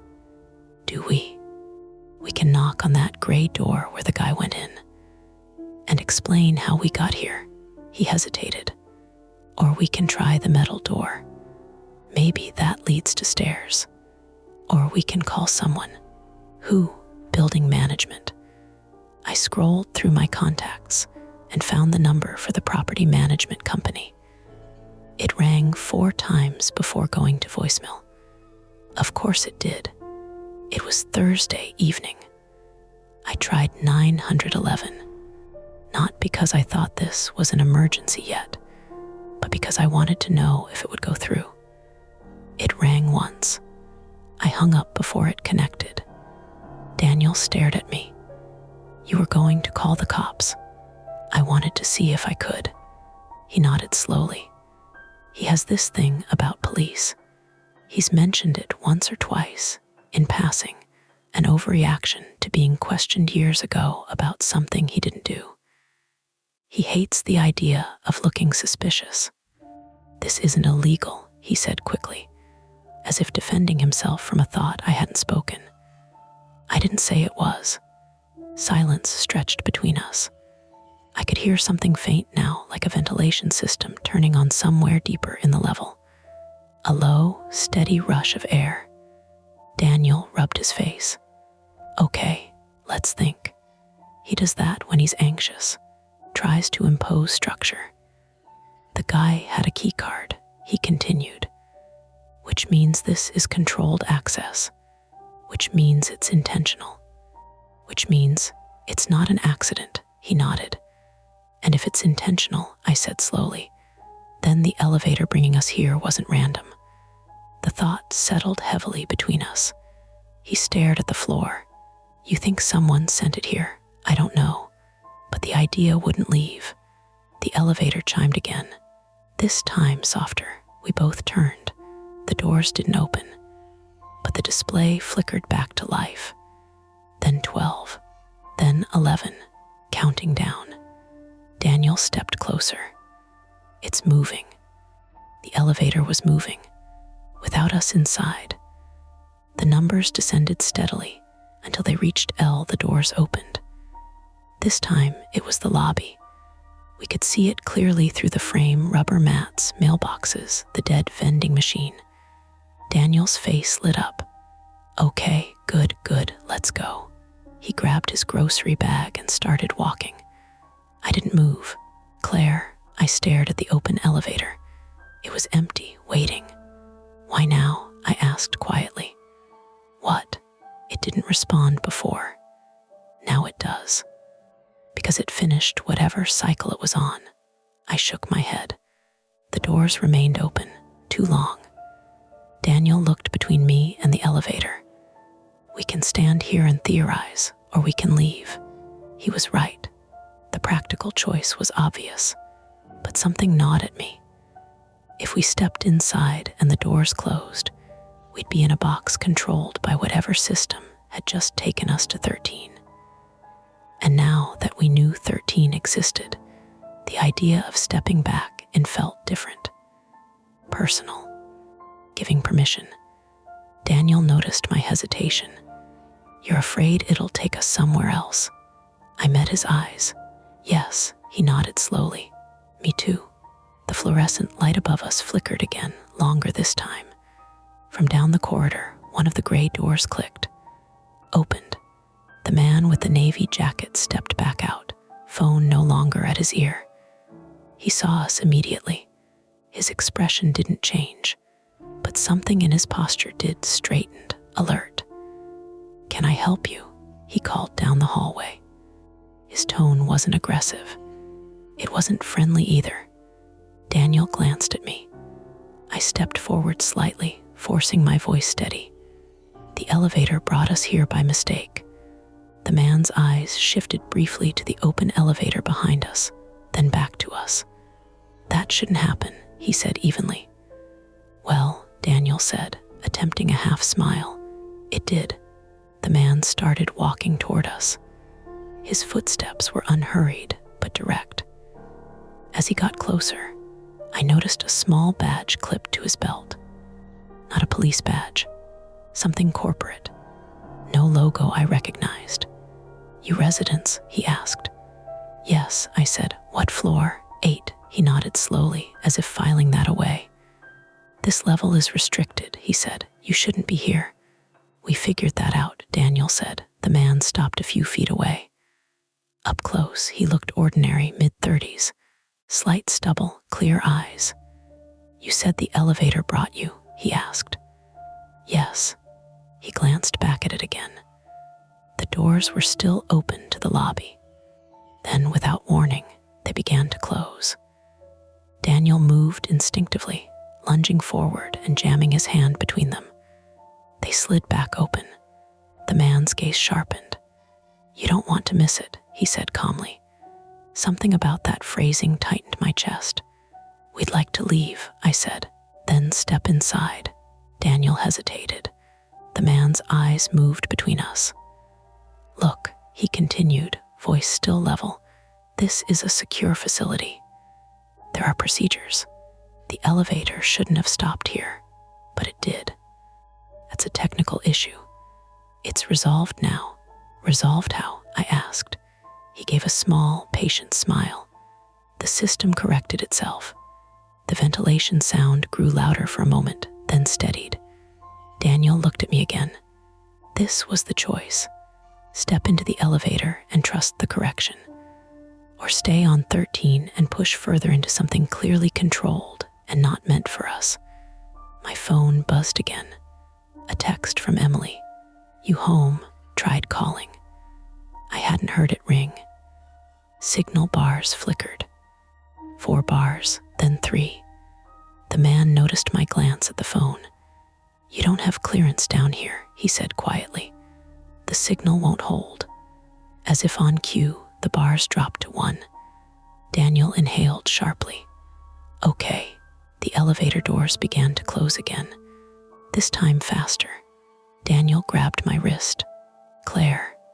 The man stepped slightly to the side, giving us a clear path. Your call, he said. The doors narrowed to a thin, vertical slit of lobby light. I had half a second to decide.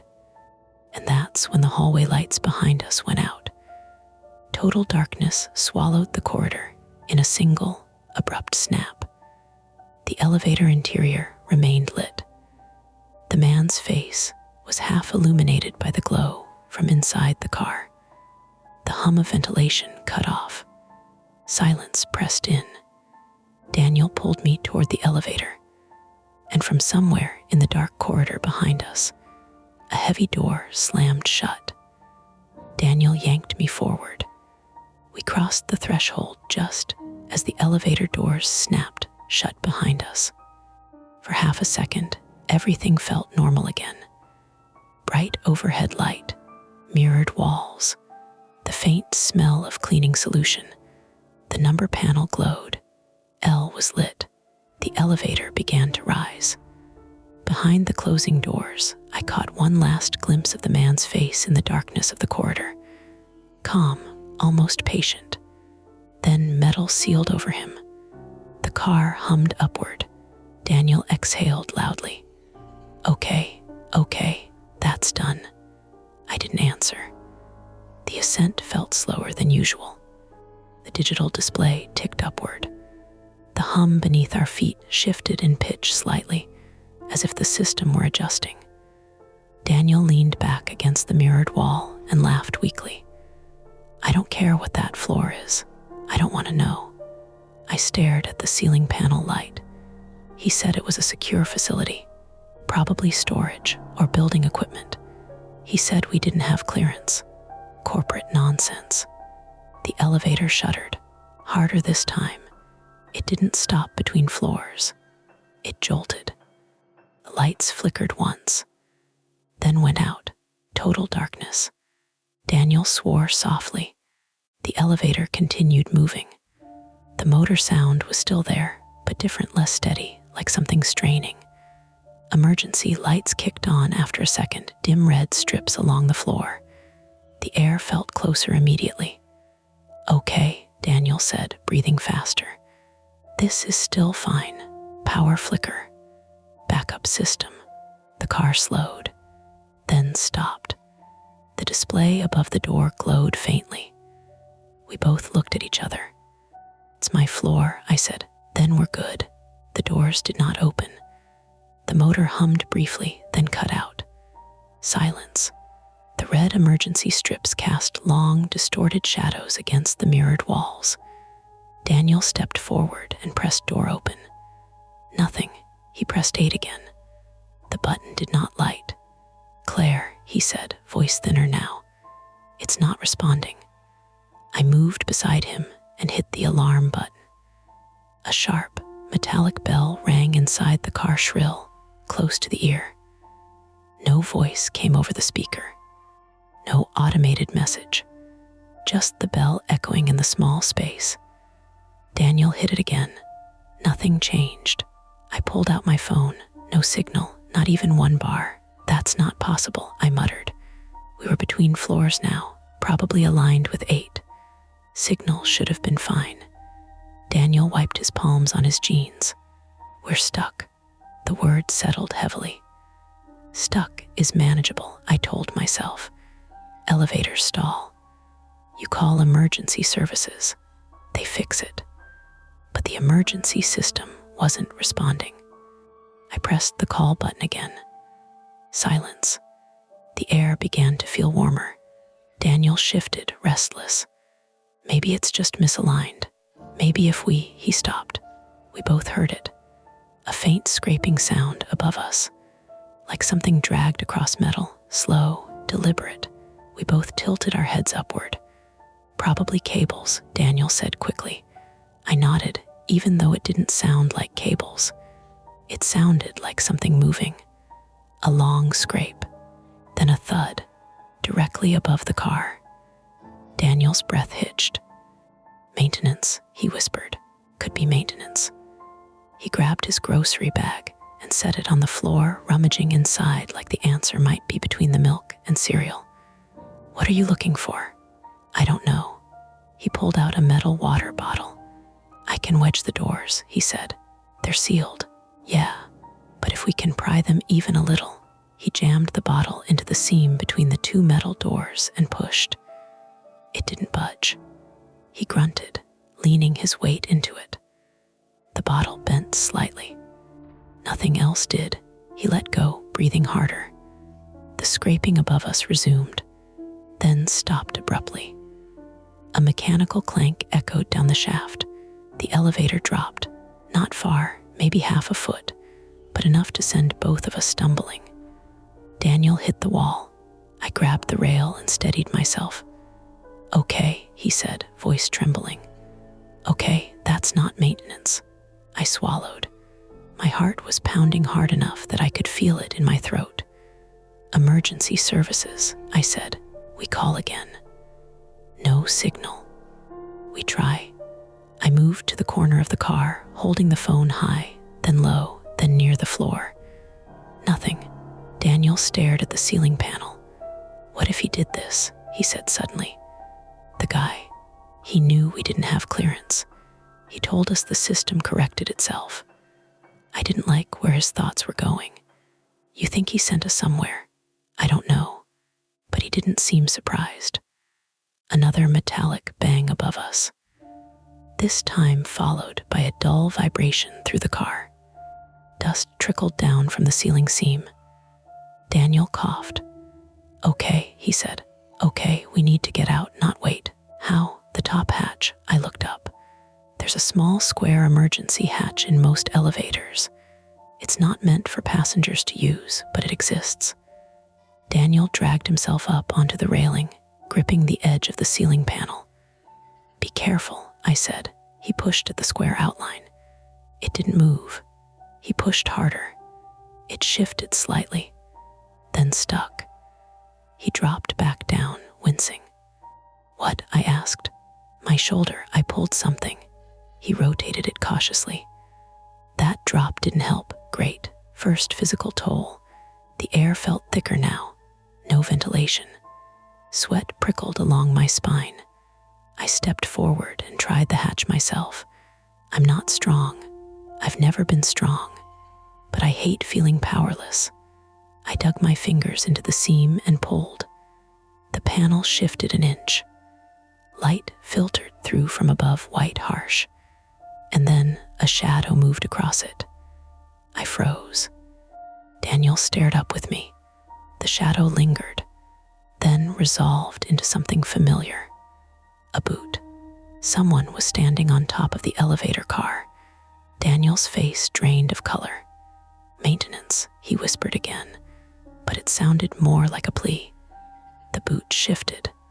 A metal tool clanged against the shaft wall. Then a voice filtered down faintly through the hatch.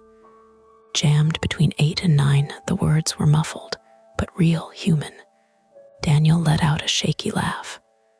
"Okay, okay. They're fixing it." Relief hit me so hard it almost made my knees buckle. Of course, the system malfunctioned. It locked us between floors. Maintenance got alerted automatically. The scraping was tools. The banging was mechanical adjustment. The shadow was a worker. Daniel leaned his forehead against the cool metal wall. "We're idiots." I almost smiled. Then the voice above continued. "Not on the system log." Pause. "Who authorized this run?" Silence. Another voice, quieter.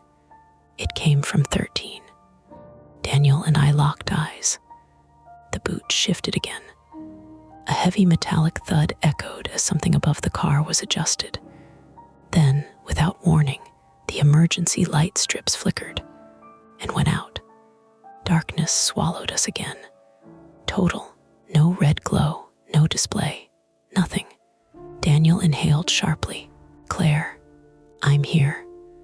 My voice sounded too loud in the dark. Above us, a sudden burst of light flared through the hatch opening, as if someone had shined a flashlight directly down. For one blinding second, the entire car lit up stark white. Then it cut off. The hatch slammed shut. We heard quick footsteps moving away across the top of the car. Running, not calm maintenance walking. Running. Daniel grabbed my arm, They left. The motor beneath us roared suddenly to life, not the smooth hum from before. A loud, grinding surge. The elevator lurched downward, fast, too fast. Daniel and I were thrown against the wall as gravity shifted under us. The display flickered back on. Numbers blurred. L, and then the elevator didn't slow. It kept descending below lobby, below anything labeled. The display glitched, a dash, then 13. Again. The car slammed to a stop so hard my teeth clicked together. The lights snapped back on, full brightness. The doors slid open immediately. We were back on the green corridor, but it wasn't the same. The fluorescent lights were off. Only a few emergency wall lamps glowed dimly along the floor. The air smelled sharper now. Ozone, burnt wiring. Smoke curled faintly from somewhere down the hallway near the gray doors. Daniel stepped out first, coughing. "Fire," he said hoarsely. A faint crackling sound echoed from deeper in the level. We turned toward the metal door at the far end. It was slightly ajar now. Light flickered from beyond it, not fluorescent, orange. Daniel looked back at the elevator. The doors were still open, waiting. Then the display above it blinked. System offline. And the doors slid shut with a final, heavy clunk. The call button panel went dark. We rushed back and pressed it. Nothing. No chime. No movement. The ventilation system did not restart. The air in the corridor grew thicker by the second. Smoke was seeping under one of the gray doors, the same one the navy-jacketed man had entered earlier. Daniel covered his mouth with his sleeve. "Okay," he coughed. "Okay, new problem. Fire on a sealed level, no elevator, no visible stairs, and smoke rising fast." From somewhere behind us, deeper in the corridor, a loud pop cracked through the air as something electrical blew. The emergency lamps flickered. One went out. The hallway dimmed further. The only clear path now was the metal door at the end, the one with voices behind it earlier, the one we'd hesitated to open. Daniel looked at me. "We go forward," he said. There was no backward anymore. We didn't run. Not at first. Running in smoke just makes you breathe harder. And breathing harder is how you turn a bad situation into an ambulance ride. Daniel grabbed his sleeve and pressed it over his mouth. I did the same with the collar of my hoodie. The air tasted like pennies. The corridor behind us crackled again, electrical, dry. The dim wall lamps pulsed, one by one, like they were thinking about giving up. The metal door at the far end was still ajar. Orange light fluttered through the wired glass, not steady, like something burning unevenly. Daniel's shoulder was stiff. He held his grocery bag low, like it was suddenly a liability. His eyes flicked between the door and the smoky gray unit where the navy-jacketed man had gone. "Forward," he said again, hoarse. I nodded. We moved. Concrete underfoot, slick with dust. The hallway felt longer now. The air got warmer with every step. As we reached the metal door, I heard something I hadn't heard before, a low alarm tone. Not a building fire alarm, no blaring siren, no strobes. This was muted, almost polite, like something meant for people who already knew what it was. Daniel put his good hand on the handle. I put my phone in camera mode again out of habit, even though the screen flashed no service in the corner. He pulled. The door opened into a narrower corridor, just like I'd glimpsed earlier through the window. But now the emergency lighting in here was brighter, small, recessed LEDs along the baseboard, casting a cold white line. And the smell changed. Less less burnt wiring, more antiseptic, like the air in a medical clinic that tries too hard to smell clean. We stepped through. The door swung shut behind us, clicking into place with a magnetic latch that sounded expensive. Daniel turned immediately and tried the handle. It didn't budge. He pulled harder, grimacing. Locked. "Okay," he whispered. "That's bad." The narrow corridor ran straight for maybe 20 feet and then turned left. On both sides were doors. Real doors, not the gray utility slabs from the other hall. These were painted white, with frosted windows and keycard readers. A modern hallway hidden under our building. I pressed my ear to the nearest door. Nothing. No voices. Just that low alarm tone, faint, somewhere ahead. We rounded the corner. The orange light was coming from farther down, around another bend, and the air here was clearer, less smoke, more controlled airflow. Ventilation, which meant somebody still had power down here. Daniel leaned against the wall for a second, breathing through his sleeve. Sweat glistened at his temples. His eyes were wide, but his voice stayed careful, like he was trying to talk his body into not panicking. "This is an office," he murmured, "or a lab, or something." "Not on the tenant list," I said. He glanced at me. "Stop saying that." I didn't mean it as drama. I meant it as the truth anchoring everything. We moved again, faster now, because the crackling behind us had faded, and that felt like a trap. Quiet doesn't always mean safe.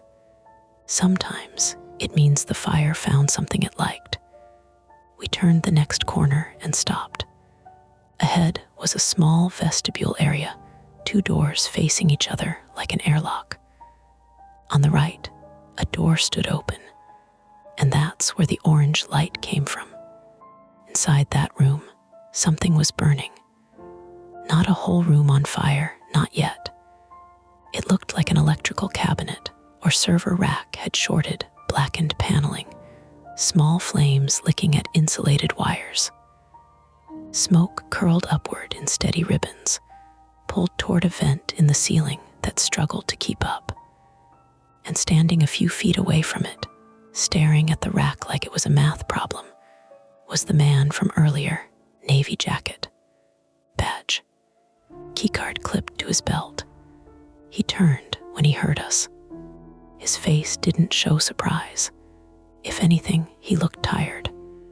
"Back so soon," he said. Daniel's posture changed instantly. He squared his shoulders, then winced at the injured one. Still, he stepped forward like he was trying to be bigger than his fear. "You locked us in," Daniel said.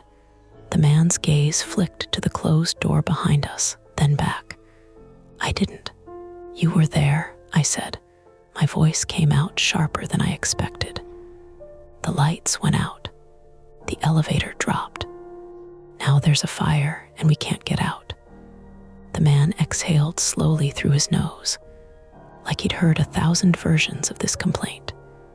"This level isn't for residents," he said. "We know," Daniel snapped. "We don't care what it's for. We need stairs. We need out." The man's eyes narrowed slightly. His calm shifted, still controlled, but less patient now. "You should have stepped out in the lobby when you had the chance," he said. "We tried," I said. "We got stuck between 8 and 9. Maintenance was up there. They said it came from 13. At the word 13, his jaw tightened. Just a tiny movement, but it was the first crack in his composure. Daniel noticed too. "You're hiding something," Daniel said, quieter. "Whatever this is." The man took a step back toward the burning cabinet, then glanced up at the vent like he was deciding how much time he had. "I'm going to ask you both to stay calm," he said, "and stop moving." That hit wrong. Not "stay back," not "don't go near the fire." Just stop moving, like he wanted us still. My private fear has always been this, being contained by someone else's rules. being told to wait in a place I didn't choose, being treated like a problem to manage instead of a person to protect. It's why I watch exit signs. It's why flickering lights make me nauseous. It's why the word procedures make something in my chest go rigid. I didn't stop moving. I shifted my weight toward the left-hand door in the vestibule. It had a red sign mounted on it. Stair access, authorized personnel only. There, a way out. Daniel saw it too. The man followed our gaze. "Don't," he said, and this time the word had edge. Daniel moved anyway, one step toward the stair door. The man reached for his belt. Not a gun, a radio. He pressed the button. "Control, I've got 2 residents in corridor B. They came through the service door." "I need," a loud pop interrupted him. Behind him, the burning cabinet spit sparks. The flames flared briefly, licking higher. The vent fan above it whined, then slowed, as if the surge had hit it too. The low alarm tone changed pitch. Daniel coughed. "This is going to spread." The man's eyes darted between the cabinet and us. His hand tightened on the radio. "Listen to me," he said, voice finally losing its smoothness. "If you open that stair door, you will trigger a lockdown. It will seal. You will not get it open again." "That sounds like your problem," Daniel said. "It becomes your problem when you're trapped down here," the man shot back. I stared at him. "Then open it for us." The man didn't answer immediately. That silence told me everything. He could. He just didn't want to, because letting us out meant admitting this place existed. Daniel reached the stair door and grabbed the handle. It didn't move. It was locked. He yanked again, harder, grimacing at his shoulder. The man made a small sound, frustration maybe. "I warned you." Daniel banged the door with his fist. "Open it." The man took a step toward him. I moved too, intercepting, holding my phone up not as a weapon, but as a statement. "I have video," I lied. The man's gaze flicked to my screen. For the first time, something like concern crossed his face, not fear, not guilt, just the calculation of consequences. He held up his free hand. "Put that down." "Open the door," I said. Behind him, the cabinet crackled again. Smoke thickened, and the antiseptic smell was being replaced by something uglier, burning plastic, sharp and sticky. Daniel began coughing harder. His injured shoulder made him hunch slightly, protective. The man looked at him, then at me, then back at the cabinet, as if his priorities were fighting each other. He muttered something under his breath and swiped his keycard at the stair door's reader. A green light flashed. The lock clicked. Daniel yanked the door open. A rush of cooler air spilled out. Concrete stairwell, painted cinder block, standard emergency lighting. Freedom. Daniel turned to go. The man grabbed his arm, not violently, but firmly. "Stop," he said. "You cannot go up." Daniel stared at him in disbelief. "What are you talking about?" The man's grip tightened. "If you go up, you'll trigger the building alarm system in a way that brings attention to this level. And if that happens, I can't." "You can't what?" I demanded. The man's eyes flashed. "I can't keep this contained." Contained. There it was again. My stomach turned. "You set this up under a residential building," I said, voice shaking now with anger more than fear. "And you're worried about attention." The man opened his mouth, and the stair door slammed shut by itself. Not supernatural, mechanical. A magnetic lock engaging. The green light on the reader turned red. Daniel jerked back, startled, and when he tried the handle again, it didn't budge. He yanked. Nothing. He hit it with his shoulder and immediately grimaced, clutching the injured one. "Lockdown," he rasped. The man swore under his breath, harsh and real. "I told you," he said, and now there was no patience left. "I told you not to touch it." "It locked when you opened it," I snapped. He glared at me. "Because the system detected an unauthorized breach." "Then undo it."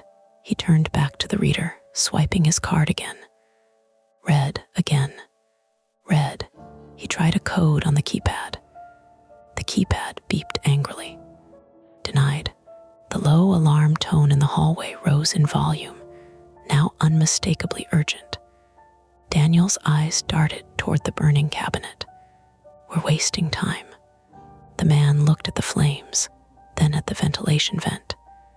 "It's in fail-safe," he said, as if talking to himself. "It's isolating sections." "What does that mean?" I demanded. "It means you just sealed us into Corridor B," he said. The words landed like a weight. He tried the other door, the one we'd come through. It was locked from this side too, keycard reader flashing red. He swiped. Denied. He looked up sharply, as if hearing something through the walls. A deeper alarm now low, vibrating. And then the emergency baseboard lights flickered. Daniel's breathing turned ragged. "We need another exit." The man's jaw worked. He looked down the corridor beyond the burning room, toward doors with frosted windows. "There's a service hatch," he said. "But it's not." "Not what?" Daniel barked. "Not meant for people," the man snapped back, then caught himself. He swallowed, forced his tone down. "It leads to the elevator shaft access. Maintenance can use it." I stared at him. "To the shaft," he nodded. "There's a ladder run. It connects to a mechanical mezzanine above 8. My mind flashed to the boot on top of the elevator car. The voices, the running footsteps. They'd been here. They'd seen it. And then something had sent the car back down. Daniel looked at me. His eyes were bloodshot now from smoke and panic. "We climb," he said. "With your shoulder?" I asked. He shrugged one side, winced. "I don't have a better plan." The man moved quickly now, leading us past the burning cabinet. Heat brushed my face as we passed, like standing near an open oven. Sparks snapped intermittently. The vent fan above it had slowed to a lazy, failing spin. We ran down the corridor, following him. The geography mattered because my brain needed something solid. From the vestibule, we turned right, then left into another narrow passage. He stopped at a door labeled Mech Access and swiped his keycard. Green. It opened into a cramped utility room, exposed pipes, conduit, a metal ladder bolted to a wall leading up to a ceiling hatch. On the far side, a smaller access panel sat at floor level with a handle. The man knelt and pulled it open. Cool air rushed out from within. It was a shaft. Not the elevator shaft itself, but a narrow service chase running alongside it, with a ladder fixed to the side and cable bundles strapped neatly every few feet. The man shone a small flashlight down. "Up," he said. We climbed to the mezzanine. From there, we can get into the main stairwell above 8. Daniel stared down the narrow chase. "How far?" 2 levels, the man said. "Maybe 3. Daniel nodded, then looked at me. This was where our flaws collided. His fear of police, of being seen as suspicious, had kept him from wanting to call anyone earlier. My fear of being contained by a system had pushed me toward the door and triggered the lockdown. Now both fears had become real. We were trapped, and whatever this was, whatever they were doing, was absolutely not meant to come to light. Daniel swallowed hard. "Claire, you first." I stared at the ladder. It was narrow, metal rungs, realistic risk. A fall here would break bones. A sprained ankle would be a death sentence in smoke. But staying was worse. I swung my legs in, grabbed the side rails, and started climbing. The metal was cold under my palms. Behind me, Daniel muttered, "Okay," like he was talking himself into it.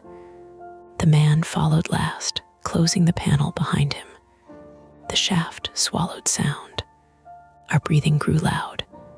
The alarm tone muffled, but still present, like a headache. I climbed steadily, focusing on the next rung, then the next. Halfway up, Daniel's breath hitched. "You okay?" I called down. "Yeah," he said, but his voice was strained. "Shoulder S, fine. A lie." I heard the scrape of his shoes slipping slightly, then correcting. I forced myself not to look down too much. Above, I could see a square of light, an opening into the mezzanine. I reached it, pushed the hatch with my shoulder, and it gave. I hauled myself up onto a narrow metal grating platform. It was hot up here, heat rising from below. The air smelled like dust and insulation. I lay flat for a second, chest heaving, then crawled to make room. Daniel emerged next, face slick with sweat, coughing hard. His right arm hung slightly wrong, protective. He'd done something to it, strained it worse, maybe partially dislocated. I didn't have time to diagnose. I just saw the pain in his eyes. The man came up last, less shaky than us, but his breathing was fast, now too. He moved to another door on the mezzanine, an industrial metal door with a keypad. He typed quickly. Denied. He tried again. Denied. He swore quietly. Daniel's voice was rough. "Your card doesn't work," the man's jaw clenched. "It's overriding." "Who?" I demanded. The man looked at me, eyes hard. "The system." He said it like it was separate from people, like blaming the weather. From below, a louder crack echoed, followed by a brief whoosh. The fire found something flammable. Heat pushed upward through the shaft. The man stepped back from the door, scanning the mezzanine. "There," he said, pointing to a red box mounted on the wall, a manual fire pull station. My stomach dropped. "If you pull that, the whole building." "Yes," he said. Daniel's eyes widened. "Police, fire department, everyone." The man stared at the box like it was a live wire. This was the central threat, finally in the open. Not a ghost floor, not a monster, but a secret operation under our building, sealed, controlled, willing to trap residents rather than be exposed, and now actively burning. Procedural failure, human control, containment, and now a choice. If he pulled it, we might get rescued, but the secret would be exposed. He'd lose his job. Maybe worse. Maybe he'd try to stop us from talking. Maybe we'd get questioned. If he didn't pull it, the fire could spread into the shaft, into the building, into apartments above. People asleep, people cooking, people oblivious. Daniel's breathing turned sharp and angry. "Pull it." The man's eyes flicked to him. "You don't understand what you're stepping into." Daniel laughed once ugly. "I don't care." The man hesitated one last second. Then he didn't pull it. I did. My hand slapped the lever down with a harsh click. A loud alarm erupted immediately, real building alarm this time. Strobes began flashing on the mezzanine wall, white and violent. The sound punched through my skull. Somewhere above, muffled through floors, I heard doors opening, distant voices, confusion turning into panic. The man lunged toward me on instinct, too late. His hand grabbed my wrist, hard enough to hurt. He began. And then the door beside us, an emergency stair door, unlocked with a loud metallic clack. Fail safe release. Handle dropped. Daniel shoved it open with his left shoulder and half fell into the stairwell. Cool, clean air hit my face like water. I pulled free of the man's grip and stumbled after Daniel. The man stood frozen for a beat, as if listening to the building wake up above us. Alarms, footsteps, the distant wail of something outside starting up. Then he followed. We climbed, fast, stumbling, gripping railings. Up one flight, two. Daniel's breathing turned wet and ragged. He kept going anyway, teeth clenched, eyes furious and afraid. We burst out onto the 8th floor landing. Normal carpet, beige walls, a framed print of a sailboat that had always looked ridiculous to me. The alarm strobes flashed here too, reflecting off the glass. People were opening apartment doors, peering out in confusion, phones in hand. Someone shouted, "Is there a fire?" Daniel leaned against the wall, sweating, coughing, his right arm held tight to his chest. I looked at him and knew this wasn't over for him. That shoulder was going to need a doctor, maybe surgery. And even if we got out alive, the building would never feel like home again. Behind us, the man in the navy jacket stood in the stairwell doorway, breathing hard, eyes locked on us with something like resentment and something like relief. The conflict had resolved. We forced the alarm. We opened the only path out. But the cost was already writing itself into Daniel's posture, into the ache blooming in my wrist where he'd grabbed me, into the way every neighbor's face looked suddenly unfamiliar, like we were all strangers living above a secret we'd never agreed to. And below us, somewhere under the building, something still burned. The stairwell emptied onto the 8th floor hallway like a bottle finally uncorked. Cool air, carpet, beige walls that suddenly looked absurdly soft and domestic under the strobing alarm lights.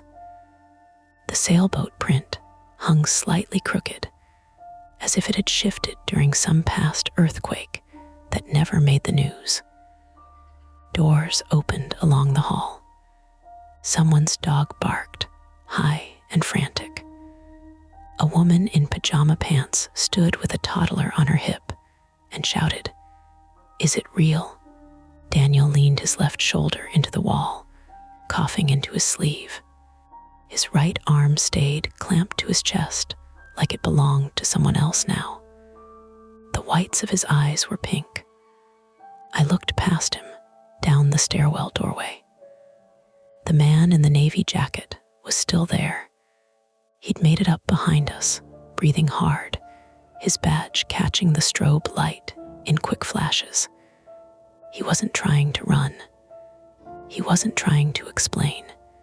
He just stood in the threshold like a person waiting for a verdict.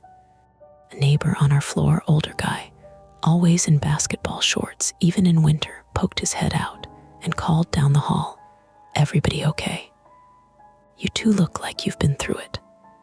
Daniel tried to answer, but it came out as a rough wheeze.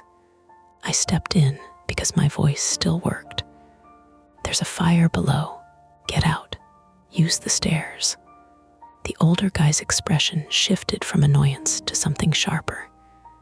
He shut his door long enough to shout, "Fire. Everyone out." And the hallway erupted into movement, shoes, phones, keys, the panicked coordination of strangers who don't normally speak. Somebody tried the elevator anyway. I heard the ding of the call button, the impatient tap. "Don't," I snapped automatically. They looked at me like I was overreacting. Then they saw Daniel's face, saw my wrist where a pale bruise was already blooming in the shape of someone's grip. Nobody argued after that. The fire alarm kept screaming, and underneath it, faint at first and then growing louder, came the sound of sirens approaching from the street. Daniel pushed off the wall. We should go down," he rasped. "Down," I echoed, disbelieving. "Out," he corrected, coughing. "Street," I nodded. We joined the stream of people moving down the stairs, one slow flight at a time. Daniel's pace was wrong, careful, measured, like every step was a negotiation with pain. On the turns, he leaned too hard into the railing with his left hand. His right arm never moved. Every once in a while he'd stop, eyes squeezed shut, waiting for a wave of nausea or dizziness to pass.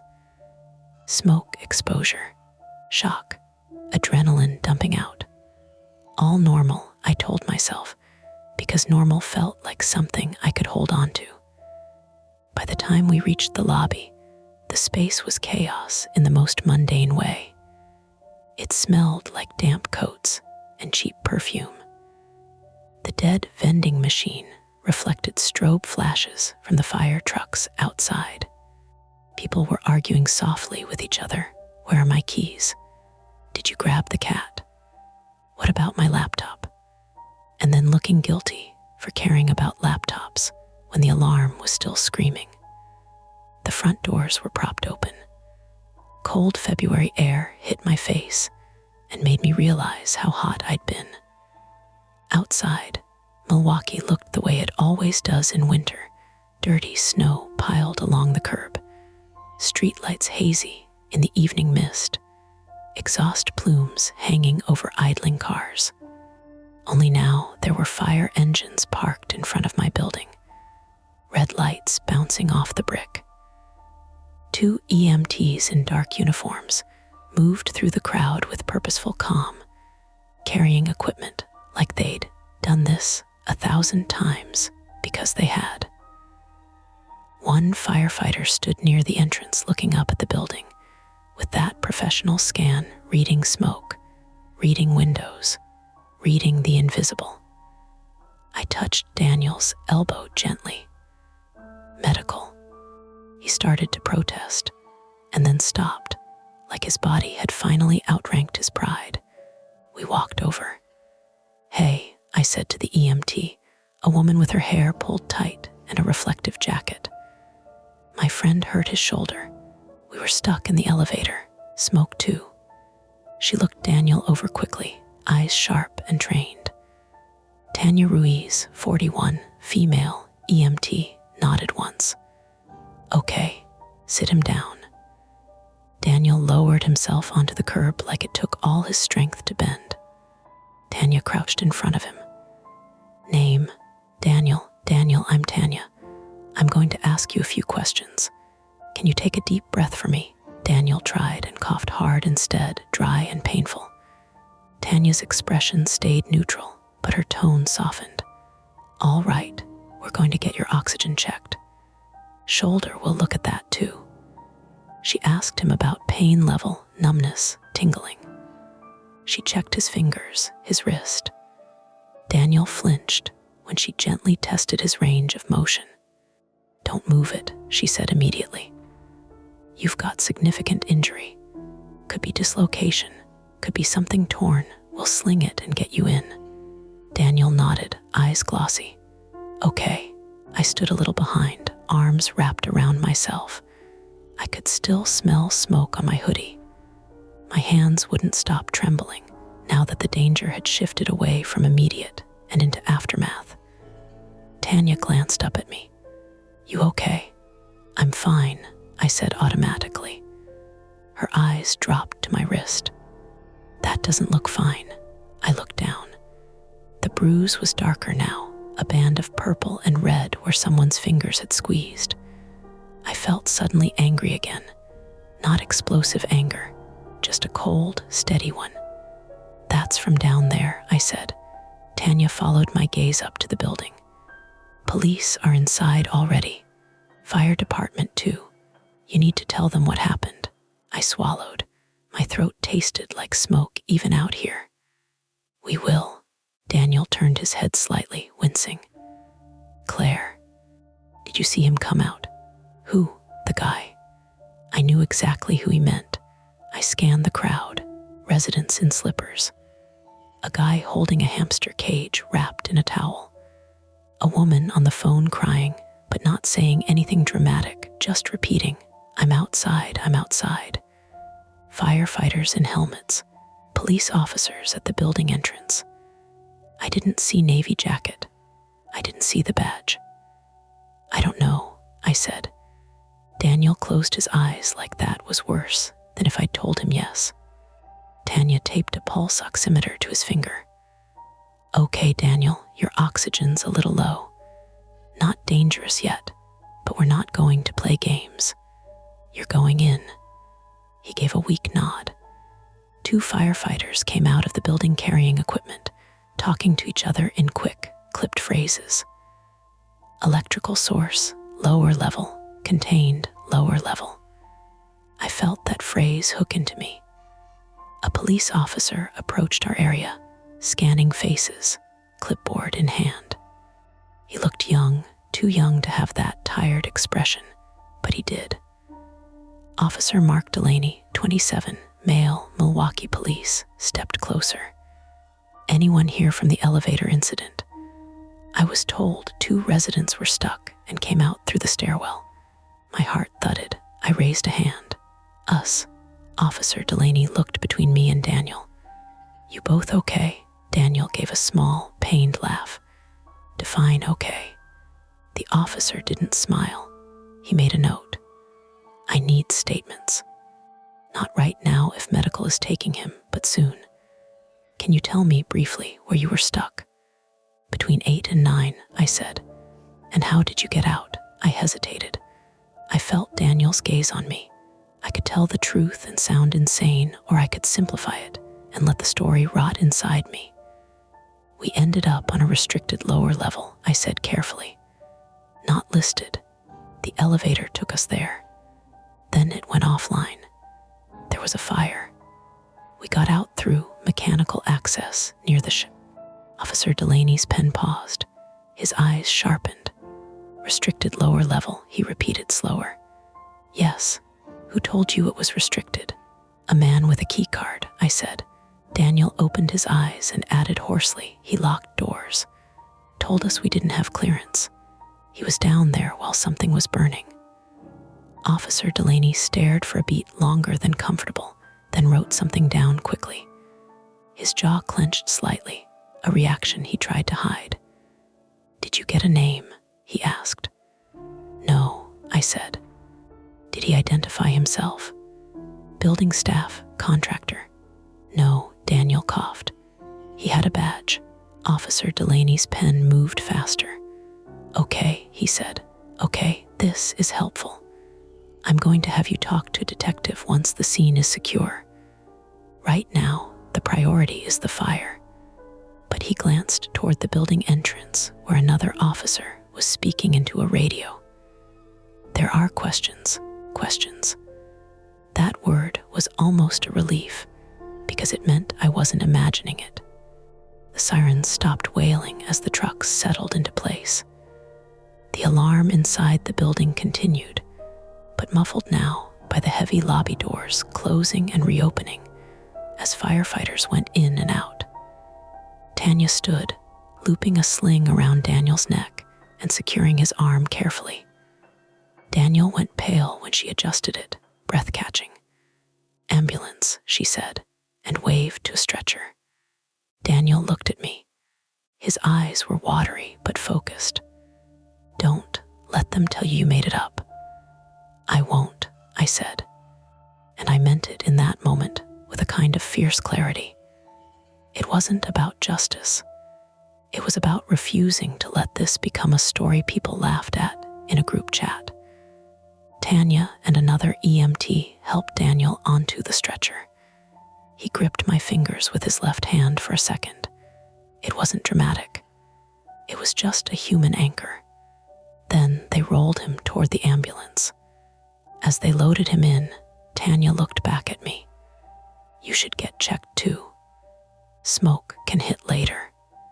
I nodded, even though I knew I wouldn't. I didn't want to be inside any enclosed space again tonight, not even a hospital waiting room. The ambulance doors closed. Daniel disappeared. The building stood behind me, lights flashing, doors opening, people shifting in the cold. I realized I was shaking harder now than I had in the corridor. because I'd survived the part where you act and entered the part where you remember. Officer Delaney stepped away to speak to someone on his radio. Another officer approached the building entrance with yellow tape. Firefighters began guiding residents farther down the sidewalk. A man in a tan coat, property manager type, arrived looking confused and irritated, then visibly rattled when a firefighter spoke to him. He gestured wildly, shook his head, said something I couldn't hear. I watched his hands, the way they fluttered, the way he kept trying to smile and failing. He didn't look like someone who knew about a hidden level, or he looked exactly like someone who did and was practiced at not knowing. My phone buzzed again. Emily calling. This time it rang. I answered with cold fingers. "Hey, Claire." Emily's voice was sharp with worry. "The news is saying there's a fire in your building. Are you okay?" "I'm outside," I said. My voice sounded flat, like it belonged to someone else. "I'm okay." "What happened?" I looked up at the building. The 8th floor windows were dark. The stairwell window was lit. Somewhere below, unseen, a secret had burned enough to force itself into the open air of the city.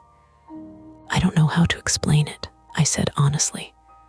"The elevator went somewhere it shouldn't." There was a pause. "Are you sure you're okay?" I swallowed. "I'm sure I'm here." That was the best I could do. Across the sidewalk, I saw something that made my stomach tighten again. The navy-jacketed man. He stood near the edge of the crowd, half in shadow, without the urgency of a resident. No coat pulled tight against the cold. No pet carrier. No slippers. He wasn't looking at the fire trucks. He was looking at me. For a second, we held each other's gaze across the distance and flashing lights. His expression wasn't rage. It wasn't panic. It was calculation again. He raised his hand slightly, not a wave, not a threat, just a small acknowledgement. Then he turned and walked away, moving along the sidewalk with the practiced steadiness of someone who knew which cameras were pointed where. I stepped forward instinctively, as if my body wanted to follow. My mind flashed through options: shout, point, grab an officer. And then I stopped, because what would I say? That the man who didn't exist in any tenant list was walking away from the building that wasn't supposed to have a 13th floor. I looked around for Officer Delaney. He was talking to someone near the entrance, back turned. The crowd shifted, blocking my view for a moment. When the gap opened again, the navy jacket was gone. Just another patch of dark sidewalk and drifting exhaust. Emily was still on the phone, asking me questions, filling the silence with concern. "I need to call you back," I said. "Claire, I will," I promised, and hung up. A firefighter walked past carrying a small case, face smeared with soot. Another followed with a coiled hose. Their boots thudded on the sidewalk. The building alarm stopped abruptly. The sudden quiet felt wrong. Too open. People murmured, unsure what to do without the sound telling them they were in danger. Someone laughed nervously. A few residents started drifting away toward cars, toward friends' places, toward the illusion that home was somewhere else. I stood there, staring at the lobby entrance, at the elevator bank visible through the glass, at the place where a dash on a red display had started all of this. In the days that followed, I would learn things in fragments. Daniel's shoulder was partially dislocated with ligament damage. No hero injury, just the cost of a fall in panic, and hauling himself up ladders with an arm that wasn't meant for that. He'd need physical therapy, time off, sleep that didn't come easily. The fire was contained quickly. Electrical origin, they said. a service area below the building. No fatalities. A handful of residents treated for smoke inhalation. The official report would be written in language that made everything sound routine. Investigator would ask me to walk them through it again and again, testing the edges of my story for weak points. Did the elevator show 13? Yes. Did I see the room burning? Yes. Did the man identify himself? No. Did I have video? I would say I tried. And at some point, someone building management, an attorney, someone behind a desk, would suggest gently that sometimes in emergencies, people misinterpret what they see. That stress plays tricks. That old buildings have odd service spaces, that the mind fills in gaps. They'd say it kindly, with concern, as if the thing I needed was permission to doubt myself. But the bruise on my wrist would still be there, fading from purple to yellow over a week. Daniel's sling would still be there, irritating his neck, reminding him every time he moved that something had forced him into a shaft. The fire department would place a notice in the lobby, elevator out of service until further notice. Residents would grumble. Management would promise repairs. And then one night, weeks later, I would be carrying groceries up the stairs, and I'd stop on the landing between 6 and 7, not because I was tired, but because I'd heard it. A faint mechanical whine, thin, persistent, like a tea kettle that never quite boils. And above the stairwell door, in the little glass panel where floor numbers sometimes reflect from the elevator display, when the lights hit just right, I'd see it for a heartbeat. Not 6, not 7, a dash, just a line. And then nothing.